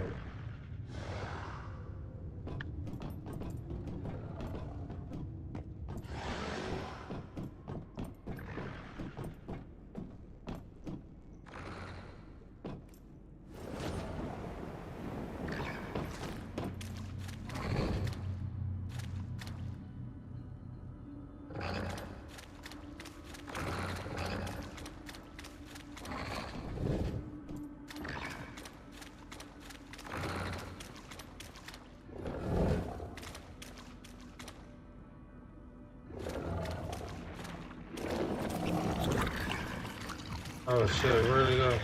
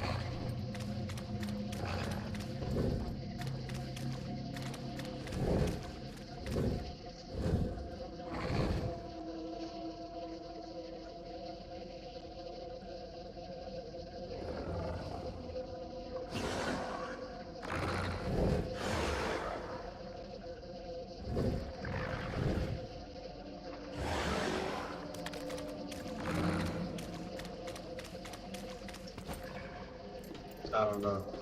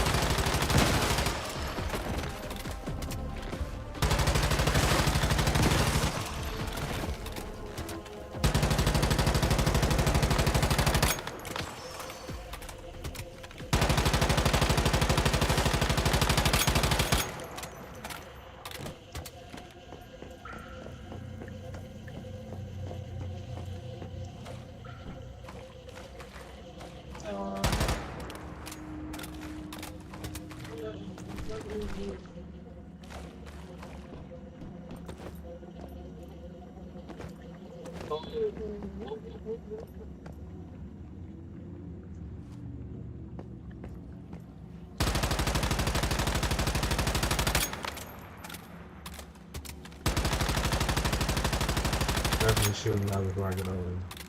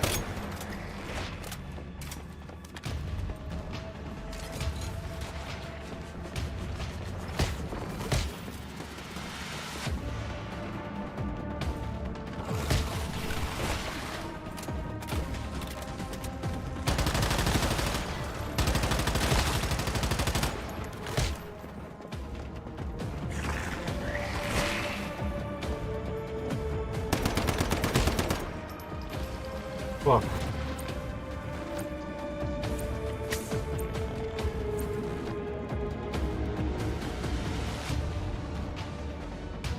Oh, shit.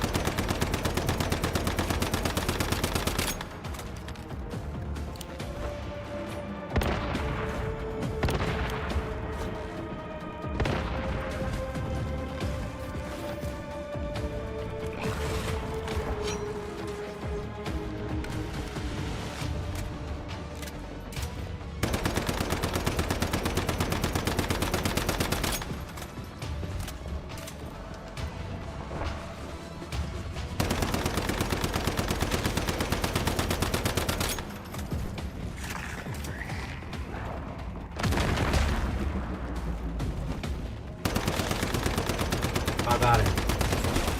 I got it. Hey. Hey. Hey. That's how it is when you talk to big pop. That's how it is when you talk to your pop. You're trying to set me up though.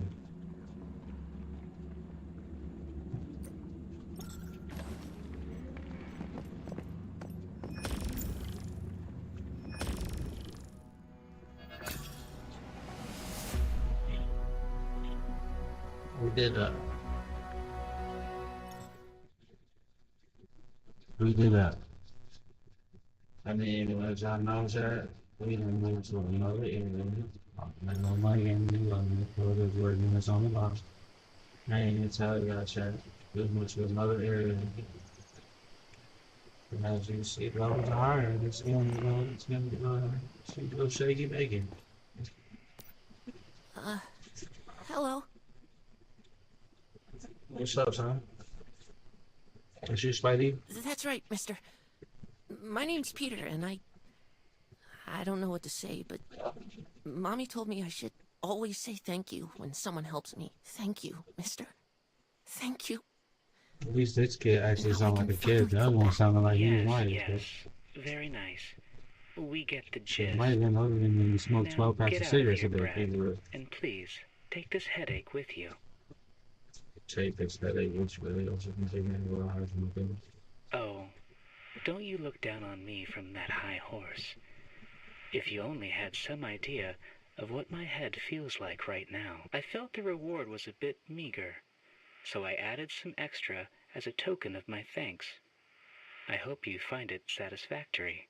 Greetings, Miss Coca-Cola Head. I bumped into some people earlier, and they you were teleported in here. So now I'm by a teleporter, but shit looks there, and I do see it. My neighbor access, my neighbor access, my neighbor access, my neighbor access. I'm in a sector where I was not before. See, I'm more. She's got this stuff, video later.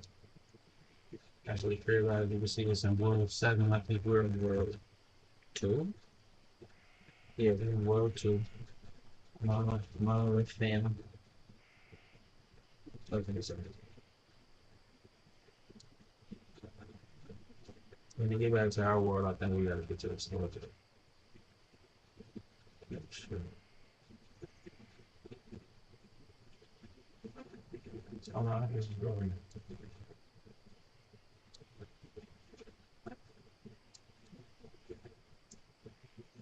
Share it. Well, I didn't get them in this world. This shit is not there.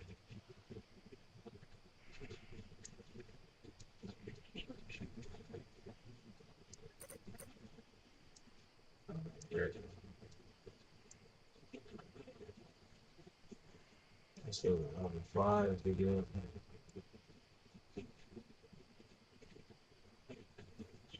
I'll remember something again. Because I told y'all, I figured it out late. But you gotta actually have permission to highlight it or it won't let you finish it. And it's your start.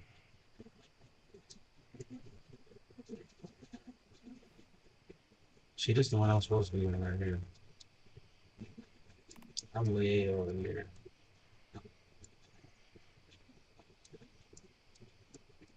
I haven't done this one.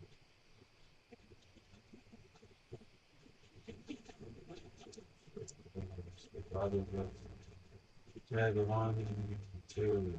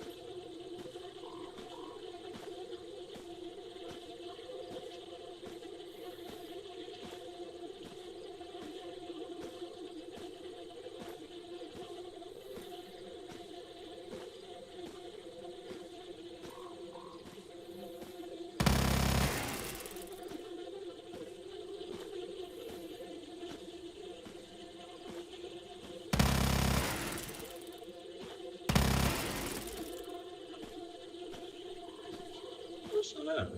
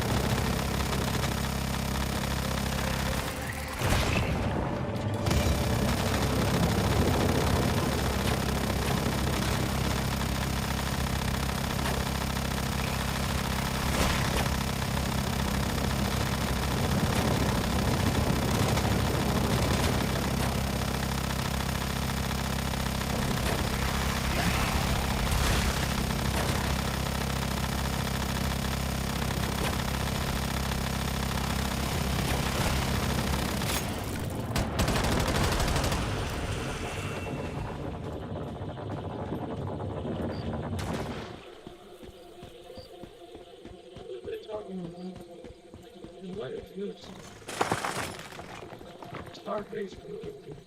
Starface.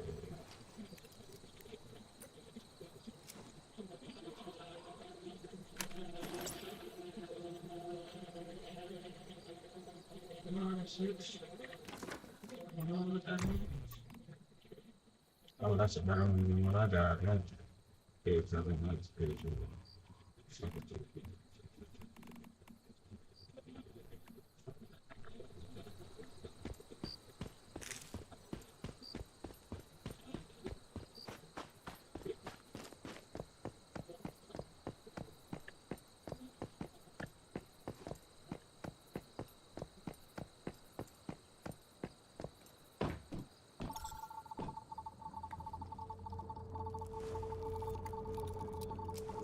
Oh shit.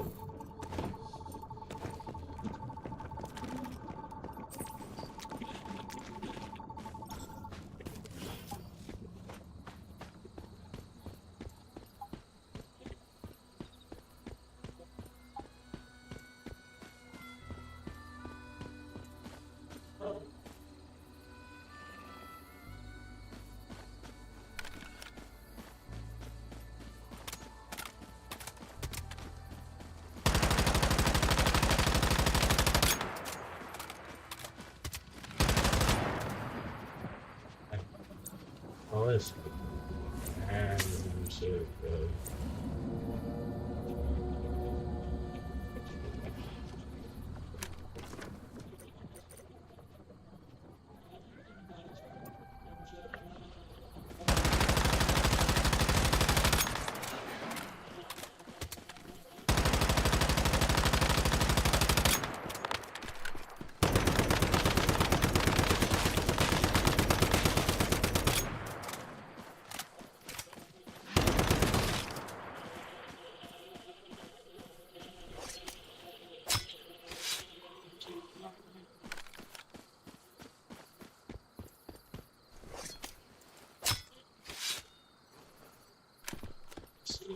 Sure. This shit got me way out of there.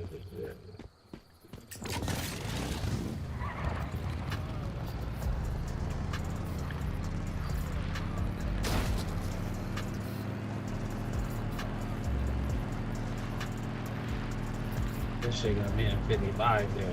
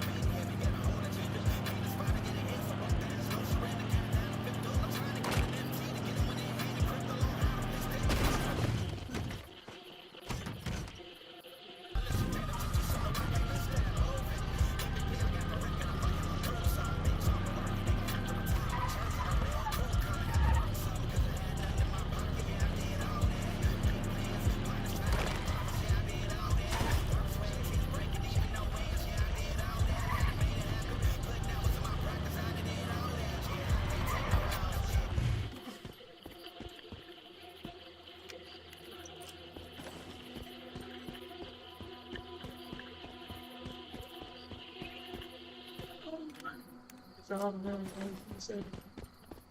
on time.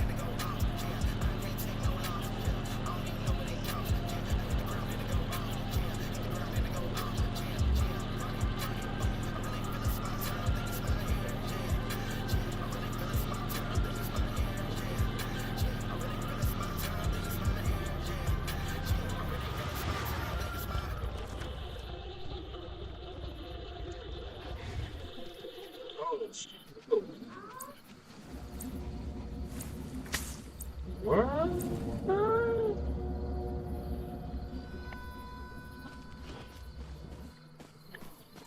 Hang on over here. You ain't about to repair.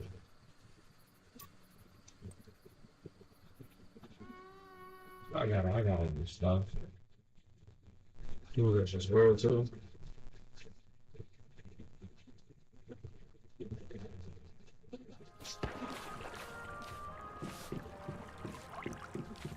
Oh shit. Oh my god.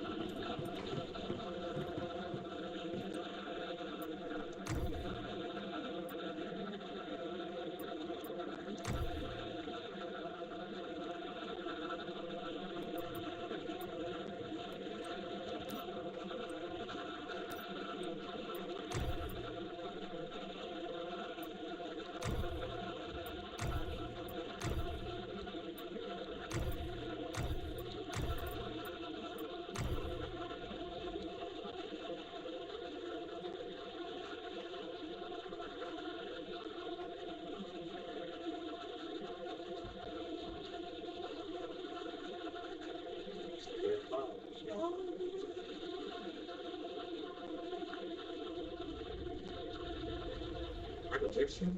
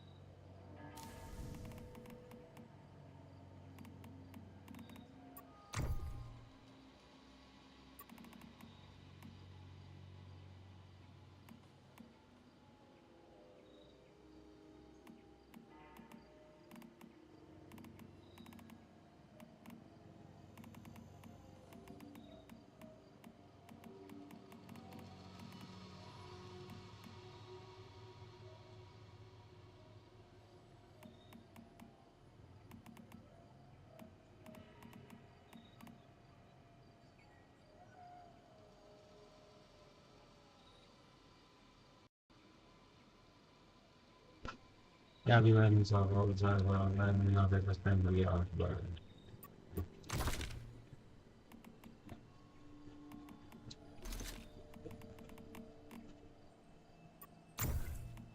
Who's trying to get no shit?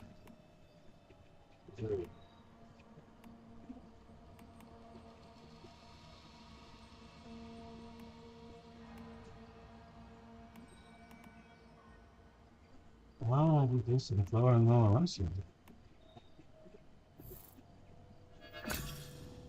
I don't really understand. It look good.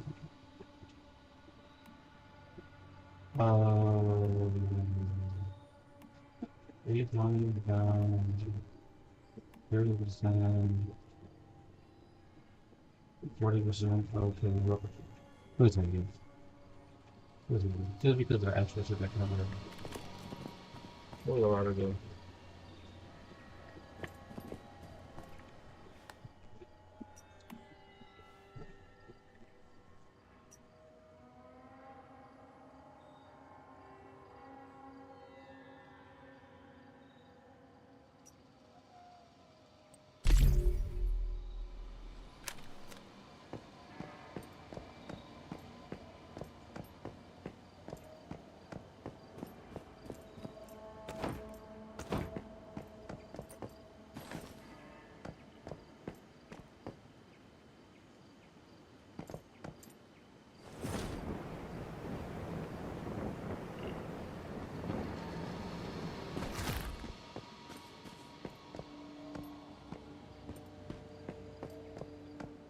See what happens.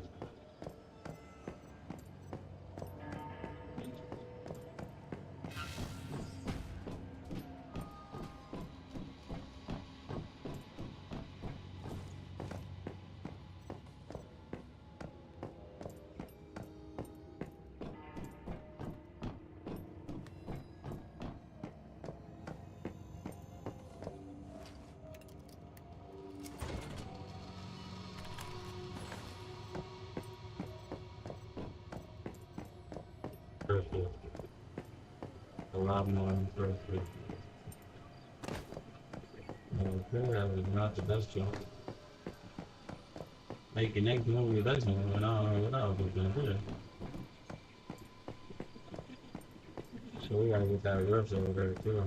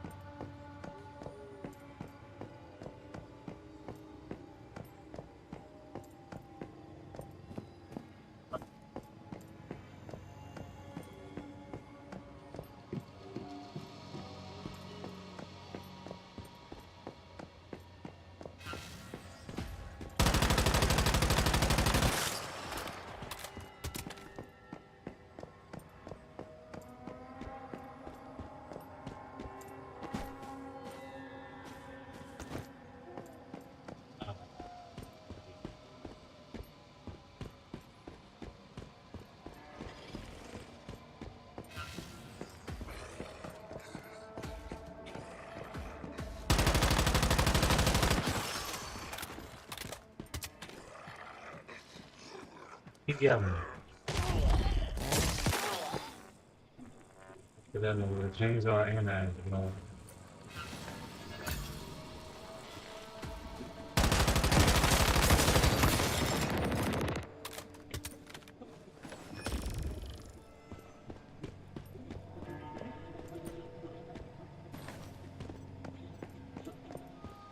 This time, man.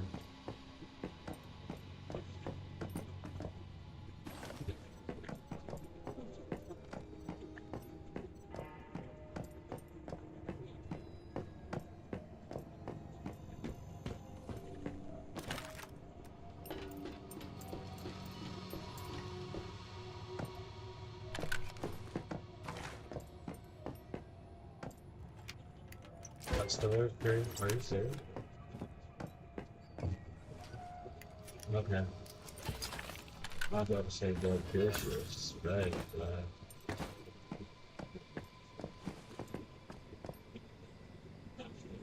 Thank you, thank you for something where there's whoa. Scared me.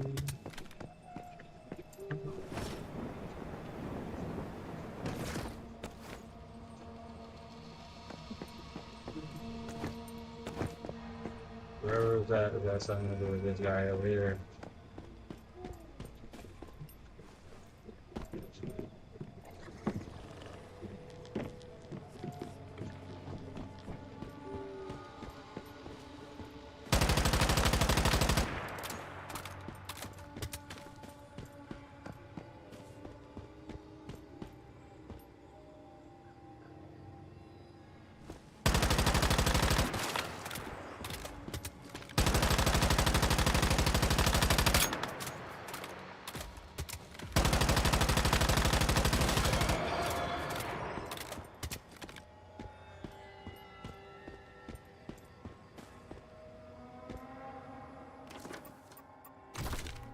We haven't tried out this next one. Let's try this next one. There's a new joint.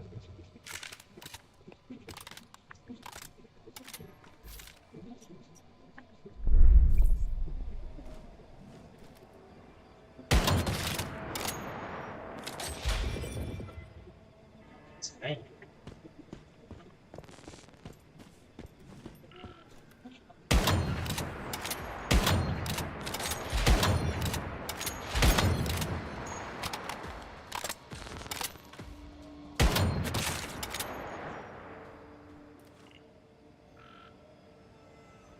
Hi.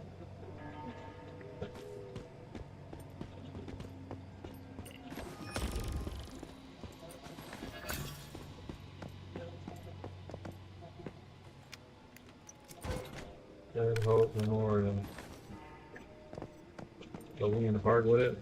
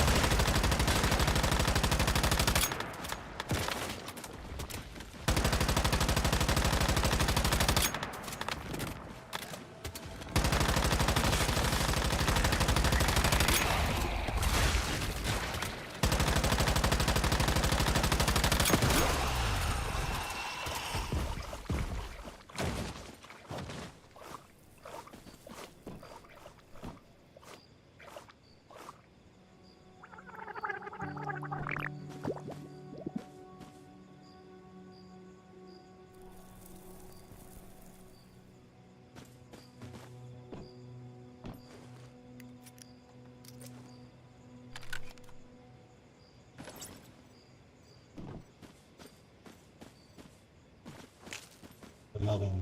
That's why he didn't want to go.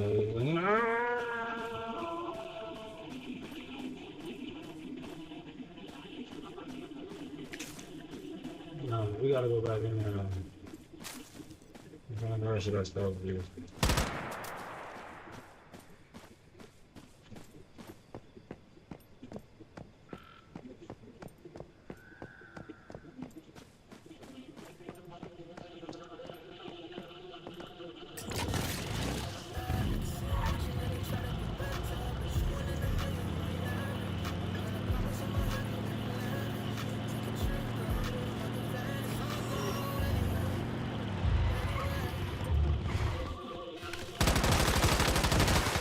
Anyway. There, my boy's dad. Come on.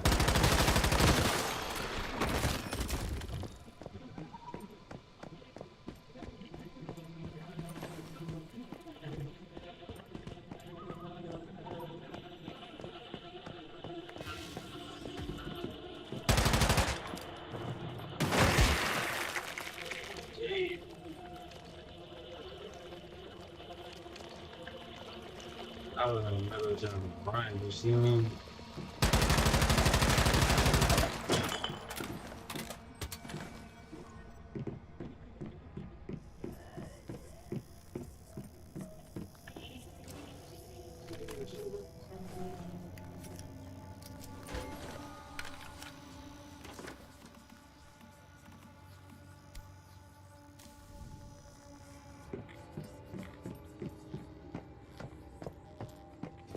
Ain't got no job. Sneaky about it.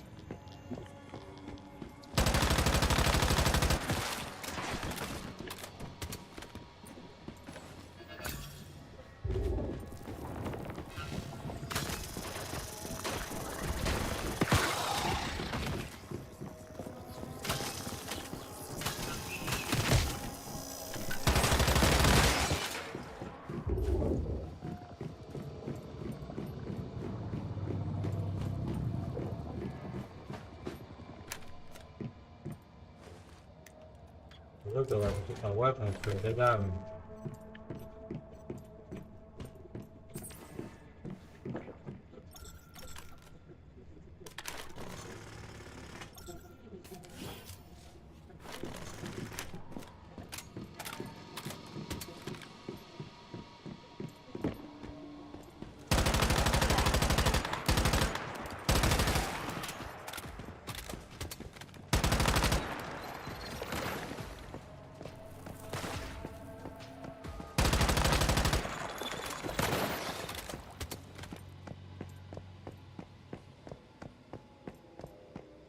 And music was that good, like, yo, man, they looking at me, what they ass on? What they ass on?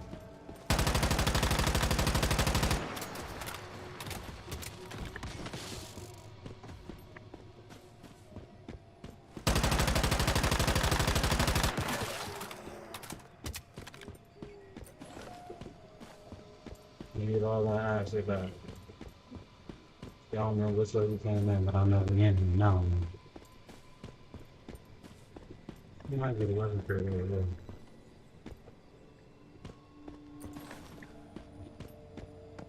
The weapon crate and all these person to kill.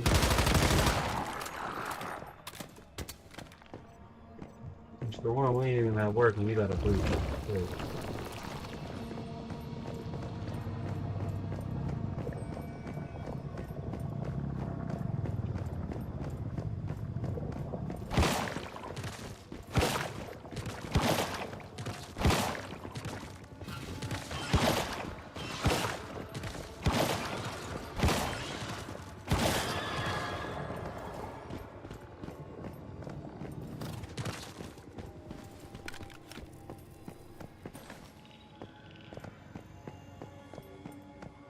Just making my way downtown, walking fast, riding back, you know now.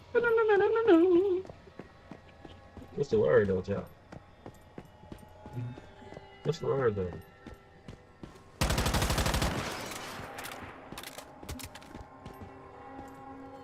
There it is. We got time on. You're fine, man.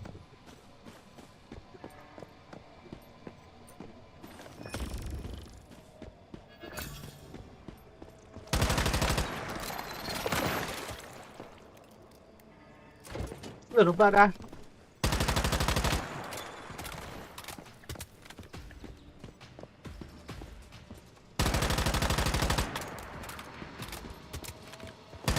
Wait. Hold on.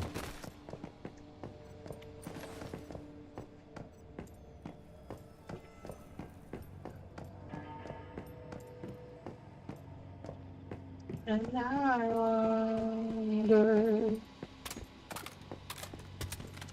if I should top and then shoot alone. Now you start to crumble. You like got 100 shots and then jump mine, but I let them go tonight.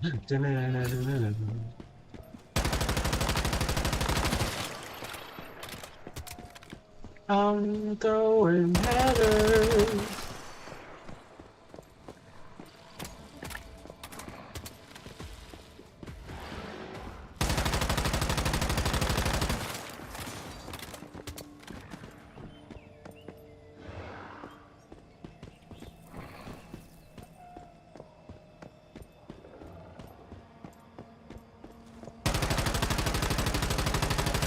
I heard everything just get a little bit stronger right here. Oh.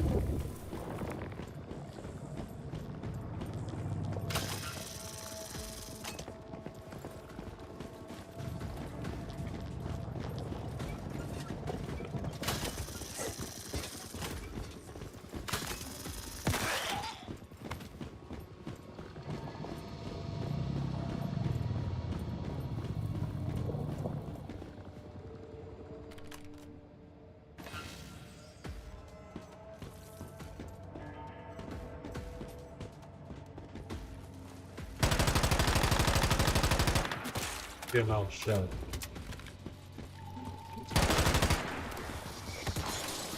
That would be a great idea. You got a thinking bug in the back.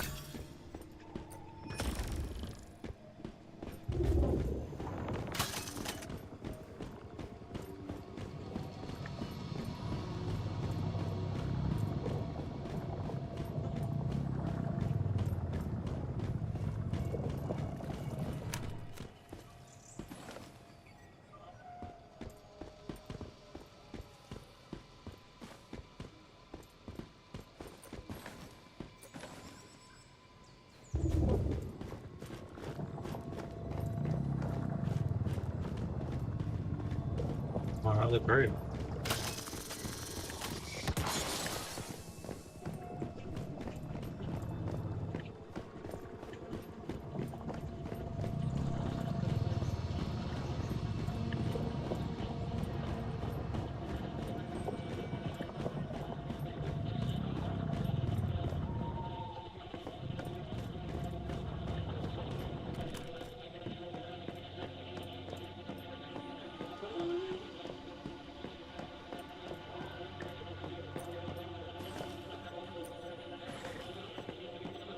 Butter. You know what they say, baby, guns and butter, baby, guns and butter.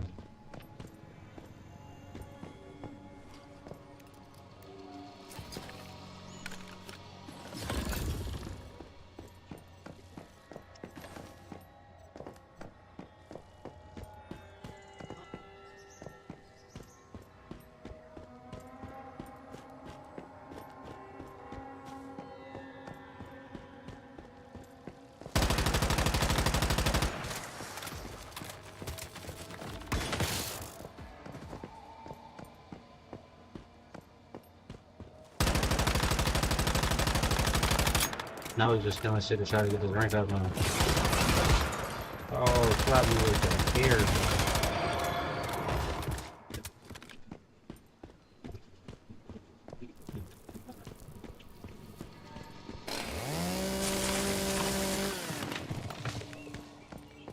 Nah, that's not the this works for me. We don't get this on.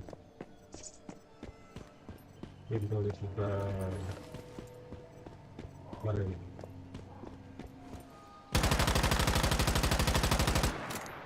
Man down.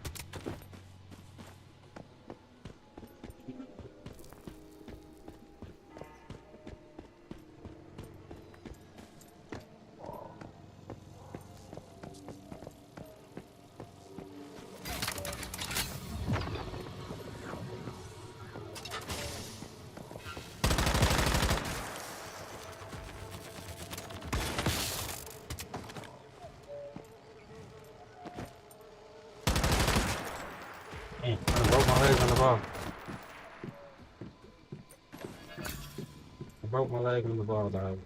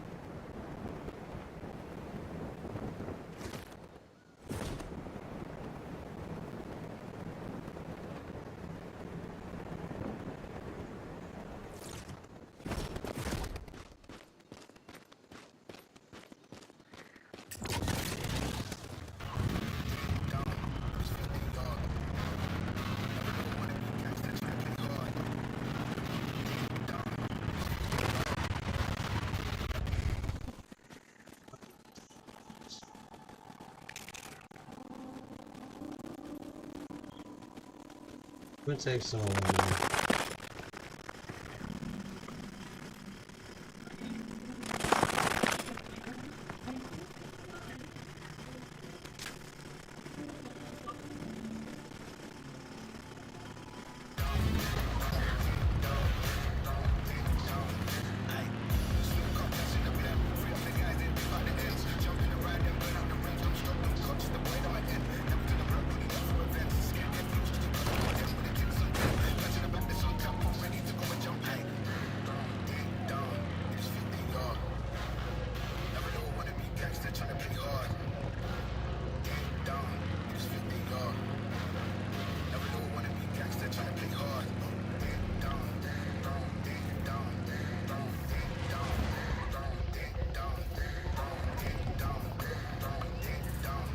That does not look good. Is she that good?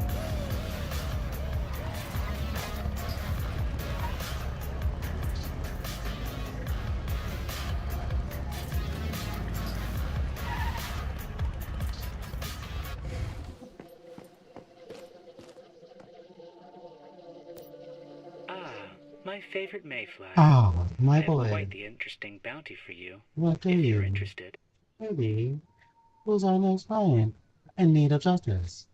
But of course, our client this time is a Mr. Gene Sheckley, whose husband, Robert Wolf, was brutally murdered by a deviant while out foraging. Oh, I almost forgot to mention. There's something special about our client, Mr. Sheckley. Does he need to catch those deviants to give him his warning? No, nothing like that. It's simply that, while it's only been less than a week, our friend Gene still hasn't paid for the bounty. But don't you trouble yourself with that. After all, collecting fees is my job. Even if Mr. Sheckley hasn't paid yet, I'll pay you the bounty as soon as the target is disposed of.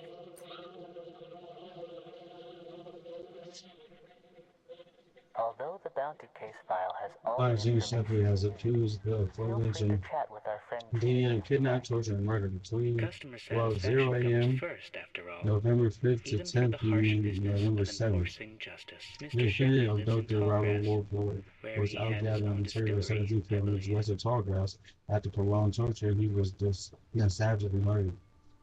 After a thorough examination of all available evidence, the defendant guilty was charged according to the city. Champion of the all right.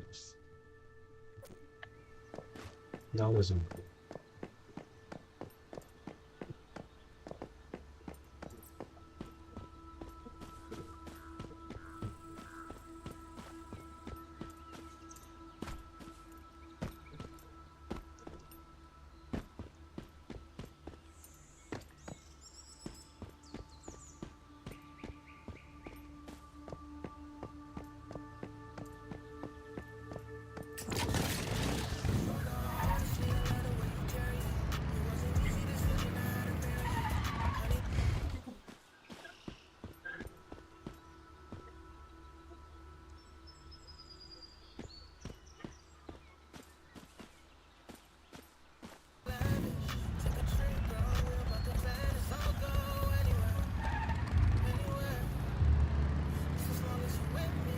I ain't gonna hold you. Sounds something like a almost Chris Brown.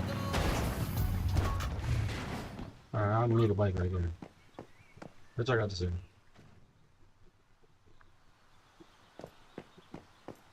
I found rare material said watch out when gathering. Bruh. Bruh. 35. You going under Dolo. Dolo.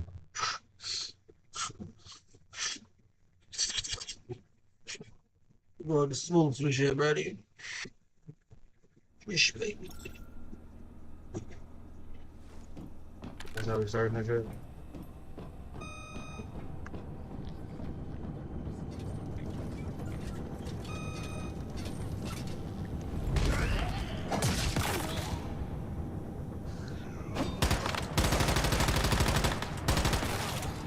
I 52 Faking, y'all seen her? Leg shot, head like that shot. They not back here for me.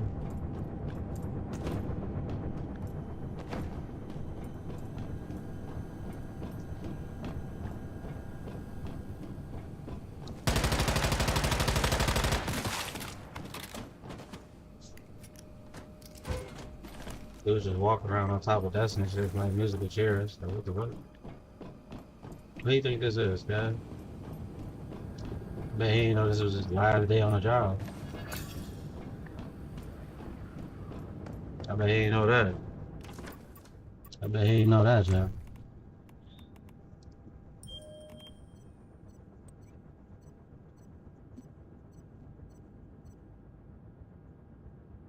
First time I'm saying, do believe it, really.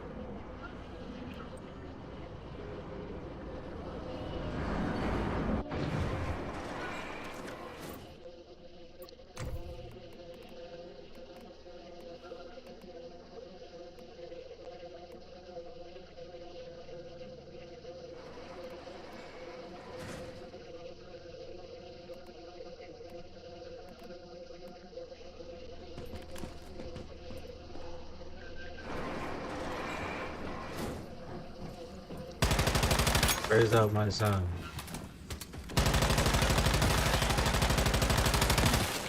I know that was your brother, but I'm your father.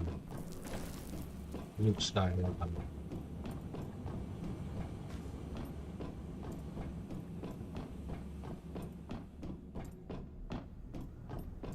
What's up with y'all boys, man? I ain't changed the linen.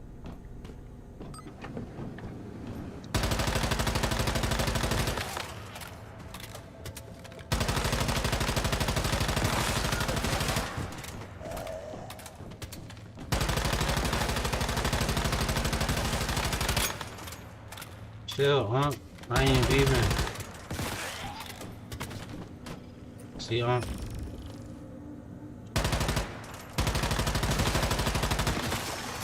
oh, shit.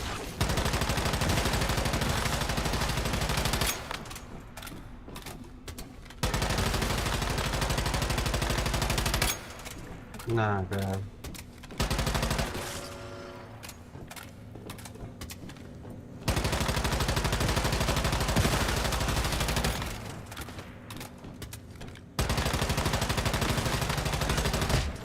Oh, shit.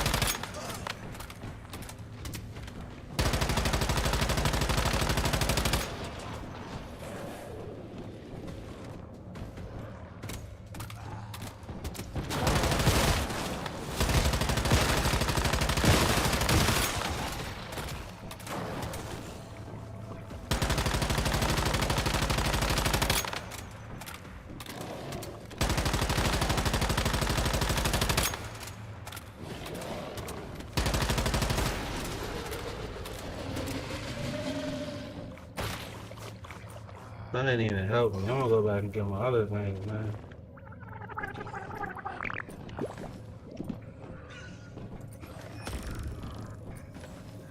Oh, tentacle ain't doing nothing, man.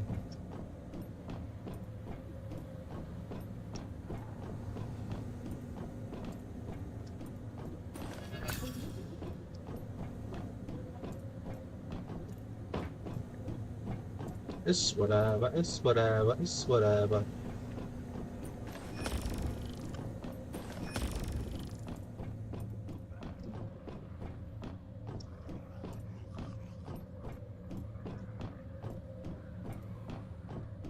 You always gotta check, man. You always gotta check, man. Fucking worse or something.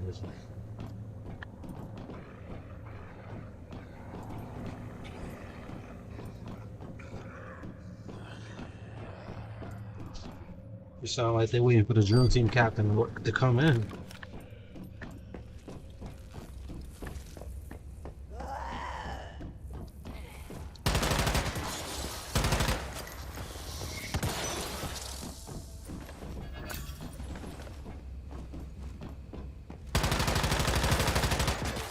Yeah, man. Explosives on your back and stuff. What's wrong with you? You trying to go boom, boom, boom. Hey, boom, boom, boom. You trying to go boom, boom.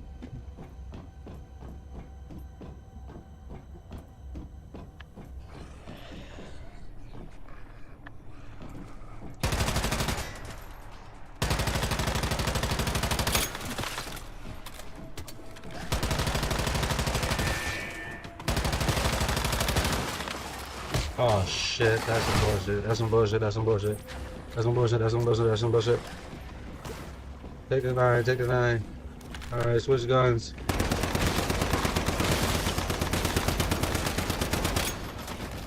Nah.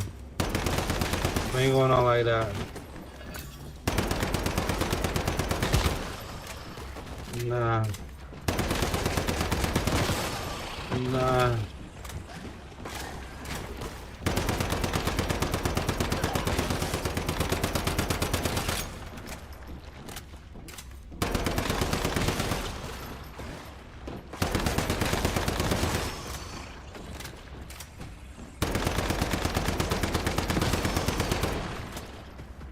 What's wrong with y'all, man?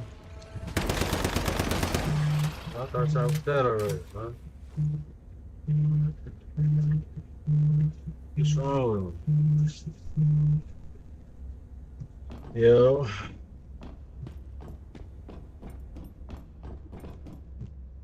Yeah, where you been at, buddy?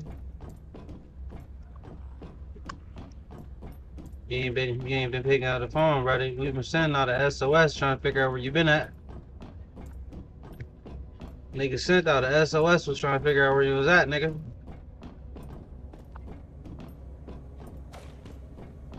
Cousin.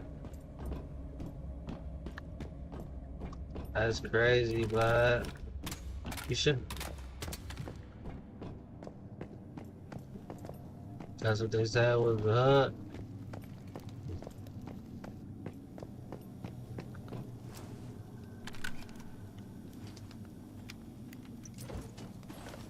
Yeah, man. What's going on, nephew? That nigga got a J-O-B. Word of the day. Job. That's a fact. Get you a job today.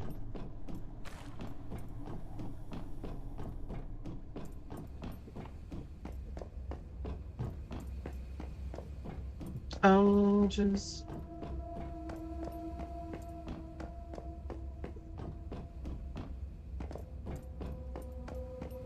Nah. Brady gonna look at the phone. Yeah, I'm like, yo, Brady, somebody just got me. I'm gonna call you niggas right back, you heard?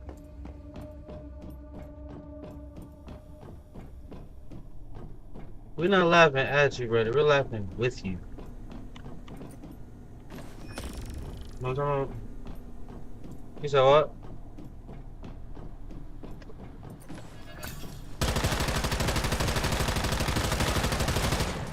Yo. Shit real coolin'. What's goody?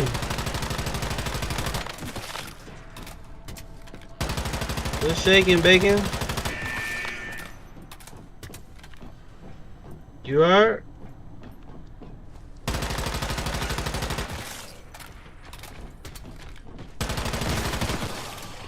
I'm just mad the nigga answered the question.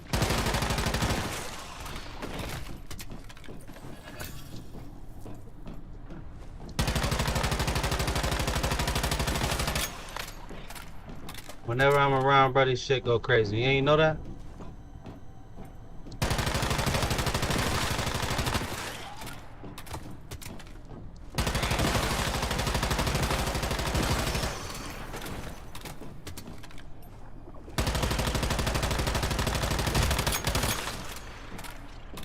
You still ain't find it?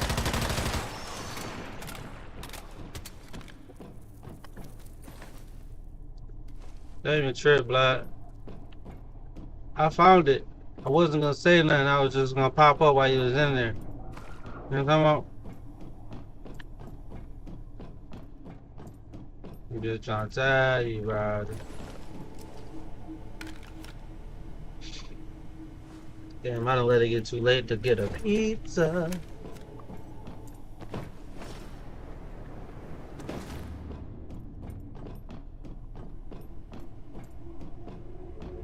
Where the ski?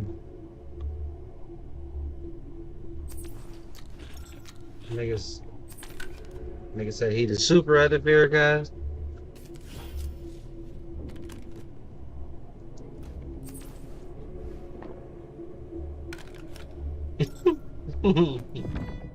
Listen, God.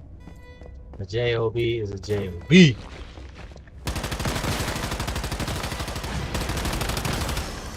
Oh, shit. The fuck?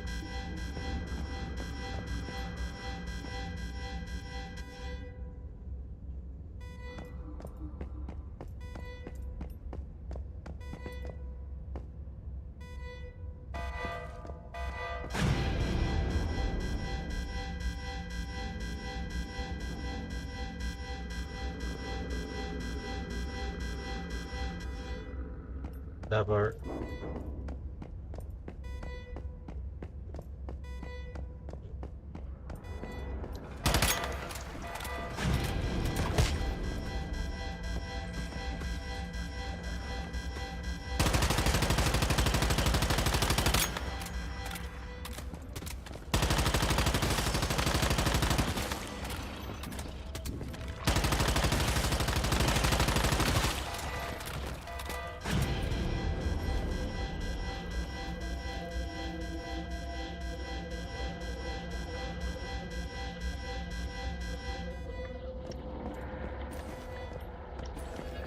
I know you ain't never did this before, buddy, but I'm gonna take you on the jokes, you heard?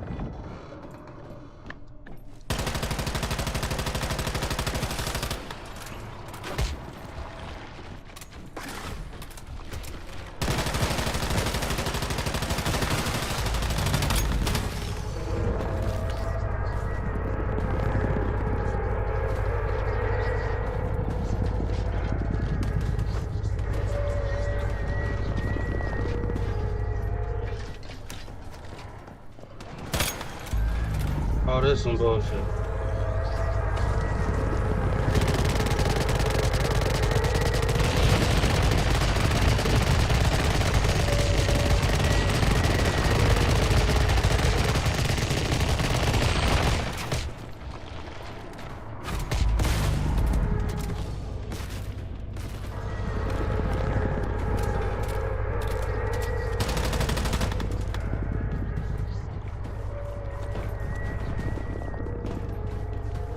This nigga crazy.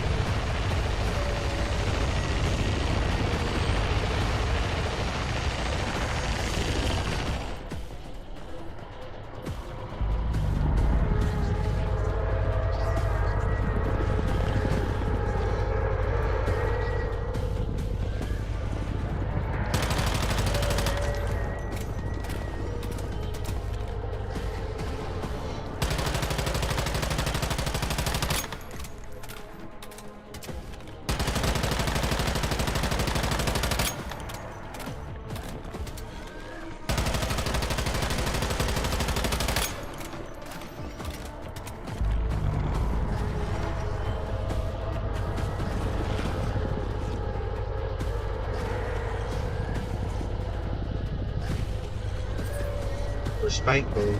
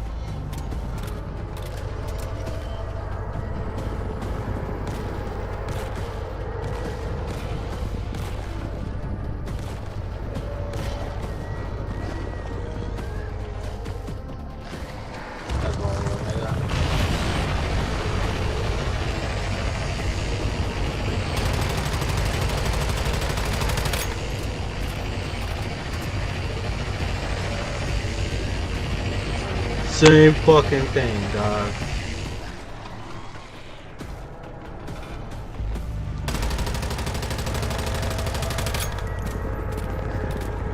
Everybody gotta be able to get a piece, dog.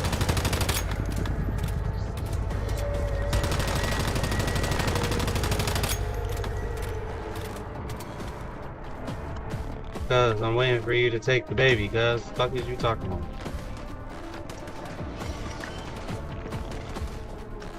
This nigga said, I don't know why he don't have another one. Cause you ain't paying for it, nigga.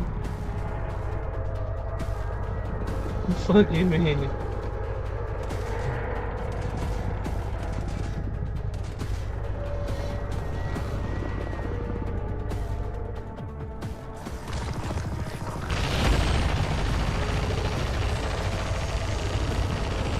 sorry, blood. Respectfully, that nigga is doing the right thing.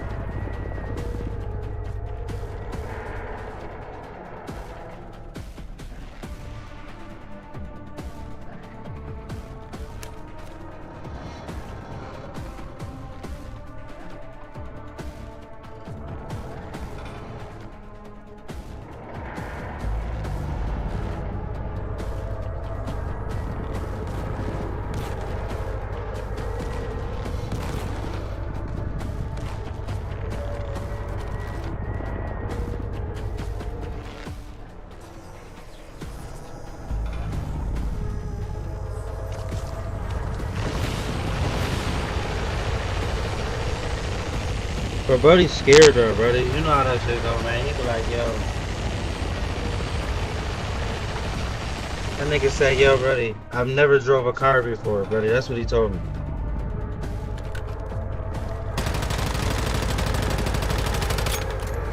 If you could drive a deuce and a quarter.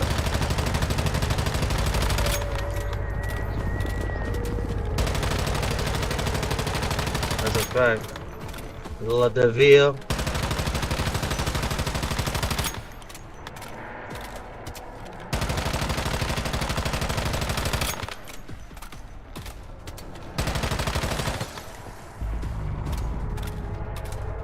Oh shit.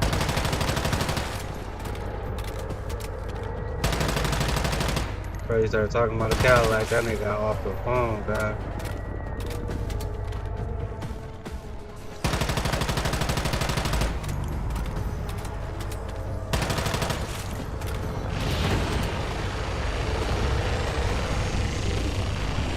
Come on, bro.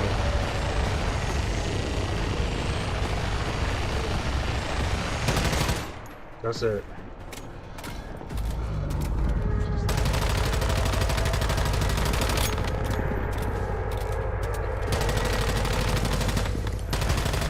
Cool. Look, I just got one running.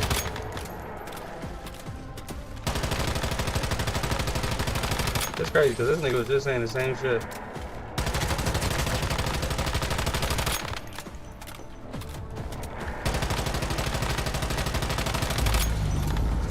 Alright.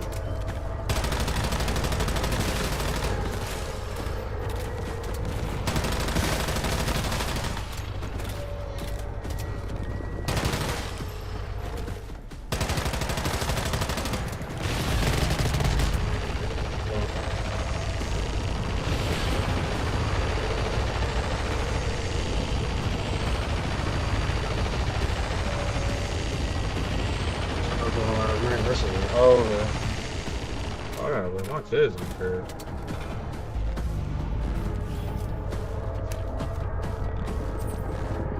I should eat Gucci tomorrow.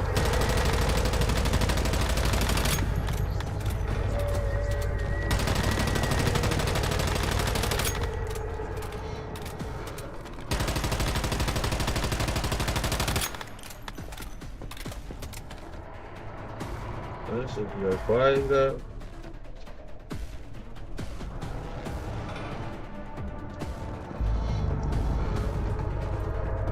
Oh, they on the other side.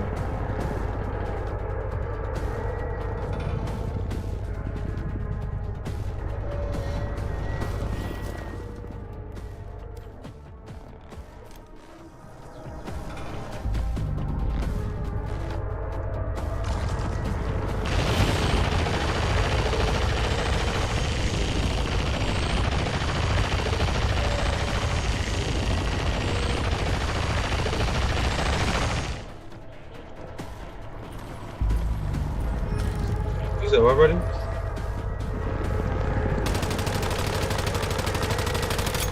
I told you that man said he ain't want to fuck with football, guy. Low blood said he don't even fuck with football, guy. comic, right?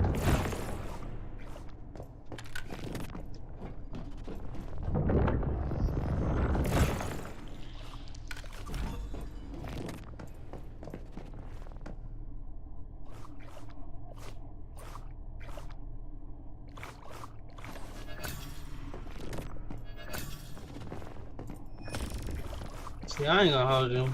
I'd just rather have him play basketball. I ain't trying to be outside still.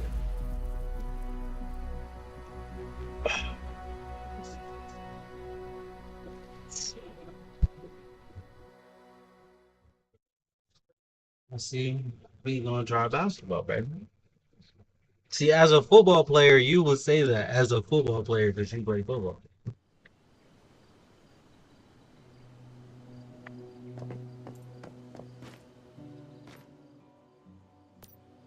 I knew I could count on you, Mayfly. Thank you for not making me wait long.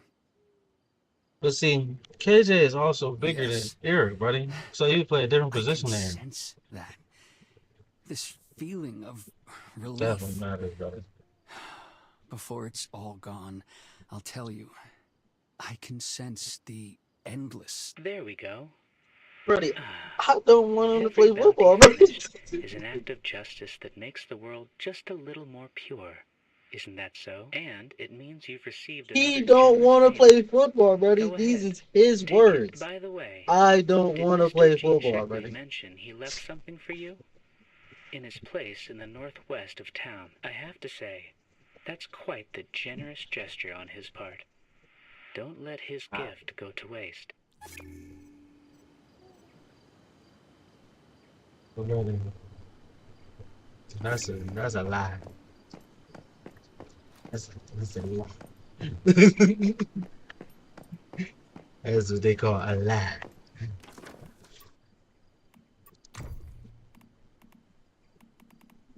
Definitely not trying to.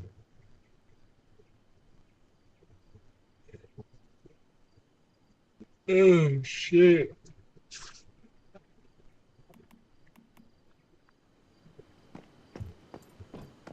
We're gonna do basketball, buddy. Basketball, bitty basketball is coming.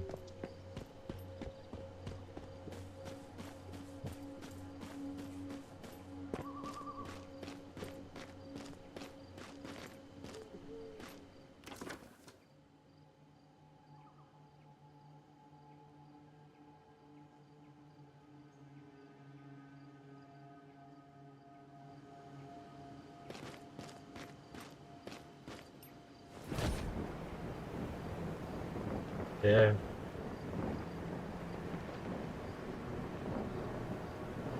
Yeah, buddy. See, me and my boy. We'll try football another year, not this year. We'll try basketball first.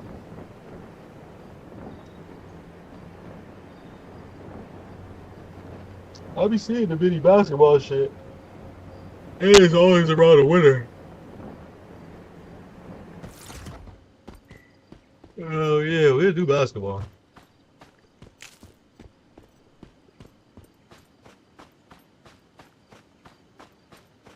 That's a fact. We definitely gonna try everything. We just try basketball first. He said he wanna try basketball first? Okay, God. I ain't even checking.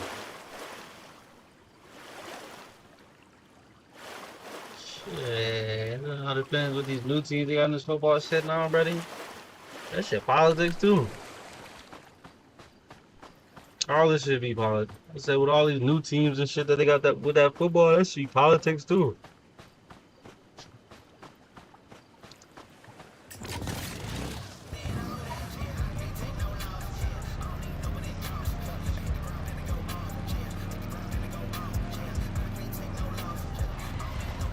That part.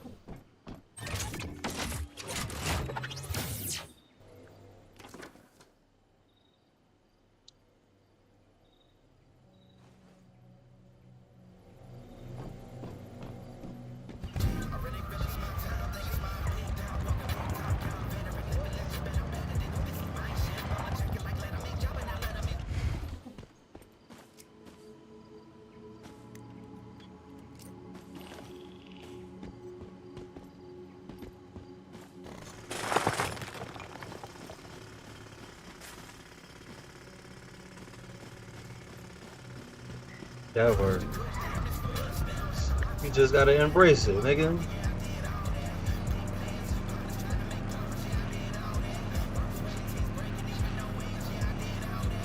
That's crazy.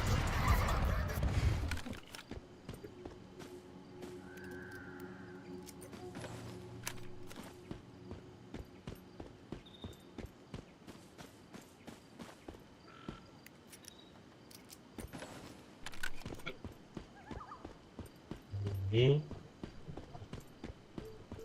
That word, nigga.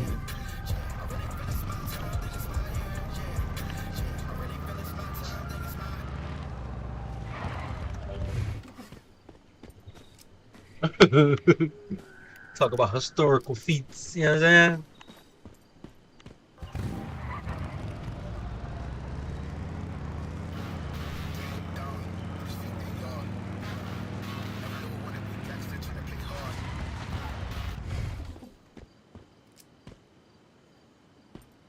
Oh, that's wild.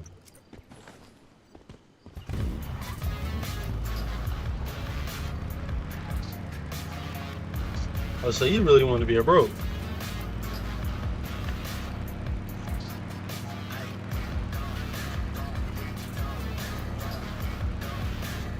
That's a yeah. How the fuck did you end up ironing it? I never thought about that shit. How the fuck did you end up there, my nigga?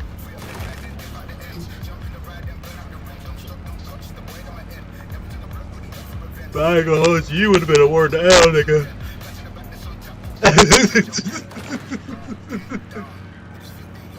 That shit would have been different.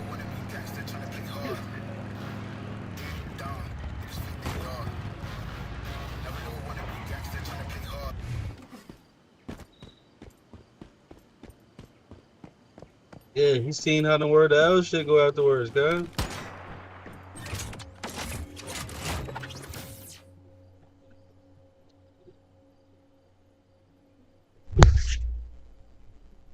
Yeah. Hell yeah. It would have got shaky with me already, because, you know.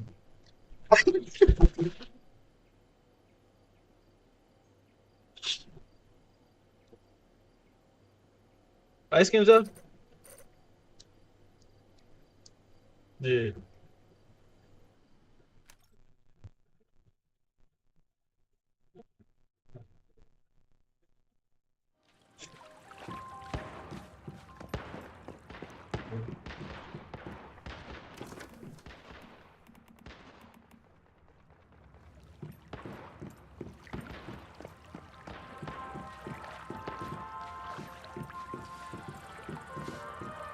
That's a fact.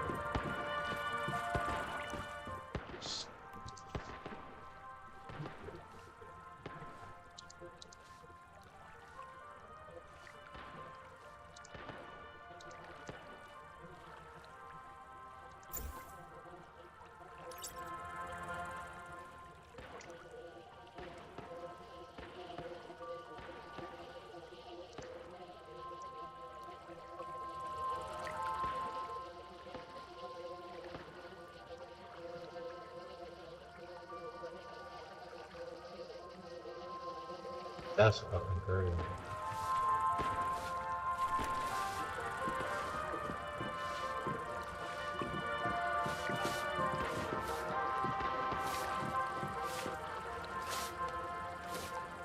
That's a fact.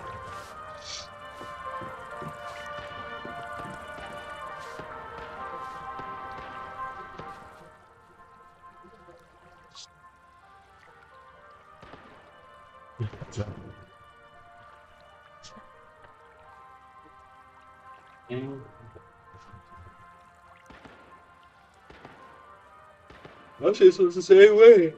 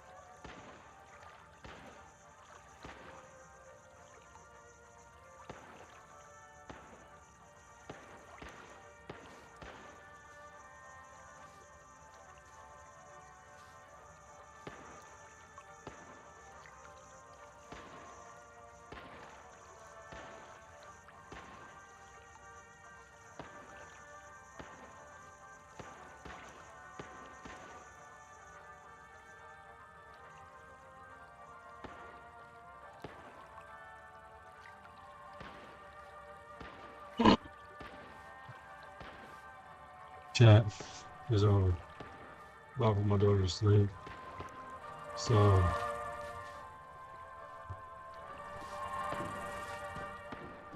I will see you when we sign back on.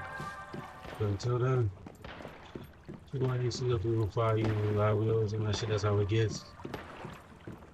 Tap it tomorrow, man. Appreciate y'all. We out of shot.